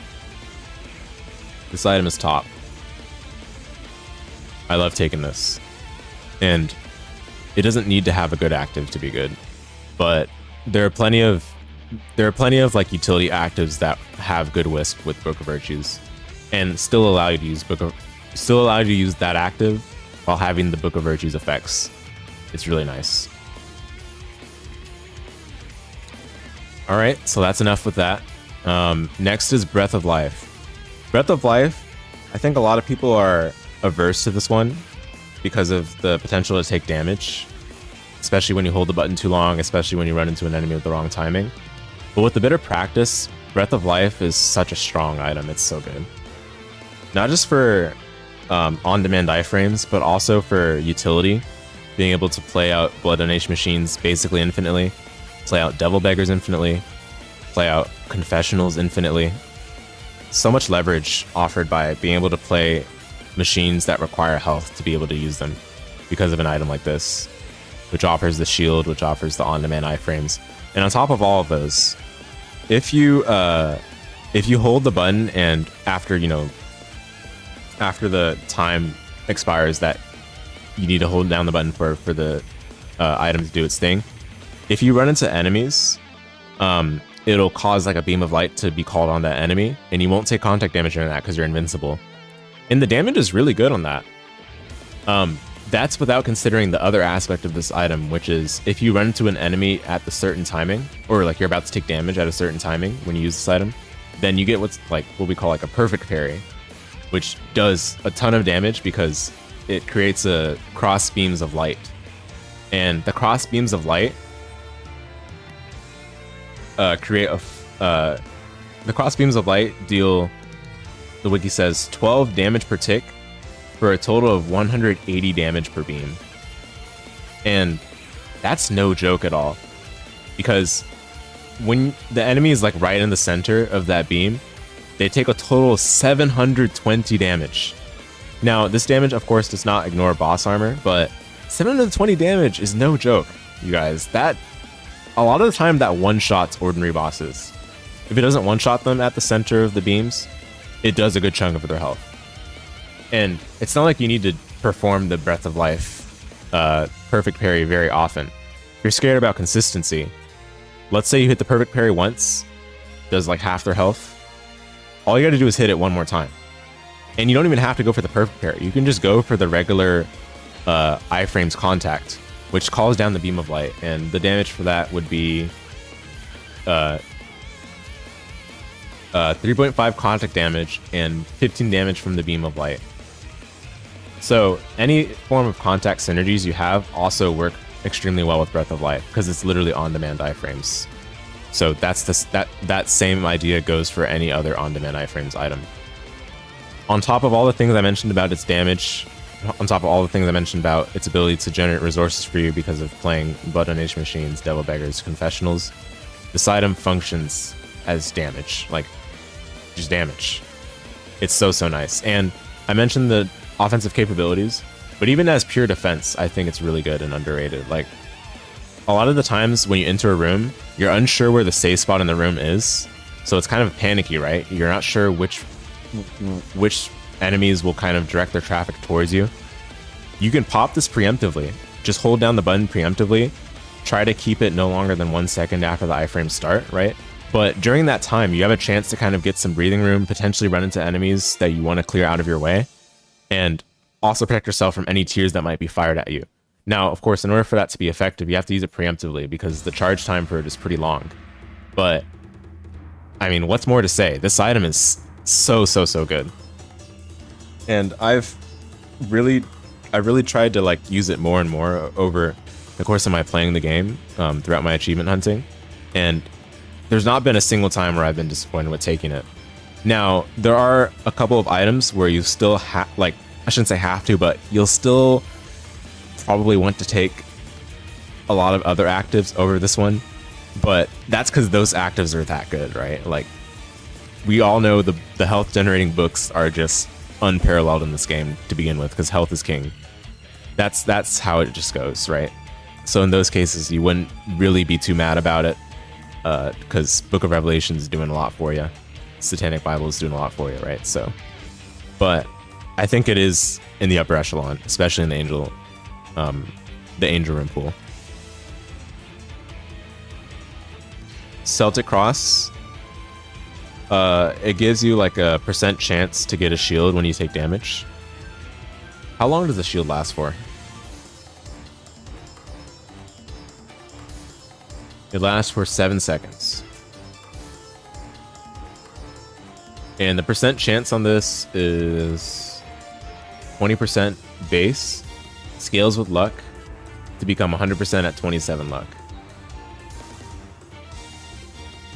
It's pretty good for optimizing with blood donation machines, just building up your resources. It's really good in those situations. If it happens to proc in the middle of a combat, then yeah, it can protect you from taking additional damage potentially. But that's not something you really depend on, quite honestly. But overall, I don't think it's strong. I think it's good. It is part Seraphim, I believe. So that is something. Is it part Seraphim? Am I joking? I am joking. That's an insane joke. There is no transformation listed here. No, it is. No, it is Seraphim. It's weird that the wiki doesn't like mark it as part of like the properties or the notes or whatever, but it is part Seraphim. Okay, regardless. I don't think that changes its position. It's still, I think, good is appropriate for it. It's a good utility item for like building up resources and money, but overall it's not significantly high impact on its own.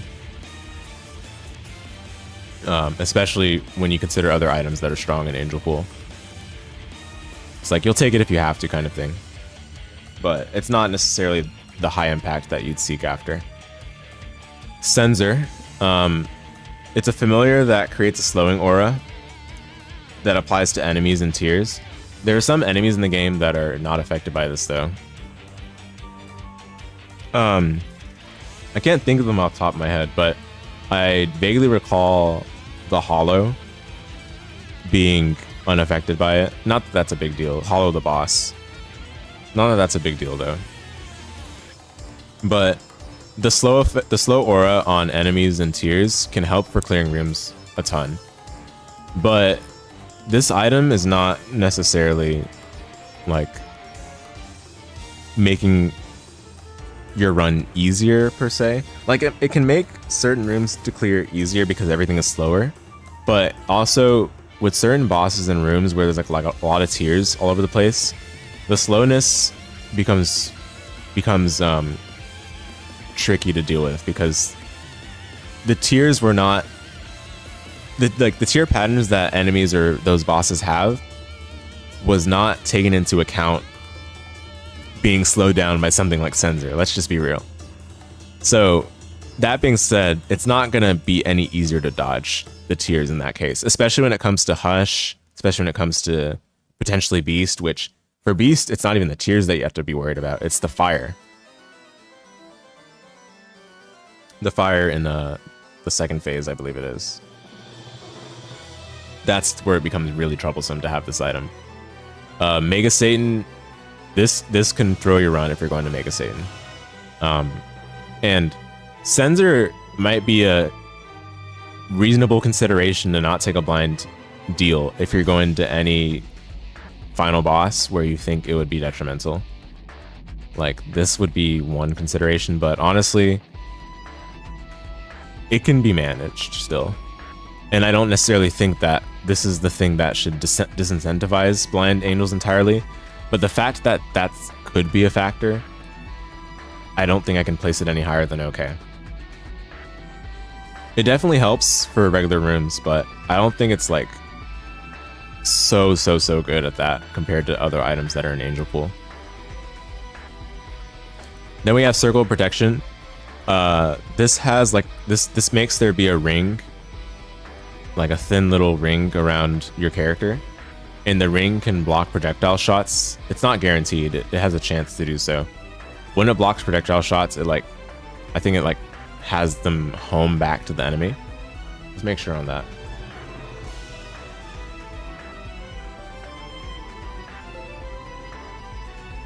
Yeah, it can convert enemy shots into friendly homing tiers. And on occasion, it deals your damage to enemies that are inside of the ring. It doesn't deal that damage often, though. It deals it pretty infrequently, to be honest. Like, it doesn't tick very often. So you're not going to be using this for damage. It's mostly a defensive item, as are a lot of items in the Angel Pool. I think it's in good. I think that's just about where it goes. The tier blocking procs enough where it does matter and does make a difference, but it's not a super high impact item, I don't think. There's not really much else to say about circle protection. It's a solid enough defensive item. Crown of Light. Oh boy. So yeah, this one, I don't really have a common opinion on this, but I do think Crown of Light is not as good as people think. If there really had to be a win more item in the Angel Pool, I think this would be the one. The times where Crown of Light is good are not really because of the damage multiplier, but rather because of the soul hearts that it gives on demand. Like, when I'm thinking about Crown of Light in a choice pedestal situation, which is what all Angel Rooms are for the most part, if it has more than one pedestal, then the reason I would take it is because of the soul hearts it gives. Now, if I'm taking it because of the 2 damage multiplier, that means I have to fulfill these conditions. I feel confident that I'm not going to get hit in rooms, or I already have full health, or both. Maybe you have both. Maybe you already have full health, meaning all your red heart containers are fulfilled, which includes potential bone hearts. Yeah, you already have that fulfilled, or both, which means that you feel confident you're not going to get hit, and you already have full hearts. And yeah, sure, in that situation, Crown of Light is good. How often does that situation I illustrated in favor of Crown of Light overlap with already being strong? Let's really think about it, right? The situation where you're in a healthy position, you have full red hearts, you've got pretty high confidence that you're not going to get hit, 2 times damage multiplier, means you're probably good. If you're reliant on the 2 times damage multiplier to beat a final boss, then you're not in that great of a position, right? Meaning, let's say you get hit, you lose the 2 times damage multiplier for the room against the final boss, and you're like, oh no, I'm in big trouble. That means Crown of Light is not very good in that situation, right? Meaning it's not helping you out very much if you feel like you might get hit. Now, if you feel like you probably won't get hit, then is Crown of Light really what's taking you over the line in terms of not getting hit? We would all hope for it to be the case, but realistically, you need to have the damage already in order to see the 2 times damage be as impactful as we want it to be. And if you already need good damage for Crown of Light to be good, that is a bit of a problem. That doesn't mean that Crown of Light is exactly that item that's taking you over the line. Like, let's be honest with ourselves. If we're whining and crying about having 40 damage versus 80 damage, then it's not Crown of Light that's like the good item in that situation necessarily. Whereas if you're in like a position where you want the 8 damage versus 4 damage, you're in a really bad position probably. If you feel like the 8 damage is not going to be enough for you to clear the respective room or boss without getting hit, right? That means that the difference between 4 and 8 damage was not big enough for you to feel comfortable in that position. And that, for all the words I said, leads me to put Crown of Light in strong, but no higher.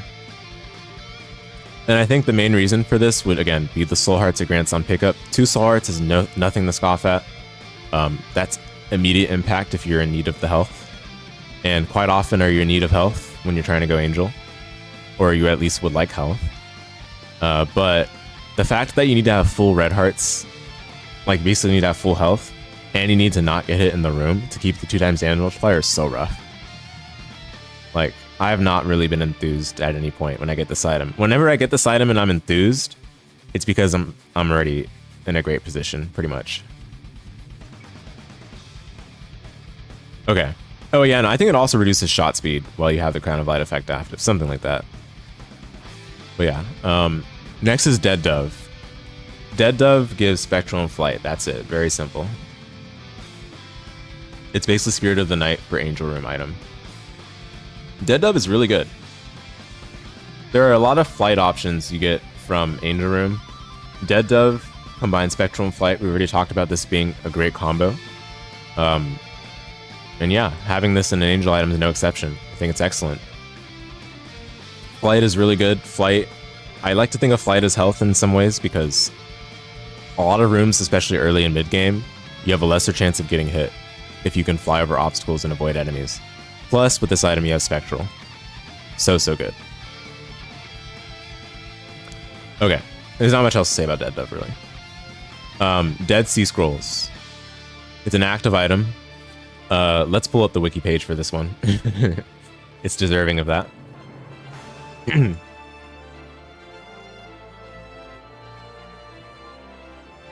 we go. Let me close these so that we don't have too many open. So Dead Sea Scrolls gives one of the following effects on a 2-charge active.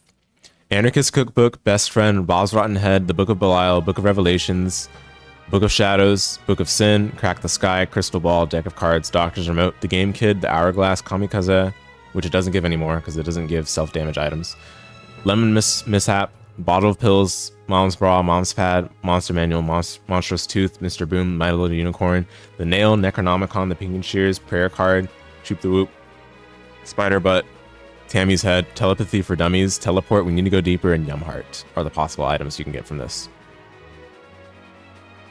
None of these items are even bad. Like, let's be honest with ourselves, a lot of these items are quite beneficial, but you don't know which one you're going to get. And it's quite varying the types of effects that you provide yourself, even if they're all positive. Like, you can play for bombs, because a lot of these are essentially bombs.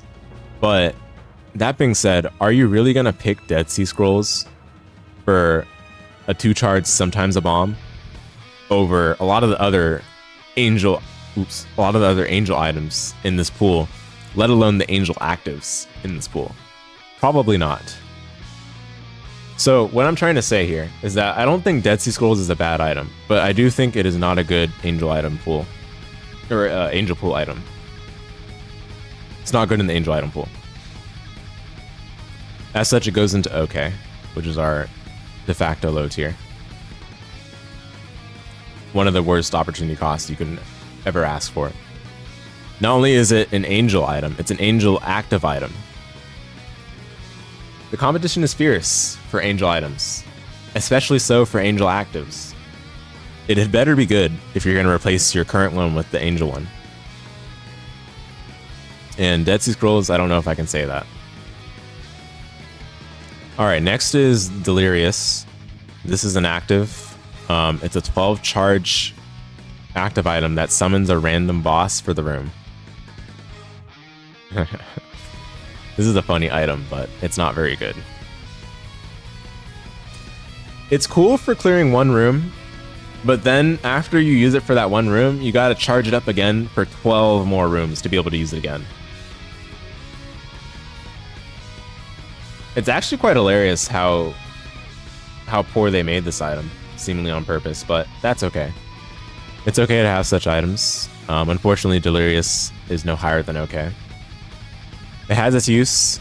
You can spawn, because we talked about this in previous tier lists, where a lot of bosses in the game spawn enemies. You can use Delirious as an effective enemy spawner for that room, and then leave the room with like a billion different enemies from the boss that spawn them. But apart from that, I don't think it has many merits. You might use it for the exact room you get it from in the angel room, but apart from that, probably not much else. Next is Divine Intervention, double tap shield. When you double tap, it creates a shield that lasts for a brief amount of time, and it blocks projectile shots, and it has collision with enemies. And when it collides with enemies, if it causes the enemy to bump into a wall, it will deal bonus damage to that enemy while they keep bouncing into the wall. And the Divine Intervention shield itself also does damage. The double tap has a cooldown. I don't know what the cooldown is. take a look.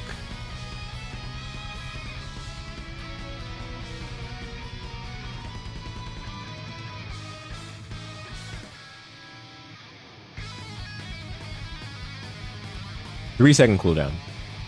Last for 1 second. That's pretty good. A 3-second cooldown for an item like this is very solid. Yeah, and I'm a big fan of this item. I think it's really cool to have somewhat defensive but offensive at the same time kind of combat item. And to be honest, I think it's a little better than the other items that'll be in the tier it'll go in. Well, probably not. Like, realistically, if you are in dire need of soul hearts from like Crown of Light will be better. But I do think Divine Intervention is still in the strong tier. Like, it's not even that bad. And there's a couple interactions it has with certain projectiles, such as like Brimstones. If you use it against Mega Satan's Brimstone, as an example, it will affect the Brimstone back for quite a bit of damage. It sounds like it's a niche situation, but honestly, again, if you know you're going to Mega Satan and you need some kind of trick like that, then Divine Intervention is very good.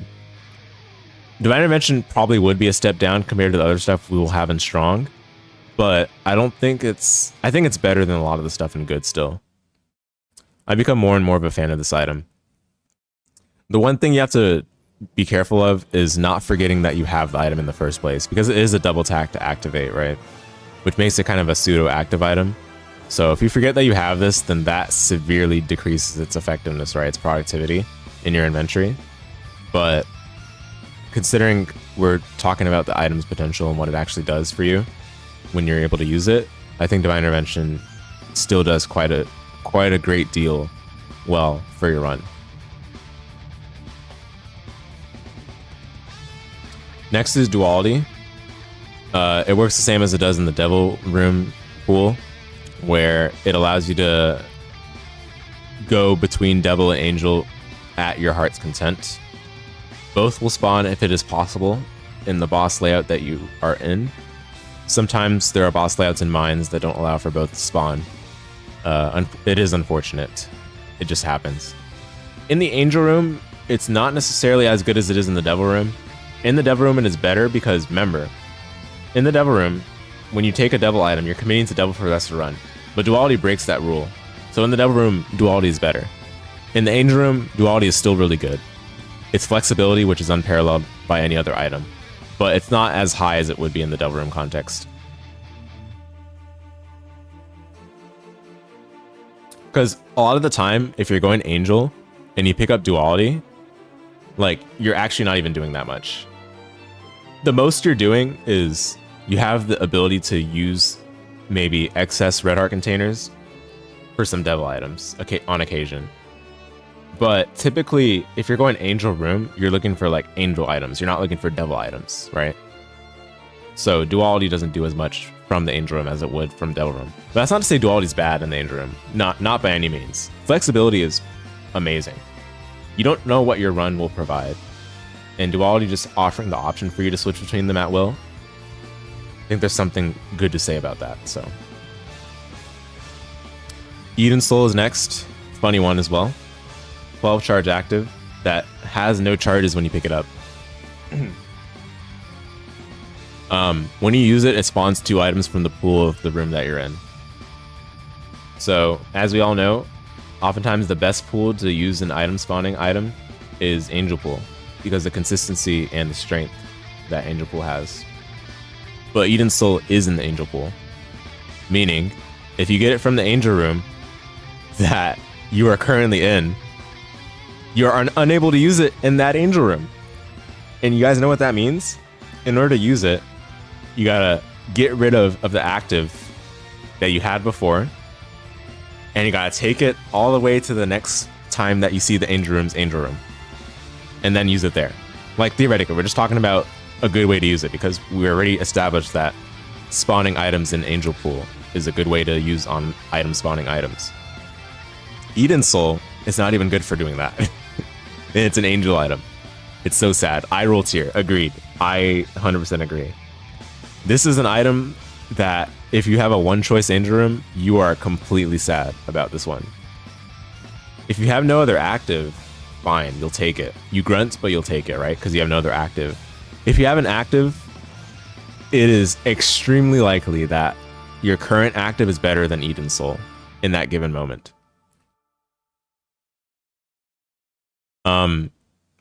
Another good way to use Eden Soul other than Angel Room, if you really need to use it right away, is Curse Room. I think people kind of underrate or underregard Curse Room. Let's quickly take a short detour moment right now and pull up the Curse Room item pool for this game.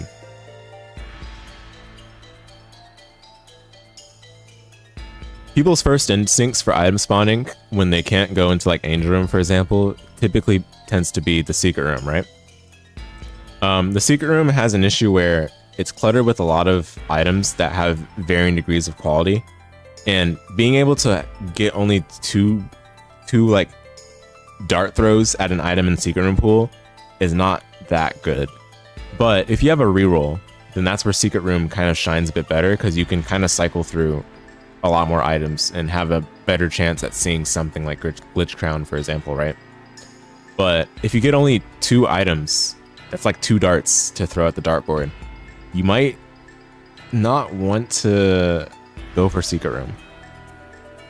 Curse Room, on the other hand, we can look at the Curse Room pool right now and just go through all the ones that are undesirable. Guppy's Head, maybe not that great, below average. Guppy's Paw, really good, thumbs up. Sacrificial Altar, maybe not the most desirable. Plan C, low weighted, undesirable, but it's low weighted, so it's okay. Flip, really good, thumbs up. And it's a weight of 1. That's awesome. Magic Skin, let's not talk about that one, to be honest. Let's just not talk about that one. Razor Blade, probably below average. Red Key, thumbs up, very good item, right? So we went through the actives. How many items do we give a thumbs up among the actives, right? Guppy's Paw, Flip, Red Key, right? That was 3 out of, let's see, 3 out of 8. And it's not actually 3 out of 8 because Plan C is obviously lower weighted. So technically, that's most of the active items you can get from Curse Room are beneficial if we just talk about raw weighting. And Magic Skin, I don't want to go there, right? But, you know, you could throw that in there if you wanted to as well. Now, passives are much more in number, but Curse Room is not really that big, so we can just quickly zoom through these. Black Candle, thumbs up. Ceremonial Ropes, thumbs up. Contract, thumbs up. Dead Cat, thumbs up a lot of the time. Gimpy, thumbs up. Goathead, obviously thumbs up. Guppy's Collar, thumbs up. Guppy's Tail, iffy, but it's not like bad necessarily. It is a Guppy piece. Mark, thumbs up. Pact, thumbs up. Pentagram, thumbs up. Athame, thumbs up. Curse the Tower is probably as bad as it gets, other than Dark Princess Crown, in terms of it just being low impact, but it's not detrimental. Euthanasia, thumbs up. Little Horn, thumbs up. Shade, maybe. It's okay. It's whatever. Taro Cloth, thumbs up. Mom's Razor, it's fine. Blood Oath, not the most amazing, probably below average, but depends on the run. Blood Puppy, thumbs up. Guppy's Eye, thumbs up. Sanguine Bond, right. Vengeful Spirit, it's fine. False PHC, thumbs up, but it's low weighted, as you can see, 0.5. Heartbreak, thumbs up, low weighted for good reason. And Vanishing Twin, thumbs up, but 0.5. Oh, Mom's Razor was removed. Okay, thanks for catching that. I am blind. I could not see the cross out. Thanks for catching that. Well, we don't have to think about Mom's Razor then. Vanishing Twin being 0.5 is interesting too. I think a lot of people are not a fan of it, but you get extra boss items. So overall, I don't think it's like any worse than average for Vanishing Twin itself. But it's low weighted as well, so you don't have to worry about that too much. But look at how many items we went through and we're like, I love to see this. Like, this is good from a Curse Room. I think that's to say, like, using Eden Soul for Curse Room is fine if you're not able to get to an Angel Room somehow. But at that point, you are still in a weird position because you need to wait so long to be able to actually use Eden Soul. Like, we've done all of this. We've established that, yeah, Curse Room is not a bad place to use Eden Soul from because you get 2 items that are highly likely to be both pretty good. But you have to use it by waiting for 12 rooms after collecting it from an Angel Room. Like, man, And that's in the hopes that you'll be able to even use it, because you might just find a better active before that. But chances are, if you hold on to it through the Angel Room, you probably will commit to charging it fully, depending on the situation. It's just rough, though. It's not an item that we can really consider as one of the greats in this Angel item pool that's super stacked, right? But I did want to point out that Curse Room is a pretty solid option for Eden Soul, especially since you get 2 darts to throw at it, as opposed to Secret Room, where you're throwing 2 darts out of like several items, a lot of them which aren't very good. Next is Eucharist. Eucharist is very simple. It sets your angel chance to 100%, which means what it sounds like. It guarantees that you get an Angel Room every single floor.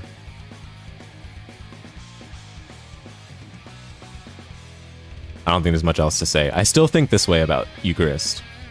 I know a friend of mine that was trying to have me consider, like, but if you see Eucharist late when you're really in desperate need of something, then this does nothing, right?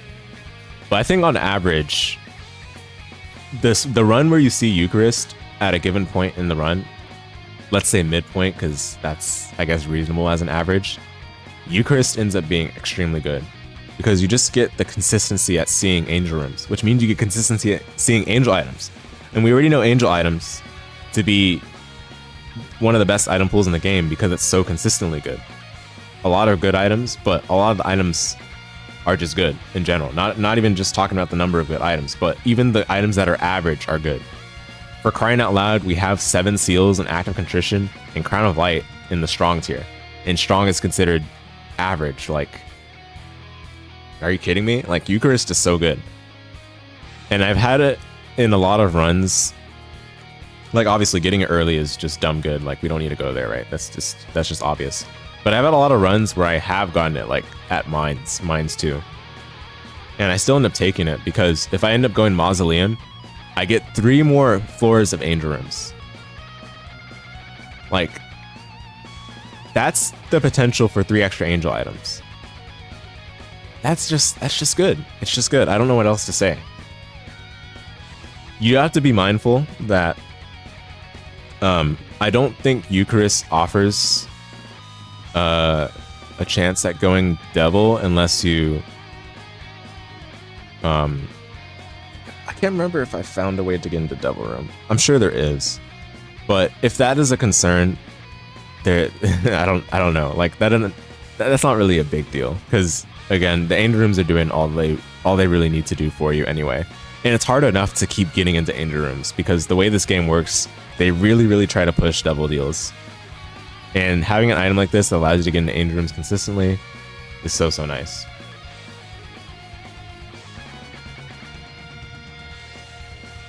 Next is Genesis. You love it, you hate it. So Genesis is an active item, one-time use. When you use it, it teleports you to this like room with a bedroom, with a beam of light, with maybe a couple of pickups.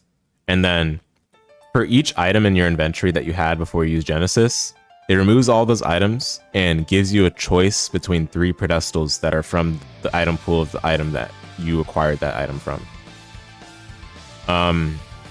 So it's like a reset button. It allows you to get a bunch of new items and decide on your build from there. So yeah, it's a nice emergency button. If you're really in the position where you're about to die, Genesis does get you out of that rut. There's a bit of a problem with this one though, right? There are certain floors where using Genesis is very risky, to say the least. Namely floors where there's like an important quest item you need to get. The Depths 2 floor / Mausoleum 2 floor, you need to get Polaroid or Negative if you want to finish the run at Dark Room or Chest. For the Womb 2 floor, if you are specifically trying to go to Dark Room, using Genesis on that floor is a no-no, because using Genesis will cause the beam of light to appear, right? And the beam of light takes you to Cathedral instead of Shale. So that means you can't go to Dark Room anymore, and your run will end at Cathedral. That's a big issue. So the fact that there are certain floors you can't use this on makes this a bit of a tricky emergency button to have to manage. You have to really kind of decide ahead of time. If you're going to use it, it's got to be at this time or it's got to be never, which is a scary thought for an emergency button. Zenryoku, hey, what's up? I've been doing this for 9 hours. Goat. Yeah, I wanted to make sure to get all the tier lists for this part, and there's going to be a part 2 and a part 3 probably, which is crazy, but unfortunately, my timetable is not very flexible. Working for 8 hours. Talking about fighting Isaac for 10 hours. Yeah, exactly. You know it. That's what's up. Yep.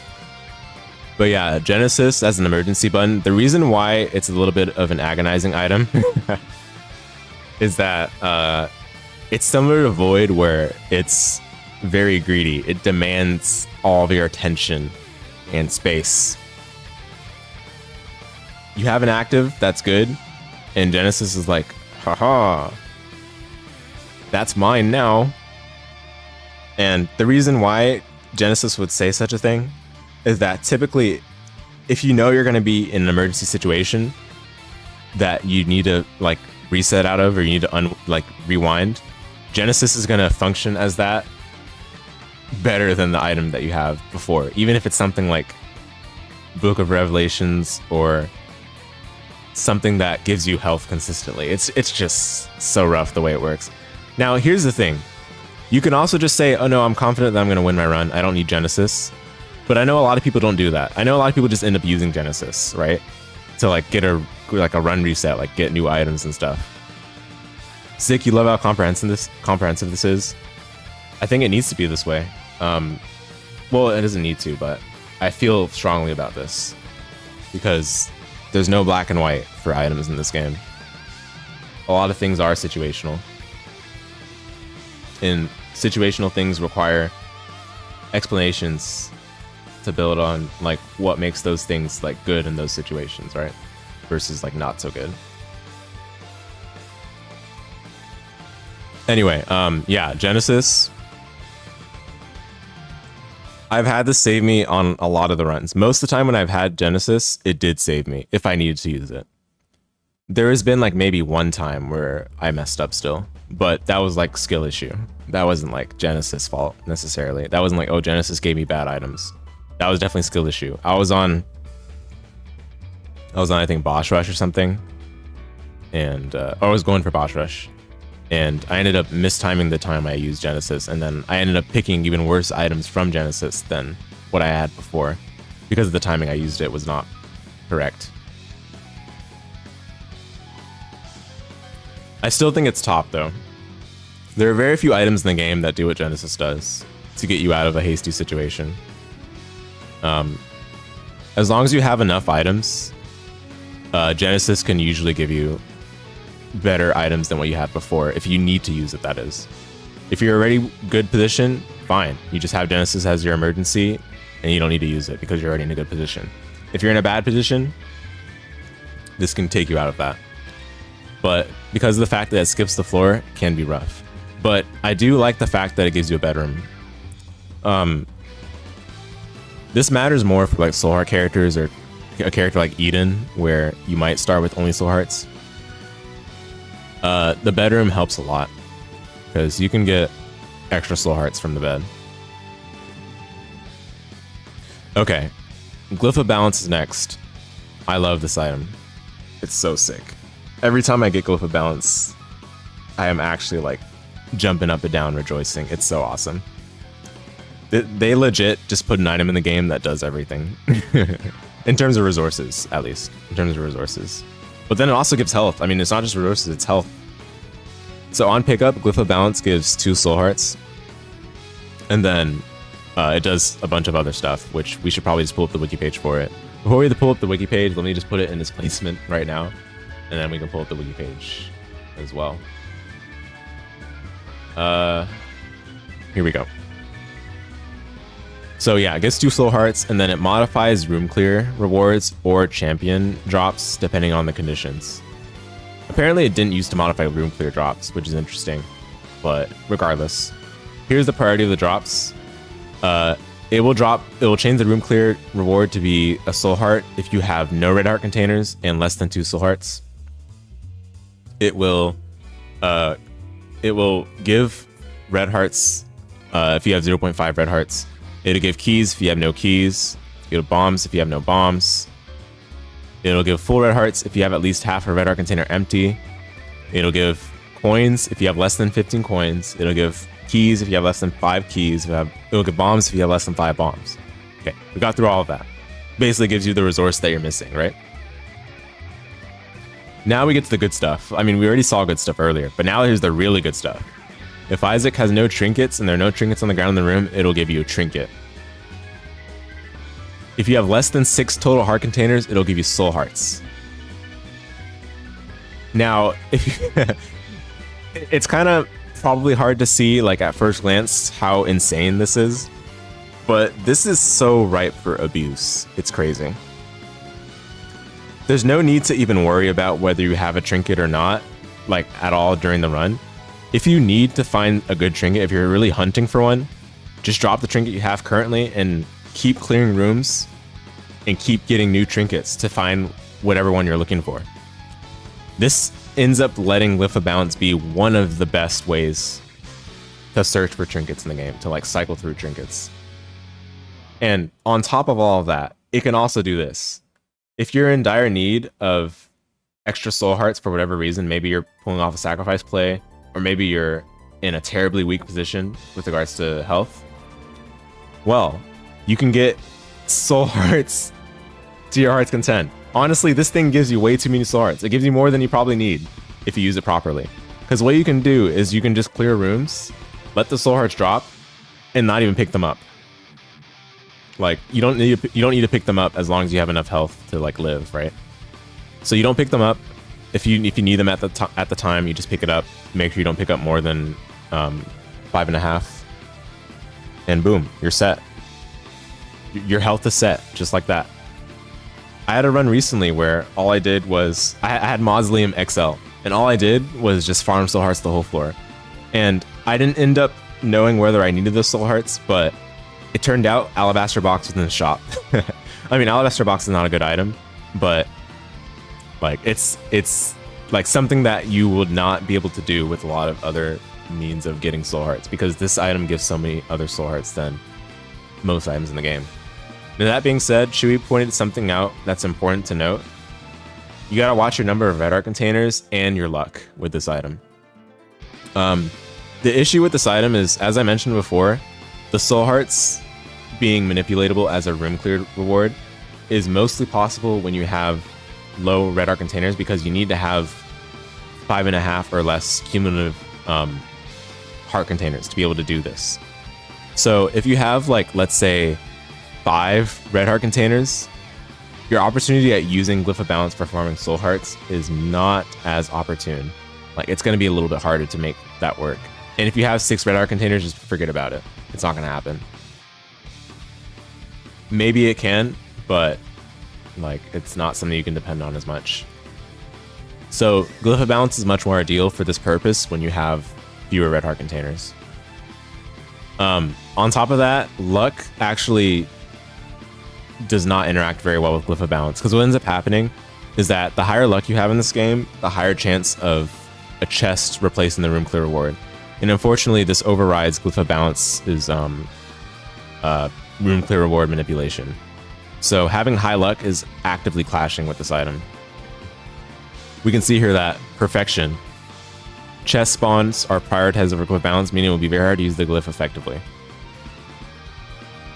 So it's really hard to have this item work in tandem with high luck, which means that if you know you're going to be relying on Glyph Balance's room clear rewards, it's important to make sure that your luck is as low as it can be, either with luck down pills, or you just don't take luck ups, like from Lucky Pennies, for example. But I mean, all in all, this item is so good. It is extremely powerful. The same manipulation that we talked about for soul hearts and trinkets still works for all the other eco pickups. If you need a bunch of coins for whatever reason, you just don't pick up the coins that it gives you. Not the best use of Glyph Balance in terms of the relative potential, but it's an option. If you need a bunch of bombs are awesome in this game, right? You just don't pick up the bombs, and then at the end of the floor, you can pick up all the bombs if you would like, and boom, now you have a bunch of bombs to work with. Alright, enough said about Glyph of Balance. But I hope it can be understood how powerful of an item this is. And of course, it just gives 2 soul hearts on pickup, because why not? Next is Godhead. I didn't have it unlocked the first time I did the Angel item ranking. But I mean, I'd say this item is as good as advertised. Now, it's pretty funny. I did have a situation where I had to pick between Godhead and Spirit Sword on Downpour 2 with really no build to work with. And legitimately, I think Spirit Sword was better in that situation, and that's what I took. And I was glad I did it. But we're not going to go there. It's no need to do it. Both are good items at the end of the day. But that being said, it's important to emphasize that, yes, Godhead is a good item. It's a run carry by itself, but we shouldn't necessarily just take it brain dead because of that. There is a consideration to weigh when you have a lot of good items available. Especially considering the fact that Godhead itself, we can take a look at its wiki page, but there's a couple of stat downs that Godhead provides. It gives a tears down, it gives a shot speed down. The shot speed down is actively beneficial to it, so that's not really something to write home about or anything. But the tears down might be worth considering if you don't want to take this. Basically, if your tear rate is going to be really low when you get this item, that might be justification enough to pass on it in favor of another top tier. But usually, that is not enough of a downside to say that you will pass on it compared to a lot of other items in the Angel Pool. But again, it's important to note that like we don't want to like just brain dead take Godhead because it's a good item, right? Like there is a consideration around whether your tiers are actually good in the moment, and you should just pass on it and take something like Spirit Sword. That's the example I use because that's the situation I was in very, very recently. Or take something else, right? It's more utility oriented. But this gives so much damage. I will say it is as good as advertised. A good number of runs that were carried by this item alone. So, enough said. Next is Guardian Angel. I don't like this item at all. I've talked about it on a number of my streams, but the fact that this spins so fast makes it actually hard to use effectively the way it's supposed to be used like an orbital. Basically, it's an orbital familiar. It does pretty good damage per tick, and it also blocks shots, but it spins so fast. It's really hard to use with intentionality. Like, I'm not even saying like skill issue. Like, obviously, like you could attribute that to skill issue, right? But legitimately try using this familiar as like an offensive item compared to like a lot of other familiars of its pedigree. I don't think you can really justify this one. Sure, defensively, the fact that it spins fast is pretty solid because it gives like a high chance to block tiers theoretically. But in actuality, like spinning slowly can make it also easier to block tiers on purpose, using orbitals at least. So I'm gonna rank Guardian Angel an okay. I've never really been a fan of this one, but I definitely needed a bit more time with it to understand whether I thought it was good or not, and I don't think it's good.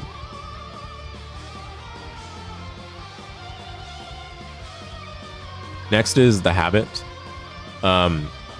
It's a passive item that allows you to gain a charge to your active item when you take damage.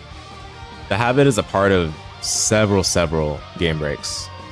It's not an item that does a ton on its own, but with the right active and the right set of tools at your disposal, this item is a serious culprit in creating a lot of crazy runs. But if we were to evaluate the item in isolation, if we were to evaluate the item in terms of the raw opportunity cost, the situation where you see it in an Angel Room in a set of choices, it's not very often the best item in isolation.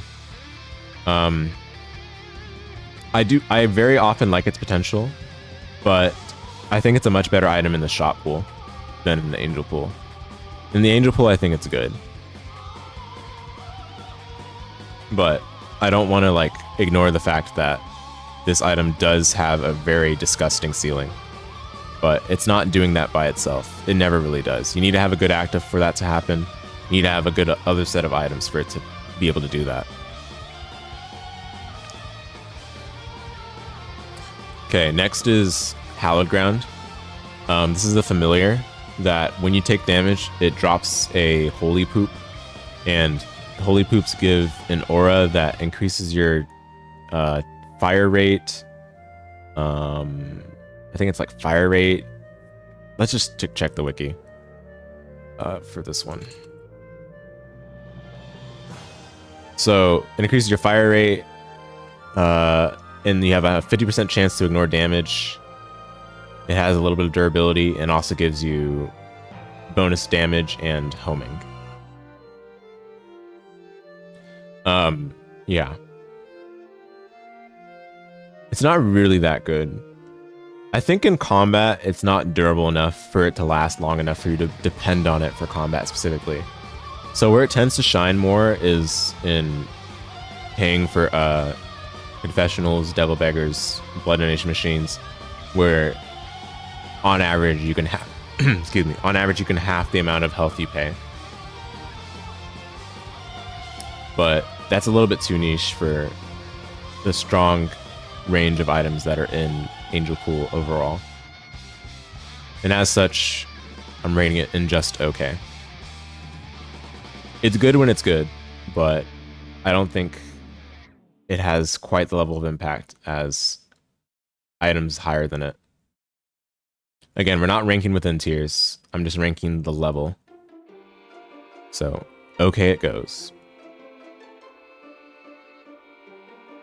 It's worth pointing out that the poo that Hallowed Ground creates can drop pickups similar to like regular poop that you see in rooms. So that means if you have petrified poop, then you can get some resources from this if you just leave the room over and over. Like leave the room, take damage, destroy the poop because you have petrified poop. Like that is legitimate, but a little bit niche.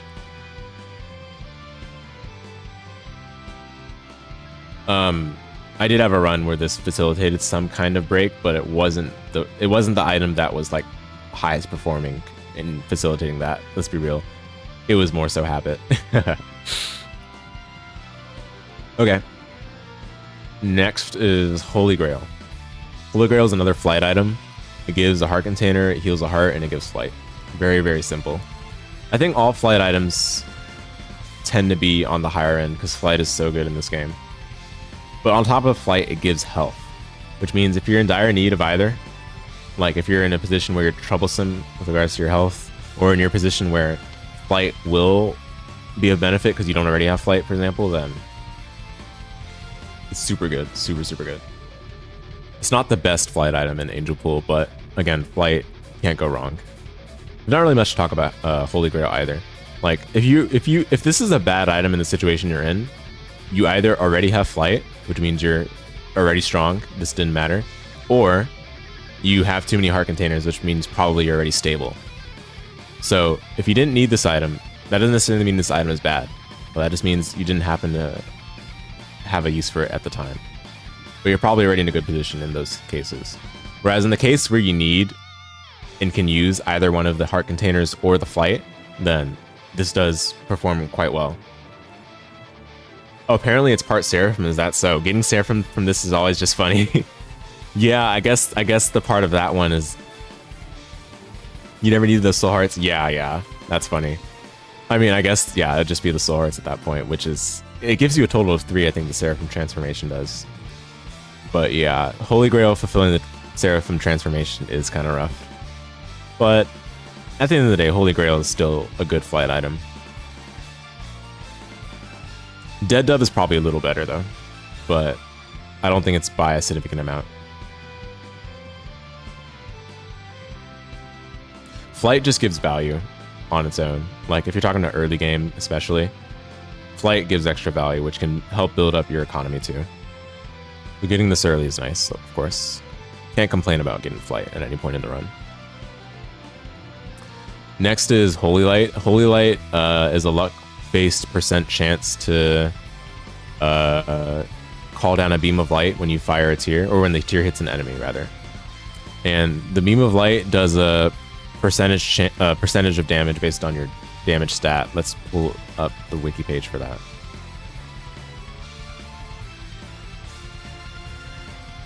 It deals 3 times your damage.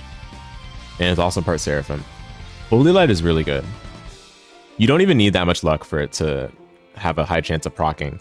The base percent chance is 10%. 10%, it's hard to like convey like how high that is for a base percent chance. And you don't even need that much luck for it to cap out at 50%.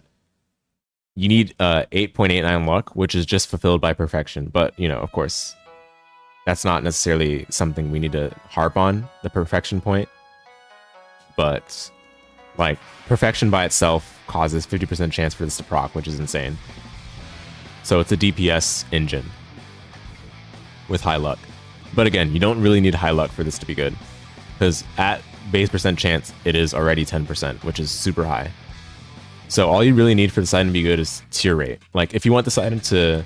if you want this item to be of high impact for your DPS proper, just having a high tier rate will do. And boss items can already do that for you. So it's not super hard to come by. Even if you don't end up getting that, this item is just good in general. Because again, 10% is 10%.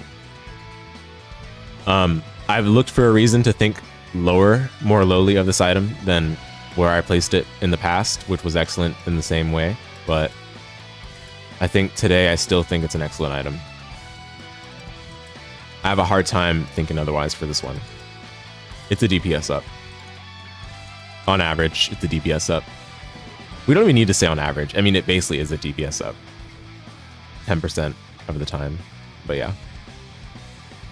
10% of the time minimum.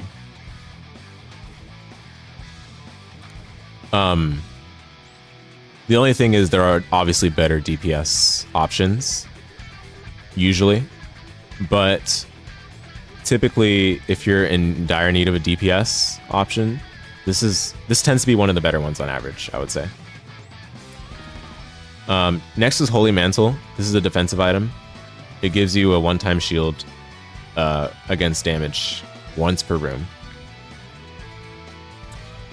There's no other item like this in the game that just protects you from one hit per room. This accounts for so much health by itself, especially late game, where damage taken is 1 heart instead of half a heart. Enough said. It's also part Seraphim. So if you happen to be seeking out the Seraphim transformation, this is part of that. And this happens to be a good way to get there because it doesn't give you health outright and it doesn't give you flight outright. So it's doing something that Seraphim is not, which is nice. But like, it doesn't even need to be Seraphim to be good. I mean, it is probably one of the best defensive items in the game. Next is Holy Water. Holy Water is a familiar. Whenever you fire a tier, Holy Water will like fire in that same direction until it collides with something. And if that something is an enemy, it'll like explode and into like water on the ground. And that water is this like very similar to creep. It'll deal damage over time to enemies in the creep range, and it'll also petrify any enemies in that range. The damage over time is really, really high. I'm always surprised by this item, like how much damage it actually does. It's a lot better against ordinary bosses towards the early mid game and room clearing. Like late game, like against final bosses, maybe with the exception of like Blue Baby and Isaac, I guess. It's not as good. But in terms of like room clearing and ordinary floor bosses, I think it's really, really strong. It's really solid. The damage deals 7 damage upon hitting an enemy. And the creep is 8 damage per tick. 24 damage per second. Pretty good. It can also activate again in the same room. So again, that's what makes it really good for ordinary bosses as well. Because you can still make use of it when you're in the same room in terms of raw combat. It's not like a high tier item by any means. I still think it's about good or strong. I'm gonna put it in good though. I think the items in strong are a bit better than holy water, but I definitely don't mind picking up holy water in a lot of cases. There might be an argument to actually put it in strong, but I don't think it's quite on the level of the stuff that's just above it. So, like, I think I would still get 7 seals most of the time over holy water. I'm not sure if that's even correct though, to be honest. I'll probably have to pay more close attention to the amount of damage 7 seals does compared to holy water. But like, because there are some bosses, like for example, like Hush. Like Hush kind of gets smoked against holy water, but Hush also takes a lot of damage to 7 seals. So it's a hard one, but I do think 7 seals is correct in its placement, in my mind at least. So for now, I'll leave it like this. And I think all of these items in good are about equal level in terms of reason, like a good reason to take them. If you need the damage, you'll get Blood of the Martyr. If you need like a familiar that offers you room clear, holy water is good. But I don't think they're like higher than each other, any of these. Next is Immaculate Conception. I hadn't unlocked this the last time I ranked. Immaculate Conception, basically, if you... okay, let's pull up the wiki. I think I did this for Cambion Conception. Just pull up the wiki page right away.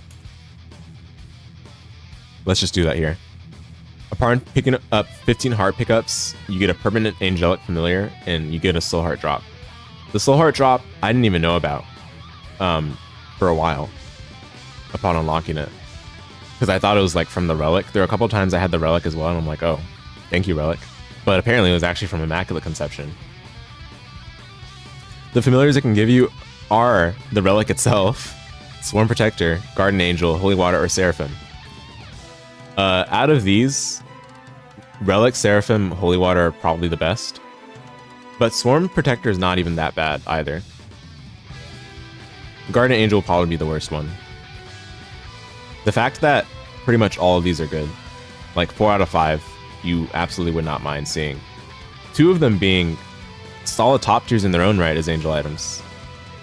That's to say, Immaculate Conception is a really good item. And it doesn't require you to pick up soul hearts. You can pick up any type of heart, it seems. Like, I think some hearts might not work. Yeah, gold hearts and blended hearts don't work for whatever reason. But basically anything that you pick up will work.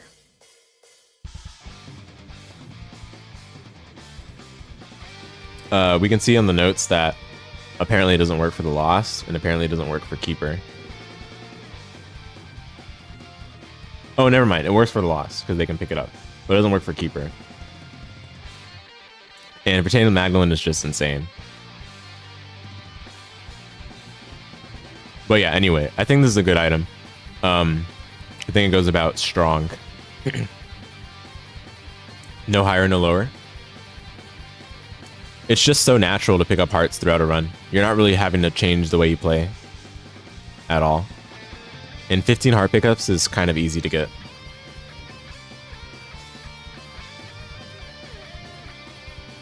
Next is Immaculate Conception.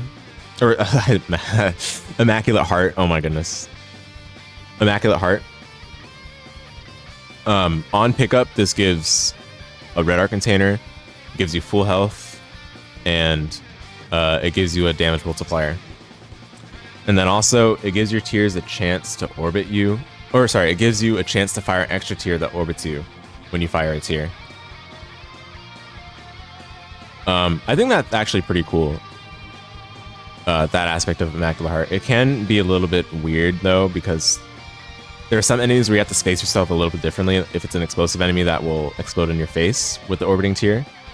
But that being said, Immaculate Heart is very strong. Full health, an extra art container, and a damage multiplier. Like, those are great. Like, it's just hard to say any wrong about this item. Other than, I guess, the orbiting. But again, that's just like, you have to space yourself slightly differently. Yeah, not much else to say.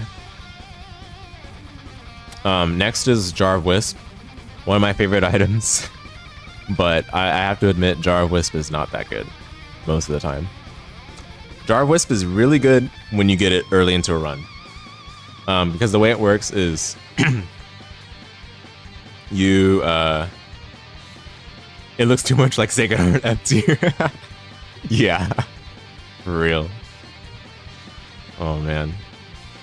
Yeah, yeah, Jar of Wisp, basically every time you use it, it's a 12 charge active, my lord. But every time you use it, you get a wisp, and the number of wisp increases by 1 every time you use it.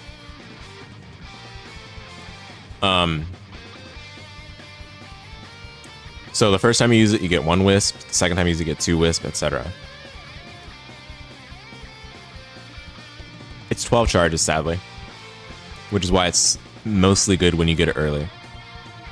When you get it early is the time when you'd consider keeping this over some other active item. And even then, you might still exchange it for another active item that's better on the spot.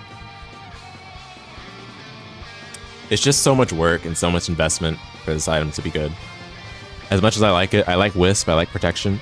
It does offer both of those. And the Wisps fire Spectral Tears too. It's worth pointing that out. So that can be solid for combat, especially in a couple of rooms where you might not want to engage directly with enemies. But realistically,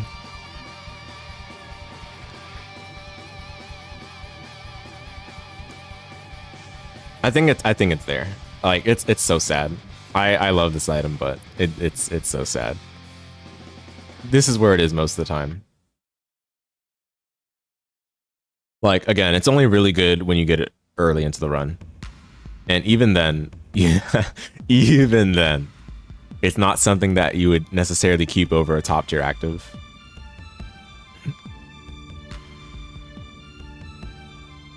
So sad. With BFFs, the Wisp do a lot of damage though. That is worth pointing out. I don't know how much damage the Wisp do ordinarily, but it's not something that changes the way I would evaluate the item anyway. I wish they would have made it like an 8 charge active instead of 12. I think 8 charge would make it relatively well balanced, but 12 is so rough. Okay, next is Lazarus Rags. Now that I've done all my unlocks, now that I have all the achievements, I can now look at this item as it should be looked at. Lazarus Rags is a good revive. One of the best revives, because it revives you in one of the best characters. We talked about Lazarus already and how we rank him in terms of character strength in one of the earlier tier lists in this stream. Lazarus Rags is a revive for that character. Not much else to say. I mean, Lazarus is just OP. Like, I think I did rank it here though last time, but like if you really think about playing the game beyond unlocks, it is kind of here. But I'm gonna put it here still.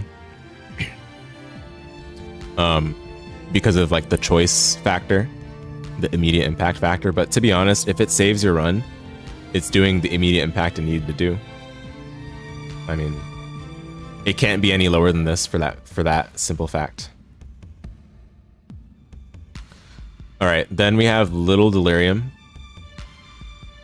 We talked about this in the Devil item tier list, but basically it cycles through a bunch of different kinds of familiars. In the Angel pool, it's fine. It's actually not even a bad familiar in general, but in the Angel pool, it's fine. I think it's better than everything in OK tier for sure. It's not something you prefer to take. I wouldn't even necessarily say Holy Water is better though. Like Holy Water is really good, but Little Delirium has a lot of good familiars that it cycles between. And in the Angel pool, since you don't have to pay for it, like you're more than fine just having to deal with the slightly change in playstyle if it switches to Bob's Rain while you're shooting. But otherwise, it's like not even a big deal. Okay, next is Miter. It increases the chance for soul hearts to appear by a very high % chance. I think one of my viewers told me it was like close to the 30s in % chance, which is insane. I didn't realize it was that high. I mean, it definitely feels very high. Like, you get a ton of slow hearts when you get this item. It's also part Seraphim. The thing about it you have to be careful about is if you don't really want slow hearts, this might be bad, but I mean, that's so weirdly niche and picky. Like, this is more often than not stabilizing your health for a long period of time. I think there's a different ways where this item manipulates the chance for slow hearts to appear, and I'm not going to get into them because it's good regardless. It doesn't really change how I view this item if we look at the specifics. Next is Monstrance. This item, at first, like when I was new, I didn't really respect it as much. Over time, though, I've come to grow an affinity for it. The damage is legit. Very legit. It puts you in an uncomfortable position point blank, and for a lot of enemies, that's especially the case. But the damage on this is very, very legit. We can pull up the wiki for it. I'm going to rank it in strong.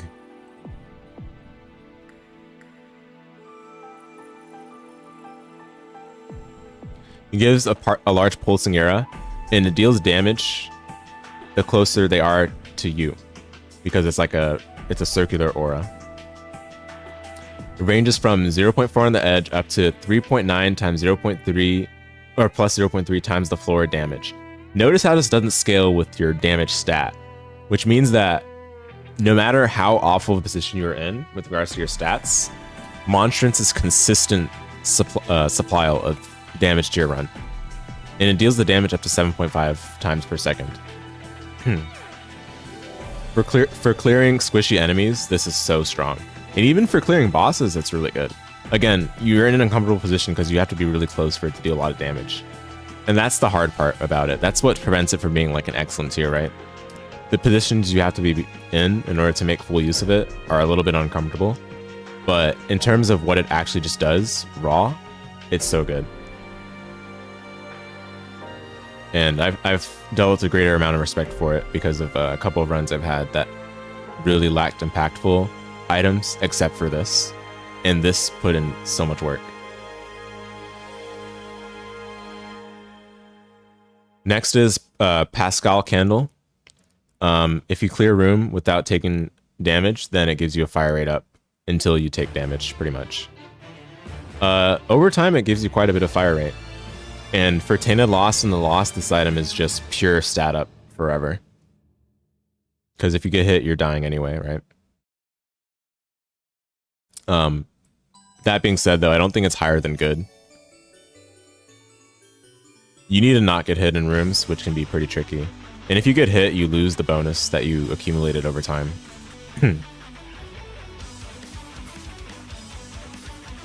That's really it to say for Pascal Candle. Is it part Seraphim? It might be.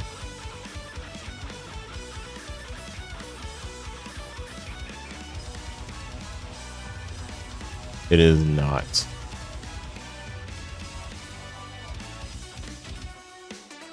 But yeah. Next is Prayer Card. Prayer Card on activation. It's a 6-charge active. It gives you an Eternal Heart on activation. This item is good, but it's not good in the Angel Room. And the issue with it is it makes your health clunky. Angel Rooms tend to give you lots of heart containers, and this item, all it does is give you heart containers. And it gives you just an Eternal Heart. Add of Contrition does this, but also gives you a tier rate up, and it gives you the flexibility effect we talked about earlier. Prayer Card is a reusable active that gives you an Eternal Heart, but it honestly clashes quite a bit with the rest of the health that you're building. And the issue with it too is that if you really need Prayer Card, you have to wait till the next floor for it to become a heart container, or you have to use it twice, which requires 12 rooms. So it's a lot slower at building up your health economy than much better health regeneration that's available from active items. So even if we just consider the angle that, oh yeah, it's health gen, it's not even a good health gen active item. Or, okay, I shouldn't say like that. It's not even as good as other health gen active items. It's on the lower end. But especially in the angel item pool, it's not as good. There was a run where this carried, but it wasn't because I got it from angel item or from angel room. I got it from treasure room. Like in the Angel Room, you'd kind of rather see other active items that have stronger impact, like at least a stronger way of expressing the impact. Like, you know, I hate to do this, but like Book of Revelations, I mean, it's just doing it better. I'm sorry. Okay, next is Purgatory. I hadn't unlocked this last time I ranked angel items. Purgatory, we talked about in the Devil Room item tier list, but it spawns crevices on the ground of the room that you're in while there are actively enemies in there. And if you walk on that crevice, then it'll spawn like a ghost that charges at the nearest enemy, and then it'll explode upon hitting the enemy for some damage. The damage that's dealt by the ghost scales with your damage stat, which it sounds bad, right? Because, you know, like that means if you have really bad damage stats, then it's not doing a lot of damage. But the damage it does, even when you have low damage stat, is pretty solid still. In my experience using this item, I haven't had that awful of a time relying on it for damage in room clearing, even in bosses. Now the issue with this is not even with the damage, it's more so with the fact that you need to move to the spot where the crevice is. And sometimes that's either difficult or just not feasible because it's literally unreachable, right? It will sometimes troll you and spawn the crevice in an inaccessible spot that you can't get to unless you have flight, because that's the way some rooms work, right? And in which case you can't rely on it as much. Honestly, it's hard to rank it with having said that. I still think it's strong. I still think it's strong.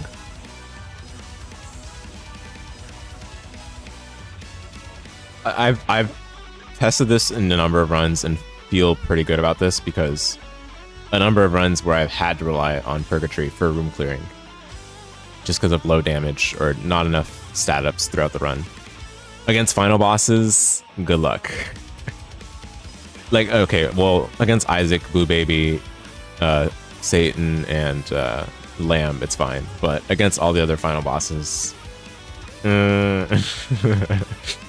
maybe not.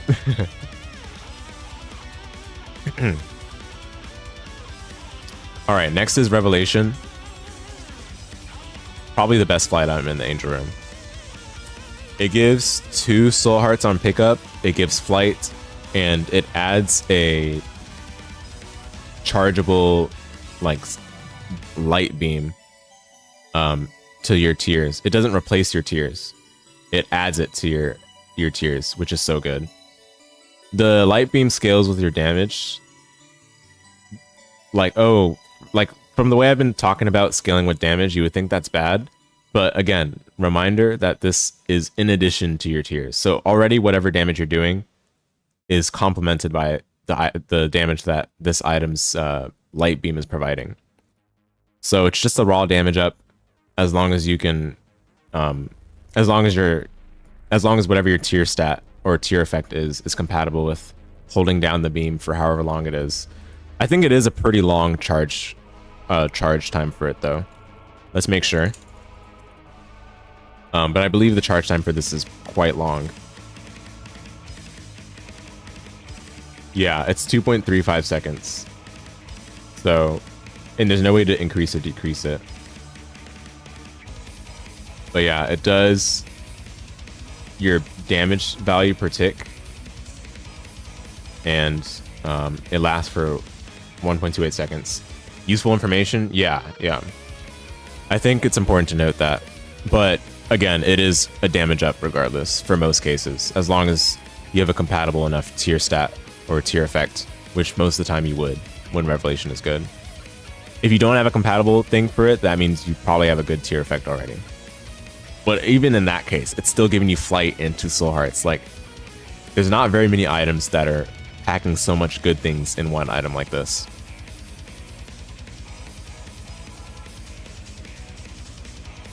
Next is Rosary. Rosary gives a tears up. It's like 0.5 or something. And then it also gives 3 soul hearts. And it adds the Bible to a lot of different item pools. The way that I understand it works, like, the Bible has a pretty high chance of showing up in a lot of different item pools, especially like Planetarium, because it adds multiple copies of it to that item pool. That being said, a lot of people could see this as a downside. I actually see this as a positive. Rosary is an item that I think has grown on me in a positive way. Like, I think anytime I see Rosary and I need it, it is like the best thing that could have been there. Because of 3 Soul Hearts, 3 Soul Hearts is just so good. And then on top of that, it's like queuing in the opportunity for you to contribute to Seraphim Progress, because Rosary itself is Seraphim Progress, and the Bible is Seraphim Progress. And it also gives you a Tears Up. I think Rosary is one of these. I'm going to put it in strong. But I can see the argument for putting in an excellent. The excellent stuff is really good though, so it's tough. I think it's better in a lot of cases than Crown of Light. That's the thing. So, I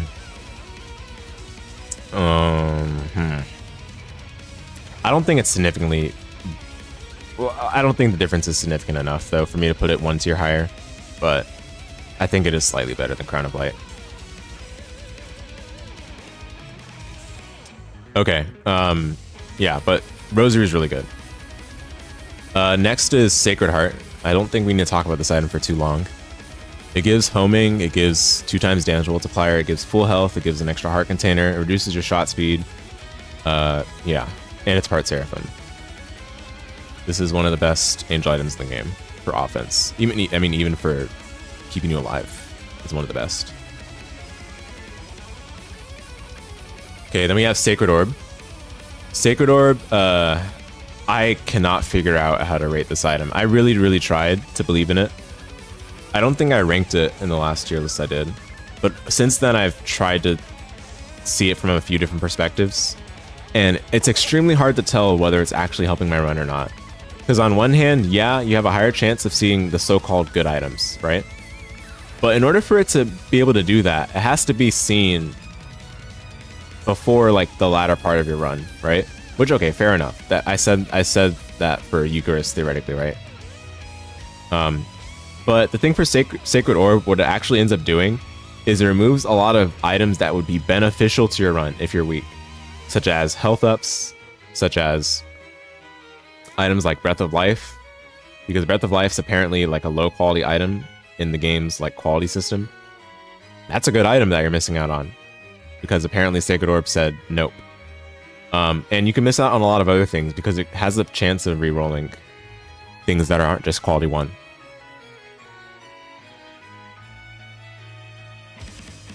Quality 2 has a 33% chance to be automatically re-rolled. And by the way, let's be clear here. Glyph of Balance is a quality 2 item. Why would I want to see Glyph of Balance re-rolled? Let's be real with ourselves. And it's not just Glyph of Balance that's doing that for it. There's a lot of other great quality 2 items that have a chance of being re-rolled by Sacred Orb. But that's all to say, I'm not sure on this one. I don't think I can rank it any lower than like between these two.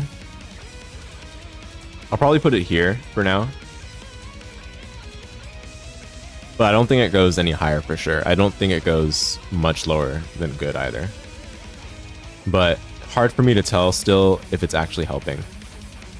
Obviously getting it early, it should probably help on average, I would imagine. Getting it late, it does nothing. Getting it in the midpoint of your run, it's up in the air.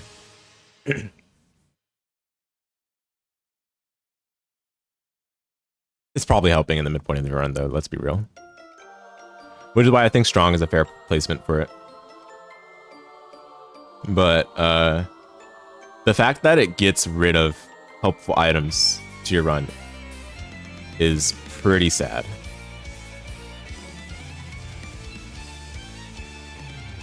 Okay, next is Salvation. Oh yeah, also I think Sacred Orb is part Seraphim, I believe. We can just double check right now, yeah. Alright, next is Salvation. Salvation like gives you like a little ring aura. And if enemies are in that ring aura for a certain amount of time, then they take like basically a cross beam of light appears that deals damage to enemies that are inside of it. The ring aura increases when you take damage during that floor, but the size that it increases to goes away when you go to the next floor. For the exact damage specifics, it is actually worth looking at the wiki for this, because that's all it does. All it does is damage. And I know I said that for Monstrance too, but we also looked at Monstrance's damage, and I already knew that it wasn't scaling with your actual damage stat. For this item though, it also doesn't scale with your damage stat. But you can see that even though it also spawns a cross beam of light, the damage is nothing compared to Breath of Life. Breath of Life, if they're standing in the center of all the light beams, does 720 damage. For Salvation, each cross beam of light, if they're in the center, does 1.52 or 152.5 damage. Now, maybe you're thinking I'm not being fair because Salvation has a chance to proc more often. Given, you know, all they need to do is right about here, Salvation is. Yeah, it's good for room clearing. It's good for some boss fights. Yeah, I don't think there's much to say about it. It's just a damage item, pretty much, similar to Monstrance. Next is Scapular. I called this Yusei Fudo's favorite item last time. I still think so. I don't think my opinion has changed on it. Congrats on being the first live on the game, by the way. Oh, do you know? I've been live for how many hours now? 10 hours, literally.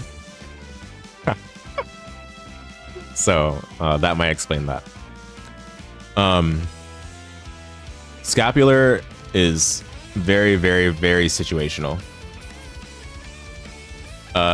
Basically, if you take damage down to half a heart, it gives you a soul heart, and it can only trigger once in a room.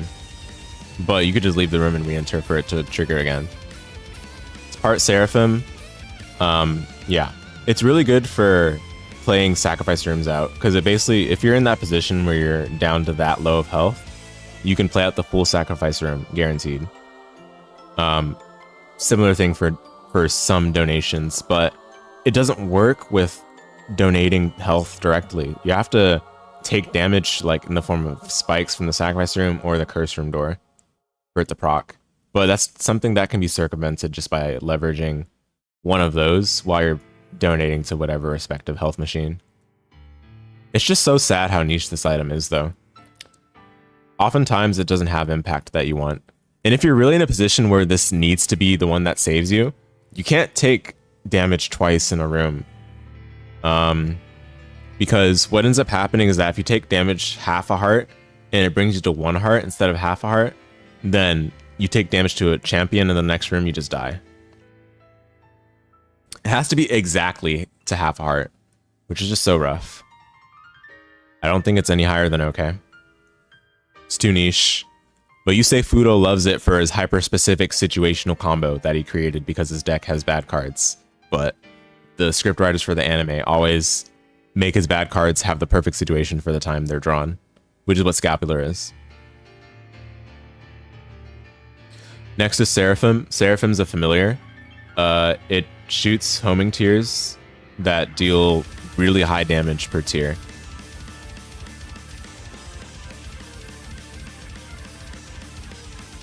$10 damage. Just ridiculous.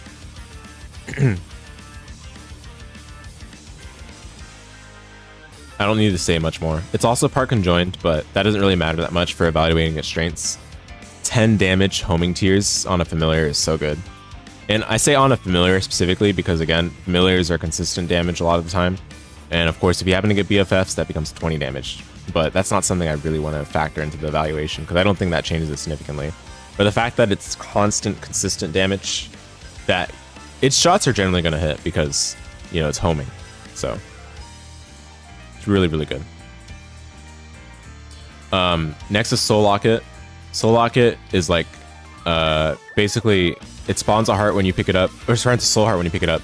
And then anytime you pick up soul hearts, it'll give you stats random stats. The stats can be like damage, speed, tier rate, shot speed, luck, range.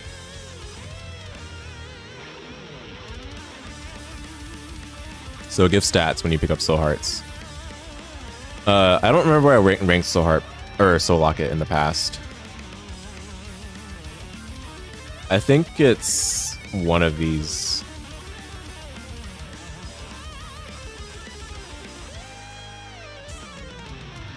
Okay, super late game, it's not going to give you a lot of stats, so it's not going to see a ton of impact, but given that it doesn't change anything about the way you play the game, apart from literally just picking up all the soul hearts you come across for free stats, soul hearts are what would win you the game, right? It is not changing how you win the game. It's just adding bonus things to it, right? But a lot of the time when you just are getting health but nothing else, like health is stability, but it's not necessarily like you still need to be able to like fight enemies and kill them, right? And Soul Locket is supplying you the stats to get there over time. Now the thing is, it has to be specifically hearts that you pick up. It can't be hearts that are added to your health via something like Book of Revelations. It has to be picked up specifically.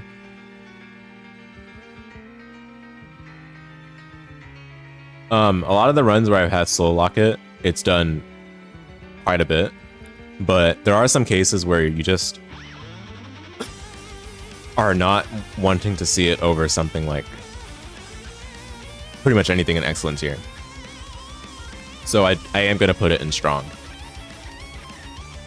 But it would be on the higher end of strong, in my opinion.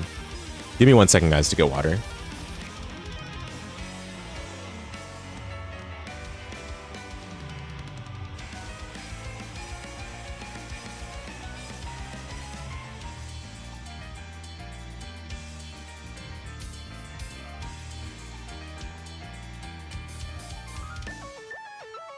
You calculating this tier list is going to end in 4 hours and 31 minutes. You can do this. Thank you for the encouragement. We're nearly there. We're nearly there. Yeah, so Soul Locket, I think strong is appropriate. I can't remember where I ranked this though last time. Probably an excellent. But I had one less tier last time as well. Okay, next is Spear of Destiny. Super good. Super good. Basically, it's like it's a melee weapon, but it has a lot of range on it. It has a lot of reach, and it deals damage per tick to enemies to it, and also applies fear status effect to them, I think. The damage is not bad at all. Sadly, it scales on your own damage stat, but because it deals that damage number of times per tick, it's really good.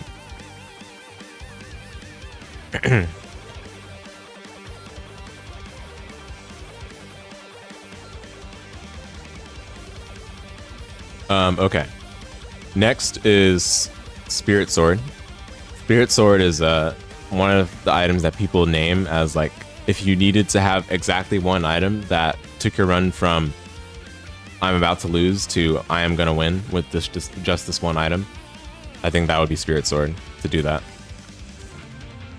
Spirit Sword gives you like a melee sword, and you can swing it any number of times as long as you can mash fast enough for it. Basically, every time you press the button, it swings, and it deals your damage, right? The tier rate stat only affects Spirit Sword insofar as the charge attack, which you have to hold the attack button for it, and then it allows you to do a spin attack that deals pretty solid damage, but also reflects tiers and has a bit higher reach than your standard melee attack with it. Spirit Sword is really, really good. It is a run carry item for a reason. One of the better ones in the game. The whole game. Not just the Angel Pool, but the whole game.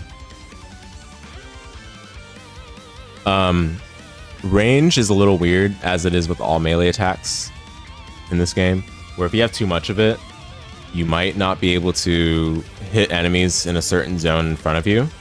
But to be honest, like, Spirit Sword is just really good regardless of that, so it tends to be fine. And it also is partly utility because it allows you to reach unreachable items if they're behind a rock.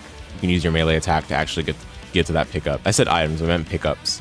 So that includes trinkets, coins, keys, bombs, etc. All right, then is Star of Bethlehem. Star of Bethlehem is a familiar that grants you an aura if you're around it that gives you a ton of damage, a ton of fire rate, and it gives you homing, and it gives a 50% chance to block damage if you were to take it inside the aura. Thankfully, the range issue doesn't apply to the charge attack, so it's still usable. Yeah, for sure. For the charge attack, you just have to be aware of the tier rate stat because of the charge time being affected by that. But it's not a big deal usually. I think damage is a good priority for whenever you take Spirit Sword regardless.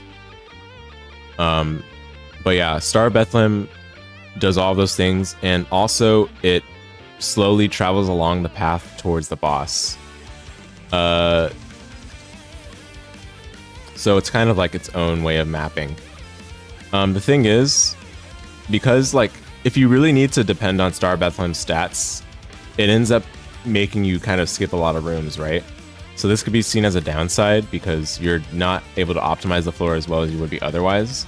But Star of Bethlehem tends to not require that to be necessary because of just how much damage and fire rate and the fact that it gives homing while you're in the aura as well it offers to your run. But even with that having been said, I'm going to contradict myself like a bunch of times in a row here, it might sound like, but this is all going into the valuation of the item, right?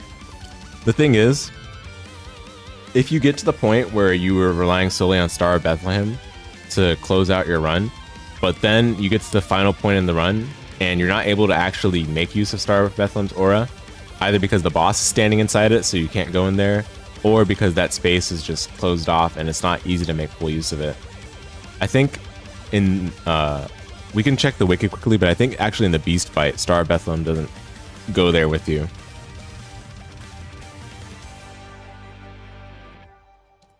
Quickly check. So the Star of Bethlehem will be present against Dogma, but does not follow for the beast, which is really unfortunate. But it's still good for a lot of other boss goals. It's good for Delirium too because it goes straight there. It's pretty solid for Mega Satan. You still have to be wary about Mega Satan's bullet patterns, but it's pretty good for it. For Mother, it's a little bit hit or miss because Mother kind of slides weirdly, and sometimes she covers entirely the Star of Bethlehem aura. I had a run with Tainted Magdalene where Star of Bethlehem, I couldn't even fully make use of it, and it was pretty rough. But Tainted Magdalene has a hard time against long boss fights to begin with. But I still think Star of Bethlehem's a good item. I'm going to put it in excellent, but I know a lot of people will put it in top, and I do think the power level of it is very high, but there are some issues with final boss fights where I think it does bring it slightly down, and you simply don't have to worry about that as much with the items in top. Okay, next is Stigmata. Very simple item. It gives a red heart container, it heals one of your red hearts, and it gives a very small damage up. It's good. If you really need the health, it gives you the health. If you really need the damage, it gives you the damage. That's about it. There's not really much else to say. I don't think it's okay tier. I think it is good. Because, again, when you need those, it does it. Stigmata or meat? Yeah. I cannot decide. I mean, you know, one's in boss pool, one's an angel pool. Nah, but yeah, Stigmata does its role, and does it very simply and elegantly, but at the same time, it's not flashy, so a lot of players hate it. And I will admit, this is not an item you prefer to see in an angel room most of the time, but again, when you need it, it's there for you. Simple as that. But that's why it's not any higher than good tier. Swarm Protector's next. I think this is just better than Guardian Angel. Swarm Protector is a familiar that orbits you and can block shots similar to Guardian Angel, but not only does it not spin as fast, but it also can absorb shots that are fired in its general direction. And when it absorbs shots, it has a chance to drop an Eternal Heart. So you can legitimately use this to farm hearts if you're in that kind of situation. It's a little tricky to do reliably, but And obviously it doesn't guarantee that you get Eternal Heart every time it happens, but given that it can kind of just absorb the shot in general, it's really good at blocking shots.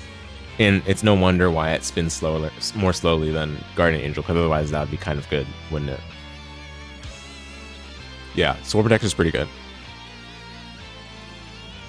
It's not an orbital you prefer, but I do think I'm relatively content when I have this as my orbital as opposed to some other things I might have.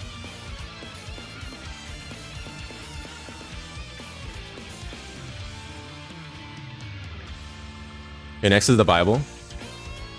I ranked this probably higher than it should have been ranked last time. But I think I was ranking it with too much of the transformation in mind. What it does, it's 4 charge active. It gives you flight for the room.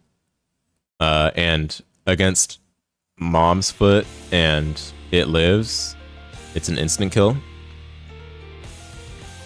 And that's it. It's also part Bookworm and part Seraphim. But in the context of the Angel Room, while those things are pretty solid, it's not the worst, it's not the best. In the context of the Angel Room, it's a little rough.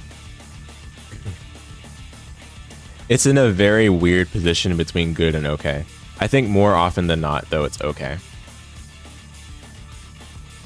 Like, yeah, you tap it for Bookworm and Seraphim, but are you usually going to keep it over the active you have at present? Probably not. The reason to keep this would be for the Mom's Foot fight or for the It Lives fight, which that is rough. If you're doing that from the Angel Room, that is a really rough position to be in. And tends to not be good compared to like keeping it from like another pool. Like keeping it from the Angel Room is like just uniquely bad. Keeping it from library or keeping it from shop is reasonable. Because if you're keeping it from Angel Room, that means you left the Angel Room, leaving behind potentially whatever active you had before, in order to insta kill Mom's Foot or just have flight temporarily per room. Like that is rough. So yeah, I think I ranked it too high last time. I valued too much the transformation. The transformation is valuable, but more often than not, that value comes from it being from another pool, such as library or shop, or from Rosary for that matter, rather than from the Angel pool, which is what this tier list is for. Next is the body. Oh, how we love the body. It's insane. It's top for sure. This is clunky incarnate for heart containers in the Angel Room. It's not okay though. It's good. Like when you need the heart containers, it is the most heart containers you can get from a single item. But you're going Angel Room. Angel Room has a high chance of you already having a good amount of heart containers, and you're probably looking for something else to carry your run forward. And all the body does is give 3 heart containers. It doesn't do anything else. If it did something else in addition, I mean, okay, for 1, that would be probably too good. And for 2, that just wouldn't be the body anymore. That would be a different item, right? But all it does is give you 3 heart containers. Which, yes, we can call that immediate help, immediate impact, but it's not the best immediate impact that you could see from an Angel Room, because Angel Rooms are just so good. It's tough competition for the body. All right, next is the Halo. Yet another mediocre item that gives small stat ups and a heart container. I guess technically it's a little better than Stigmata. I don't know. I mean, the speed up and the range up that Halo gives are pretty good. You definitely feel the difference with those. But for the tier rate and damage, you don't really feel it that much. Even if it's your first damage up, it's pretty mediocre. I guess it's nice that it's part Seraphim, but you're not really thinking about that for the Halo. Just overall a rough opportunity cost in the Angel Room. In an item pool where you have to make choices, Tough to justify it. All right, then we have the Mind. The Mind is full mapping, permanent full mapping. Mapping in this game is really, really good, as long as you don't get Curse of the Lost, of course. But mapping overall is really good. Knowing what you have available as pickups on the floor helps a lot with things. Not to mention that it allows for you to get to goals faster. I'm not considering that super heavily right now for this tier list, but it is something worth mentioning.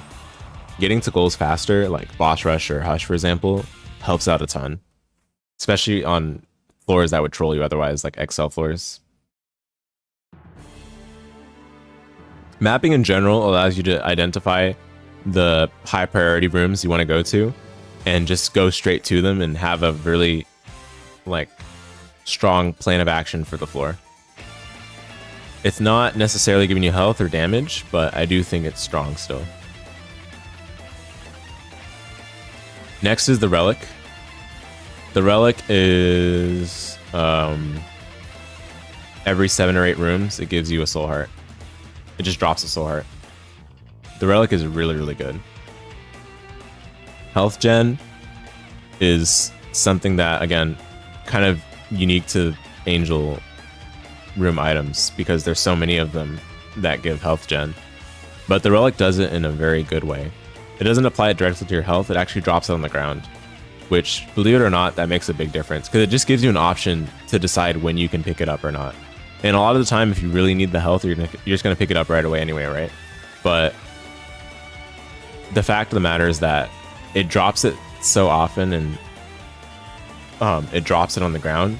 So it gives you an opportunity to be able to decide how you want to use the soul heart. You want to use it for picking up after a sacrifice room. If you want to use it for paying the mausoleum door. Yeah, there's so many ways you can make use of the fact that it drops the soul heart on the ground, and it's every so often for rooms cleared, and it doesn't replace or interact with any of your room clear rewards, so it doesn't get in the way of other items that are room clear reward modifying. I don't think it's quite as top tier as potential other health generating items that are in the Angel Room pool even, but it's definitely a good one. And is it part Seraphim? It is not. It looks like they even nerfed it to be every 7 or 8 rooms. And BFFs has an effect for it, which is pretty cool. Alright, next is the Soul. The Soul on pickup gives 2 soul hearts, and it gives a defensive effect to repel tears in an aura around you. The aura is not really visible, but it's, you know, relatively short distance around you in terms of radius. Yeah, not a bad defensive item by any means, and it's immediately 2 soul hearts, which is really, really good. I think I would put it in strong. It might be excellent, but I think the items in excellent are kind of hard to top.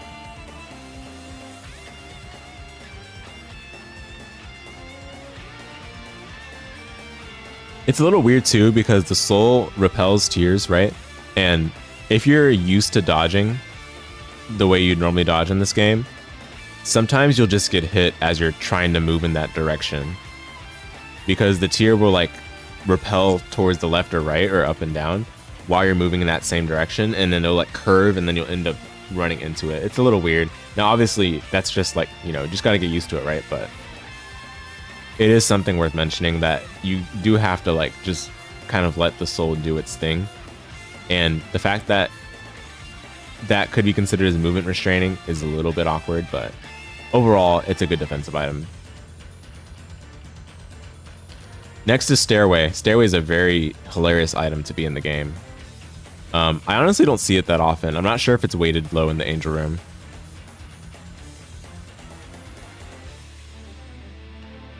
It's not, but I don't really see it that often to begin with. But even then, I mean, it's a really good item. It's one of the best Angel items. It's pretty crazy.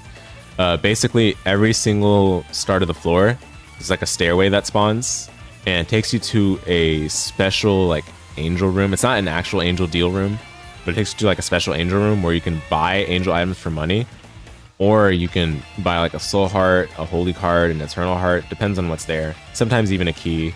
But what's guaranteed is that there's always going to be an angel statue, and there's always going to be a, well, okay, I shouldn't say always. I believe there's usually an angel statue, and I believe there's usually a coin beggar every time in that special angel room.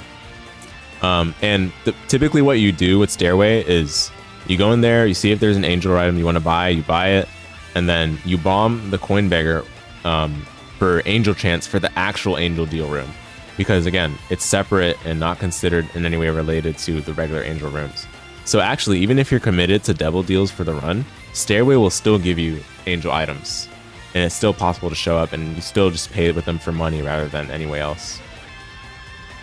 You can even still get key pieces from Stairway because of the angel statue being in there.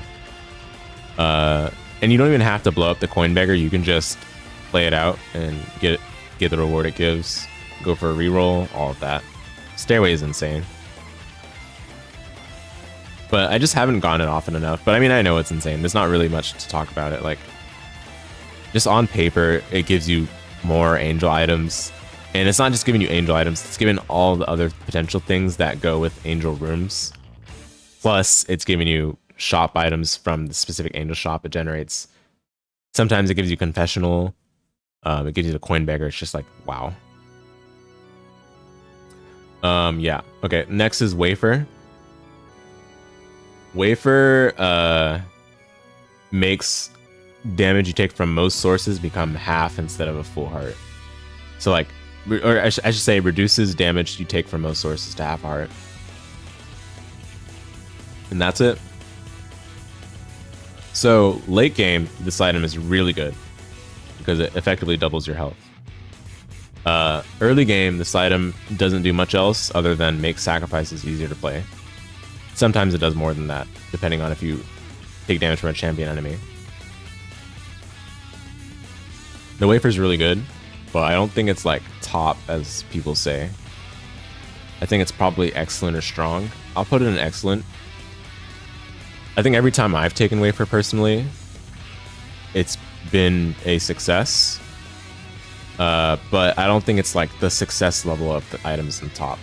Especially if I'm given a choice between Wafer itself and the items in top. The best angel items are just so good. It's hard to top those. But the Wafer is still solid in its own right. Alright, then we've got Trinity Shield. It's a defensive item. It gives you a shield that faces in the direction of your analog stick or your fire button. And the shield blocks shots.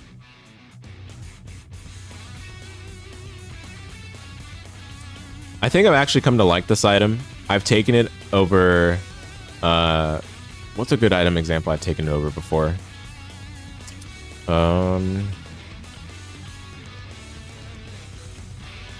Pascal Candle. I've definitely taken it over Pascal Candle before. But I don't think it's better than anything in good. But it's definitely not as bad as people might make it seem to be.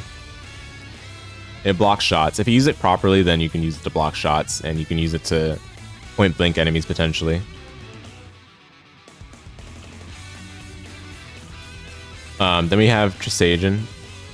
Or it should be Trisagion, I guess.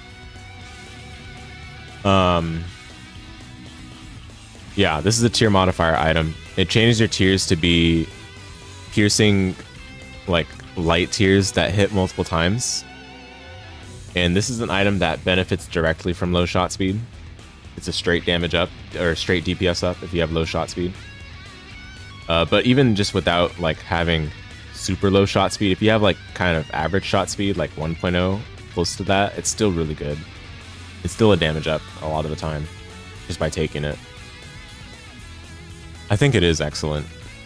I've wanted to look for a way to drop it down, especially with adding this new strong tier, but I think it is better than a lot of these other ones. The trouble is that it doesn't give like health outright, so you do have to be a little careful.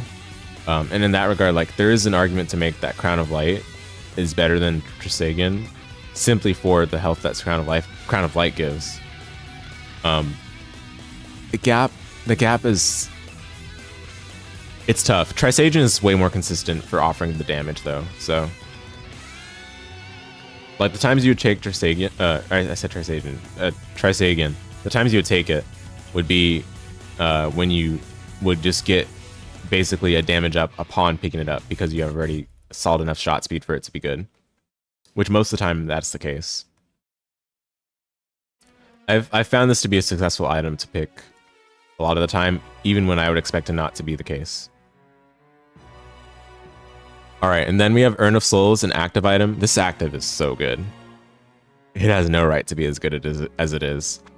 I think what actually ends up making it good is the fact that the damage scales with the floor you're on, similar to Monstrance. When you kill an enemy, it absorbs a soul and applies it as a charge for this item. And if you press the active button and then you hold the fire button while you have the active button, or not held, but like if you hold the fire button while you have like the urn open, it'll like breathe out fire, and the fire does so much damage to enemies. Not only that, but it also destroys tears while the fire is being spit out. Late game boss killer, early game room clear killer, and also early game boss killer. I mean, it doesn't kill like super long final bosses all in one go. You still need a little bit more. But as we've talked about in the boss tier list that I did for fun, a lot of bosses in this game spawn enemies, so you can still recharge it by fighting that very boss. I think it's excellent. It's on the verge of being top, but I don't... it's tough. It is really that close to being top. If it could just last a little longer for long boss fights, then it would be there. It would be there, but that would be a little too good, wouldn't it? But it's such a good room clear. It legit just does the room clear for you. No brain needed. And it can kill a lot of ordinary bosses as well. Yeah, then we have Vade Retro. Vade Retro is like crowd control. After you kill an enemy, it spawns like a ghost. The ghost doesn't deal any damage while it's there, but it stays out as long as you're still in the room. If you press the active button, it like detonates the ghost and it deals damage in the area. And this can be a chain reaction because enemies killed by the ghost still spawn a ghost. It's guaranteed, so you can use it to clear rooms with ease if you're able to kill the first enemy. But usually the first enemy is the hardest part about a lot of rooms. So that's where Vade Retro's value is a little bit lower to a run. But in terms of the damage it deals a percentage of the health of the enemy, and it incorporates the floor into the damage formula. So the fact that it doesn't take into account your damage value does help it be a lot better than it would be otherwise. But even then, I don't find myself keeping this item most of the time. It's not utility, it's just pure room clear and helps with bosses as well. But you still need to be able to clear the first enemy, and that can oftentimes be the hardest part. So I don't know if it's any higher than good in my experience. Void, on the other hand, is definitely higher than good. We talked about this in Devil Room Pool already, but Void is a very demanding active item, but it's a good one. It definitely puts in so much work throughout a run. It offers leverage. It allows you to keep actives still, especially good actives that you want to keep. It gives you stats if you don't want to have any of the passive items that you end up coming across. You can just convert them into stats by consuming it. It allows you to check blinds, which I already kind of talked about. Like, you can pick up the item that's blind. If you don't like it, you can still avoid it while it's in the pickup animation. You can get it for stats. Yeah, Void is really good. You have to keep it for the whole run for it to be as good as it is, but honestly, that's fine.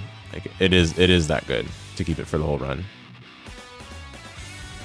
Yeah, that's another thing too. That's a good thing to mention. The point about getting extra pedestals from key pieces. So when you fight an angel statue, right? If you don't have both key pieces already, the angel statue is guaranteed to drop a key piece for the other key piece that you don't have. And what you can do is like basically when you go angels, you never take the second key piece because you want to leave it there for rerolling potentially or other purposes, such as with Void. Because with Void, you can still consume the key piece and it'll convert it to stats for free. And this is a reasonable thing to consider because it does happen quite often. After all, we're talking about Void in the context of Angel Room Pool. But that means the first time you see Void, you're going to be able to consume the key piece in this manner. The sad part is that this is what prevents Void from being top in the Angel Pool. If you have an active already, you have to consume it with Void if you're going to keep Void. Or if, you don't have to consume it, but if you're going to use Void in that Angel Room, you have to use it right on the spot. And that means you're going to consume the active you have before. Now, this is not a problem with the best actives, such as Book of Revelations or Satanic Bible, because those are actives that are not any worse with Void than they already are. For the most part, at least. So it's not a big deal for those. But for some other actives that are utility-based, yeah, it's a little rough. Like, there's some actives that might not even work with, but I haven't had a chance to try Void with every active, but let's take a look at Void's page and see if there's anything noteworthy. So there's nothing for stitches, but I imagine something like stitches is kind of weird to use it with.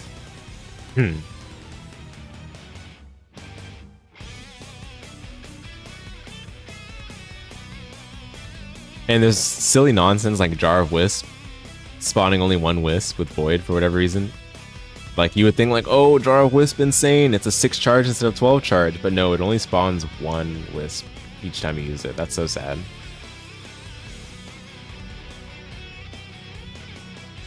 Yeah, that's just Void being weird and clunky though. It's still a good item, it's just that unfortunately, like, if you take it on the spot in an Angel Room, you better hope that the active that you're giving up can be voided without too much trouble. Otherwise, you won't be able to use Void on the spot for the stats, that is, from the key piece. All right, and there's a couple more items that are missing from this. Let me pull up the wiki page quickly. There actually might only be one item that's missing.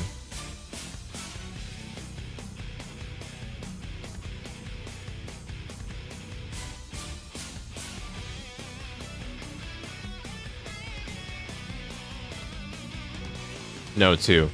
So it looks like missing is Purity and Book of Revelations. Let me quickly grab images for those.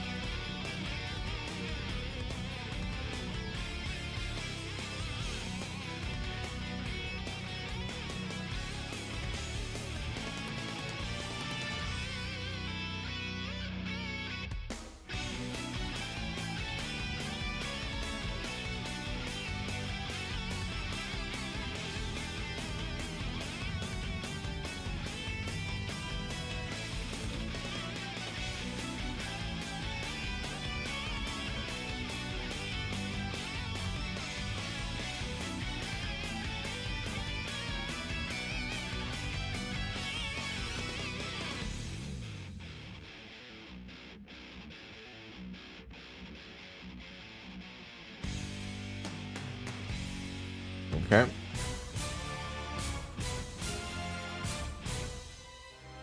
So Book of Revelations and Purity. Book of Revelations is one of the best active items in the game.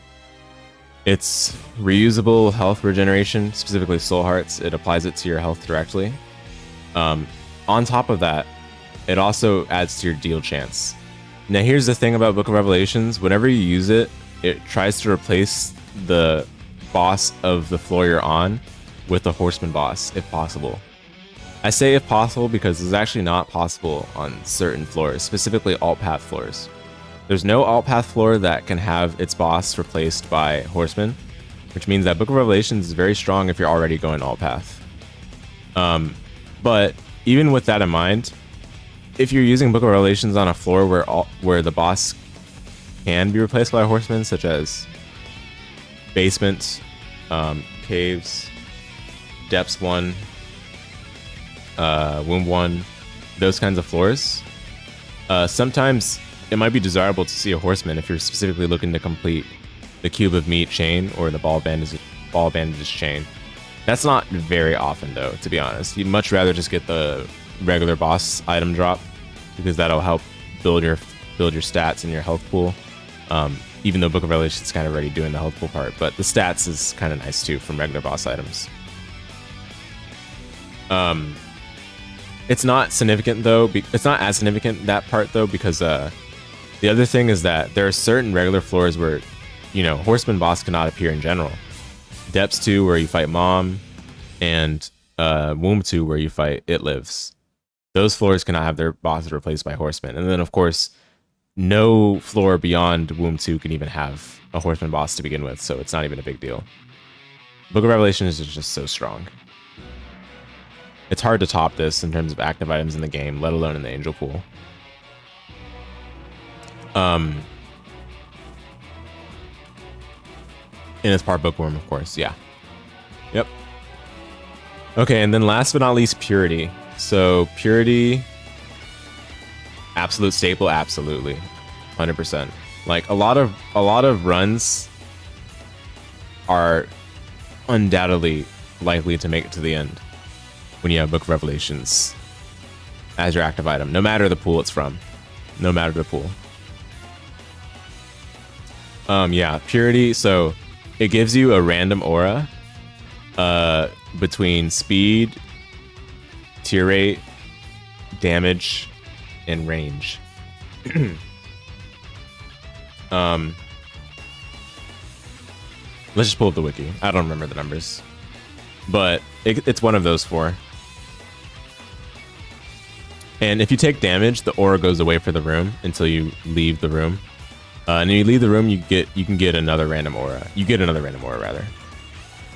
So it's for red, it's +4 damage. For yellow, it's plus 0.5 speed. For blue, it's plus 2.0 fire rate. For orange, it's plus 3.0 range. These are really big increases to the respective stats. Damage, 4 damage is obviously really good, especially when you need it. 2 fire rate is nothing to scoff at. 0.5 speed is highly impactful. And 3.0 range tends to be the lesser desired stat, but when you really need the extra range, you notice it. The sad part is that you don't get to choose which one you get. It's not like they cycle between it deterministically. Well, technically it's deterministic, but it's not something that you get to control, basically.